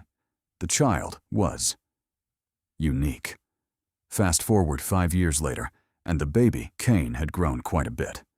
On one of his many adventures outside the house, he returned with something that startled the hell out of Lady Muller, a serpent that he would later name Cerberus. Yes, the same Cerberus that would eventually become his trusted companion and contribute to his signature poppy look. But for now, it was just a terrifying snake that scared Muller half to death. Still, she hid her fear because she didn't want to hurt Kane's feelings, especially since it was the first friend he'd ever had. We learned that because of his unique appearance, Kane had never known love. His parents despised him and never treated him as their own. To them, he was a devil, a cursed spawn that should have never been born. But unbeknownst to them, a child needed his parents' love, and the longer they treated him like a monster, the more they contributed to the birth of the very thing they feared. Fast forward again to later that night. After returning home from his duties, Riker briefly asked about Kane and his wife. Muller replied that Kane was quiet and well-behaved as always, while Emma was still locked away in her room, refusing to come out or even meet her demon of a son. Sighing, Riker brushed off Muller's words and warned her to keep Kane indoors and never let him leave the property. He added that if anyone saw him, they would kill him, then kill them as well, and he had no intention of dying for that demon. The next morning, while having breakfast, Kane asked Muller why his mother loathed him. Was it because she became sick after giving birth to him? Muller replied that he shouldn't call Emma a mother because she didn't like that. As for his question, she avoided answering because it would only hurt the child's feelings. Inwardly, however, she admitted the truth. Emma genuinely hated Kane and considered him a bad omen. After his birth, her perfect marriage with Riker had gone to shit. Riker accused her of laying with the devil, hence the devil spawn, Kane. Since then, Emma had become too depressed to leave her room or even care for her baby. Without Lady Mueller, Kane would have probably starved to death ages ago. Snapping out of her depressing thoughts, Mueller suddenly had an idea that made her face light up. She would give Kane a surprise. Confused, Kane asked what a surprise was. He'd never had one before. Mueller explained that it was something you did for your loved ones, and since she loved him, she wanted to give him one. She would take him to the market so he could finally see the world outside. To see how colorful, lively, and full of life it was, unlike that depressing, damp house. Thus, under Kane's eager smile, a smile she'd never seen from him before and didn't even know he was capable of, the duo headed to the market. Once there, she repeatedly warned Kane to be careful and to always keep his hood up and his head down. Under no circumstances could people see his face. Though confused, Kane nodded anyway, indicating that he understood. And so the duo enjoyed a wonderful time at the market, their little adventure filled with laughter, joy, and warmth that Kane had never experienced before. But just as they were about to head home, they had an encounter that would change their lives forever. A run-in with the local blacksmith and Mueller's crush, Axel. Predictably, the moment she saw her crush, Mueller became hot and bothered, instantly transforming into a damsel in heat. She clung to him like glue, chopping it up and exchanging flirty remarks. Axel, in return, was a horny dog. The second he saw the fine shit standing before him, he immediately pulled out his best game, flexing his muscles and making the already delirious Mueller even crazier. Thus, the two became like lovebirds, drunk on each other and forgetting about everything else. It was only after she sobered up that Mueller realized a horrifying truth. Kane was gone. The curious kid had used the moment she was distracted by Poppy Axel to slip away. Horrified, she called out his name, but alas, the young homie was already long gone. Meanwhile, in another part of the market, where reunited with Kane, he had sneaked off to an apple stall and was currently feasting with relish. And of course, despite Mueller's repeated warnings, his hood was down. Noticing him, the stall owner was in the middle of asking for compensation when his expression suddenly changed. He took one look at Kane's unique face and instantly labeled him a demon, screaming for help at the top of his lungs. Obviously, the crowd reacted, and shit immediately hit the fan. Meanwhile, back at the house, Riker had just returned when he was met with grave news. Both Kane and Mueller were missing. Despite searching everywhere, Emma couldn't find them. Something was definitely wrong. Back at the market, chaos had erupted exactly as expected. Under Axel's shock and Kane's horror, the crowd ganged up on Mueller, who unexpectedly turned out to be a Kimyo. She revealed herself to protect Kane, but unfortunately ended up getting captured in the process. Even then, she threatened anyone who touched her son, promising to drag them with her to hell. Even if she died that day, she would absolutely take them with her. Unfortunately, her words only enraged the crowd further. They immediately labeled her a demon, and, under this drug queen's incitement, decided to behead her on the spot. The executioner was called, and Mueller's head was forced onto the chopping block. Still, she didn't spend her final moments thinking about herself. Instead, she reached out to Kane. She told him not to hate humans because they were simply afraid. Afraid of Kimyos and what they were capable of. Even the world itself wasn't ready for them, which was why they had to hide. But that wouldn't always be the case. A day would come when they could live freely, and more importantly, take their rightful place at the pinnacle of existence, because that was where they belonged. She told Kane never to lower his head because he was part of a legendary race. He was a Kimyo, and nothing in this world deserved his submission. Then, bidding her son and crush goodbye, she told them to look away, not to watch her die so tragically. And if an afterlife existed, she hoped to spend more time with them there, to love them even more. After saying that, the executioner did his thing and swung his axe, decapitating Mueller right in front of Kane, right in front of the boy she had come to love as her own son, and who, in turn, loved her as a mother. Alas, the world was cruel, and Kane was forced to watch his only mother die, her head rolling across the floor. The moment that happened, something inside him snapped. His eyes turned vicious. His overwhelming power erupted, blasting away everything around him. The pain he'd long sealed within his heart, the injustice and despair that had only been kept at bay by Mueller's existence, finally broke free. Kane fully crashed out. and the first person he unleashed his fury on was the executioner who had killed his mother. With a single gesture, he blew the man's head apart, popping it like a ripe tomato. Only then did he turn his attention to the rest of the crowd. While all this was happening, Riker and Emma finally arrived at the scene.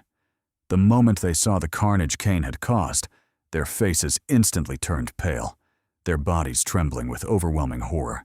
They simply couldn't believe that little demon was capable of such destruction. But even then, that wasn't their greatest concern. Their true fear was for their own lives. If people found out Kane was their son, wouldn't they be executed too? Nah, they couldn't allow that. So they resolved to handle the situation themselves. Emma called out to Kane, drawing his attention toward her. She hoped to keep him occupied long enough to create an opening for her husband, but she severely underestimated her own terror. The moment Kane looked at her trembling body, he immediately noticed it and called her out on it. Why did she seem so scared? But before Emma could answer, Riker suddenly sprang from behind, hoping to use the opening to kill Kane. Unfortunately, he too had severely underestimated the situation. Something popped, and the entire market fell silent. A little while later, that unnatural silence was finally broken by rhythmic footsteps. Passing over a dead Emma and a mutilated Riker, the newcomers approached Kane. Kane shot them an unconcerned glance and asked if they'd come to kill him too, because if so, things wouldn't go the way they expected. To his surprise, however, the mysterious figures reacted in a way he never imagined. They said they were his followers and had been waiting for his return for a very long time. Now that he had finally been reborn, it was only natural that they would follow him. Then they all knelt before him, referring to him as Lord Thanatos. Fast forward a while later, and the group is seen leaving the city with Kane included. Glancing around at his so-called followers, Kane asked who they were and why they were helping him.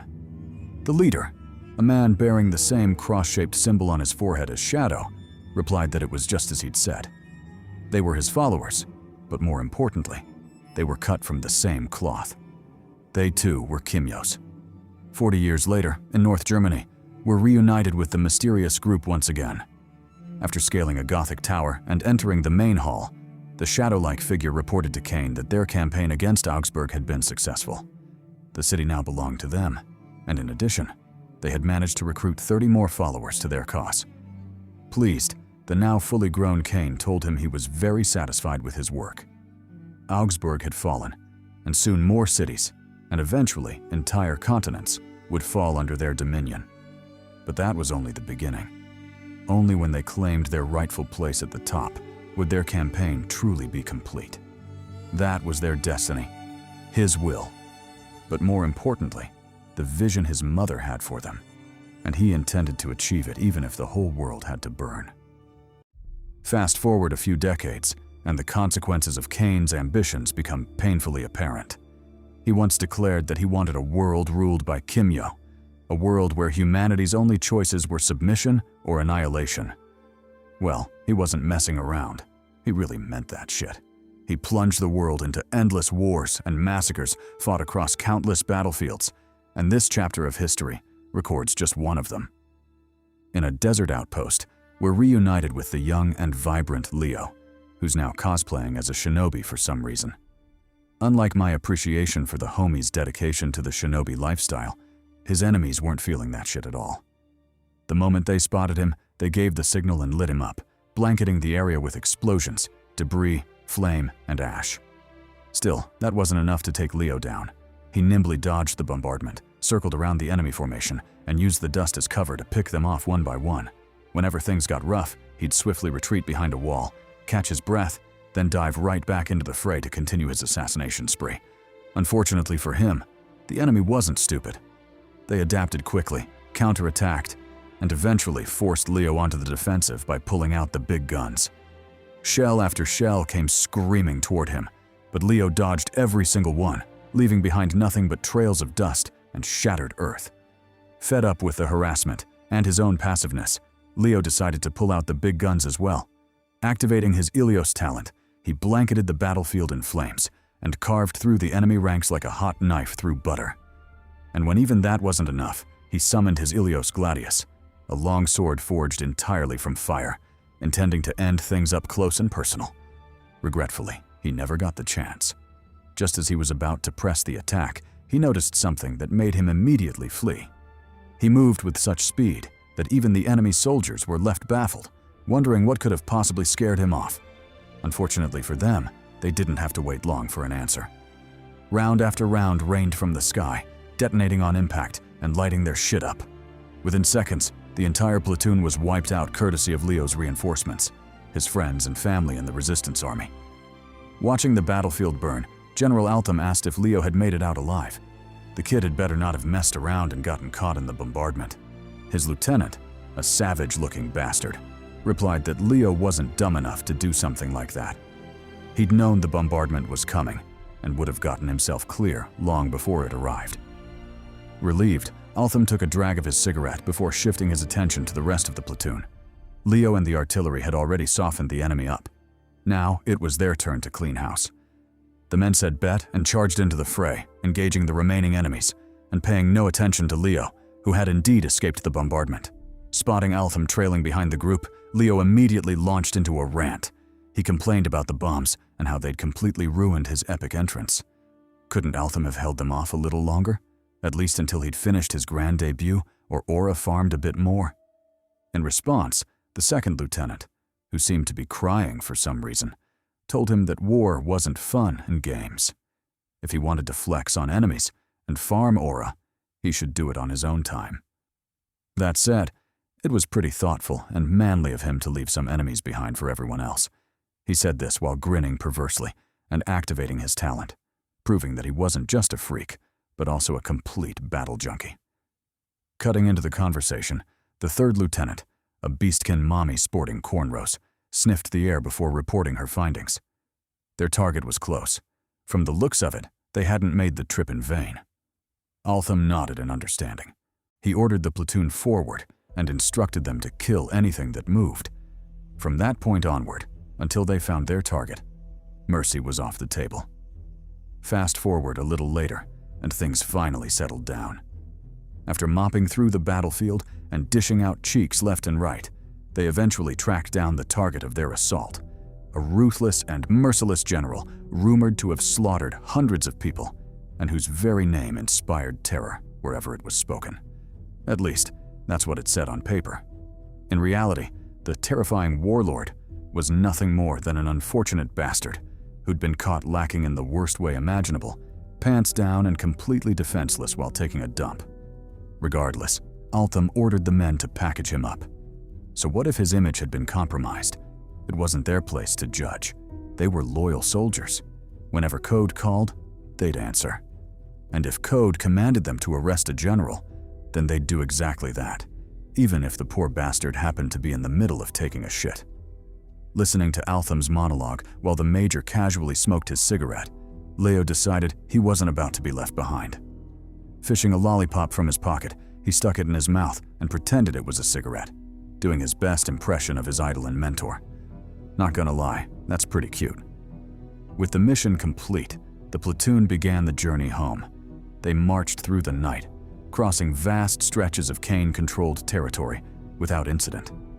For a brief moment, Altham even began entertaining the idea that they might actually make it back peacefully. Then the scout ruined everything. The Fox Mommy reported that they had company. The enemy had used the cover of darkness to surround them and were actively positioning themselves for an ambush. The relaxed smile immediately vanished from Altham's face. He ordered the platoon forward, warned them of the danger, and instructed everyone to prepare for battle in a clearing ahead. It wasn't an ideal defensive position, but it was all they had. Unfortunately, things only got worse. The clearing left them completely exposed, while the enemy remained hidden in the surrounding forest. Worse still, the bastards were infuriatingly cautious, refusing to reveal themselves no matter what. Realizing the situation, Lieutenant Faraday stepped forward and used himself as a meat shield for Leo and Altham. He shouted for them to escape.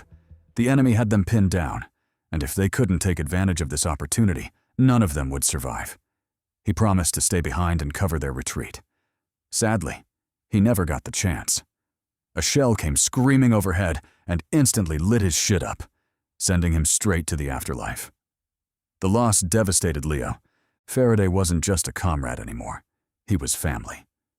Still, Leo knew this wasn't the time for grief. He forced himself to stay composed and turned to Altham, waiting for instructions. Unfortunately, Altham was still searching for a solution when salvation arrived in the form of a speeding tank. Behind the controls sat Jensen, the black Wolverine-looking bastard and the platoon's first lieutenant. Like Faraday before him, he'd already made up his mind. He would cover their retreat. Ordering them to escape, Jensen drove straight into the battle and unleashed hell upon the forest, bombarding every location where the enemy might be hiding. Respecting his sacrifice, Altham grabbed Leo and broke through the encirclement. The plan was simple: return to base and come back with reinforcements. Unfortunately, fate had other ideas. The moment Altham glanced over his shoulder, despair gripped his heart. An enemy soldier had climbed onto Jensen's tank and planted explosives directly inside it. Before anyone could react, the charges detonated. The tank exploded. Jensen died instantly, likely never even realizing what had happened. Realizing they couldn't keep sacrificing people like this, Altham made a desperate decision. He ordered Chloe, the beastkin mommy, to take Leo and run. He would stay behind and cover them. Chloe wanted to argue, but the Major's mind was made up. All she could do was watch as the homie marched toward what might very well be his death. Leo, however, wasn't having that shit. He begged Altham to let him stay and fight. He wasn't a child anymore. He could help. Altham ignored him completely and continued forward. The task of comforting Leo was left to Chloe, and to her credit, she was actually getting through to him. For a brief moment, Leo seemed ready to listen. Then, an enemy sniper blew her head open. Blood painted the ground. Leo froze. For several seconds, he simply stared, struggling to process what had happened. Then the tears came.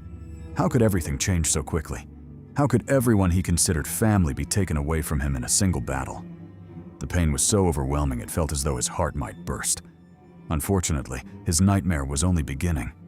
Not far away, Altham had found himself in trouble as well. A gigantic armored titan-type Kimyo had him trapped in its grasp and was mere seconds away from crushing him to death. Yet even then, Altham's only concern was Leo. He screamed for him to run, to at least be the one survivor. But Leo was done running. More importantly, he was done standing by while the people he loved died. Summoning his Gladius, he entered his Ilios state. Flames consumed half his body as tears continued streaming down his face. He told Altham he'd never leave him behind. He'd fight for him because he knew Altham would have done the same. And if they were destined to die there, then they'd die together, as a family. Then he turned toward the Titan Kimyo. The bastard was still talking shit despite everything that had just happened. Leo told him he hoped he survived the next attack, because if he did, he had a message to deliver. Tell Cain he doesn't speak for all of them. Absolute dominion over humanity wasn't what every Kimyo wanted. Some of them just wanted to be free. Free to choose who they loved. Free to choose who they protected. Free to choose who they lived for. And if Cain couldn't accept that, then they would keep fighting him until one side was dead. With those words spoken, Leo attacked. A wave of flame aura erupted from his blade and sliced the Titan cleanly in half. The giant died instantly. Altham was freed. Yet instead of relief, all Altham felt was astonishment. For the first time, he was witnessing the true power of one of the great four talents firsthand.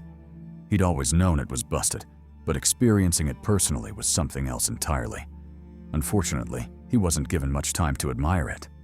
The moment Leo finished cooking the bastard, he shot into the air and illuminated the night sky. Then he unleashed a technique that genuinely caught me off guard. Eclipse, a technique that literally banished the darkness and brought about dawn. Within seconds, the entire valley was flooded with light. The darkness concealing the enemy vanished. Their positions were exposed, and when the enemy realized there was a Kimyo powerful enough to turn night into day, they didn't hesitate. They ran. Every single one of them. Meanwhile, Leo, or rather Ilios, who had temporarily taken control of his body, called out to the fleeing soldiers. He told them to pass on a message to Cain, or rather, Thanatos, his brother. Tell him he was coming, and so long as he and his brother still lived, they would continue fighting to stop him, to slay him again and again until he changed his ways. That was their promise, a promise between brothers.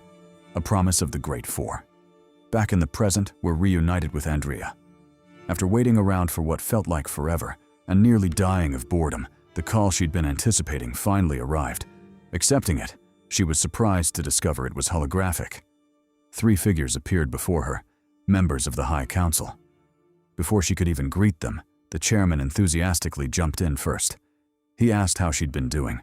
Andrea replied that she was fine and smiled warmly.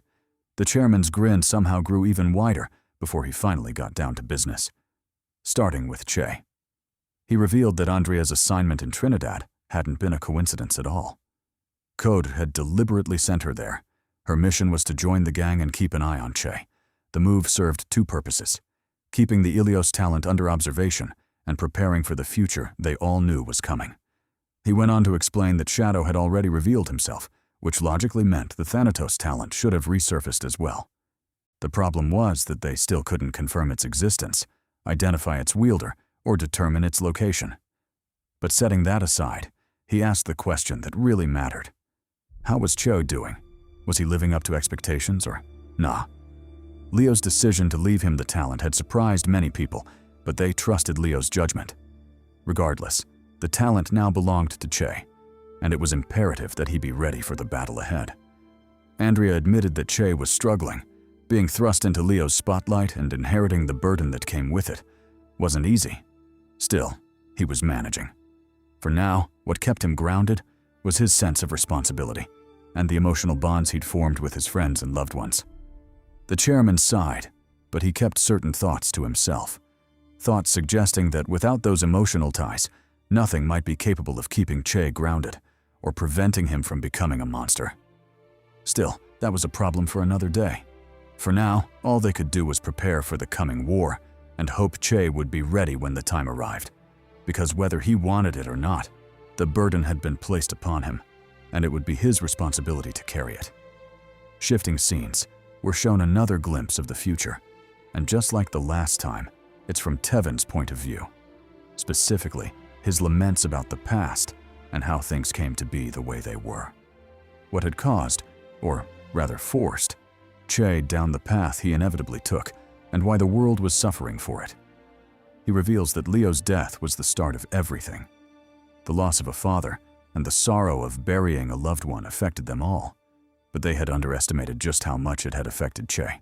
A grief that was only meant to last for a while lingered far longer than it should have, and eventually turned into something else, something twisted. Vengeance. And with vengeance as your only motive, no amount of words can convince or change you. Eventually, you'd lose yourself to it, and the reason for that vengeance would cease to matter. All you'd know is primal violence. Thinking back on it, Tevin reflects on Che's change, or rather, what motivated his violence. Was it a desire to stop the ideologies he believed would only bring death and destruction upon the world? Or was it a reaction to the crushing burdens forced upon him, burdens that were simply too heavy to bear? Either way, it didn't matter anymore. He was who he was, and he did what he did. There was no going back for any of them. Back in the present, or more specifically, 6 months after the death of Rokash and the Great Battle, we're shown a junkyard where a standoff is underway. On one side stands the maiden Andrea, milfy as always, and talking shit to the opposing party. She asks if they were really certain about fighting her, especially since the last time hadn't gone so well. By that, she meant she whooped their asses. In response, her opponents warn her not to look down on them so much. Even a dog would improve after being beaten long enough, let alone them. But since she was skeptical, there was only one way to find out. She should hurry up and run them some fate. Obviously, said opponents were Che and Tevin, fresh off a time skip and now sporting vastly different character designs. Still, Andrea didn't care about any of that. First, as I've said before, she was still as milfy as ever. More importantly, as a battle junkie, she'd just been challenged. How could she let that shit slide? To hell with their new designs. They should hurry up and bring her that ass. Pause. Sketching a circle around herself, she explained that the rules were simple. All Tevin and Che had to do was knock her out of the circle within 5 minutes, and they'd win. As for how they did it, that was entirely up to them. She did, however, remind Tevin to be more creative with his talent. His hide talent was the most versatile she'd ever seen, and it was a shame he was using it in such a stiff and predictable manner. As for Che, she advised him to use her sword, Muramasa. The Kimyo world was vast, and eventually he might find himself in a situation where he couldn't rely on his flames. If that happened, it would be wise to know how to wield at least one weapon. For example, Leo had used the kick dart, that stringed kunai weapon. Anyway, with the formalities out of the way, she told them to come at her. The boys said bet and were about to rush forward when a loud cheering voice shattered their momentum. The voice belonged to Yukio, Che's sister, who was enthusiastically cheering for Andrea while completely ignoring the boys. Predictably enraged by this, Che called her out for her betrayal. They were literally blood siblings, so how could she betray him like that? Or was it because Andrea was, as I've said before, very milfy? Regardless, he ignored the little hater and focused back on the fight. With a smirk on his lips, he drew Muramasa, confidently telling the sword it was time to dance. Tevin, in turn, activated his talent while taunting Andrea and assuring her that they'd definitely win this time. Andrea didn't reply. She simply stared at them confidently, mostly because she could already predict everything the one-trick ponies would do. First, they'd create a distraction, or smokescreen. Then they'd use the opportunity to attack. And true to Andrea's expectations, the boys indeed created a distraction and followed it up with a concealed attack. However, to her surprise, the attack was a feint as well. The real threat was Che, who silently and stealthily appeared before her while she was distracted by the feint. He attacked, but Andrea was still faster, so she easily blocked that shit. Still, that was within Che's expectations. He reached out, grabbed Muramasa again, and completed the second half of his attack, a diagonal slash. Regretfully, even with the well-thought-out attack, Andrea wasn't caught off guard at all. She tanked it with ease, telling Che he'd have to do much better than that. Smiling, Che replied that that was exactly what they planned to do. Before Andrea could react, he advanced with a horizontal slash, forcing the young baddie to stop her yapping and dodge backward. Forced into a disadvantageous position, Andrea didn't panic. She nimbly used the momentum from her dodge to kick Che square in the chest, forcing him back and buying herself some breathing room. However, she couldn't rest for long because Tevin was already upon her. He attacked without hesitation, cocking his arm back and landing a nasty blow that forced Andrea onto the defensive, her greatsword acting as a shield. Still, Tevin wasn't satisfied. He pressed forward with a left hook, battering the sword and forcing Andrea's feet to slide ever so slightly, right toward the dangerous line.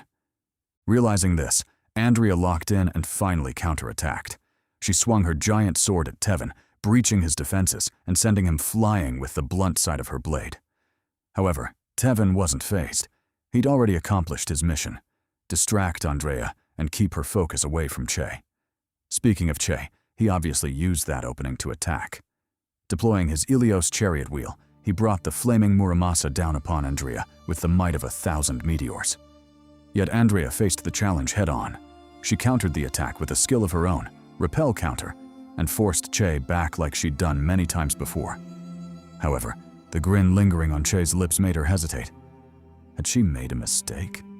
A brief moment of reflection made the answer obvious. She had. Che's attack had been a deliberate trap meant to force her to use repel counter. Now that it was on cooldown, the real threat, Tevin, would surely make his move. True to her prediction, Tevin did exactly that. He activated his third hide, Blacksmith Forge hide, preparing an attack guaranteed to win them the match. At the same time, it's explained that unlike Rhino hide and Lion hide, which relied on oxygen and stamina for fuel, Blacksmith Forge hide relied on blood. It offered the best balance between the two, but the cost was extreme. Tevin would only get one chance to attack. Realizing this, Andrea bet everything on defense. Pushing her skill to its absolute limit, she coalesced 3 massive tower shields for protection. No matter what happened, she was determined to block that hit. She was banking everything on those shields. On his side, Tevin was equally desperate for victory. Though the new hide drained an enormous amount of blood and had savage usage conditions, he believed he still had enough left in him to unleash one final attack. And with that attack, he intended to end it all. Pressing forward, he swung at Andrea. The collision kicked up a violent dust cloud of debris and carnage, blocking visibility and plunging the junkyard into uneasy silence. Eventually, the dust settled. the result of the spar was revealed. The boys had lost. Despite fighting 2 against 1, Andrea still emerged victorious, though the battle proved far more troublesome than she'd expected. Just as she was about to flex on the homies, the sound of clapping drifted in from the sidelines. And no, not the kind from her cheeks. Everyone turned toward the source. It was Inspector Ian, who had been watching the spar from the sidelines and was visibly impressed by their performance. He greeted the gang and told them they'd improved considerably. Regretfully, however, he hadn't come all that way just to glaze them. He was there for business, so they might as well get to it. Smirking mysteriously, he informed them that there was someone they needed to meet. No one important, just a true god tier and one of the 10 strongest Kimyos in existence. So yeah, nothing serious at all.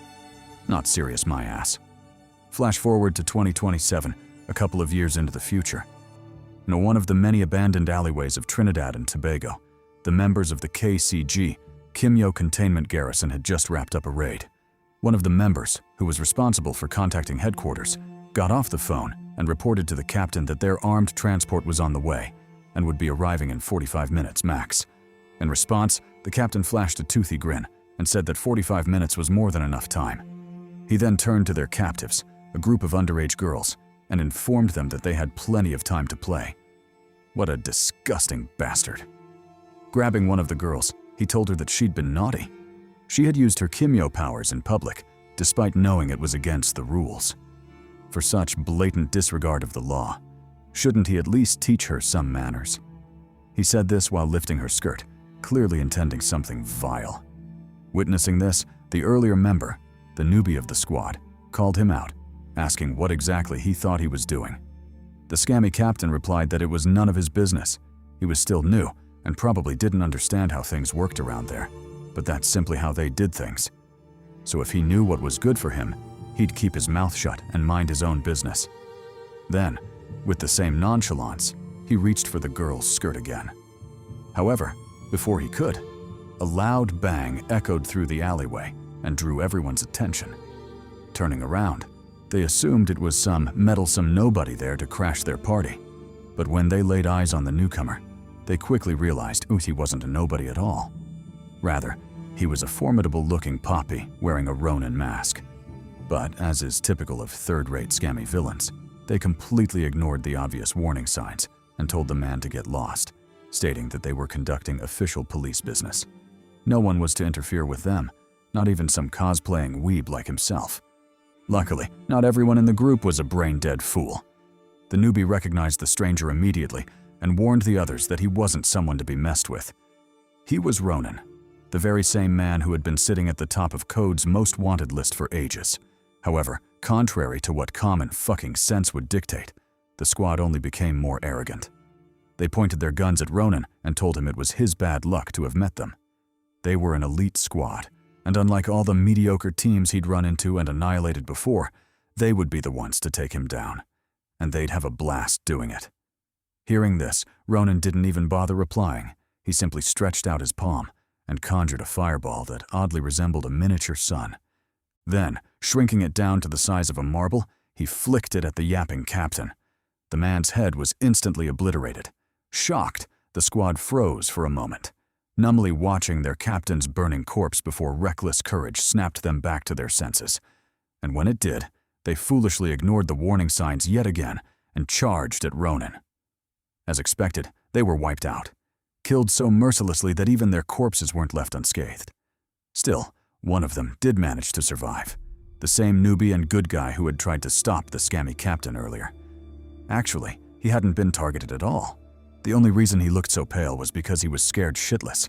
Nevertheless, Ronin didn't seem to have any problems with him, so he allowed him to escape. Done dealing with the assholes, he turned his attention toward the captives, who, by the way, had been glazing him throughout the entire fight. But of course, ain't no way I'm reading all that shit. Just know that they were glazing hard and were even being a little down bad. Reaching out, he helped remove the gags from their mouths, which was illustrated in a very weird and suspiciously sexual way, in my opinion. But hey, what do I know? I'm just a humble narrator. Afterward, he reached for the collars around their necks. Before he could remove one, however, one of the girls called out for him to stop. She explained that the collars were high-level pieces of technology specifically designed to suppress and restrain dangerous Kimyos. They were so advanced and packed with failsafes that forcibly removing them would undoubtedly lead to the wearer's death. Not only that, but even external tampering would trigger a 70-volt discharge, more than enough to kill or seriously maim anyone foolish enough to try. Long story short, it was impossible to remove them safely. Ronan would be better off forgetting about it. However, what the nosy Nancy didn't know was that her entire monologue was simply the author setting up the perfect opportunity for Ronan to aura farm. Because the second she shut her nosy Karen mouth, he simply reached out and crushed that shit. Electric volts capable of killing a man? Like hell he'd care about something like that. He'd simply tank it. Done with the Karen, he ignored her incredulous expression and moved on to the other girls, removing their restrictions before setting them free. And as expected, the girls were visibly delighted. They repeatedly thanked him, promising they'd never forget what he'd done for them that day. However, unlike the others, who expressed their gratitude and ran off, one girl stubbornly remained behind. Her mind was a mess of desperation, loneliness, and longing that even she didn't fully understand. But one thing was certain: she didn't want to leave him. Nor did she want him to abandon her. So she did the only thing she could think of. She begged him to take her with him. Crying, she confessed that she was all alone and had no one she could rely on.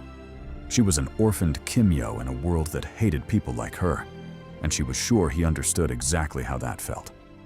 So wouldn't he consider taking her with him? She promised she wouldn't be a burden, and that her talent would definitely be useful to him. All she was asking for was a chance to prove herself and earn her place by his side. Although she said all of this, and despite being so embarrassed that her heart felt like it might stop, she wasn't particularly optimistic that he'd actually accept her. Why would he? She was nothing more than an arrogant girl trying to force herself into his life, acting as though she were his burden to bear, despite knowing he already carried more than enough burdens of his own. Yet, to her surprise, he didn't reject her. Maybe it was because he saw something in her that reminded him of himself. Or perhaps he saw something within her that he'd lost long ago but could still be saved in her. Regardless of the reason, he didn't push her away. He simply held her face, as if to say that he would accept her and shoulder her burdens just as he had been carrying the weight of the world forced upon him all this time. Back in the present, we're reunited with the gang. After linking up with Inspector Ian, the group assembled for a strategic meeting to discuss their upcoming encounter with the God Tier. Before that, however, Inspector Ian had something he wished to give the boys: their official Kimyo licenses. Ian explained that with these licenses, they now had the legal right to work alongside the police and could even flex their Kimyo powers should they choose to, though he highly advised against it. Still, the licenses were the real deal, so he congratulated the gang and expressed his delight at being able to work with them openly from then on. In addition, he explained that the licenses weren't just for show. They came with corresponding clearance levels, so if they needed any intel or services from Code, they could use their licenses to request access to that information. Of course, the requests had to be within reason. Wrapping up, Ian introduced his assistant, the lovely Ms. Joanna Chen, the maiden who's been helping him with the boring parts of his job: paperwork, reading, and the like. She'd also be responsible for taking minutes during their meetings from then on, so he asked the gang to get along with her, or at the very least expect to see a lot more of her moving forward. Coincidentally, while Ian was introducing the new baddie to the squad, a figure walked in that made things rather interesting. The figure was a Zom, fresh out of the shower, still dripping wet and flashing his abs for some reason. As for the interesting part, well, it turns out Joanna was a horny and down bad mommy. The second she saw a Zom, she literally lost it and nearly flooded the room with all the pervy nosebleed she was getting. Luckily, Ian stepped in just in time and saved her from social suicide. He explained that the reason he hadn't visited them in a while was because a lot had been going on, the least of which was dealing with the fallout of Rokesh's death.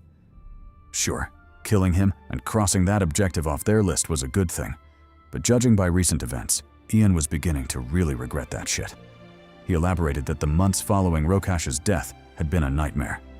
The Titans had gone into a frenzy, as if they were smoking crack or something, and every move the police made to suppress them seemed utterly pointless. Worse still, despite their best efforts and scouring every inch of Trinidad and Tobago, they still couldn't track down the hideout of those bastards. It just didn't make any sense. Trinidad wasn't that big, so how could thousands of Titans stay off their radar for that long? Just what the hell was going on? Sighing, Ian decided to change the topic before he killed himself with frustration. He told the gang that they'd focus on what they did know instead of what they didn't, which coincidentally happened to be the reason he'd visited them that day: the origin of the Titans. With help from Joanna, he explained that the Titans most likely came from Patmos. Patmos was a supermax prison, built specifically to contain illegal Kimyos, or those deemed too dangerous to walk freely in society. The reason they believed the Titans originated from there was because of a recent event that had just become public, a not-so-secret meeting titled Mass Escapee Incident 577. As the name suggested, the meeting was supposed to discuss a prison break, which anyone with a brain would immediately associate with the rampaging Titans. Most likely, the Titans were the escapees from that event. Fuming, Che asked how that was even possible. The Titans had been active for almost a year now, and Ian was saying Patmos knew about them and even had intel on them, yet chose to keep quiet. It made no sense. Ian replied that it was most likely out of fear of the consequences, especially considering the absurd number of escapees, a freaking 8,000. If it were him, he'd probably keep that shit secret too. Nevertheless, it was their mess to clean up now, so they had no choice but to deal with it. Chiming in, Azam replied that 8,000 was a crazy number, but if they set that aside for a moment, it meant the Titan forces they'd encountered thus far weren't even half of their total numbers. If they thought about it that way, it was obvious just how cooked they were. Still, something wasn't adding up for the homie, so he asked Joanna directly. Sure, it made sense that inmates, especially those with nothing to lose and an unreasonable hatred for the world, would side with Shadow and his crazy goal of human extinction. But how did the prisoners escape in the first place? Wasn't Patmos a supermax prison? Not only that, it was also a moving island in the middle of the ocean. How could anyone escape from there, let alone 8,000 people? Joanna replied that they weren't sure about the details just yet, but what they did know was that Patmos was somewhere within the Bermuda Triangle when the prison break happened. As for how an island could move in the first place, they learned that it was due to the current number 2 on the God tier list and bearer of the Okeanos talent. Cutting in, Louise pointed out that the whole thing was hella suspicious. Putting aside the fact that the island was always moving and that a rank 2 God tier was guarding it, the Patmos guards weren't a joke either. Every single one of them was a certified badass and practically a super soldier. How could anyone slip past them, free 8,000 prisoners, and escape, while avoiding the notice of both the guards and the God tier? How was that possible? And who could be capable of pulling something like that off? However, upon asking the question, the group unanimously thought of one person: Kagaya. Only that bastard had the ability to slip into places unnoticed and transport masses of people with him. It had to be him. Still, knowing that didn't do much to improve their current situation. Worse, as Ian pointed out, due to the increase in Titan activity, the higher-ups in Kota were personally getting involved in the matter. Not only them, but even some of the God tier were considering stepping in as well. Upon hearing this, the gang was shocked. The higher-ups in Code getting involved was understandable, but why would the God tier involve themselves? Talk about overkill. Nevertheless, they knew it wasn't their place to judge, so they focused on Ian. The inspector homie still had more to share. He revealed that since the God tier would most likely get tangled up in this mess, it was necessary for the gang to know about them and what they were capable of. However, for beings who could literally reshape continents, surprisingly little was known about them. Still, Ian shared what information he could. Ranked 10th was the milfy chocolate mommy, Lord Zuri, guardian of the entire African continent.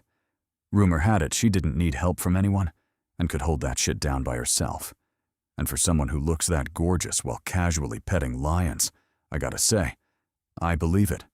Ranked 9th was Mikhail Oliveira, a homie suffering from success. Despite being vehemently against violence and hating his position among the God tier, the dude was simply too overpowered to leave off the list. Fuck what he felt, he was still ranked 9th. At 8th rank was a trio. I and Rai Sato, alongside their surrogate, Reed Haven. They were the only group in the God tier rankings, and as for how that was possible, I guess we'll just have to wait and see. Ranked 7th was Bjorn Grimson, a man said to be a Viking down to his core.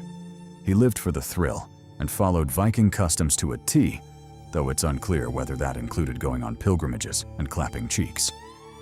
Ranked 6th was the second maiden on the list, and also the first support talent user to ever enter the God tier ranks, Colonel Bree Williams. She's cool and all, but after seeing the Nubian Queen Zuri, not gonna lie, she's kinda mid. Ranked 5th was a Kakuzu-looking bastard named Minamoto no Isamu. It was revealed that, although he's ranked 5th, Kode keeps a close eye on him because he was once imprisoned in Patmos. At 4th rank was the most secretive and elusive member of the God tier, Abijah. Not much is known about him, only that he oversees some of the most covert operations in the world. At 3rd rank was Kofi Akan, the youngest God tier to ever enter the top 3. Although he's only 27, his talent is so absurdly overpowered that nobody dares challenge him. Plus, he seems like a chill and laid-back dude, so why would anyone mess with him? He kinda reminds me of the GOAT, Urek Mazino. Ranked 2nd, and also the God tier they'd spoken about earlier, was Vadik Adelmar. He's the bearer of the Okeanos talent, and one of the Big Four, just like Che and his Ilios talent. As for what the powerhouse was currently up to, nothing much, just moving a freaking island across the ocean as if he were surfing it. Talk about aura farming. Finally, Ian briefly glossed over the strongest of them all, Code's rank 1. He explained that every God tier is strategically stationed in locations where they can provide the most aid and protection to society. That's why, despite being the strongest, the 1st rank is actually the furthest away from the world. Don't worry, that'll make sense in a second. Coincidentally, he also turned out to be related to Andrea, being her great-uncle. Speaking of Andrea, her expression grew somber upon hearing the mention of him. Not because she disliked him, but because she was still saddened by the fact that he hadn't shown up for Leo's funeral. Still, she understood. The homie had a very important job. Gazing up at the moon, she explained that he was stationed at Code's surveillance post, the department responsible for keeping records of every documented Kimyo since 1975. Those records had been continuously updated ever since. Obviously, that's some incredibly important data, and protecting it required the highest level of security imaginable. Not only was it guarded by the strongest individual alive, but it was also hidden in the one place nobody would think to look: the freaking moon. Speaking of which, the scene shifted to the lunar surface. Amid the vacuum of space, we're finally introduced to the strongest and highest-ranked member of the God tier list, Kevin Morales. Leo's brother-in-law, and I'm assuming Elsa's little brother. More importantly, though, you should remember him as the greatest weapon in Code's arsenal, and the only being capable of looking this cool while literally meditating on the surface of the moon. Fuck what everyone else says, this has to be the greatest aura farm of the year. Fast forward to a day later in the Bermuda Triangle. Aboard a ship cruising through the sea, we're reunited with Head Chancellor Abel Legasov and his temporary security for the day, the one and only Inspector Ian. Turns out Abel had some business to handle in Patmos and decided to bring Ian along since he was quite familiar with the facility. Apparently, he used to work there. However, judging by Ian's demeanor, he didn't seem to hold fond memories of the place. In fact, if it weren't for the strict security protocols that made passing information out of the prison impossible, and his desire to prevent the Chancellor from walking into that hellblind, he wouldn't have accepted this assignment. Still, Abel was rather grateful that he did, so he spent the trip chatting with Ian to show his appreciation. He told him about the name Patmos and where the inspiration originated. Turns out it was the place where John wrote the Book of Revelation. In other words, the place where the end was written, which is quite fitting, especially if you associate it with the final destination of the Kimyos imprisoned there. Noticing the coldness in Abel's voice as he spoke about the prisoners, Ian was a bit baffled. He asked him why that was the case and why he seemed to loathe them so much. Abel replied that it wasn't anything personal, just straight-up politics. Matter of fact, he wouldn't even call it hate, but rather the preservation of human achievement. Sometimes to support one thing, you inevitably have to oppose another, even if you don't wish to. Still, with that being said, he'd be lying if he claimed the sight before him didn't put a smile on his face, as it proved that No matter what happened, humans still reigned supreme in that world. Following their little banter, we get a bit of lore about Patmos, or more specifically, the soldiers responsible for guarding it. They are, in every sense of the word, super soldiers. Every one of them is the result of genetic modification, lab-grown from the DNA of the highest-performing humans on Earth, both mentally and physically. They are artificial beings, bred for the singular purpose of becoming apex combatants, a true representation of what the human body can achieve at its absolute peak. It is further revealed that of all the super soldiers bred for warfare, only 3 have successfully integrated into society, thereby earning the right to receive names. The rest are known only by a set of numbers, and obviously Inspector Ian is among those 3. Anyway, with the lore dump complete, we shift to the entrance of Patmos, where 2 familiar faces are waiting. The lovely Miss Sonia Olson, Minister of Finance, and the homie Amare Green, Minister of Border Control and Surveillance, and of course, Chairman of the Waves Associated. That haircut be looking crispy. Joining them was a flamboyant man introduced as E00125998, otherwise referred to by the codename Sir Horseman. He was their host, but also, much to Sonia's displeasure, the Warden. Yup, that highly dangerous place, home to countless dangerous Kimyos, was being run by this cornball. What a mess. Seemingly sensing their doubt, Horseman explained that every guard in Patmos was required to wear a mask to conceal their identity. And as the Warden, he had chosen a horse mask to distinguish himself from his men. Oh, and he genuinely liked horses, so there was that. However, if the ministers thought his eccentric personality carried over into his professional work, then they'd be gravely mistaken. His demeanor suddenly became cold and ruthless, a complete 180 from his earlier flamboyant behavior. He informed the group that there were security protocols they would have to abide by if they wished to remain on the island. And no, none of them were negotiable. Then, as if putting on a performance, he instantly reverted back to his flamboyant persona and warmly welcomed the guests to the prison. Yap, this bastard is definitely crazy, but I kinda fuck with it though. Fast forward to when the group had made their way deeper into the prison, and yes, Horseman was still on his bullshit. They passed by a section that drew Abel's attention, or rather, it was the distant silhouette that caught his eye. Incredibly, even though he hadn't turned around to look, Horseman seemed to notice Abel's gaze and offered an explanation. He told him that was Mr. Legasov, the bearer of the Okeanos talent, and the man responsible for keeping the prison moving. However, meeting him at the moment wasn't advisable, as he was rather pissed about the break-in. Though everyone knew it wasn't his fault, Legasov still blamed himself and took the incident very personally. Ever since then, he'd been on watch 24/7. After following behind Horseman for a while, the group finally arrived at their destination, Patmos's surveillance room. Green, visibly taken aback by the grandeur of the place, asked how it functioned and how many people manned the room at any given hour. Horseman replied that the guards worked in 50 personnel shifts around the clock, which surprised Green because then nothing made sense. How could an intruder sneak into the prison and avoid the notice of 50 guards? Horseman replied that it wasn't nearly as difficult as Green imagined, especially if you used the method the intruder had chosen. First, break into the surveillance room and massacre everyone there. Why waste time sneaking around like a bitch when you could simply kill everyone capable of exposing you? He said it with such nonchalance that the entire room fell silent. Luckily, it didn't take long for the oppressive atmosphere to pass and for the group to begin their meeting. Starting things off was the maiden Sonia, who requested a full debrief. Horseman's assistant, who I'm assuming handled logistics, replied that the intruder worked alone. He first infiltrated the surveillance room and killed everyone there. Then he proceeded to the containment pods and freed everyone he could. Each pod housed 100 inmates, and he managed to breach 80 pods, meaning he freed 8,000 inmates. The entire process took roughly 7.5 hours, which was perfectly timed, considering the surveillance shifts operated on 8-hour intervals. In addition, even Lord Adelmar, the second rank, couldn't do anything about it, as the attack was an internal infiltration rather than the external threats he normally watched for. Nevertheless, that wasn't even the worst part of the briefing.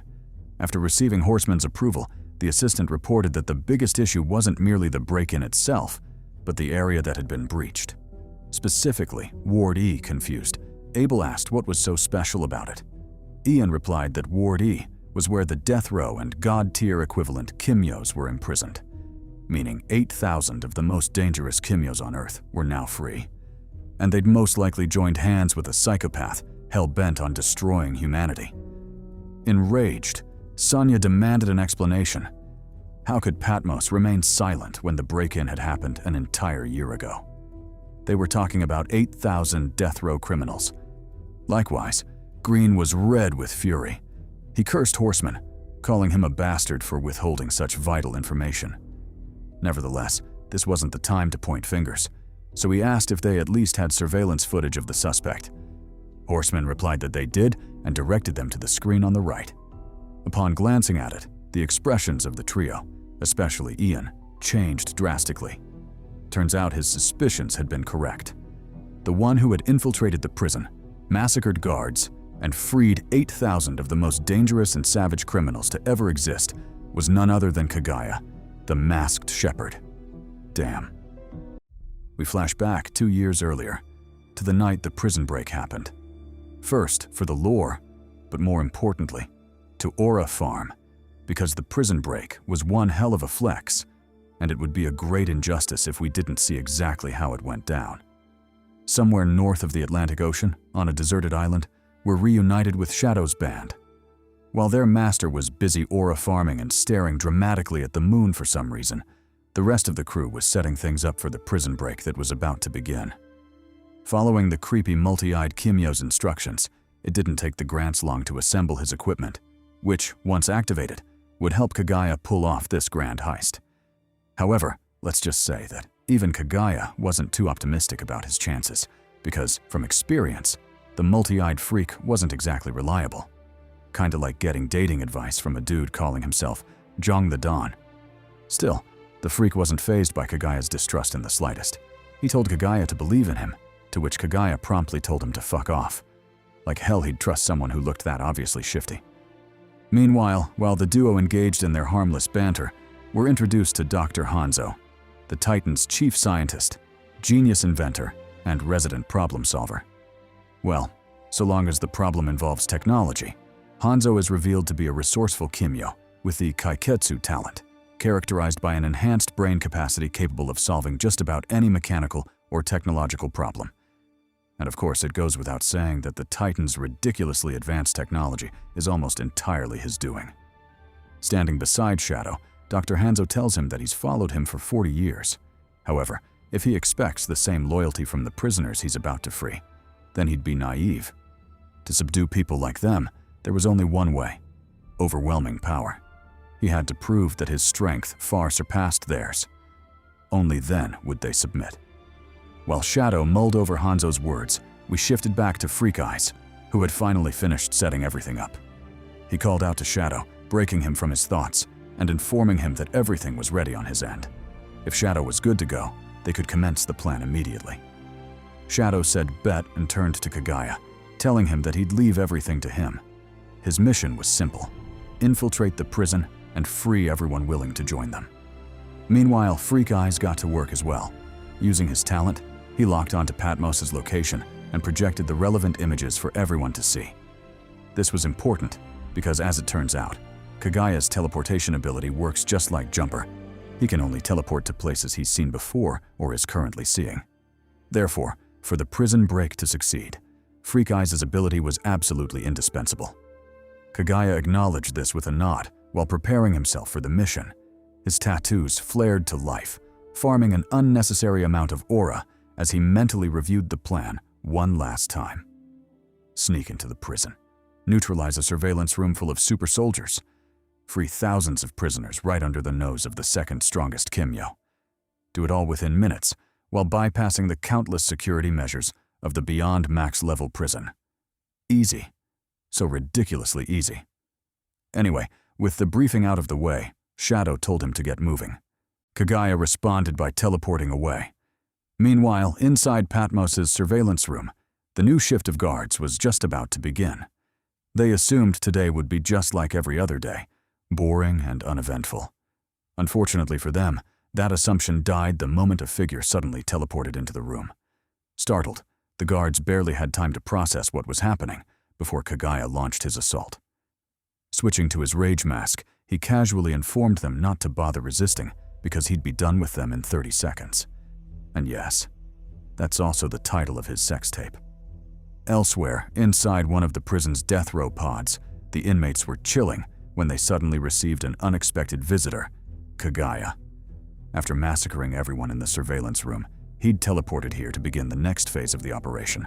However, aside from the initial shock, the prisoners weren't exactly thrilled to see him.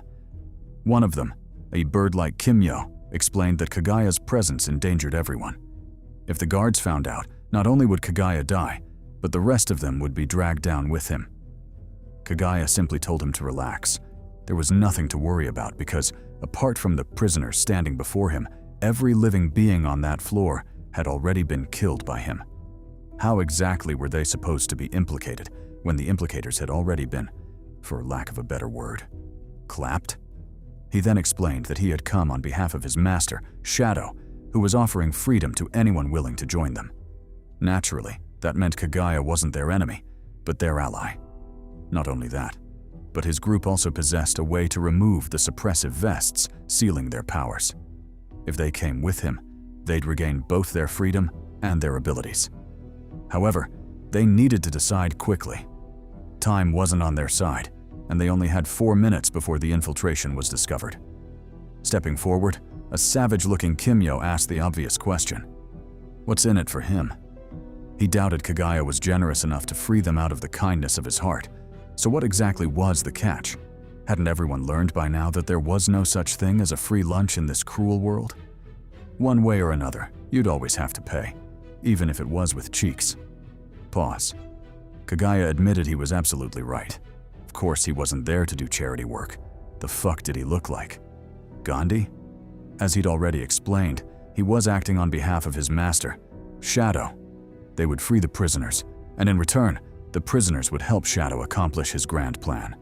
They only needed to work for him throughout the duration of his campaign, after which their freedom would be guaranteed. What they chose to do afterward? That was entirely up to them. They could even start an OnlyFans and sell ass on the low if they wanted. He couldn't care less. Back on the deserted island, the peaceful night was suddenly interrupted by the booming whoosh of a massive teleportation. Kaguya the Shepherd, true to his title, had somehow teleported thousands of prisoners from Patmos, much like a shepherd gathering his flock. Still, this was only the beginning of his absurd feats that night. After settling the freed prisoners, he immediately teleported back to Patmos to rescue the remaining death row inmates.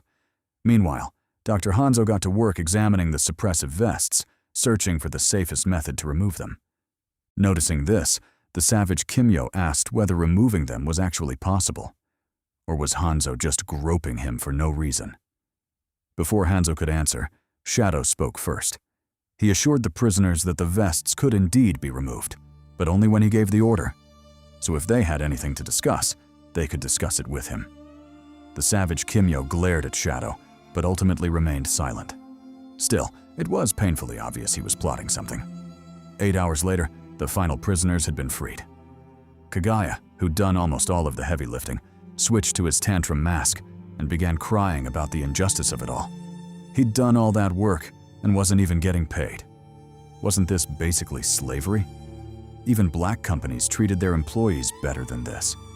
Still, despite Freak Eyes scolding him, one glance at the army of prisoners he'd rescued couldn't help but improve his mood. Speaking of the prisoners, they finally started acting up. Led by the savage Kimyo, they demanded to know how long Shadow intended to keep them chained. Hadn't they already reached an agreement? They would serve him in exchange for their freedom. So why were they still wearing the suppressive vests? Or had Shadow never intended to honor his side of the bargain? Fine, if that was the case, then they'd simply take their freedom by force. Shadow's group was tiny while they numbered in the thousands. Surely they could overwhelm them. Viva la revolution, bitches! Shadow merely told them to save their breath. If they wanted a fight, then a fight they would get. Did they honestly think he was afraid of them? Nah, he was really about that life. If they wanted the fate, he'd make damn sure they got it. Turning toward Hanzo, Shadow ordered him to remove the prisoners' suppressive vests. Hanzo said bet. After a bit of tinkering, every vest fell away. restoring the prisoner's powers. Shadow then looked them dead in the eyes, asking what they planned to do next. Did they still want this fade or nah? The savage Kimyo grinned, replying that of course they did. Did Shadow seriously think they'd serve him just because he asked nicely? To hell with that. Now that they had their powers back, it was much easier to kill Shadow's little group and keep their freedom. Without another word, the prisoners charged. Shadow didn't even flinch. He simply clawed at his own chest and invited them to come. A few seconds later, the fight was over. Shadow clapped them so quickly the author had to hit us with off-screen no jutsu. His strength proved so overwhelming that a single attack subdued, if not outright killed, every revolting prisoner. However, contrary to expectations, the dead were actually the lucky ones. From Kagaya's explanation and the agonizing screams of the survivors, we learned that Shadow's blood technique is far more horrifying than it first appeared. Anyone struck by it has their blood instantly corrupted. Their own cells begin attacking them, devouring their flesh, organs, and everything else from the inside out, until nothing remains except a puddle of blood. That was the fate awaiting everyone who survived Shadow's attack. The rivers of blood they spewed quite literally cast a shadow beneath him, hence the origin of his name. Shadow. Speaking of the fiend, he addressed the survivors one final time. He told them that he'd grant them their freedom. In exchange, they would serve him. Together, they would help him carry out his grand plan: the extinction of humanity and the creation of a world ruled by Kimyos, a paradise for people like them who had been branded criminals and left to rot on death row. Of course, they were free to refuse, but if they did, then they wouldn't need to worry about Patmos hunting them down, because Shadow would kill them himself. He would kill them where they stood. Back in the present, specifically at the Port of Spain police station, we're reunited with the gang. After being ushered in by the rookie Brandon, the guys take turns greeting Ian and informing him that they were there for the meeting he'd mentioned earlier. Ian says he's glad to see them and shows them to their seats. The meeting is just about to begin, so their timing couldn't have been more perfect.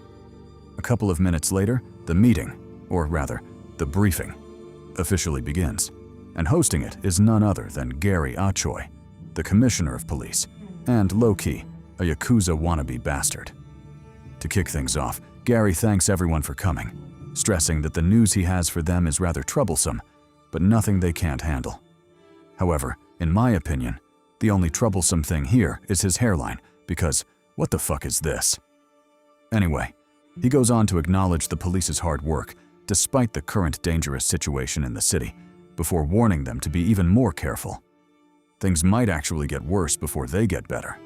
Still, he has complete confidence in their abilities, so he's sure they'll hack it somehow.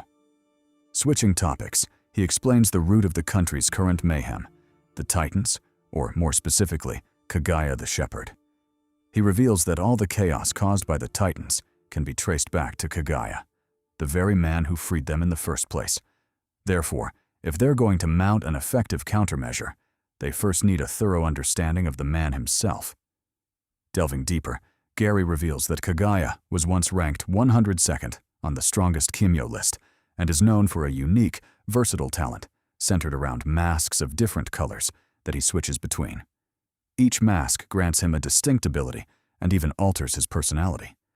The first is the green mask, representing neutrality. While wearing it, Kagaya can transport matter or energy from one location to another. This includes himself and anyone he touches.